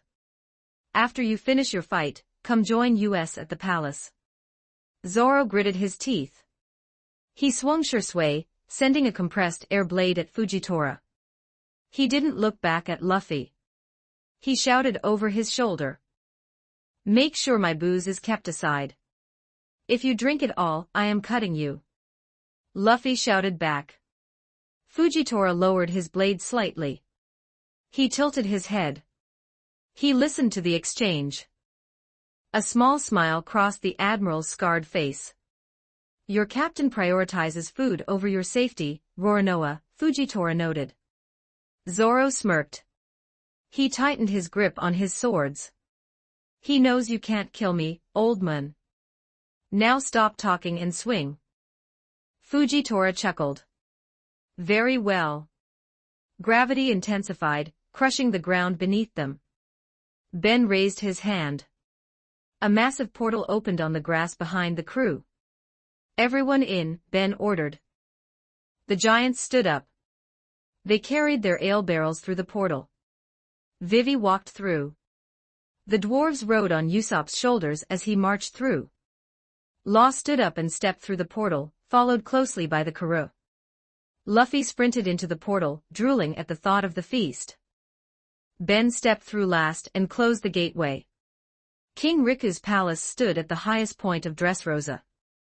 The architecture featured white marble, red tile roofs, and sprawling courtyards. The front courtyard was massive.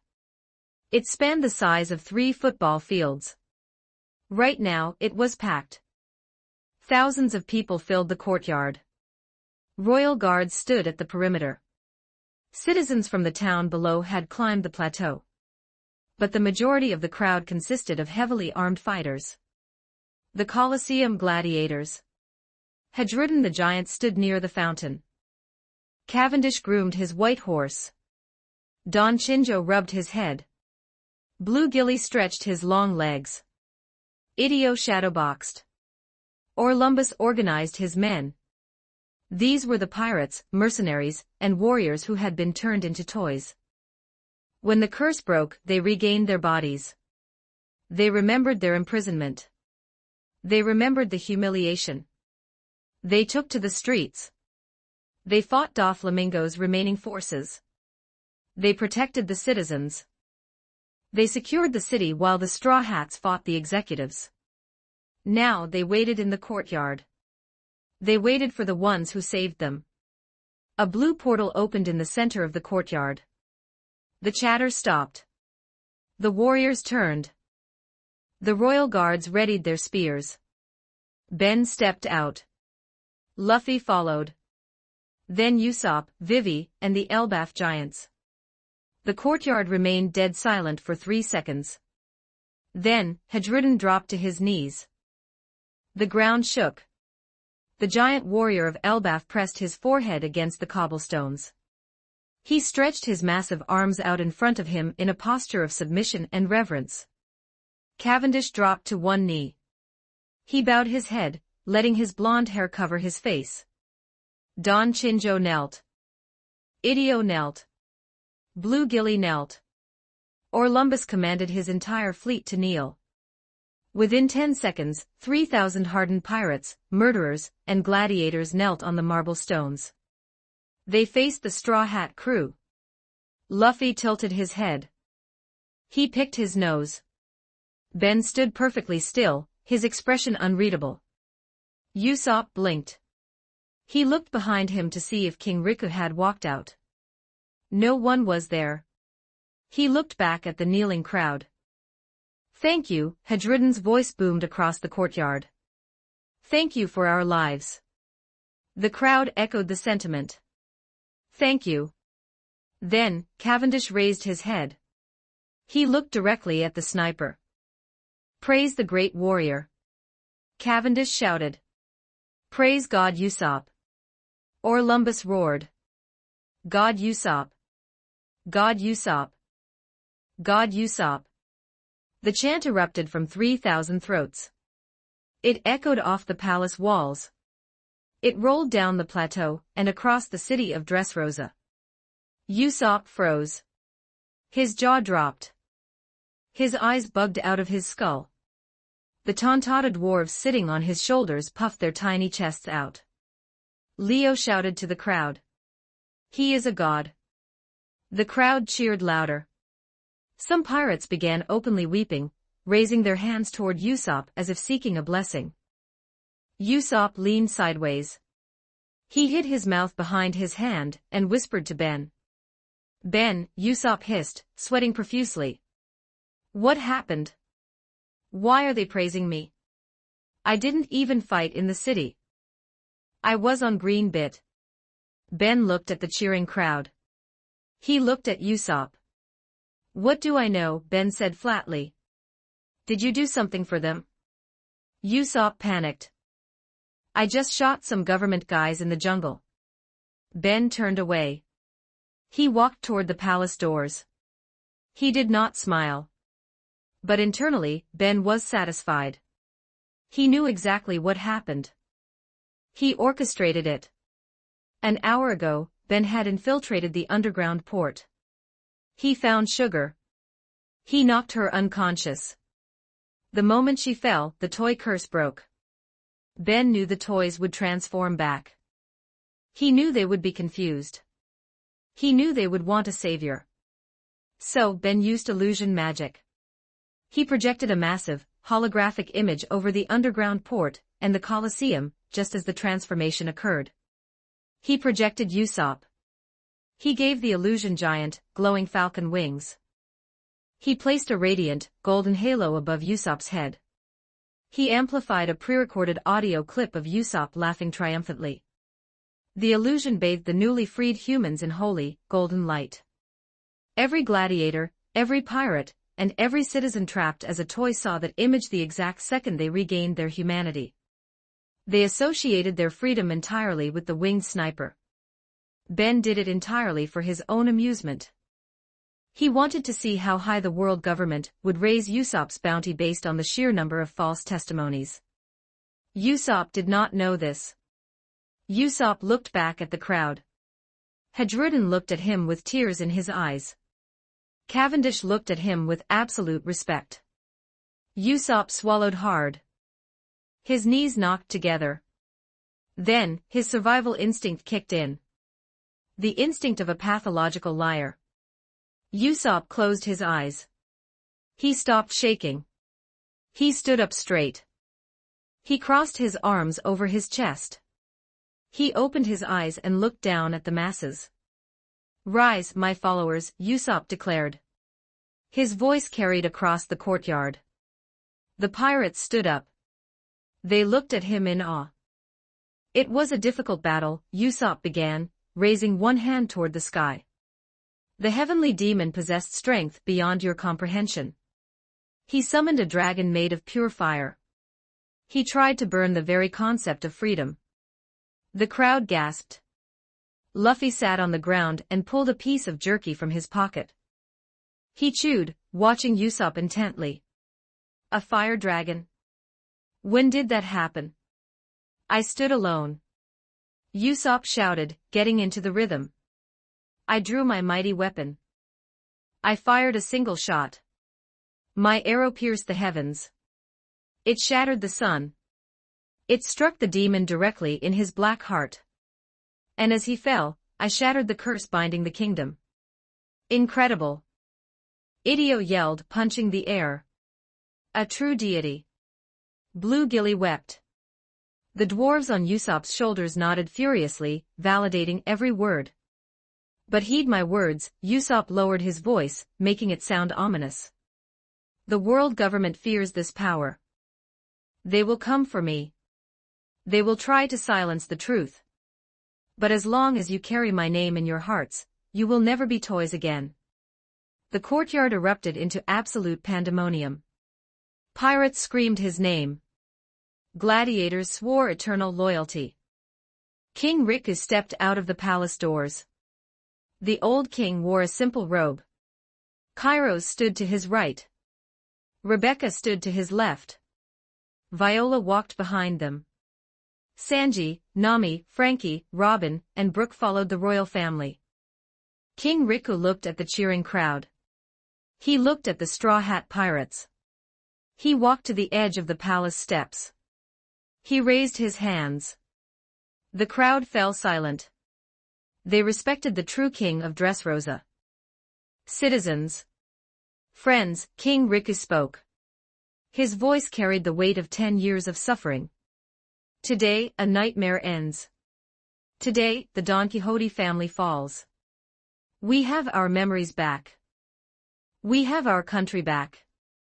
He turned and looked directly at Luffy. We owe this to the Straw Hat Pirates. They fought our battles. They bled for our freedom. They asked for nothing in return. Luffy stopped chewing his jerky. He smiled. Tonight, we do not mourn the past, King Riku declared. Tonight, we celebrate the future. Let the banquet begin. The courtyard exploded. Royal guards carried massive wooden tables out of the palace. They lined them up across the marble stones. Ben stepped forward. He raised his hand. He opened a portal to his spatial dimension. He bypassed the sleep enchantment zone. He accessed his inventory. He snapped his fingers. Crates materialized in the air. They fell onto the tables. Hundreds of crates of high-grade rum. Barrels of aged wine. 1,000-pound slabs of prime sea king meat.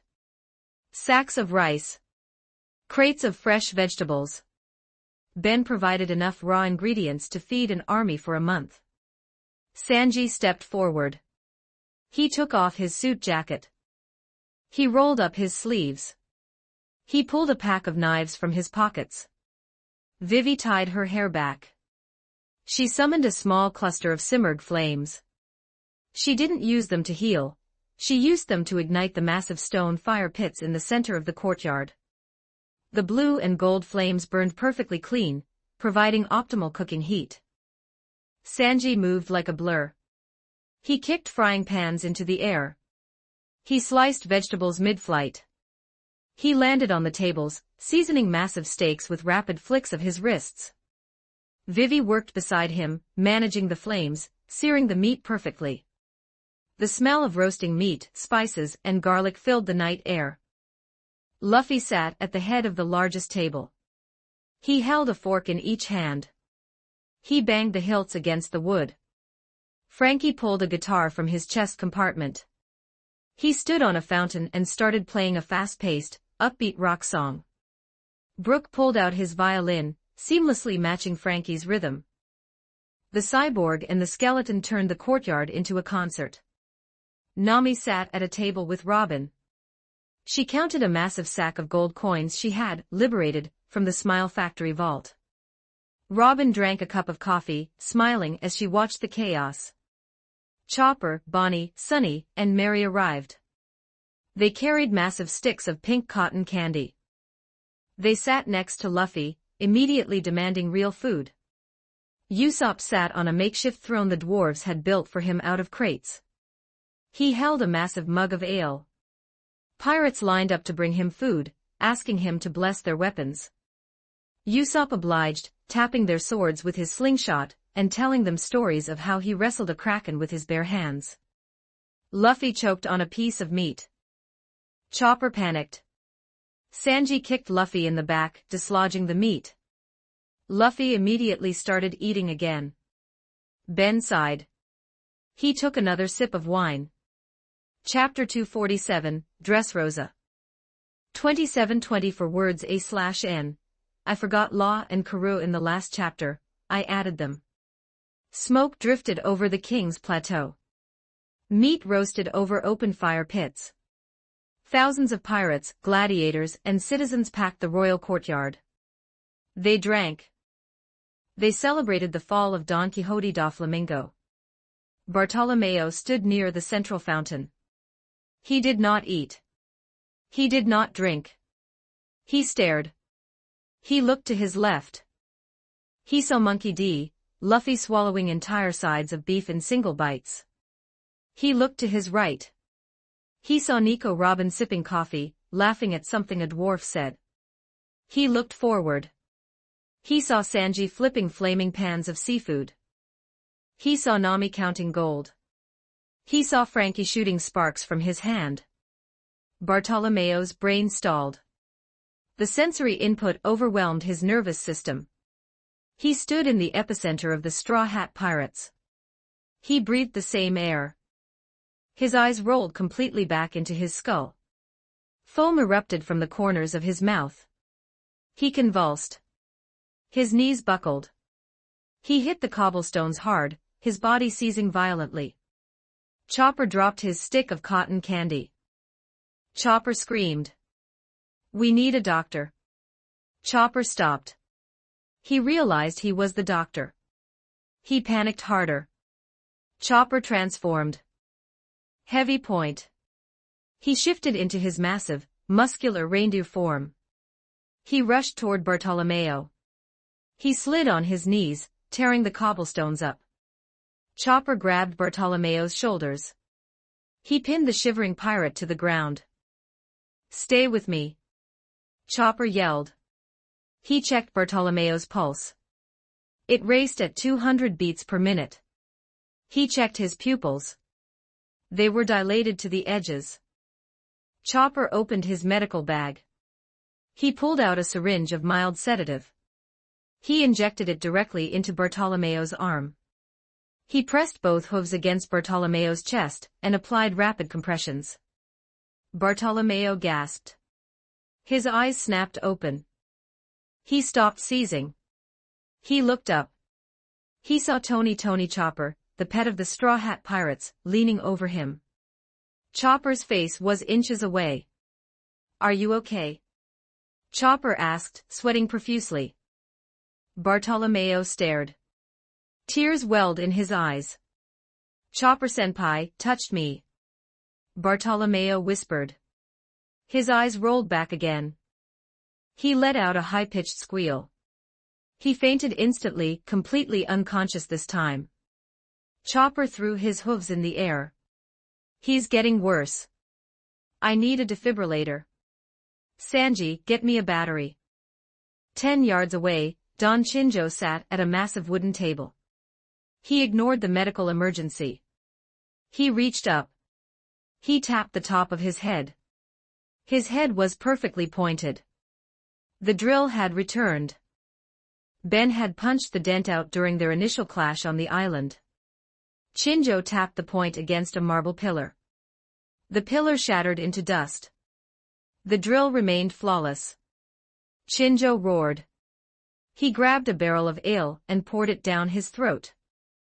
The great magician possesses terrifying power. He restored my treasure. He restored my pride. Sai sat next to his grandfather. He held a smaller mug of ale. Boo sat across from him, eating roasted chicken. Baby Five stood behind Sai. She wore her maid outfit. She held a pitcher of wine. She refilled Sai's mug the second the liquid dropped an inch. She wiped his mouth with a napkin. She massaged his shoulders. Sai slammed his mug on the table. "Stop that!" Sai barked. "You are not a servant anymore. You defected from the Don Quixote family. Sit down and eat." Baby Five stopped. She clutched the pitcher to her chest. Her face flushed completely red. Steam whistled out of her ears. Baby Five whispered, her eyes turning into spinning hearts. "You want me to sit by your side? You want us to share a meal? As equals? As husband and wife?" "I did not say that." Sai roared, his face turning equally red. "I need you." Baby Five cried, throwing her arms around Sai's neck, crushing his face into her chest. Boo laughed. Chinjo slammed his fist on the table, breaking the wood in half. "A fine addition to the Hapo Navy. You will give me strong great-grandchildren, Sai." Across the courtyard, the ground shook. Hedgerudin walked through the crowd. The giant warrior parted the pirates like Moses parting the sea. He carried his massive club on his back. He scanned the banquet tables. He found them.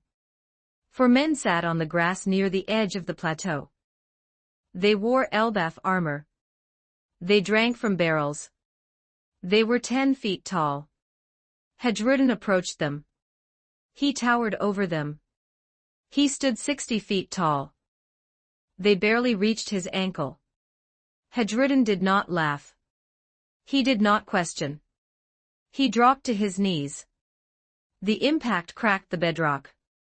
He pressed his forehead to the dirt. Dori the blue ogre, Hedrudin rumbled. Bragi the red ogre. I grew up listening to the tales of the giant warrior pirates. You are my idols. Dori looked up. He set his barrel down. A warrior of Elbaf. We do not kneel outside of battle. Hedrudin sat up. He crossed his legs. He looked at their small bodies. I heard the rumors, Hedrudin said. But seeing it is jarring. Why do you possess the bodies of normal humans? Was it a curse? A blessing, Bragi laughed, wiping ale from his beard. The great magician, Ben. He altered our size. We move faster. We fight harder. We dodge attacks that would have gutted us at our true size. Oimo nodded. We retain our full strength. We wield weapons of unbreakable material. We are stronger now than we were a century ago. Hedrudin widened his eyes. He looked at the gray metal weapons resting on the grass. He felt the dense, overwhelming aura radiating from the four giants. It is an honor to sit with you, Hedrudin said. Dori leaned forward. He rested his elbows on his knees. Tell us, young warrior. We have been trapped on Little Garden for a century. How fares our homeland? How fares King Harald? Hedrudin stopped moving. He lowered his eyes. The joy drained from his face. He remained silent for a long moment. King Harald is dead, Hedrudin stated quietly. Bragi stopped drinking. Oimo froze. Kashii gripped his halberd. Dori asked. His voice dropped an octave. It sounded like grinding stones. He fell in battle, Hedrudin explained. Many years ago. He was killed by Prince Loki. Dori closed his eyes. He let out a long, slow breath. Bragi did the same. Bragi stood up. He picked up his barrel of ale. He didn't drink. He walked to the edge of the plateau. He tipped the barrel over. The ale poured out, splashing against the dirt and stones. Dori stood up. Oimo stood up. Kashii stood up. They picked up their barrels. They poured their ale into the dirt. To Valhalla, Dori chanted. To the Allfather, Bragi chanted. May his battles be eternal, Oimo and Kashii echoed. Hedrudin watched the four legendary warriors honor their fallen king. He vowed internally to become a warrior worthy of his father's legacy. Near the palace doors, the royals gathered. King Riku stood with King Elisabello too. Elisabello rubbed his massive, muscular right arm. My country owes yours a great debt, Riku, Elisabello said. Doflamingo caused chaos across the surrounding kingdoms. We will send aid. We will help rebuild Dressrosa. Riku nodded. Thank you, my friend. It will take time. But the people have their memories back. That is the true foundation of our recovery. A few yards away, Kairos stood on his single leg. He leaned on his broadsword. Rebecca stood next to him. She wore a simple white dress instead of her gladiator armor. She held a plate of food, eating hungrily. Viola stood on Kairos's other side, watching the Straw Hats party. They saved us, Viola said, looking at Sanji flipping food in the distance. They did, Kairos agreed. He looked at his missing leg. I only wish I could have fought alongside them at full strength. I owe them my life. Footsteps approached. Ben walked down the marble steps. He wore his black coat. He carried a bottle of wine. He stopped in front of Kairos. You fought Lao Ji on one leg, Ben stated. Kairos bowed his head respectfully. I did what I had to do, Bendano. I am a gladiator. Ben didn't speak. He handed the wine bottle to Viola. He extended his right hand. He pointed his palm directly at the stump of Kairos's missing left leg. Ben channeled cursed energy. He multiplied it against itself. Negative multiplied by negative equaled positive. Reverse curse technique. A blinding white light erupted from Ben's palm. Kairos flinched. He felt heat. He did not feel pain. He felt an intense, overwhelming itching sensation at his stump. Rebecca dropped her plate. The ceramic shattered. Viola covered her mouth with both hands.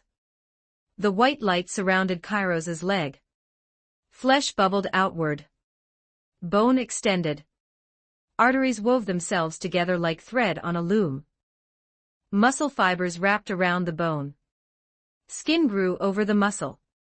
In 10 seconds the light faded. Kairos stared downward. He had a left leg. It was perfect. It matched his right leg exactly. The muscles were thick. The skin was tanned. It did not look like a prosthetic. It looked like it had never been severed. Kairos dropped his broadsword. He tentatively lowered his left foot. He touched the cobblestones. He applied pressure. The leg held. He shifted his weight. He stood evenly on 2 feet for the first time in 10 years. Kairos fell to his knees. Both knees. He pressed his hands against his face. He sobbed. The tears flowed uncontrollably.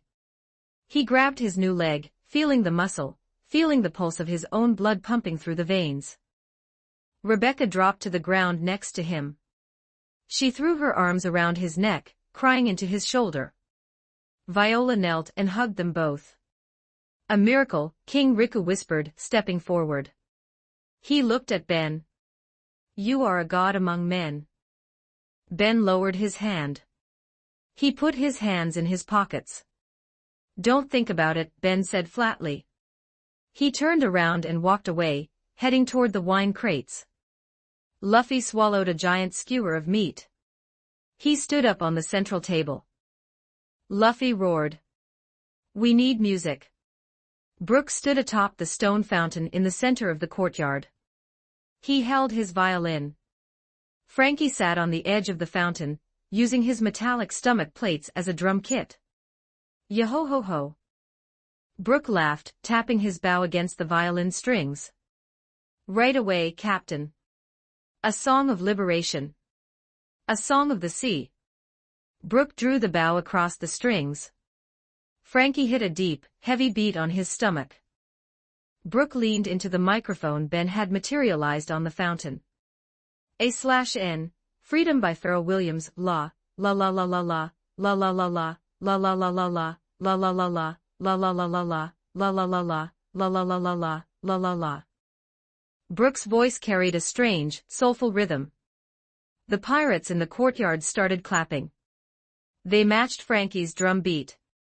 Hold on to me, don't let me go, who cares what they see? Who cares what they know? Miles away. On the broken coast of Greenbit.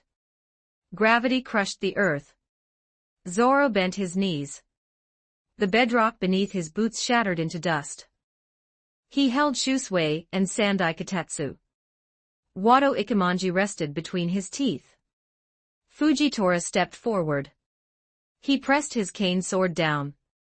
Purple rings of sheer gravitational force stacked on top of Zoro. Zoro's muscles bulged. His veins popped against his skin. The pressure aimed to flatten him into a bloodstain. Zoro inhaled. He gripped his hilts tighter. One gorilla. Zoro flexed his left bicep. Two gorilla. Zoro flexed his right bicep. He pushed back. Your first name is free, last name is Dom, we choose to believe. In where we're from, Zoro swung both swords upward. Black armament hockey coated the blades.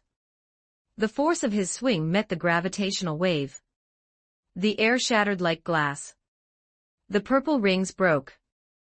Zoro pushed the gravity back. Fujitora raised his eyebrows slightly beneath his bandages. He adjusted his grip on his cane. Fierce, Fujitora noted. Zoro didn't pause. He kicked the broken ground. He shot forward, closing the distance instantly. Man's red flower, it's in every living thing mind. Use your power, spirit. Use your wings. In the courtyard, Sanji spun on his hands. He activated Diable Jam. His legs ignited into bright orange fire. He kicked the air, sending sparks flying into the night sky like fireworks. Vivi channeled her Simurgh fruit. She manifested massive wings of blue and gold fire. She flew above the crowd, leaving a trail of glowing embers that healed the minor scrapes and bruises of the rioting citizens below. The crowd roared in amazement. Luffy danced on the table. He stretched his rubber arms out, grabbing Chopper and Usopp, pulling them into a chaotic, spinning jig. The Tontada dwarves formed a conga line, weaving between the giant legs of Hadrudin and Orlumbus. The entire plateau shook with the sound of thousands of people stomping their feet in unison to Brook's violin. Hold on to me. Don't let me go. Cheetahs need to eat. Run, antelope on green bit. Zoro ran. He didn't run straight. Fujitora swung his blade horizontally. A massive wave of gravity swept across the ground. Zoro ducked under the wave. He leaped over a newly formed crater. He sidestepped a falling meteor that Fujitora pulled from the stratosphere. Zoro moved like a predator hunting in a collapsing world. He kept his eyes locked on the blind admiral. He closed the gap. 10 paces. 5 paces. Your first name is King, last name is Dom, 'cause you still believe in everyone. King Riku watched his people dance. He saw pirates laughing with shopkeepers. He saw Colosseum gladiators sharing meat with royal guards.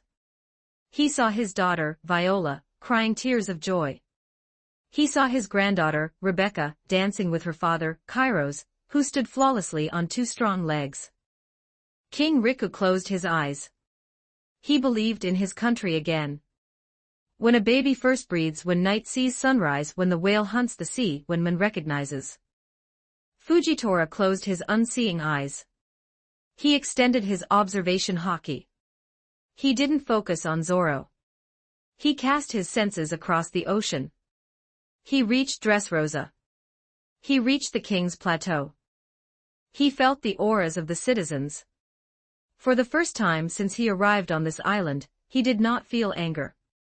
He did not feel the dark, twisting resentment of the toy curse. He did not feel fear. He felt joy. Pure, unadulterated joy.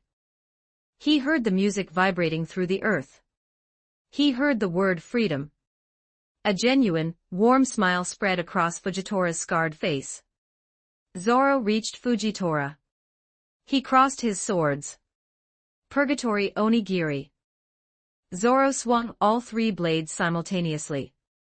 He unleashed a spiraling, focused slash aimed directly at the admiral's chest. Fujitora didn't dodge. He brought his cane sword up. He blocked.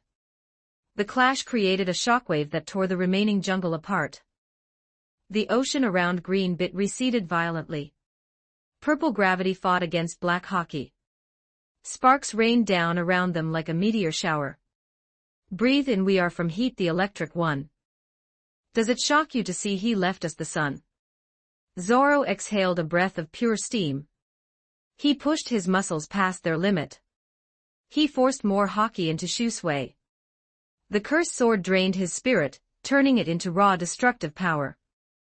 Fujitora pushed back. The gravity intensified, crushing the bedrock beneath Zoro's boots into a fine powder. Neither man yielded an inch. They stood locked in a stalemate of absolute power. Haki in the air, sea kings in the sea. Sun and yes, night are made of the same things. Brook drew the bow across the violin strings rapidly, building the tempo to a frenetic, heart-pounding climax. Frankie hit the metal drums with a flurry of robotic punches. Luffy threw his head back and laughed, his voice echoing over the music. Zoro and Fujitora broke the clash. They jumped back simultaneously. Chapter 248, Dressrosa 4089 words. The music stopped. Brook lowered his violin. Frankie stopped drumming on his metallic stomach. The banquet in the King's Plateau courtyard shifted. The wild dancing ceased. A solemn, heavy atmosphere settled over the center of the royal square. Luffy sat cross-legged on a wooden table. His stomach bulged, perfectly round and stretched to its absolute rubber limit. He picked his teeth with a small fishbone. He looked down. 7 men stood in a line in front of him. Cavendish of the White Horse. Bartolomeo the Cannibal.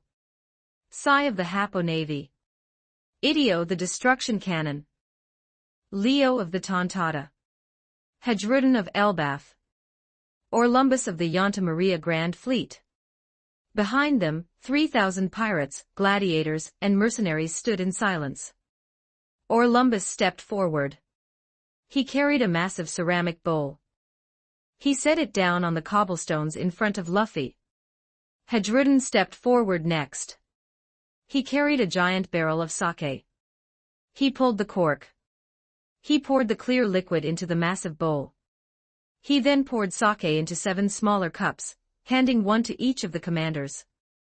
Luffy stopped picking his teeth. He tilted his head. What is this? Are we drinking more? I want more meat. Bartolomeo stepped forward. He held his cup with trembling hands. Tears streamed down his face in torrents. He dropped to his knees. Luffy-senpai. Bartolomeo wailed. You saved Dressrosa. You defeated the heavenly demon. We owe you our lives, our freedom, and our futures. Cavendish flipped his blonde hair. He knelt beside Bartolomeo. I, Cavendish, your crew member, broke my curse. You guys gave me back my beauty and my life. I cannot ignore this debt. Sai slammed his fist against his chest. The Hapo Navy follows the strong. You crushed the Don Quixote family. We offer our martial arts to you. Leo flew up, hovering at Luffy's eye level. God Yusalin's captain is our captain. The Tontata will fight for you. Hadrudin knelt. The ground shook. The giants of Elbaf recognize you. You command warriors we revere. We will act as your shield. Idio and Orlumbus knelt in unison. Take the father's cup, Orlumbus commanded, his voice booming across the silent courtyard. We number over 5,600 strong. Sai declared. We represent 7 different fleets and crews. But today we cast aside our individual flags. Drink from the main bowl. Bartolomeo cried, raising his small cup. We will drink from the sun's cups. We will become your subordinates. We will form the Straw Hat Grand Fleet. We will act as your spear and your shield. Whenever you call, we will answer. Allow us to sail under your umbrella, Monkey D. The 3,000 pirates behind them roared in agreement. They raised their weapons. Luffy looked at the massive bowl of sake. He looked at the 7 captains holding their cups. He looked at the massive army swearing absolute loyalty to him. Luffy picked his nose. No, Luffy said. Silence slammed into the courtyard. The cheers died instantly. Bartolomeo froze. His jaw detached. His eyes popped out of his skull. Cavendish dropped his cup. It shattered on the stones. What do you mean, no? Sai stood up, furious. Are you insulting us? We are offering you a fleet. With our numbers you can challenge the emperors. Luffy sighed. He swallowed the food remaining in his stretched stomach. His body deflated back to its normal size instantly. He hopped off the table. I don't want an army, Luffy said simply.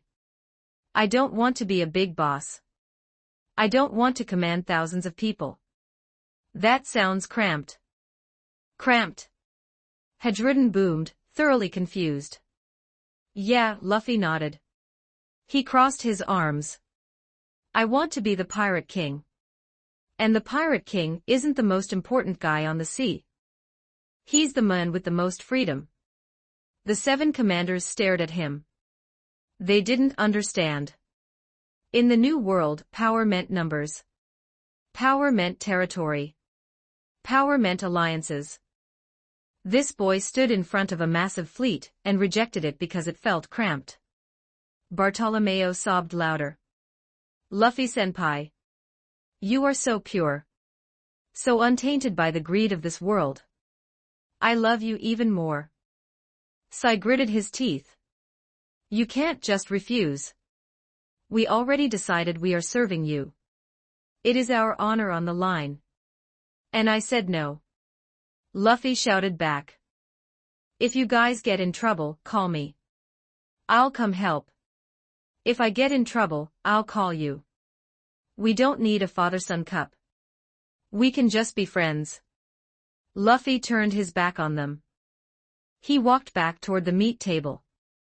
The 7 commanders stood there, holding their cups. They looked at each other. He wants to be friends, Leo sniffled. He is an idiot, Cavendish sighed, pulling his sword slightly from its scabbard. But a charming one.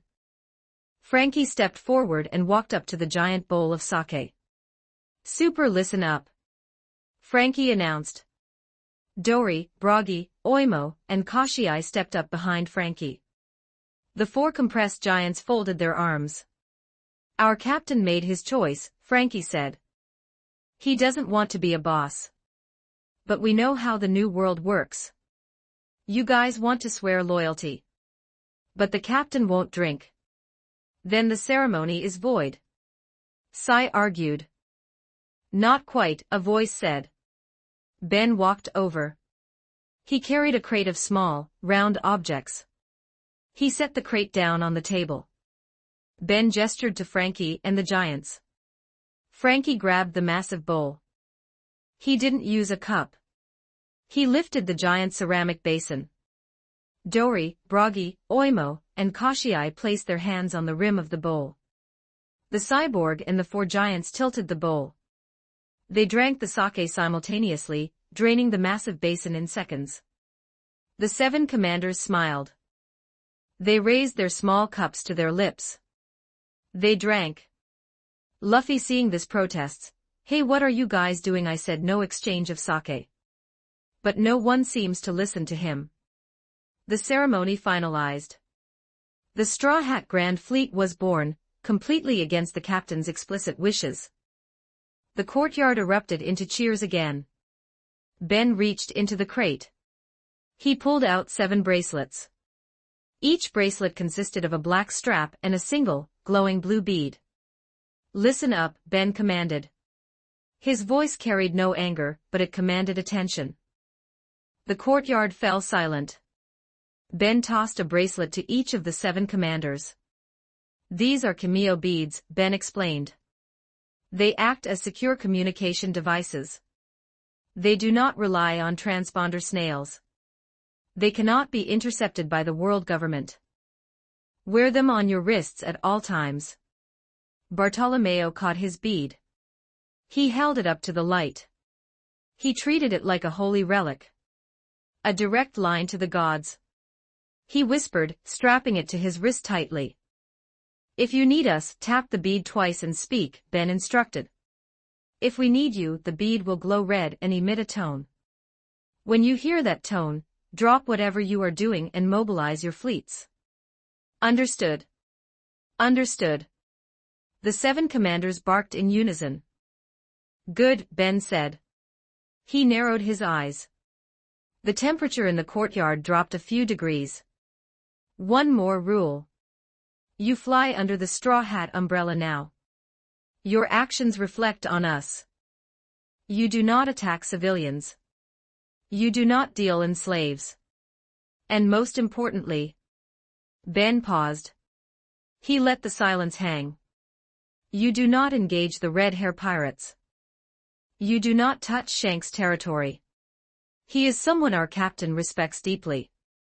If any of you attack his fleet, I will personally hunt you down and throw you into the sun. Are we clear? Hedridden swallowed hard. He felt the terrifying weight behind Ben's words. Crystal clear, Bendano. Ben nodded. The pressure vanished. He smiled slightly. Welcome to the crew. Ben turned away from the commanders. He walked up the steps toward King Riku. The old king stood with Kairos, Rebecca, and Viola. Ben reached into his dimensional pocket. He pulled out a large, folded piece of black canvas. He handed it to King Riku. Riku unfolded it. It was a massive Jolly Roger. A skull wearing a straw hat. Fly this over the palace, Ben instructed. Riku looked at the flag. He looked at Ben. This marks Dressrosa as your territory, Riku noted. It places us under your direct protection. It tells the world government and the other emperors to back off. It does, Ben agreed. What do you want in return? King Riku asked. Ben waved his hand dismissively. Don't worry about it. We don't need anything for now.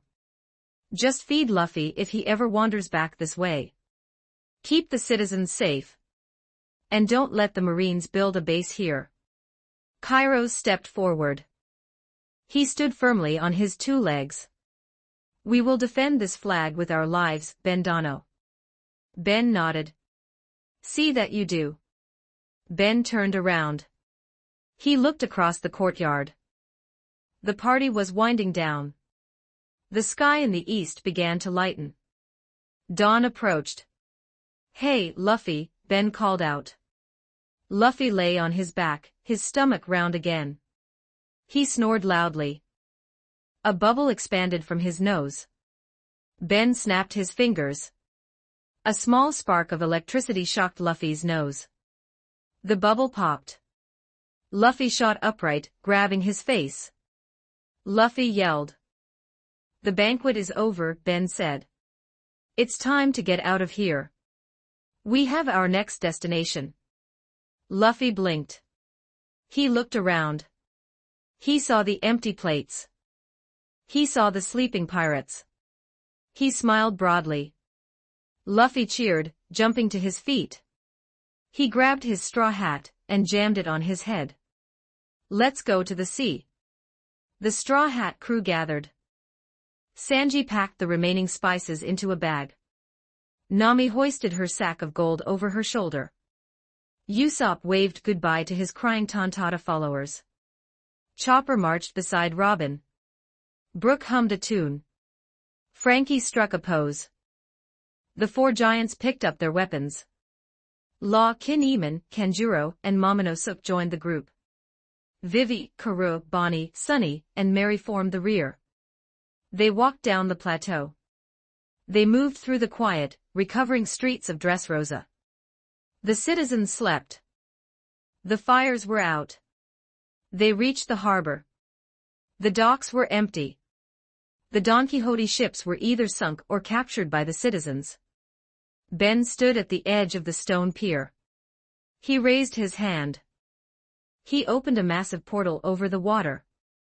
The Thousand Sunny slid out of the dimensional pocket. The ship dropped into the ocean with a massive splash, rocking the pier. The lion figurehead gleamed in the early morning light. The crew boarded the ship. Luffy stretched his arm, grabbing the mast, and launched himself onto the grassy deck. The others used the gangplank. On the deck, near the tangerine trees, sat a cage made of sea stone. Inside the cage sat Caesar Clown. The mad scientist looked pathetic. He wore a dirty striped coat. He had bags under his eyes. He shivered in the morning breeze. You're finally back. Caesar shrieked, gripping the sea stone bars. Let me out. I am a genius. You cannot treat me like a prisoner of war. I demand a comfortable room. Sanji walked past the cage. He didn't say a word. He just kicked the bars. The impact rattled Caesar's teeth. The scientist fell backward, whimpering. Shut up, gasbag, Sanji muttered, heading toward the kitchen. Luffy ran to the figurehead. He sat on the lion's head. He looked back at the harbor. Kairos, Rebecca, Viola, and King Riku stood on the pier. Luffy yelled, waving both arms wildly. Thanks for the food. It was delicious. Rebecca waved back, tears streaming down her face. Thank you for everything. Kairos saluted. King Riku bowed. Luffy yelled. Set sail. Sunny stood near the helm. Aye aye, Captain. The sails dropped. The wind caught the canvas. The Thousand Sunny pulled away from the Dressrosa harbor, sailing into the sunrise. The crew relaxed. The tension of the island faded. Nami spread her maps on a table. Chopper checked his medical supplies. Brook played a soft tune on his violin. Bonnie started eating the leftovers Sanji had packed. Usopp stood near the railing. He adjusted his goggles. He looked at the receding island of Dressrosa. He frowned. He tapped his chin. Hey, Usopp said slowly.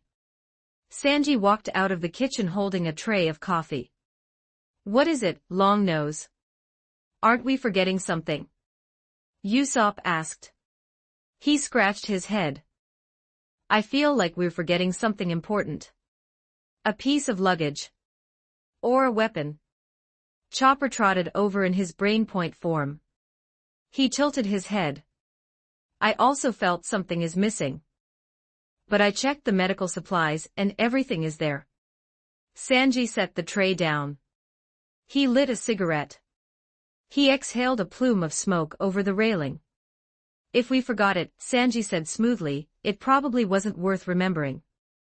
Don't stress about it. The factory is destroyed. Doflamingo is beaten. The mission is a success. Law sat against the main mast. He held Kikoku across his lap. He pulled his spotted hat down over his eyes. He listened to the conversation. He listened to their blatant incompetence. Law sighed. A heavy, exhausted sigh. I think, Law said, his voice dripping with dry sarcasm, you forgot your resident swordsman. Silence descended on the deck. Usopp froze. Chopper froze. Sanji stopped smoking. Luffy, who was already fast asleep on the figurehead, snored loudly. Usopp's eyes slowly widened. His pupils shrank to pinpricks. He turned to Sanji. Oh shit, Usopp whispered. Zoro, Chopper squeaked. The Marimo, Sanji realized. How could we forget him? Usopp screamed, grabbing his own head. He is the first mate. He has green hair. He is very noticeable. Chopper ran in circles around the mast. He's going to kill us. He's going to slice us into tiny pieces. He hates being left behind. It's his own fault. Sanji yelled defensively, pointing an angry finger at nothing. Every time we go somewhere, that idiot gets lost. He gets lost on straight paths. He gets lost on stairs. We just got used to him not being around. My brain just assumed he wandered into a different time zone. It doesn't matter whose fault it is. Usopp panicked, running to the helm. Turn the ship around. Go to Green Bit. He was fighting the blind admiral. Sunny grinned. Already on it. The human avatar spun the ship's wheel. The Thousand Sunny banked hard to the left, the sails snapping as the wind caught them from a new angle. The ship sped back toward the islands, bypassing Dressrosa, and heading for the isolated jungle of Green Bit. Law watched them panic. Thick, dark, jagged lines appeared across his forehead. A massive sweat drop formed on the side of his head. I formed an alliance with these people, Law thought, despair creeping into his soul. They fought a warlord. They fought an admiral. They brought down a kingdom. And they forgot their own second in command. If they cannot remember one of their own, will they remember a plan? We are going to fight Kaido. We are all going to die. The ship cut through the waves. 30 minutes later, the ruined coast of Greenbit came into view. The northern shore was devastated. The jungle was gone. The bedrock was crushed into powder. Craters littered the landscape. And in the center of the destruction, the battle raged on. The sound of steel meeting steel echoed across the water. A purple wave of gravity shot into the sky, parting the clouds. A black, compressed slash of hockey cut through the gravity wave, slicing a falling meteor in half. Zoro and Fujitora were still fighting. They hadn't stopped. They hadn't slowed down. The Thousand Sunny dropped anchor 100 yards off the coast. Luffy continued to sleep on the figurehead, entirely unbothered by the booming shockwaves. Ben stood on the deck. He looked at the fight. He sighed. Sanji, Ben said. Come with me. Sanji nodded. He jumped onto the railing. He kicked the air. Sanji flew across the water. Ben used a short-range portal, appearing directly on the rocky shore. They walked toward the epicenter of the clash. Zoro swung Shusui. Fujitora blocked with his cane sword. They locked blades, pushing against each other with immense haki. Stop, Ben said. He didn't shout. He didn't raise his voice. He just spoke. Zoro looked at Ben. He looked at Sanji. He glared. You took your sweet time, Zoro grunted, sheathing Sandai Katetsu. You're welcome, you moss-headed idiot, Sanji spat back, lighting a cigarette. We had to turn the ship around because you didn't have the decency to walk to the harbor like a normal person. I was fighting an admiral, you curly-browed pervert. Zoro yelled, pointing at Fujitora. I told Luffy to save my booze. Not leave the country. We assumed you got lost on the way to the banquet. The banquet was on the other island. Ben ignored them. He stepped past the bickering pirates and faced Admiral Fujitora. The blind marine sheathed his blade completely. He rested both hands on the wooden pommel of his cane. The great magician, Fujitora said calmly. Admiral Fujitora, this fight will go on for days, Ben stated flatly. You cannot break his haki. He cannot bypass your gravity. You are both too stubborn to yield, and neither of you wants to kill the other. Perhaps, Fujitora admitted. So let's stop it now, Ben proposed. We have other places to be. We are leaving Dressrosa. We are leaving Greenbit. Fujitora tilted his head. I am a marine admiral. I cannot simply allow a pirate crew to sail away after destroying a kingdom. We saved the kingdom, Ben corrected. Doflamingo destroyed it. The world government will see it differently, Fujitora said. Ben crossed his arms. I offer a trade. Let us walk back to our ship right now. Do not drop meteors on us. Do not pin our ship to the ocean floor. Let us leave in peace. And what do you offer in return? Your men, Ben said. Ben raised his hand. He snapped his fingers.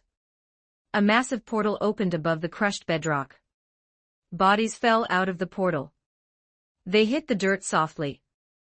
Vice Admiral Mamanga. Vice Admiral Bastille. The 5 CP-0 elite assassins. Dozens of Marine infantrymen. They were all completely unconscious, sleeping soundly from Ben's dimensional enchantment. Finally, one last body dropped. Don Quixote Doflamingo hit the ground.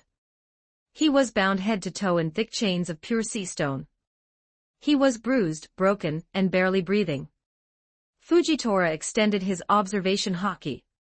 He felt the heartbeats of his men. He felt the faint, ragged pulse of the warlord. They are all alive, Ben said. They are unharmed, beyond the injuries they sustained in battle. We did not execute them. We did not execute Doflamingo. We are giving him to you. Take the warlord. Claim the arrest. Let the world government spin whatever lie they want about how you brought him down. Fujitora stood silent for a long moment. He listened to the waves crashing against the shore. He listened to the breathing of his fallen soldiers.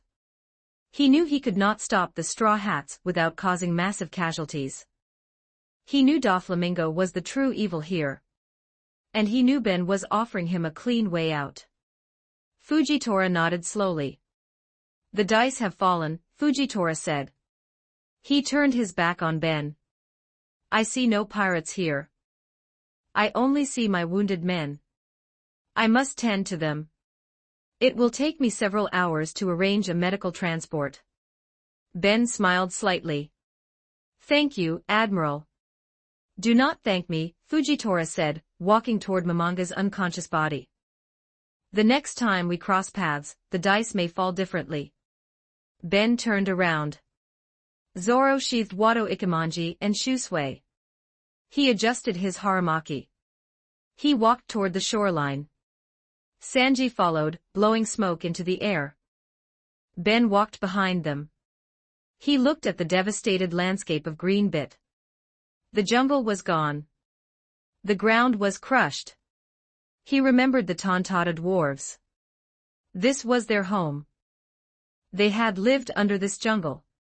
Ben stopped walking. He raised both hands. He mixed Harry Potter magic with media knowledge. Time reversal, area of effect. A golden dome of energy expanded from Ben's body.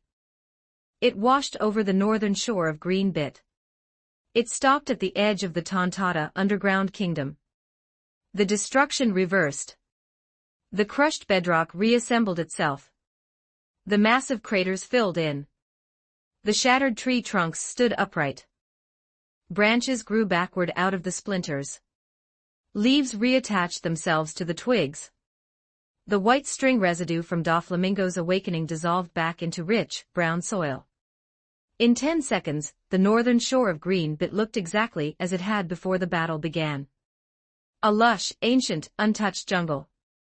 Sanji looked back. He whistled. Show off. Zoro didn't care about the trees. He walked next to Ben. Hey, Zoro grunted. He looked at the magician with a deadly serious expression. Tell me you guys saved my share of the booze. I fought an admiral for 3 hours.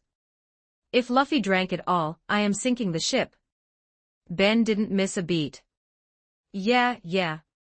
We have your share of the booze. I saved it personally. Sanji smirked. He looked at Zoro out of the corner of his eye. It's a shame, really, Sanji said loudly. We had the finest Dressrosion wine.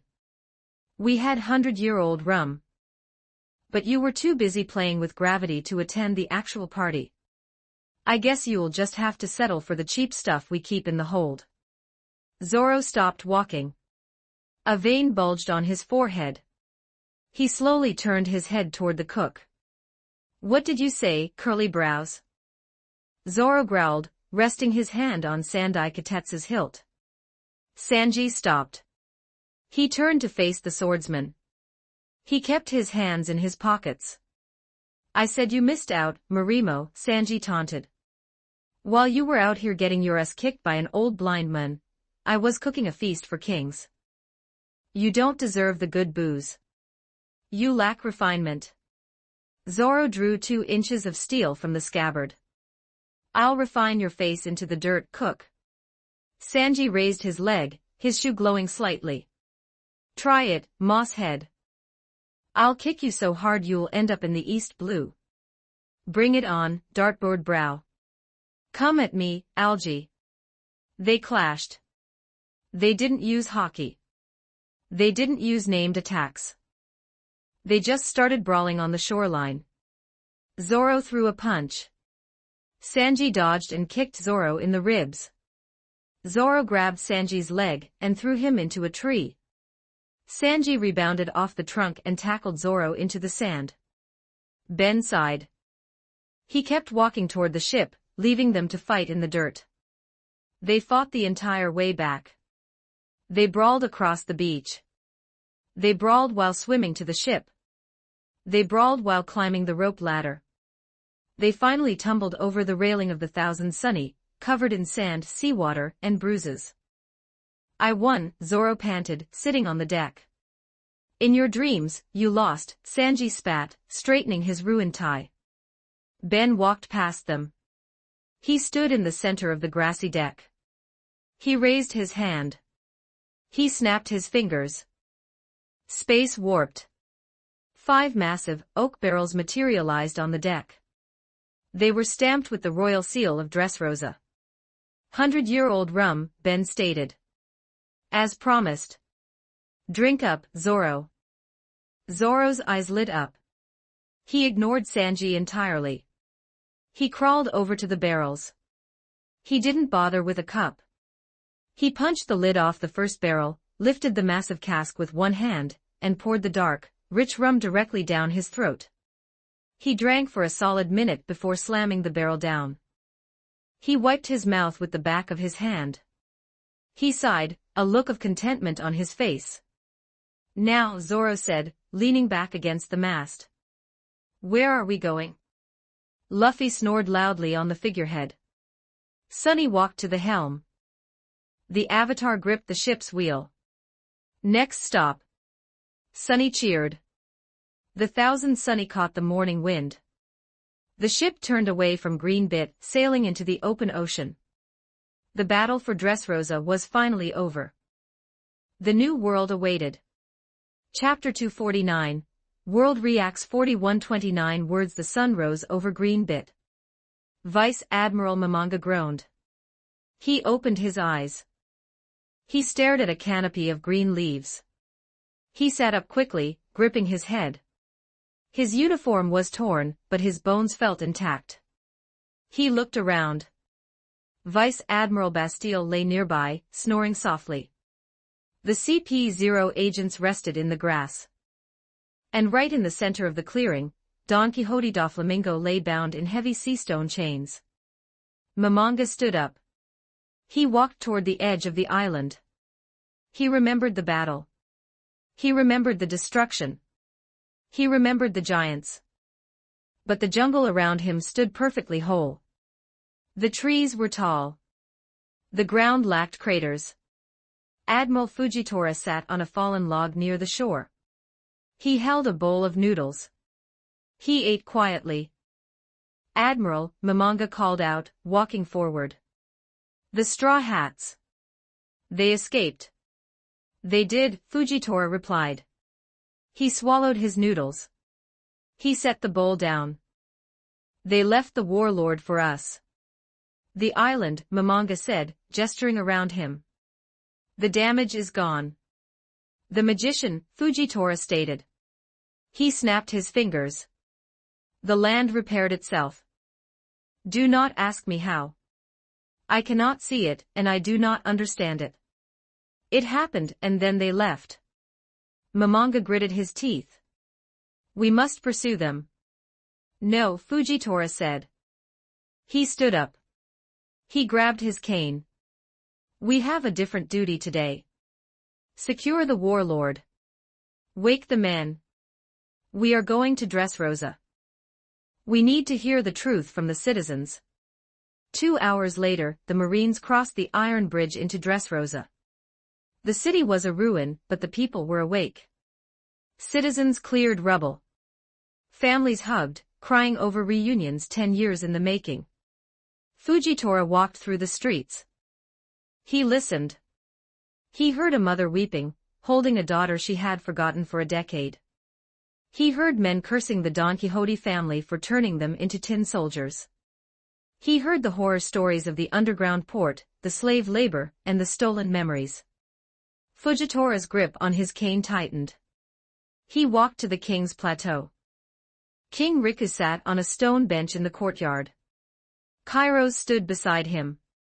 The royal guards tensed when the Marine admiral approached. Stand down, King Riku ordered his guards. He looked at Fujitora. You have come. Fujitora stopped. King Riku. I have walked through your city. I have listened to your people. Then you know the truth, Riku said. His voice carried deep exhaustion. The world government placed a demon on my throne. They gave him the title of warlord. They gave him immunity. They did, Fujitora agreed. Fujitora turned his head. He spoke to a marine captain standing behind him. Bring the visual transponder snails. Connect them to the neighboring islands. Connect them to the global feed. The captain blinked. We usually require authorization from Marineford to do it, Fujitora commanded. The Marines scrambled. They set up 3 large visual snails in the center of the courtyard. The snails hummed, projecting their feed to screens across the world. Fujitora faced King Riku. The Marines are supposed to be the shield of the innocent, Fujitora spoke. His voice carried clearly over the snails, broadcasting to every corner of the sea. We claim to uphold justice. But here, in Dressrosa, we failed. The world government allowed a pirate to steal your kingdom. We turned a blind eye to your suffering. King Riku stood up. He did not know what the admiral planned. Fujitora dropped to his knees. The marble stones cracked slightly under the weight of his guilt. The admiral pressed his forehead against the ground. He bowed deeply before the deposed king. On behalf of the world government, and on behalf of the Marines, Fujitora announced to the world. I apologize. We allowed this atrocity to happen. We did not save you. The pirates saved you. I am deeply, truly sorry. The royal guards gasped. Kairos widened his eyes. King Riku stepped back, holding his hands up in shock. Riku stammered. You cannot kneel. The world is watching. Let them watch, Fujitora kept his head pressed to the stone. The world must see the truth. The warlord system is a failure. And we bear the blame. Thousands of miles away.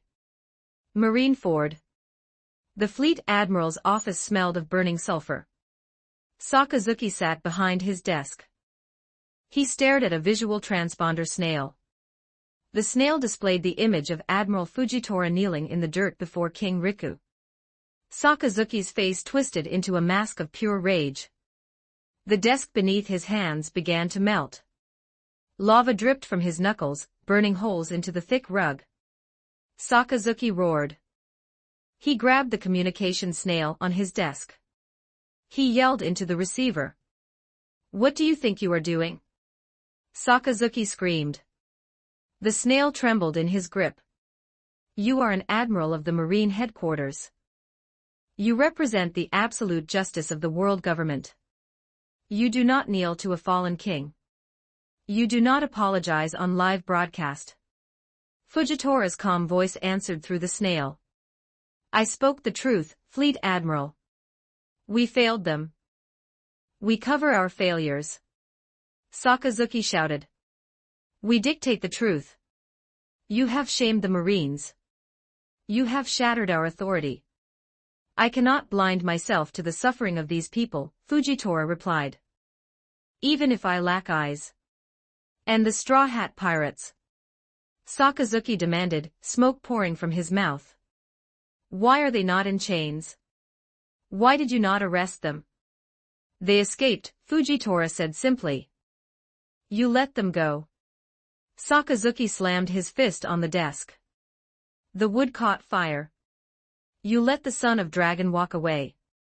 You let them claim the glory of taking down Doflamingo. They fought the battle, Fujitora countered. We did not. I do not care about your personal honor. Sakazuki roared. Listen to me, Isho. You are forbidden from stepping foot in Marineford. You are banned from all marine bases. Do not come back until you bring me the heads of Monkey D, Luffy and Trafalgar Law. Do you hear me? I hear you perfectly, Sakazuki, Fujitora answered. The line clicked dead. Sakazuki threw the snail against the wall. The shell shattered. He breathed heavily. Lava dripped from his chin. He pressed a button on his intercom. Sakazuki barked. Get in here. Commodore Brand-New rushed into the office a moment later. He carried a stack of files. He avoided the burning holes in the floor. Fleet Admiral, Brand-New saluted. Draft the bounties, Sakazuki ordered. He sat down heavily in his chair. The Straw Hat Pirates. All of them. We update their posters today. Brand-New opened his files. Yes, sir. Based on the reports from Dressrosa, the Alliance of Trafalgar Law and Monkey D. Luffy brought down the Don Quixote family. Luffy defeated the Heavenly Demon in single combat. Make Monkey D. Luffy's bounty 1.2 billion, Sakazuki stated. Brand-New paused. His pen hovered over the paper. Over 1 billion, sir. He is only a rookie. He possesses Conqueror's Haki. He is Dragon's son. He toppled a warlord with ease, and I know what his true power is. Make it 1.2 billion. Understood. Brand-New wrote it down. Roronoa Zoro. He held off Admiral Fujitora for several hours. 800 million, Sakazuki growled. Black Leg Sanji, Brand-New continued. We have received a special request from Germa regarding his poster. Sakazuki scoffed. Vin Smoke Judge is pulling strings. Make it 790 million. But change the condition. Alive only. Yes, sir. Next is the magician. Sakazuki crossed his arms. He is dangerous. He plays tricks with reality. 700 million for the magician. Brand-New nodded. Nico Robin. 600 million. She reads the poneglyphs. She is a constant threat. Ariel the Eagle. Sakazuki glared at the photo. He did not know it was Princess Vivi. Give the bird woman 550 million. Cat burglar Nami, Brand-New read. 450 million. The giants, Sakazuki noted. Dori and Bragi receive 750 million each. Oimo and Kashiai receive 680 million each. Jewelry Bonnie, Sakazuki growled. 500 million. Then they calculated other Straw Hat Pirate bounties. Wait, Sakazuki raised his hand. He stared at the desk. The lava cooled into black rock. Sakazuki remembered a battlefield. He remembered Thriller Bark. He remembered a long-nosed sniper standing on a wall. He remembered the sniper annoying him. Sakazuki had waited for this moment. The Straw Hat crew had stayed under the radar. But now, he was part of the crew that toppled Dressrosa.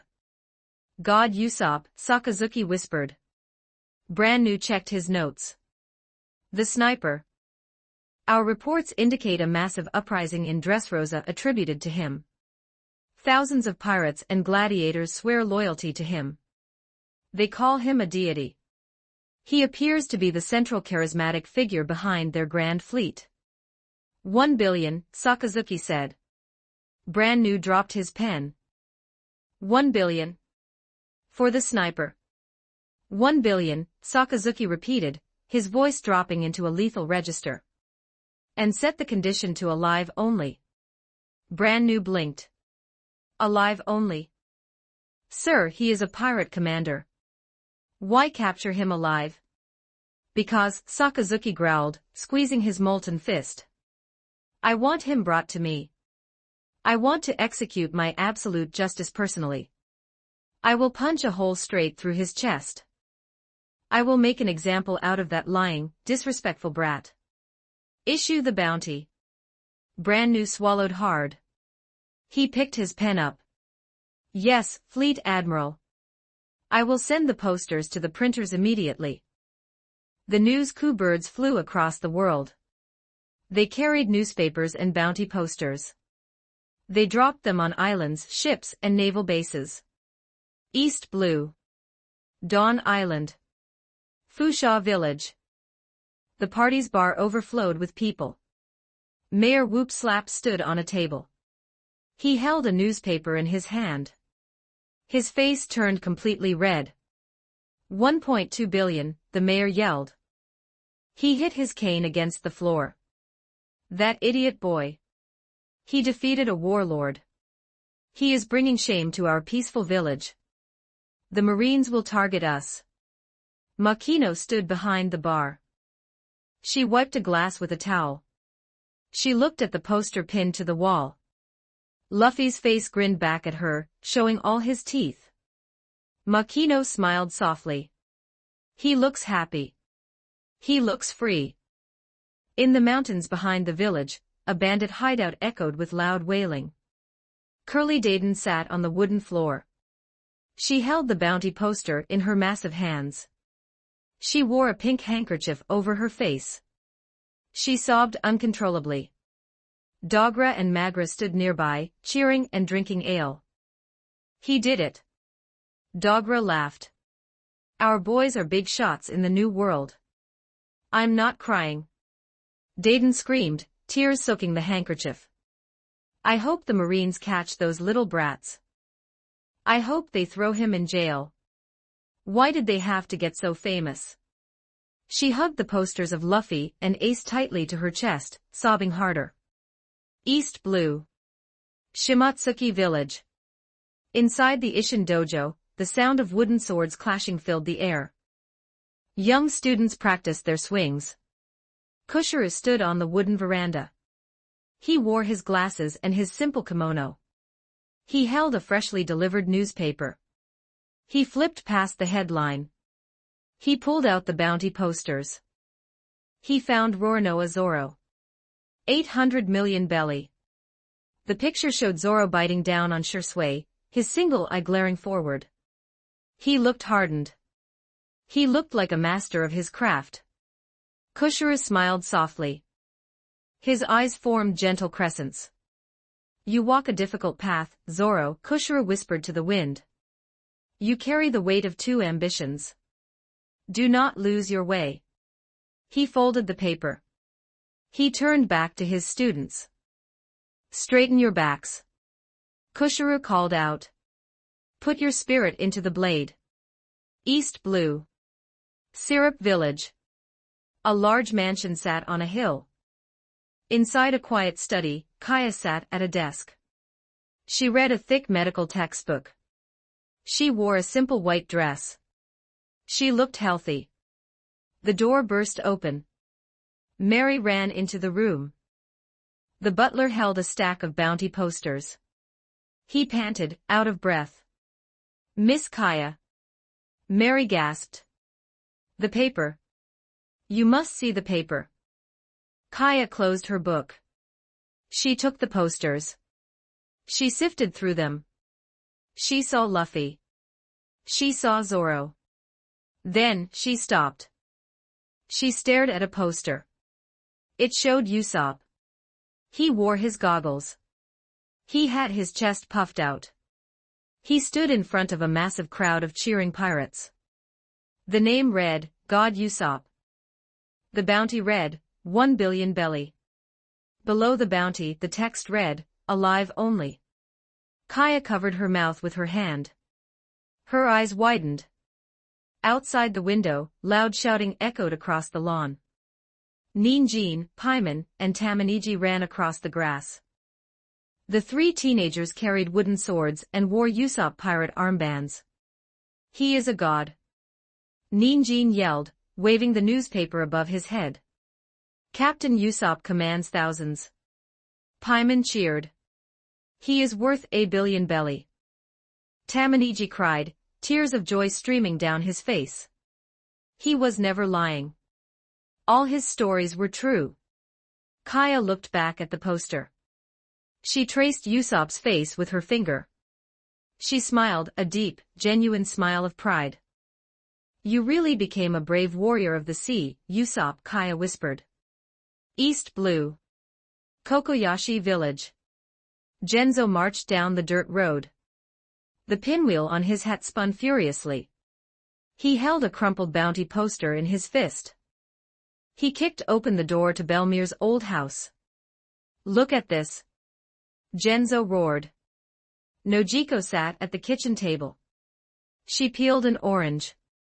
She looked up. Genzo slammed the poster onto the table. It showed Nami. She held her climatact, lightning sparking from the tip.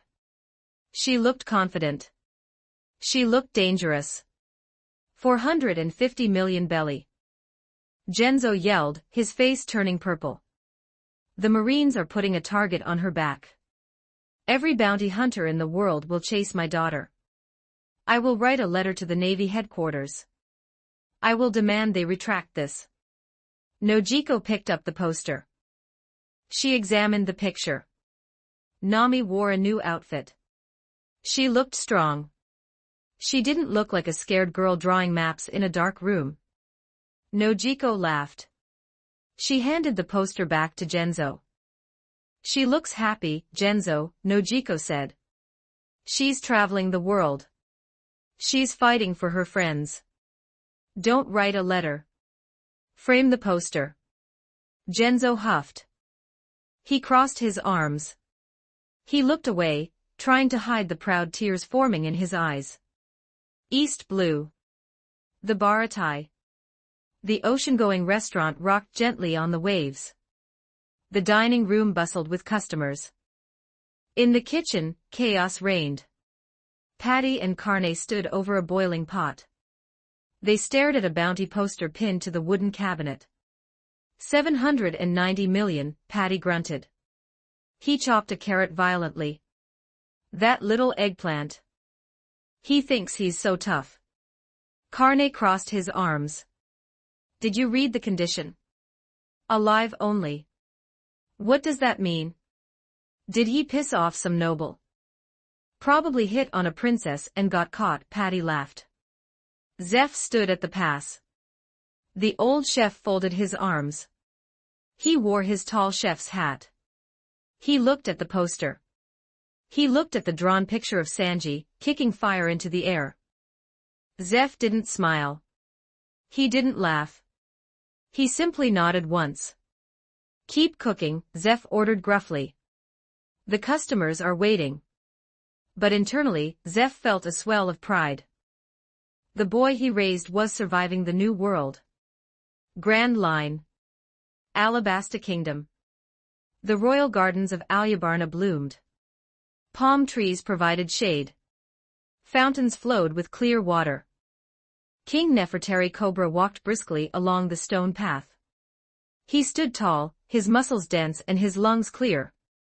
Ben's super soldier serum coursed through his veins, reversing his illness, which he had recently gotten entirely. He felt 30 years younger.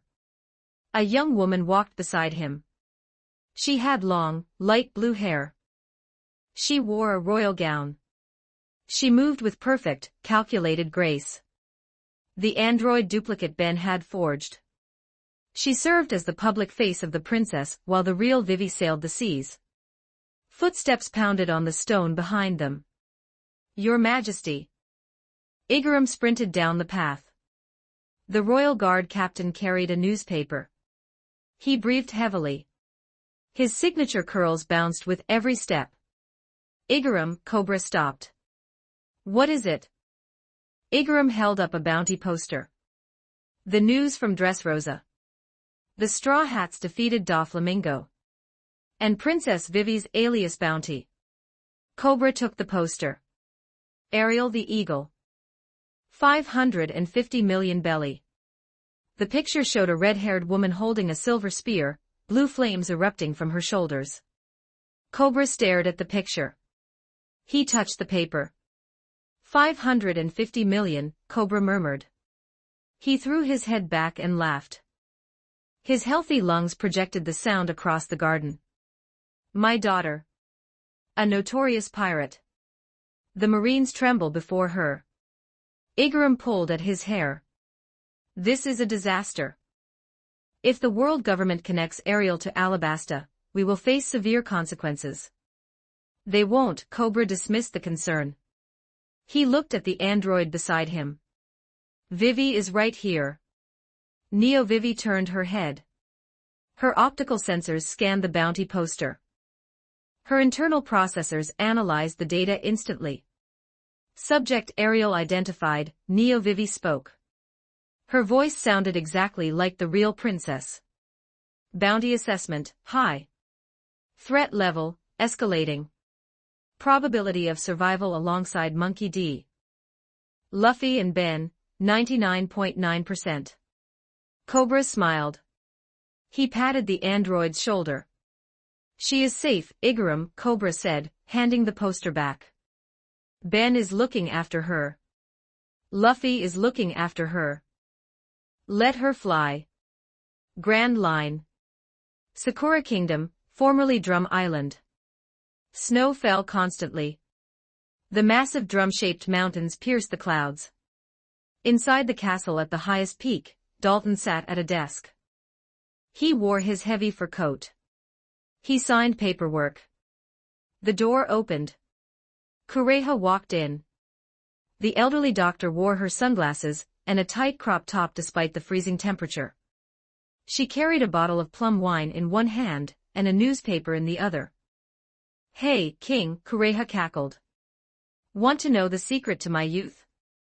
Dalton put his pen down. I assume you have news, Doctor. Kureha tossed a small bounty poster onto his desk. Dalton leaned forward. He saw the picture. It was Chopper sitting on a log, eating cotton candy. Tony Chopper. 100 belly. Dalton blinked. He looked at Kureha. 100 belly.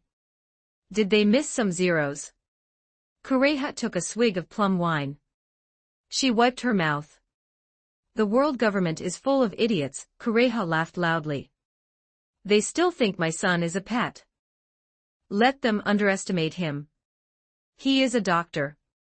He cures diseases they haven't even named yet. When the time comes, that reindeer will shock the world.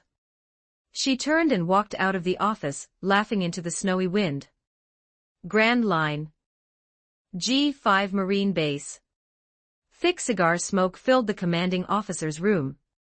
Vice Admiral Smoker sat with his boots on his desk. He smoked 2 cigars simultaneously. He held the newspaper in his leather-gloved hands. Captain Tashigi stood by the window. She wore a marine captain's coat draped over her shoulders. She wore a white shirt and dark trousers. She kept her hand resting on the hilt of her sword, Shigure. Fujitora apologized. Smoker puffed out a cloud of smoke. He actually got on his knees and apologized to the whole world. Tashigi looked out the window. The world government will try to bury it. They will, Smoker agreed. Akainu will throw a fit. But the truth is out. Isho has guts. I'll give him that. Smoker tossed the stack of bounty posters onto the desk. Tashigi turned around. She walked over to the desk. She ignored Luffy's poster. She ignored Ben's poster. She picked up the poster for Roronoa Zoro. 800 million belly. Tashigi stared at the picture. Zoro held 3 swords. He looked dangerous. Tashigi tightened her grip on Shigure. He is getting stronger, Tashigi muttered. Smoker looked at her. He held off an admiral. He is out of your league right now, Captain. The New World. An uncharted island. Port Gas D. Ace sat on a large wooden chair on the beach. He wore his trademark orange hat and no shirt. The Whitebeard tattoo spanned his back proudly. Marco the Phoenix walked across the sand. He held a newspaper. Ace, Marco called out. He tossed the paper onto Ace's lap. Your little brother is making waves. Ace picked up the paper. He read the headline. Straw Hat Luffy defeats Doflamingo. Ace's eyes widened. He grabbed the bounty posters tucked inside the paper. He saw the 1.2 billion bounty. Ace threw his head back. He laughed. He laughed so hard that fire erupted from his shoulders. The flames danced across his arms. He jumped out of his chair. Look at this. Ace shouted, running toward the other commanders. Look at my brother. I told you he was a monster. I told you he would shake the world. Jozu crossed his arms, smiling. Vista chuckled, twirling his mustache. He took down Joker, Marco noted, leaning against a palm tree. That changes the balance of the underworld. Kaido relies on Joker for his weapons. I don't care about Kaido. Ace grinned, holding Luffy's poster up like a trophy. Luffy is going straight to the top. That's my little brother. The New World. Whole Cake Island. The sweet city was made entirely of candy. Inside the massive Whole Cake Chateau, Big Mom sat on her throne. Charlotte Linlin ate a giant croquembouche. She shoved entire pastries into her mouth. Parasparrow stood beside her, holding his candy cane. He held a bounty poster. Mama, Parasparrow licked his lips. Joker fell. The Straw Hats defeated him. Big Mom chewed. She swallowed loudly. Joker is gone. That throws a wrench in my weapon shipments. Kaido will be furious. Indeed, Parasparrow said. But look at this bounty. Black Leg Sanji. 790 million. Alive only. Big Mom took the poster. She looked at the alive-only condition. She grinned. Her massive, terrifying smile stretched across her face. Vin Smoke, Big Mom rumbled. Judge wants the alliance desperately. Shall we proceed with the arrangement, Mama? Parasparrow asked. Big Mom laughed. Mama. A political marriage. The Vin Smoke cloning technology belongs to me. Send the invitation to Straw Hats. Tell Judge we will host a tea party. The Straw Hat cook will marry my daughter. The New World. Onigashima. The Skull Dome echoed with a terrifying roar. Kaido of the Beasts sat in the center of the main hall. He held a massive gourd of sake. He drank deeply. He pulled the gourd away, spilling alcohol down his chest. He held a newspaper in his massive hand. Kaido looked at the headline regarding Doflamingo's defeat. Tears streamed down Kaido's face. He sobbed loudly, his massive frame shaking. Joker! Kaido wailed, crying like a heartbroken child. You weak fool! Why did you lose? We were going to build an army. He wiped his nose with the back of his hand. He took another massive gulp of sake. My animal fruits. Kaido cried. My entire supply. Because you couldn't handle a rookie. Kaido's sadness vanished instantly. The tears stopped. His eyes hardened into glowing, demonic slits. His rage erupted. Kaido crushed the sake gourd in his hand. The wood shattered. The alcohol splashed across the floor. He stood up. He grabbed his massive Kanabo club. He swung it blindly, destroying a stone pillar in a single hit. The ceiling cracked. His subordinates scattered in terror. Straw Hat! Kaido roared, his voice shaking the entire island of Onigashima. You ruined my plans. I will crush you. I will break your crew. Bring him to me. The New World. A quiet, snowy island. A ship anchored in a frozen bay. The Red Force. Red Hair Shanks sat on a snow-covered rock. He wore a thick winter coat over his usual clothes. He held a ceramic cup of warm sake. Ben Beckman walked up the snowy path. He held the morning paper. Boss, Beckman said quietly. He handed the paper to Shanks. Shanks took it. He unfolded the pages. He looked at the headline. He looked at the bounties. He saw the 1.2 billion mark. He saw the picture of Luffy, grinning widely, completely fearless. Shanks stared at the picture for a long time. The wind howled around them, blowing snow into the air. Shanks raised his sake cup. He took a slow sip. He looked at the bounty poster again. A wide, genuine smile spread across his face. "You're getting close, Luffy," Shanks whispered. "It's almost time for us to meet." Chapter 250, The Voyage to Zo. 2565 words. The Thousand Sunny sailed smoothly across the calm waters of the New World. The sun beat down on the grassy deck. On the deck, the crew was enjoying the pool area. Luffy splashed in the water, wearing his red swim trunks and a tube around his waist. He laughed, throwing a beach ball at Chopper. Chopper, wearing a tiny inner tube shaped like a duck, giggled and tried to headbutt the ball back. Frankie lounged on the edge of the pool. Nami lay on a beach chair near the tangerine trees. She wore a bright orange bikini. She soaked in the sun, her eyes closed behind designer sunglasses. Vivi lay on the chair next to her, wearing a blue and white striped bikini, a woven sun hat resting over her face. Robin sat under the shade of a large umbrella. She wore a light, floral sundress. She quietly read a thick, leather-bound book. A sharp squawk broke the peace of the afternoon. A news-coo bird descended from the sky. It wore a tiny postman's hat and carried a heavy leather satchel. It landed gracefully on the railing near Nami. Nami pushed her sunglasses up onto her forehead. She reached into her beach bag, pulled out a small stack of bellis, and dropped them into the pouch around the bird's neck. The bird squawked in thanks, dropped a rolled-up newspaper onto her lap, and took off into the sky.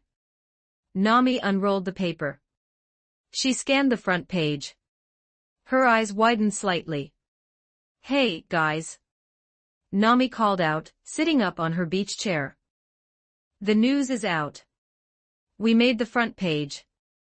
The splashing in the pool stopped. Luffy grabbed the edge of the pool. "Did they print a picture of me eating meat?" "No, idiot," Nami sighed. She held the paper up. The headline reads, "Straw Hat Luffy and Trafalgar Law Alliance defeats Warlord Doflamingo. Dressrosa liberated." Law sat against the mast on the upper deck. He pulled his spotted hat down over his eyes, grunting softly. He didn't care about the news. He cared about the incoming headache. Nami shook the newspaper. A thick stack of glossy bounty posters fell out, scattering across the grassy deck. The crew scrambled out of the pool. They dripped water everywhere as they grabbed the posters. "Let's see, let's see." Luffy cheered, grabbing the first poster he saw. Nami picked up her own poster. She looked at the picture. She looked at the number. 450 million belly. She just sighed and folded the paper. "Well, I suppose that was inevitable after we brought down a kingdom. At least it's a good picture." Sanji spun out of the kitchen, holding a tray of iced drinks. He saw his poster on the grass. He swooped down, grabbing it. 790 million. Sanji cheered, his eye turning into a heart. "Oh, Nami-swan. Vivi-chan. Look how dashing I look in this photo." Zoro walked out of the men's quarters, yawning. He picked up a poster that had drifted near the door. 800 million, Zoro stated flatly. He looked at Sanji. He smirked. "Looks like you're still 10 million short, curly brows. Stay in your lane." Sanji dropped the tray. The drinks shattered on the deck. "What did you say, Mosshead? I'll kick that extra 10 million right out of your teeth." "Bring it on, fourth place cook." Zoro drew Sandai Kitetsu. Dori, Bragi, Oimo, and Kashii sat near the bow. They passed their posters around. Bragi slapped his knee and roared with laughter. "Gahahaha. 750 million. Bragi boomed. "The Marines still think we are a threat." "As they should." Dori grinned. "The blood of Elbaf runs hot." Near the swing set, Mary and Sunny sat on the grass. They looked at the empty deck. They didn't have posters. Mary pouted. Sunny crossed his arms. This is unfair, Sunny complained. I shot a laser at a very suspicious toy dog. I deserve a bounty. At least 100,000. I helped in locating Pika. Mary argued. I am a menace to society. Bonnie walked past them, chewing on a slice of pizza. She held her poster up. 500 million. Not bad for a girl who just ate her way through the city. Robin walked over to the pouting avatars. She smiled gently. She knelt down and patted their heads.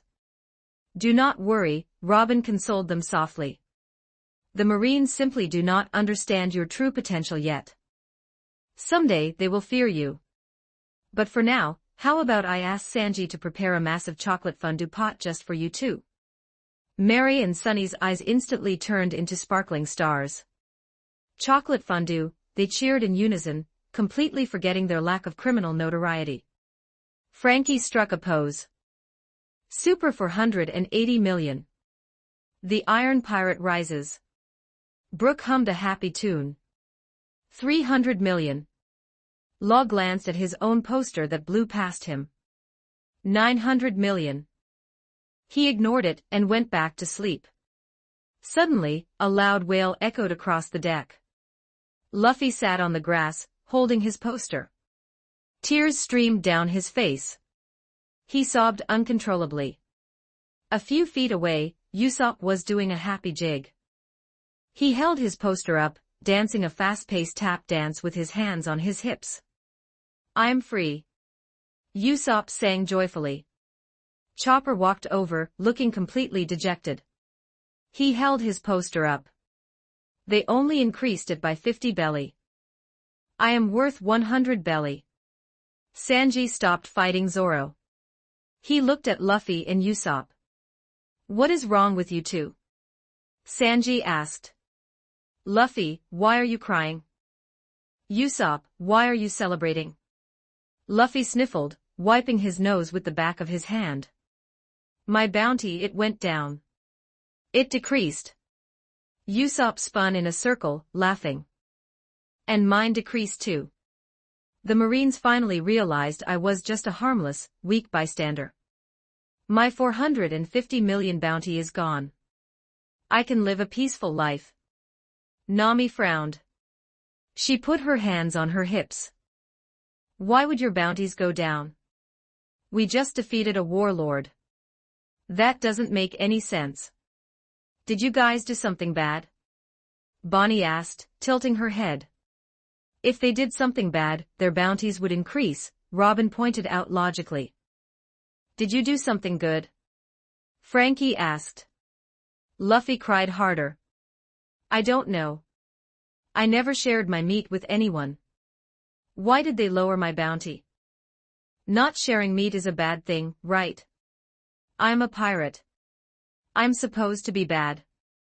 There, Luffy, Chopper patted Luffy's knee, tears welling in his own eyes. It's okay. We can be low-bounty pirates together. Brook walked over. He picked up Luffy's discarded poster. The skeleton looked at the numbers. He tilted his skull. Brook muttered. He rubbed his eye sockets. Brook counted the zeros again. He counted them a third time. Brook turned to Luffy. Captain. I think you counted wrong. The numbers don't stop at 12 million. Luffy sniffled. They don't. No, Brook said, holding the poster up for everyone to see. Your bounty is 1.2 billion belly. Silence fell over the deck. Billion? Nami, Sanji, and Chopper screamed simultaneously. Frankie walked over to where Usopp was dancing. The cyborg picked up Usopp's discarded poster from the grass. Frankie adjusted his sunglasses. He counted the zeros. Hey bro, Frankie called out to the dancing sniper. I think you miscounted yours too.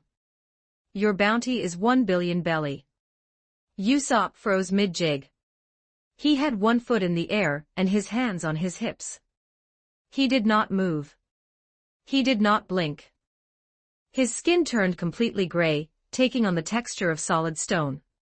He remained frozen in the air for 2 full seconds. Then, the stone cracked. Usopp fell over backward. He hit the grassy deck with a heavy, hollow thud. He lay there completely rigid, his eyes rolled back into his head. Chopper screamed, running in circles. Usopp is dead. We need a doctor. You are the doctor. Sanji yelled. Chopper stopped running. He ran over to Usopp. He checked the sniper's pulse.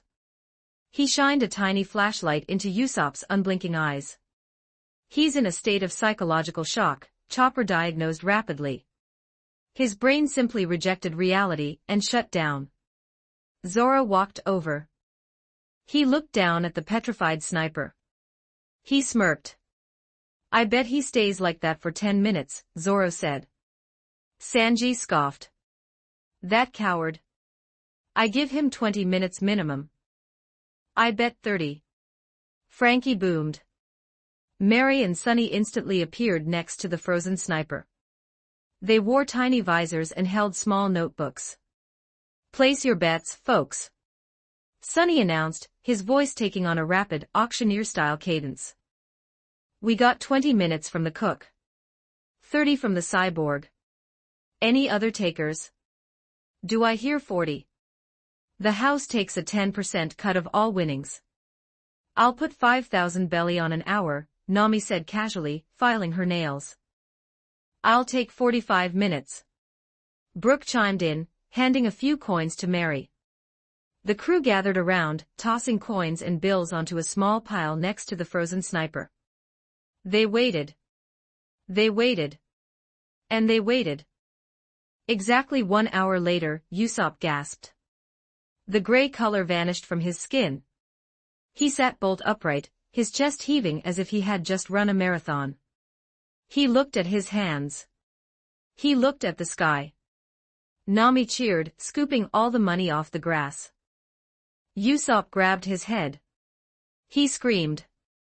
1 billion. Usopp roared, tears shooting from his eyes like geysers. What did I do?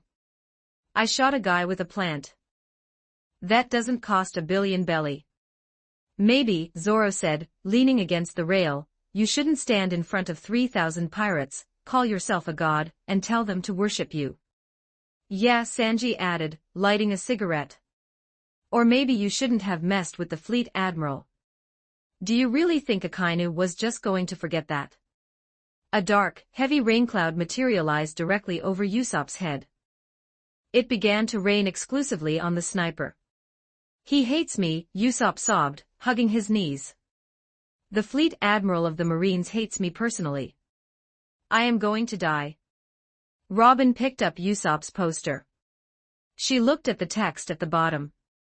She picked up Sanji's poster and checked the bottom of that one as well.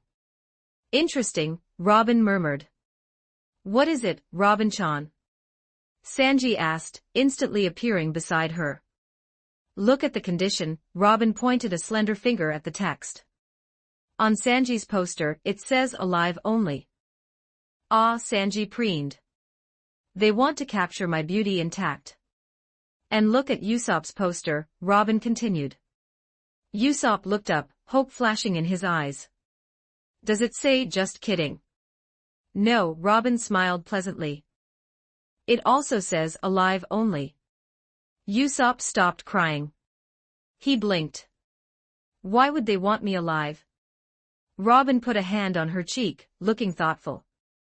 Well, usually, when they want a pirate commander brought back alive, it means they wish to execute them publicly to make a statement. Or in the case of Fleet Admiral Akainu. Robin paused. Her smile turned slightly darker. He likely wants to torture you personally. He probably wants to punch a hole straight through your chest with his magma fist. He wants to make a donut out of you while you are still conscious. Usopp screamed.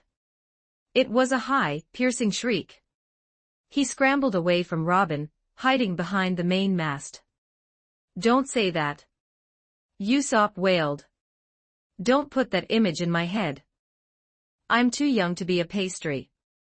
While the crew laughed at Usopp's misery, Ben sat alone deep inside the ship. His research room was quiet. The walls were lined with books, vials of strange liquids, and complex magical arrays drawn on chalkboards. Ben stood in front of a small pedestal. On the pedestal rested a devil fruit. It looked like a gray, lumpy melon covered in swirling patterns. It dripped constantly. The mucus fruit. The paramecia fruit previously eaten by the Don Quixote executive, Treble. He had managed to recover it from the ruins of the underground port before the Marines arrived. Absorb, Ben commanded.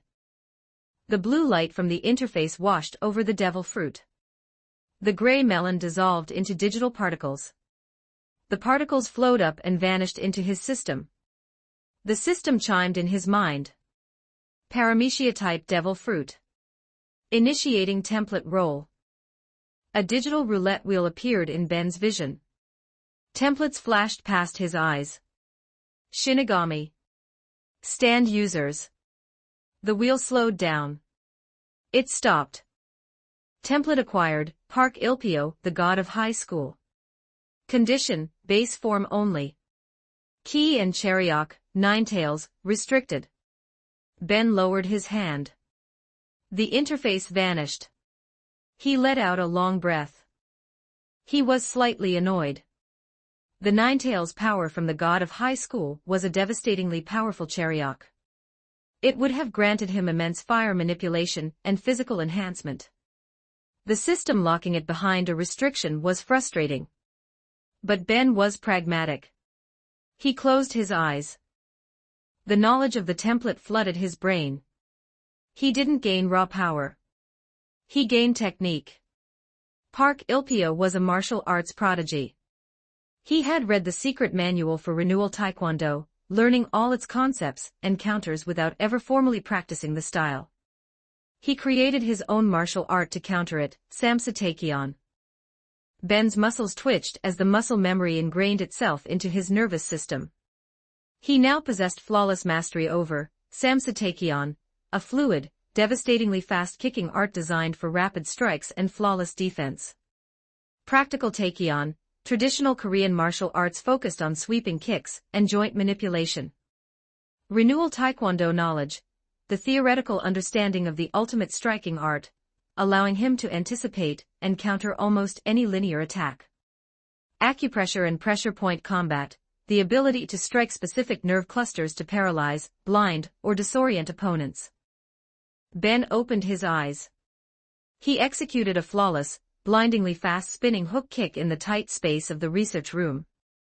The air snapped like a whip. He did not stretch a muscle. His balance was absolute. Ben nodded in satisfaction. Ben turned away from the pedestal. He walked out of the research room and headed up the stairs toward the deck. He raised his left wrist. He tapped his cameo bead.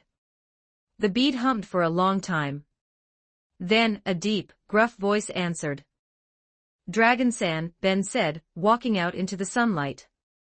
The dominoes are falling, Ben noted. What is your next move? Dragon looked at the map. He placed red pins on several islands in the New World and Paradise. We move, Dragon declared. The Revolutionary Army is launching simultaneous strikes against the nations crippled by Doflamingo's ammunition. We will liberate them before the world government can step in and restore order. Understood, Ben said. Good hunting. Take care of my son, Ben, Dragon said softly. He takes care of himself, Ben replied. The connection severed. Ben walked over to the railing of the Thousand Sunny. He looked out at the vast, blue ocean. The world was changing. The warlord system was fracturing. The underworld was bleeding. The Revolutionary Army was marching. And the Straw Hat Pirates were sailing straight into the territory of the emperors. The true war for the One Piece had finally begun. Chapter 251, The Voyage to Zo 3521 words. The Thousand Sunny sailed steadily through the New World. The sea was unusually calm. Below deck, in the gravity-controlled training room Ben had constructed, the air felt heavy. Ben stood in the center of the reinforced floor. He wore loose training pants and a white tank top. He wrapped his hands in white bandages. Luffy stood opposite him, cracking his knuckles. Sanji, Zoro and Brook sat on a bench near the wall, watching intently. Trafalgar Law leaned against the doorframe, his spotted hat pulled low, observing out of curiosity. "All right, Luffy," Ben said, adjusting his hand wraps. "Come at me. Don't hold back. I want to test something."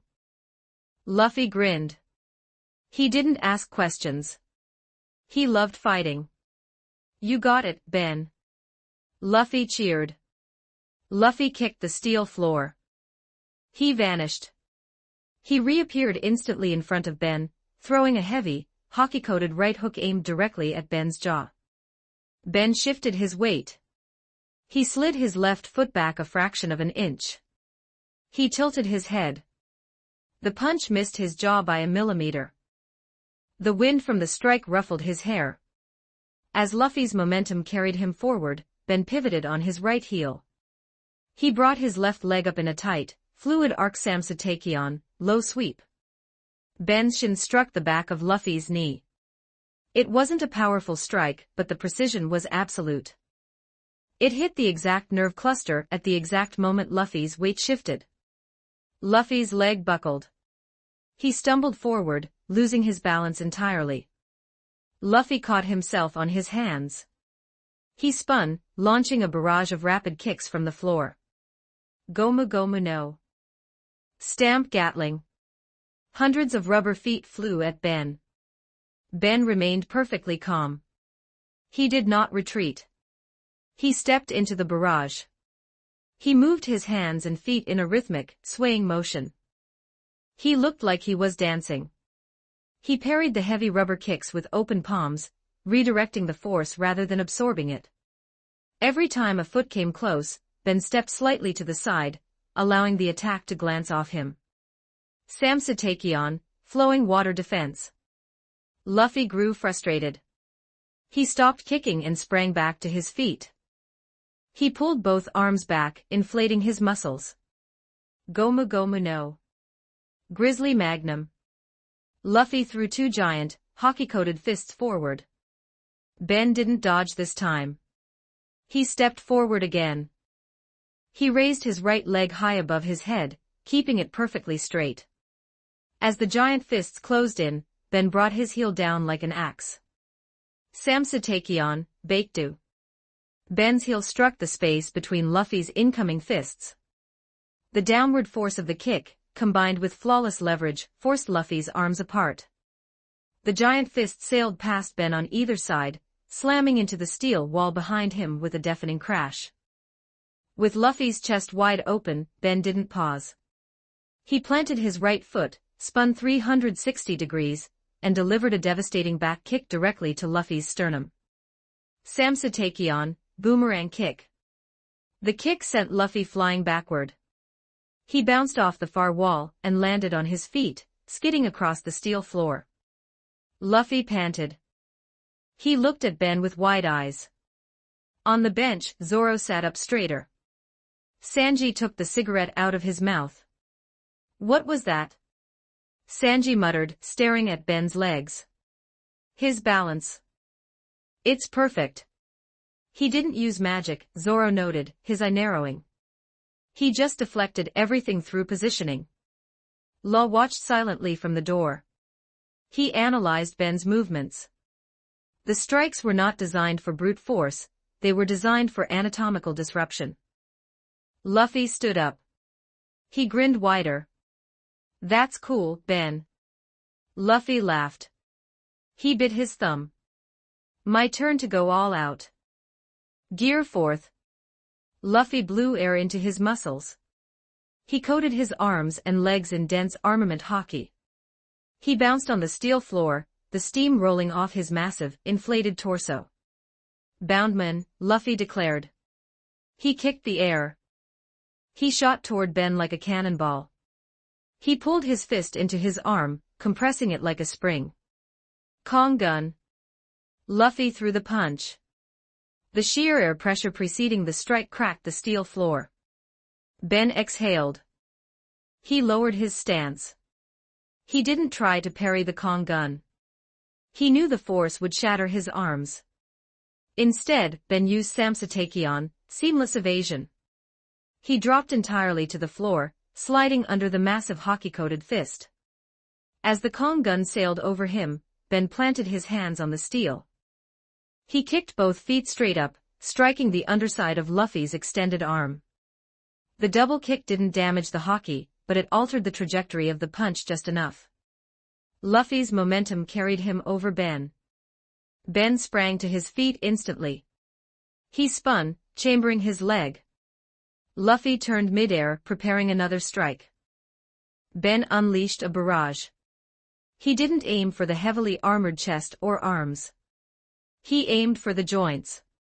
Samsatakion, Nirvana kick. Ben kicked Luffy's elbow. He kicked the back of Luffy's knee. He kicked Luffy's ankle. He delivered 6 kicks in the span of a single second. Every strike hit a nerve cluster, or a joint articulation point. Luffy grunted.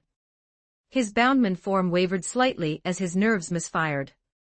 He landed heavily, his left leg buckling slightly. "Stop," Ben called out, lowering his leg. Luffy deactivated Gear 4th. Steam poured off him as he shrank back to his normal size. He panted, rubbing his knee. Ben looked at the group on the bench. "Did you notice anything different?" Sanji stood up. He walked onto the training floor. "Your footwork. It's completely different from our usual spars. You don't chamber your kicks from the hip. You whip them from the knee. And you never stop moving," Zoro added, crossing his arms. "You use the momentum of the previous strike to fuel the next one. It's a continuous chain." Brook nodded. "Very fluid. Like music without rests." Law adjusted his hat. "You targeted his nervous system. You struck the ulnar nerve and the popliteal fossa. You bypassed his rubber defense by attacking the electrical signals in his body." Ben nodded. "It's a martial art based on flow and anatomical precision. It doesn't rely on raw power. It relies on leverage." Ben raised his right hand. He reached into his core. He used the creation quirk he had from Momo's template. A dark gray glow emanated from his palm. The metal extruded from his skin. It formed a hilt, a crossguard, and a long, curved blade. In seconds, Ben held a flawless, gray Uaryu katana. He tossed the sword into the air, caught it by the hilt, and looked at Zoro. "Your turn, Zoro," Ben said. "Spar with me. I want to try something else." Zoro grinned. He stood up and drew Wado Ikemanji and Sandai Katetsu. He didn't draw Shusui. He walked onto the floor. "You aren't a swordsman, Ben," Zoro warned. "Don't expect me to go easy." "I don't," Ben replied. Zoro charged. Onigiri. Zoro crossed his swords. He swung them forward in a devastating, high-speed X-slash. Ben didn't dodge. He recalled the memories. He recalled the fight with Ymira. Moonlight sword style, first stance woodcutter. Ben gripped the Uaryu katana with both hands. He swung the blade straight down with immense, focused weight. He struck the center where Zoro's 2 blades crossed. The heavy downward strike broke the crossing point. Zoro's blades pushed outward, missing Ben entirely. Zoro's eye widened in surprise. He didn't stop. He used the outward momentum to spin his body. Tiger Hunt. Zoro swung both swords downward, aiming to trap Ben between the blades. Ben let go of the sword with his left hand. He stepped into the attack. Moonlight sword style, third stance, swallow return. Ben flicked his wrist.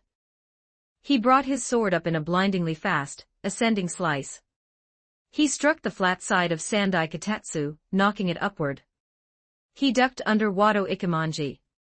Zoro grunted. He stepped back. He realized Ben was using actual sword techniques. Not bad, Zoro said. He swung his swords in a tight circle. Wind gathered around the blades. Tatsumaki. Dragon Twister. A tornado of sharp wind erupted from Zoro's swords. It tore across the training room, aiming to lift Ben into the air and cut him to ribbons.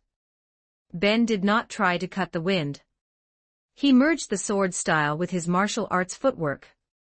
Moonlight sword style, fourth stance execution. Ben dashed forward. He moved through the dead center of the tornado, finding the calm eye of the wind. He thrust his katana straight forward like a spear, aiming directly for Zoro's chest. Zoro crossed his swords to block. Rashomon. The Uryu katana struck the crossed blades. Sparks flew. Ben didn't try to push through the block. He let go of his sword entirely. The Uryu katana hung in the air for a split second.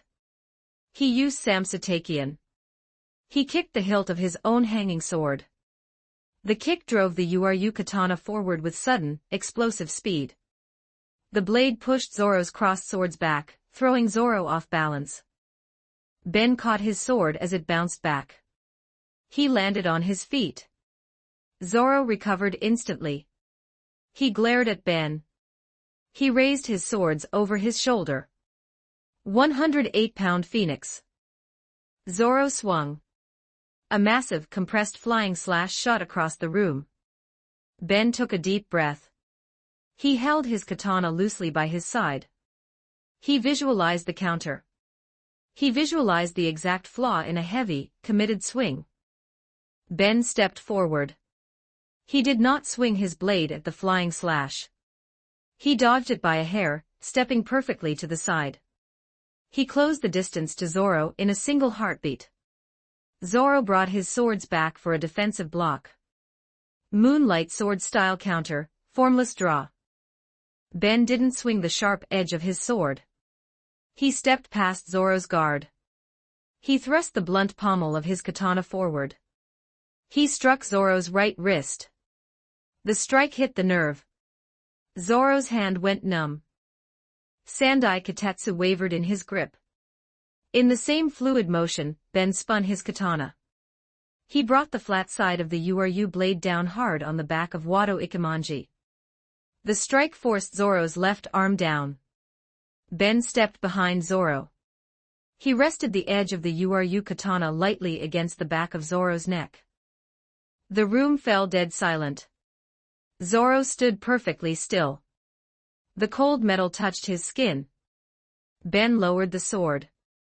He stepped back and sent the Uryu weapon into his personal dimension. Ben asked. Zoro sheathed his swords. He turned around. He looked at Ben. His expression looked serious.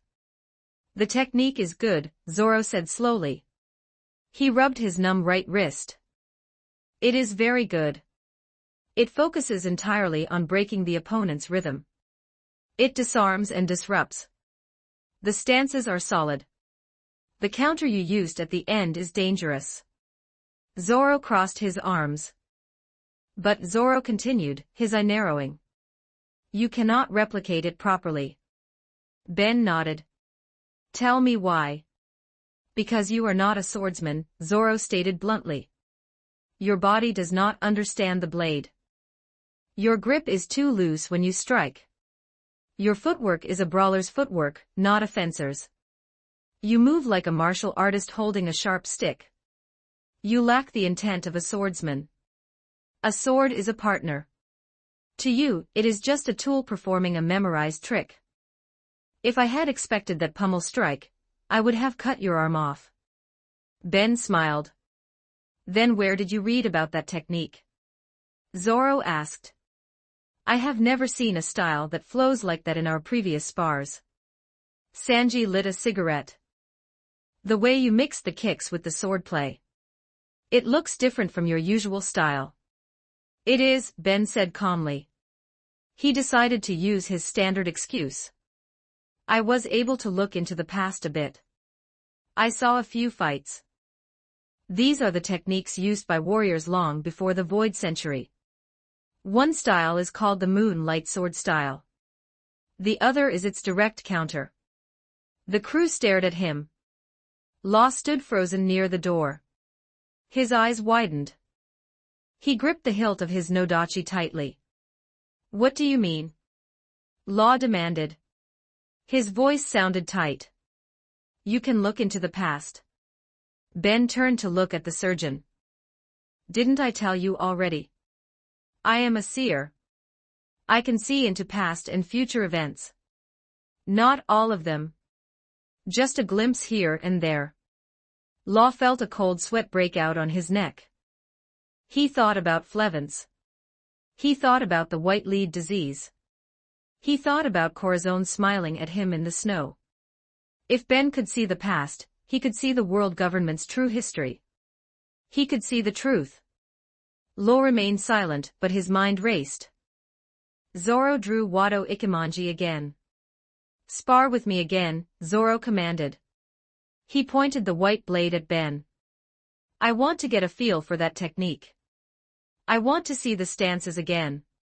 I can adapt that pummel strike into my three-sword style. I can use the hilts to break guards when I clash." "Gladly," Ben said. He took out the Yu katana. They sparred. They did not go full power. They moved slowly. They analyzed the mechanics of the Moon Light Sword style. Ben showed Zoro the heavy downward swing of the woodcutter. He showed him the quick upward flick of the swallow return. Brook drew his soul-solid cane sword. He joined them on the floor. "Let me try." Brook cheered. Brook tested how the fluid, formless strikes of the counterstyle could integrate with his rapid fencing. He practiced deflecting Ben's sword without meeting it edge to edge. After an hour, Zoro and Brook sat down on the bench. They sweated heavily. They closed their eyes, visualizing the new movements, writing notes in their heads. Ben turned to Sanji. "Sanji," Ben called out. "I have a technique for you and Luffy. It is called Renewal Taekwondo." Sanji crushed his cigarette in an ashtray. He walked onto the training floor. He stretched his long legs. "Let's see it," Sanji said. "Show me the difference." Luffy jumped up from the floor. "Teach me the slippery moves." Ben stood in the center of the room. He motioned for Sanji and Luffy to stand in front of him. "Black leg style relies on heavy, powerful kicks," Ben explained simply. "You plant your standing foot firmly. You swing your leg from the hip. You use the weight of your entire body to crush the target." Sanji nodded. "That's how Zeph taught me. Plant the root, swing the trunk." "Renewal Taekwondo is different," Ben said. "You do not plant your foot firmly. You keep your balance centered but your feet remain light. You do not swing from the hip. You snap from the knee. You treat your leg like a whip." Ben demonstrated. He threw a slow-motion kick. He showed them how he folded his knee, rotated his hips, and then snapped the lower half of his leg forward. "It relies on speed and the snapping motion," Ben said. "And it relies on continuous flow." "Show me," Sanji challenged. He raised his guard. Ben attacked. He didn't use named attacks yet. He just moved. He threw a high kick at Sanji's head. Sanji raised his arm to block. Instead of pulling his leg back after the block, Ben used the bounce of the impact. He spun on his standing foot. He let the momentum carry his body around. He delivered a second, spinning heel kick to Sanji's other side. Renewal Taekwondo, wedge hook. Sanji barely blocked the second kick in time. The speed surprised him. "You use the recoil," Sanji realized, his eyes widening. "You don't fight the bounce. You follow it." "Exactly," Ben said. "Every strike feeds the next strike. You never stop spinning. You never stop flowing." Ben stepped back. He looked at their feet. The most important part is the footwork, Ben said. It is called bobup. It is a way of walking. You do not push off the ground like you do with soru. You shift your weight instantly. Ben demonstrated. He stood perfectly still. Then, without bending his knees to jump, he appeared 3 feet to the left. He didn't look like he ran. He looked like he slid across ice. Luffy stared. That looks weird. But it's fast. Try it, Ben said. For the next 2 hours, the training room echoed with the sound of snapping kicks. Ben sparred with Sanji. They traded kicks. Shin clashed against shin. Sanji tried to adapt the whip-like motion into his heavy strikes. He practiced the wedge hook spin, trying to use the recoil of his kicks to launch consecutive attacks without touching the ground. Luffy practiced the bobup footwork. He fell over multiple times. His rubber body made it difficult to keep his weight perfectly centered. But he kept trying. He wanted to learn how to dodge without inflating himself. Law watched from the sidelines. He analyzed the footwork. He analyzed the spinning kicks. Eventually, Law couldn't resist. He drew Kikoku. He walked onto the training floor. Let me test that footwork, Law said calmly. He didn't use his room. He just used his long sword. He thrust the blade at Ben, testing how quickly Ben could shift his weight to dodge. Ben slid left. Law slashed right. Ben spun, parrying the flat of the blade with a high kick. They fought in a blur of movement. The heavy steel door of the training room slid open. Chopper trotted in. He carried a large tray of water bottles. Vivi walked behind him. She held her silver vibranium spear. We brought water. Chopper cheered. He stopped in his tracks. He looked at the intense sparring sessions happening across the room. Zoro practiced pommel strikes against a steel training dummy. He twisted his wrists in new ways. Brook fenced with his shadow, testing formless parries. Sanji and Luffy traded rapid, spinning kicks in the corner. Law and Ben moved around the center floor, trading sword thrusts and sweeping kicks. Vivi gripped her spear tightly. The blue and gold flames of the simurgh flickered on her shoulders. Are you teaching new techniques? Vivi asked. Her eyes shone with competitive spirit. I want to learn. The Emperor's commanders will be monsters. I need to be stronger. Chopper nodded furiously. He set the water tray down. I need to learn how to fight better when I use heavy point. I always lose my balance when I punch too hard. Ben smiled. He stopped sparring with Law. He walked over to the water tray and tossed a bottle to Luffy, then one to Sanji. All right, Ben said. He wiped sweat from his forehead. Everyone on the floor. The Emperor Kaido has an army of beast fighters. They are huge. They are tough. We are going to need every trick in the book to beat them. Ben turned to Chopper. Chopper, transform into heavy point, Ben instructed. You lose your balance because you throw your whole body behind your punches. I will teach you how to strike without moving your center. You will hit harder, and you won't fall over. Chopper transformed. His muscles bulged as he shifted into his massive human reindeer form. Ben turned to Vivi. Vivi, Ben said, pointing at her spear. Your flames heal. Your spear absorbs blows. But your footwork is standard marine training. I will teach you practical Takion. It uses sweeping kicks and tripping motions. You will learn how to knock giant enemies off their feet before you strike them with the spear. Vivi nodded. She spun her spear and dropped into a ready stance. For the rest of the voyage to Zou, the training room never remained empty. The crew practically lived below deck. They drank water, ate Sanji's quick meals, and went right back to sparring.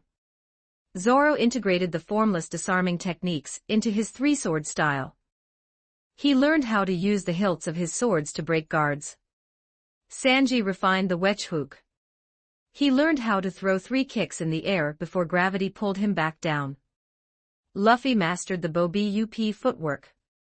He learned how to slide into an enemy's guard without making a sound.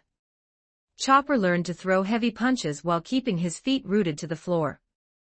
Vivi learned how to trip opponents twice her size using the fluid sweeps of practical Takion. Law sparred with all of them. He tested his spatial awareness against their new speed and unpredictability.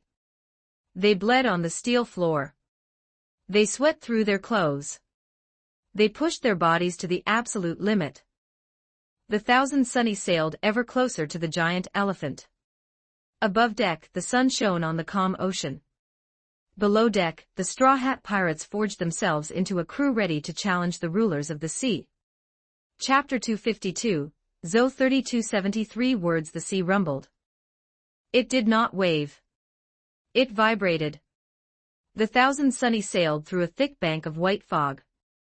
The water beneath the hull sloshed back and forth rhythmically. Luffy sat on the lion figurehead. He leaned forward, peering into the mist. A shadow fell over the ship. It was not a cloud. It blocked the sun entirely. The air grew cold. The Thousand Sunny broke through the fog. Luffy tipped his head back. His straw hat fell off his head and bounced against his back, caught by the string. He kept tilting his head back. He looked higher. And higher. His jaw dropped open. Behind Luffy, the crew walked out onto the grassy deck. Zoro stopped walking. He dropped his hand from his sword hilt. Sanji stopped lighting his cigarette. The cigarette slipped from his fingers and fell on the deck. Nami lowered her spyglass. Usopp fell to his knees. Ben walked out of the lower cabins. He stood next to Robin. Ben knew what to expect. He had read the manga and watched the anime. He knew the lore. But seeing the ink on a page did not compare to standing in the shadow of the reality. Before them stood Zanesha. It was an elephant. But the word failed to describe the scale. Its legs looked like towering tree trunks that pierced the ocean and reached into the heavens. The water barely reached its knees. Its gray skin folded and creased, forming canyons and cliffs. Clouds drifted around its midsection. The top of the elephant remained hidden behind the sky itself. It walked. A massive leg lifted from the sea and plunged back down. The impact sent a tsunami rolling outward. The Thousand Sunny rode the wave, bobbing like a cork. It is an animal, Chopper whispered. He hid behind Zoro's leg. It is a living animal. So big, Luffy breathed. Stars formed in his eyes. Can I eat it? Usopp and Nami screamed simultaneously, hitting Luffy on the back of his head. Do not anger the island-sized elephant. Usopp wailed, grabbing his own cheeks. It will step on us. It won't even notice us. We are ants. Less than ants. Law walked onto the deck. He looked up at the elephant. He pulled his hat down. The Phantom Island. My crew is up there. Kinemon and Kanjuro stood near the railing. They stared up in awe. Momonosuke hid behind Kinemon's robes, trembling. We must reach the top, Kinemon said. He swallowed hard. Our friend Reizo waits for us. Kanjuro stepped forward. He reached behind his back and pulled out a massive, ink-stained brush. Do not worry, my friends. Kanjuro declared confidently. I shall provide our transport. I will draw a mighty climbing dragon. It will carry us up the leg. He dipped his brush into an ink pot. He raised the brush toward the deck. Nami stepped forward. She kicked Kanjuro in the shin. Kanjuro hopped on one foot. Why did you strike me, navigator? Because your drawings look like they are in pain, Nami said flatly. And I am not riding a melting dragon up a 10,000-mile leg. Put the brush away. Nami turned toward the center mast. Nami called out. Yes, Aunt Nami. Sunny saluted. Bring out the thrusters, Nami ordered. We are flying up. Kanjuro stopped hopping. Kin-Eman blinked. A ship cannot fly. Sunny grinned. Watch this, samurai. Sunny snapped his fingers. The thousand Sunny shuddered. The wooden panels on the port and starboard side slid open. Four massive, metallic thruster engines extended outward on hydraulic arms. They locked into place with heavy steel clicks. Thrusters engaged. Sunny announced. Targeting the top of the Elephant. Blue flames erupted from the four engines. The water beneath the ship boiled. The thousand Sunny lifted off the ocean. It hovered for a second, balancing its weight. Then, the thrusters flared brighter. The ship shot straight up. It flew parallel to the Elephant's massive front leg. The wind whipped across the deck. Luffy laughed, holding his hat. Usopp clung to the railing, screaming. Kin-Eman and Kanjuro fell flat on their faces, terrified by the sensation of flight. They climbed higher. They passed a flock of giant birds. They passed the cloud layer. The air grew thinner. The temperature dropped.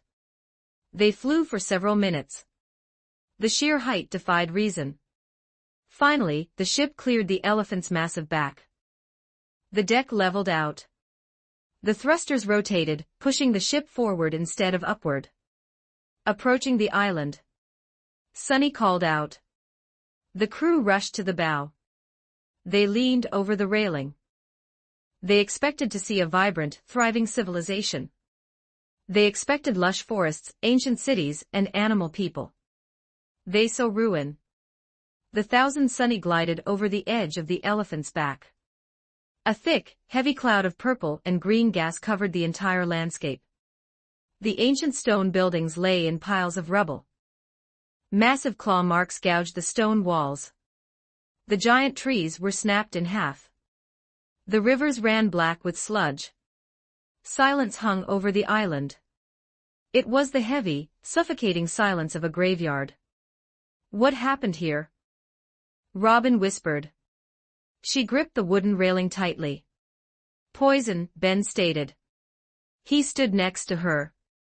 He looked at the thick green fog rolling across the ruined city. Sunny, Ben commanded.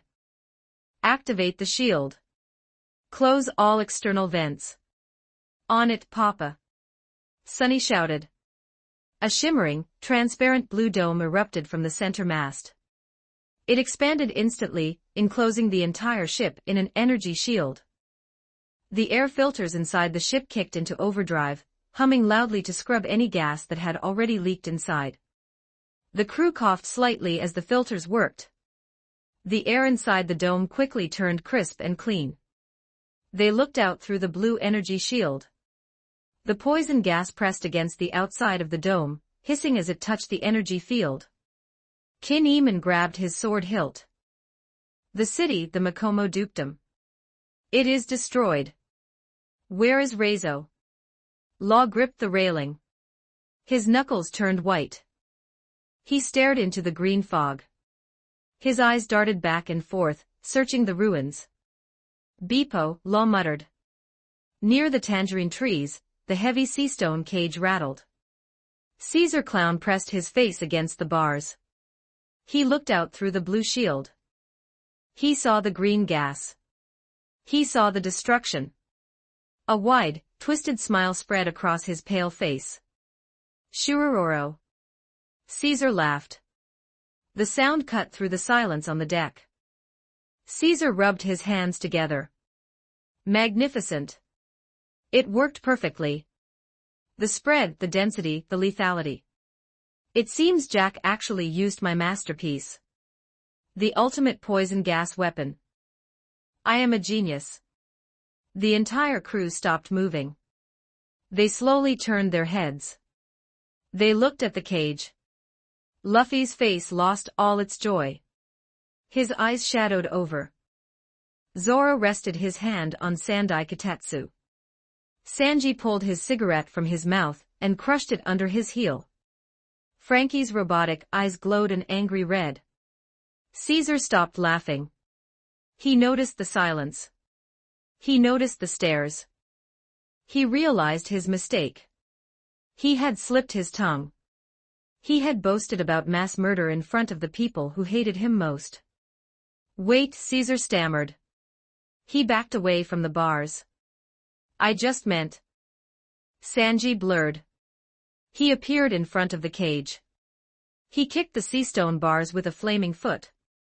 The impact rattled the entire cage, and threw Caesar backward onto his spine. You made this. Sanji growled. His voice lacked any warmth. Yes, Caesar squeaked from the floor of his cage. I created it for Kaido's forces. But I didn't deploy it here. Chopper ran forward. He pressed his hooves against the bars. Tears filled his eyes. There are people out there. Chopper yelled. Whole families. Do you have an antidote? Caesar sat up. He regained a fraction of his arrogance. He crossed his arms. Of course I have an antidote, Caesar sneered. I am a scientist. I create the cure to sell it for a higher price. But I don't have it on me. Then do something about the gas. Chopper demanded. Caesar scoffed. Why should I? They are just animal freaks. Let them rot. Besides, I am a prisoner.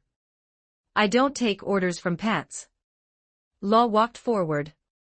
He didn't yell. He didn't run. He walked slowly. He reached into his coat pocket. He pulled out a small, fleshy block wrapped in a clear, gelatinous cube. It beat rhythmically. Caesar's heart. Caesar froze. All color drained from his face. Law held the heart in his right hand. He looked at Caesar. Law's eyes held the cold, empty promise of a graveyard. Law squeezed his hand. Caesar screamed. It was a raw, tearing sound. He clutched his own chest, falling to his knees inside the cage. He gasped for air, his eyes rolling back in agony. Law relaxed his grip slightly. My crew is on this island, Law stated. His voice was a whisper, but it carried across the deck. If a single one of them dies because of your gas, I will slowly squeeze this heart until it bursts like a rotten grape. Do you understand me? Caesar wheezed, coughing up saliva. I'll do it. I'll clear the gas. Just stop squeezing. Caesar grabbed the sea stone bars. He looked at Ben. But I can't do it in here. Caesar yelled. The sea stone drains my energy. I need my devil fruit powers to manipulate the gas. Ben stepped forward.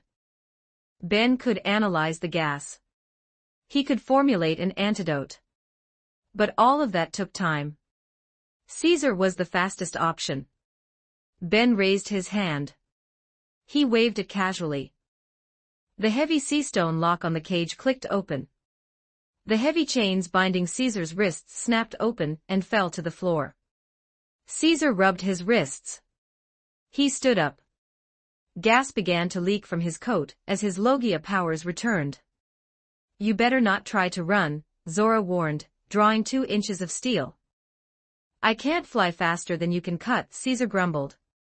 Ben looked at Sunny. Drop the shield. Everyone, hold your breath. Do not breathe until he finishes. The crew nodded. They took deep breaths and held them. Dropping shield. Sunny announced. The blue dome flickered and vanished. The thick, green poison gas immediately rushed toward the ship, swirling over the deck. Caesar stepped forward. He raised both hands. He drew upon the power of the gas fruit. Caesar shouted. He generated a massive cloud of neutralizing gas from his own body. He pushed it outward. The countergas met the poison. The reaction was immediate. The thick green fog touching the ship dissolved. The air turned clear. The heavy, suffocating smell vanished. Caesar pushed harder. He flew up into the air above the ship. He acted like a massive vacuum and a chemical neutralizer simultaneously. He pulled the poison gas from the immediate vicinity. The green fog rolled backward, clearing a massive circle around the Thousand Sunny. It took 1 minute to clear the docking area.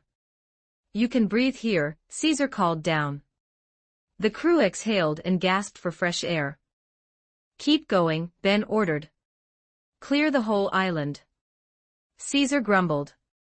He flew higher. He expanded his range. He pulled the gas from the ruined buildings. He pulled the gas from the crushed forests. He pulled the gas from the deep ravines. The process took 10 full minutes. Slowly, the true extent of the damage revealed itself. The ancient city of Kuru was leveled. The giant trees were stripped of their leaves. The final wisps of green gas vanished into Caesar's hands. The air over Zo became clear. Caesar dropped back down to the deck. He panted, exhausted from using his power on such a massive scale. "There," Caesar wheezed. "It's gone. The poison is neutralized." Ben snapped his fingers. The sea stone shackles flew off the deck. They snapped back onto Caesar's wrists. The iron door of the cage slammed shut and locked itself. Caesar yelled, falling back onto his rear. "I just helped you." Ben ignored him. He looked at the ruined city. "The gas is gone," Ben announced to the crew. "But the people are still injured. They inhaled the poison for days. They fought a battle. They are dying." Ben turned to Luffy. Ben listed the names rapidly. "Search the ruins. Move the rubble. Find the survivors. Bring them to the central courtyard. Bring everyone to one place." Luffy nodded. His face was deadly serious. Ben looked at Mary. "Mary," Ben commanded. "Bring out the Iron Legion. Have them assist the search and rescue. They can lift the heavy debris." Mary saluted. "On it, Papa." Mary raised her hand. The deck of the Thousand Sunny opened. 50 Iron Legion drones flew out of the hold. They looked like sleek, silver suits of armor. They hovered in the air, their repulsor thrusters glowing blue. "Scan for life signs," Mary ordered the drones. "Help the crew move the rubble. Carry the injured to the center." The Iron Legion scattered, flying over the ruined city. The crew jumped off the ship. They hit the stone ground and ran in different directions. The rescue operation began. It was grueling, heartbreaking work. Zoro ran through a collapsed residential district. He heard a faint groan under a massive pile of stone blocks. He drew Shusui and Sandai Katetsu. He didn't use massive slashes. He used precise, controlled cuts. He sliced the heavy stones into small, manageable pieces, careful not to crush the people underneath. He found a bear mink and 2 rabbit minks. They were covered in blood and coughing up black fluid. Zoro picked them up, carrying them over his shoulders, and ran toward the courtyard. Sanji found a collapsed watchtower. He heard whimpering. He kicked the heavy steel support beams, bending them backward to open a path. He found a group of dog minks trapped inside. He gently picked up the children, handing them to the adults, and escorted them out. Luffy stretched his arms across wide gaps in the ruined bridges. He acted as a human lifeline. He grabbed wounded monkey minks and fox minks, pulling them gently across the chasms and carrying them in his arms. The 4 giants walked through the main street. She crossed her arms. They worked together, lifting heavy wooden beams, and gently taking unconscious bodies out of the wreckage. Frankie used his strength to dig trenches. He lifted entire roofs off collapsed houses, allowing the Iron Legion drones to fly in and extract the survivors. Lo ran through the forest. He used his room to teleport heavy boulders off trapped victims. He scanned the faces of every mink he found, his heart pounding in his chest, searching for his crew. He found them near a ruined fortress. Beepo the polar bear mink, Shachi, and Penguin lay on the ground. They were covered in deep cuts.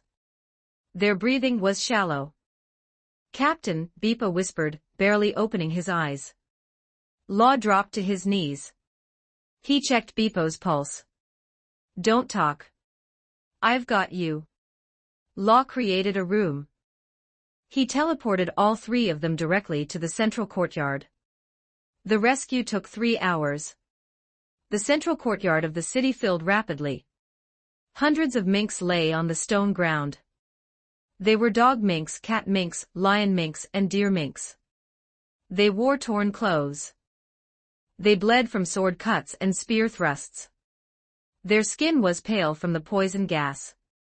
They coughed violently. Some were missing limbs entirely, lost to the brutality of Jack's forces. Near the center of the crowd lay 2 massive figures. One was a giant dog mink. He wore a red suit. His left leg was missing below the knee. The other was a massive cat mink. He wore a yellow shirt. His left arm was missing entirely. Duke Inuarashi and Master Nekomamushi. The rulers of Zou. They were both unconscious, their breathing rattling in their chests. The Iron Legion drones set down the last of the survivors. They stood guard around the perimeter. Luffy walked into the courtyard. He carried an injured leopard mink on his back.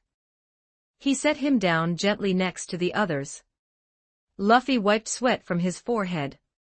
He looked at the sea of wounded people. He looked at Ben. "We found everyone," Luffy said quietly. Ben stood at the edge of the courtyard. He looked at the devastation. Ben walked to the center of the courtyard. He stood between the unconscious bodies of Inuarashi and Nekomamushi. Ben raised both hands. "Gather," Ben whispered. Golden light erupted from his hands. It was not a blinding flash. It was a soft, warm, radiant glow. The light spun in the air above Ben's head. It wove itself together like thread. The light solidified. It formed the shape of a massive, glowing golden fleece. The golden fleece. The ultimate symbol of healing and restoration. "Argon coin," Ben commanded. The golden fleece burst outward.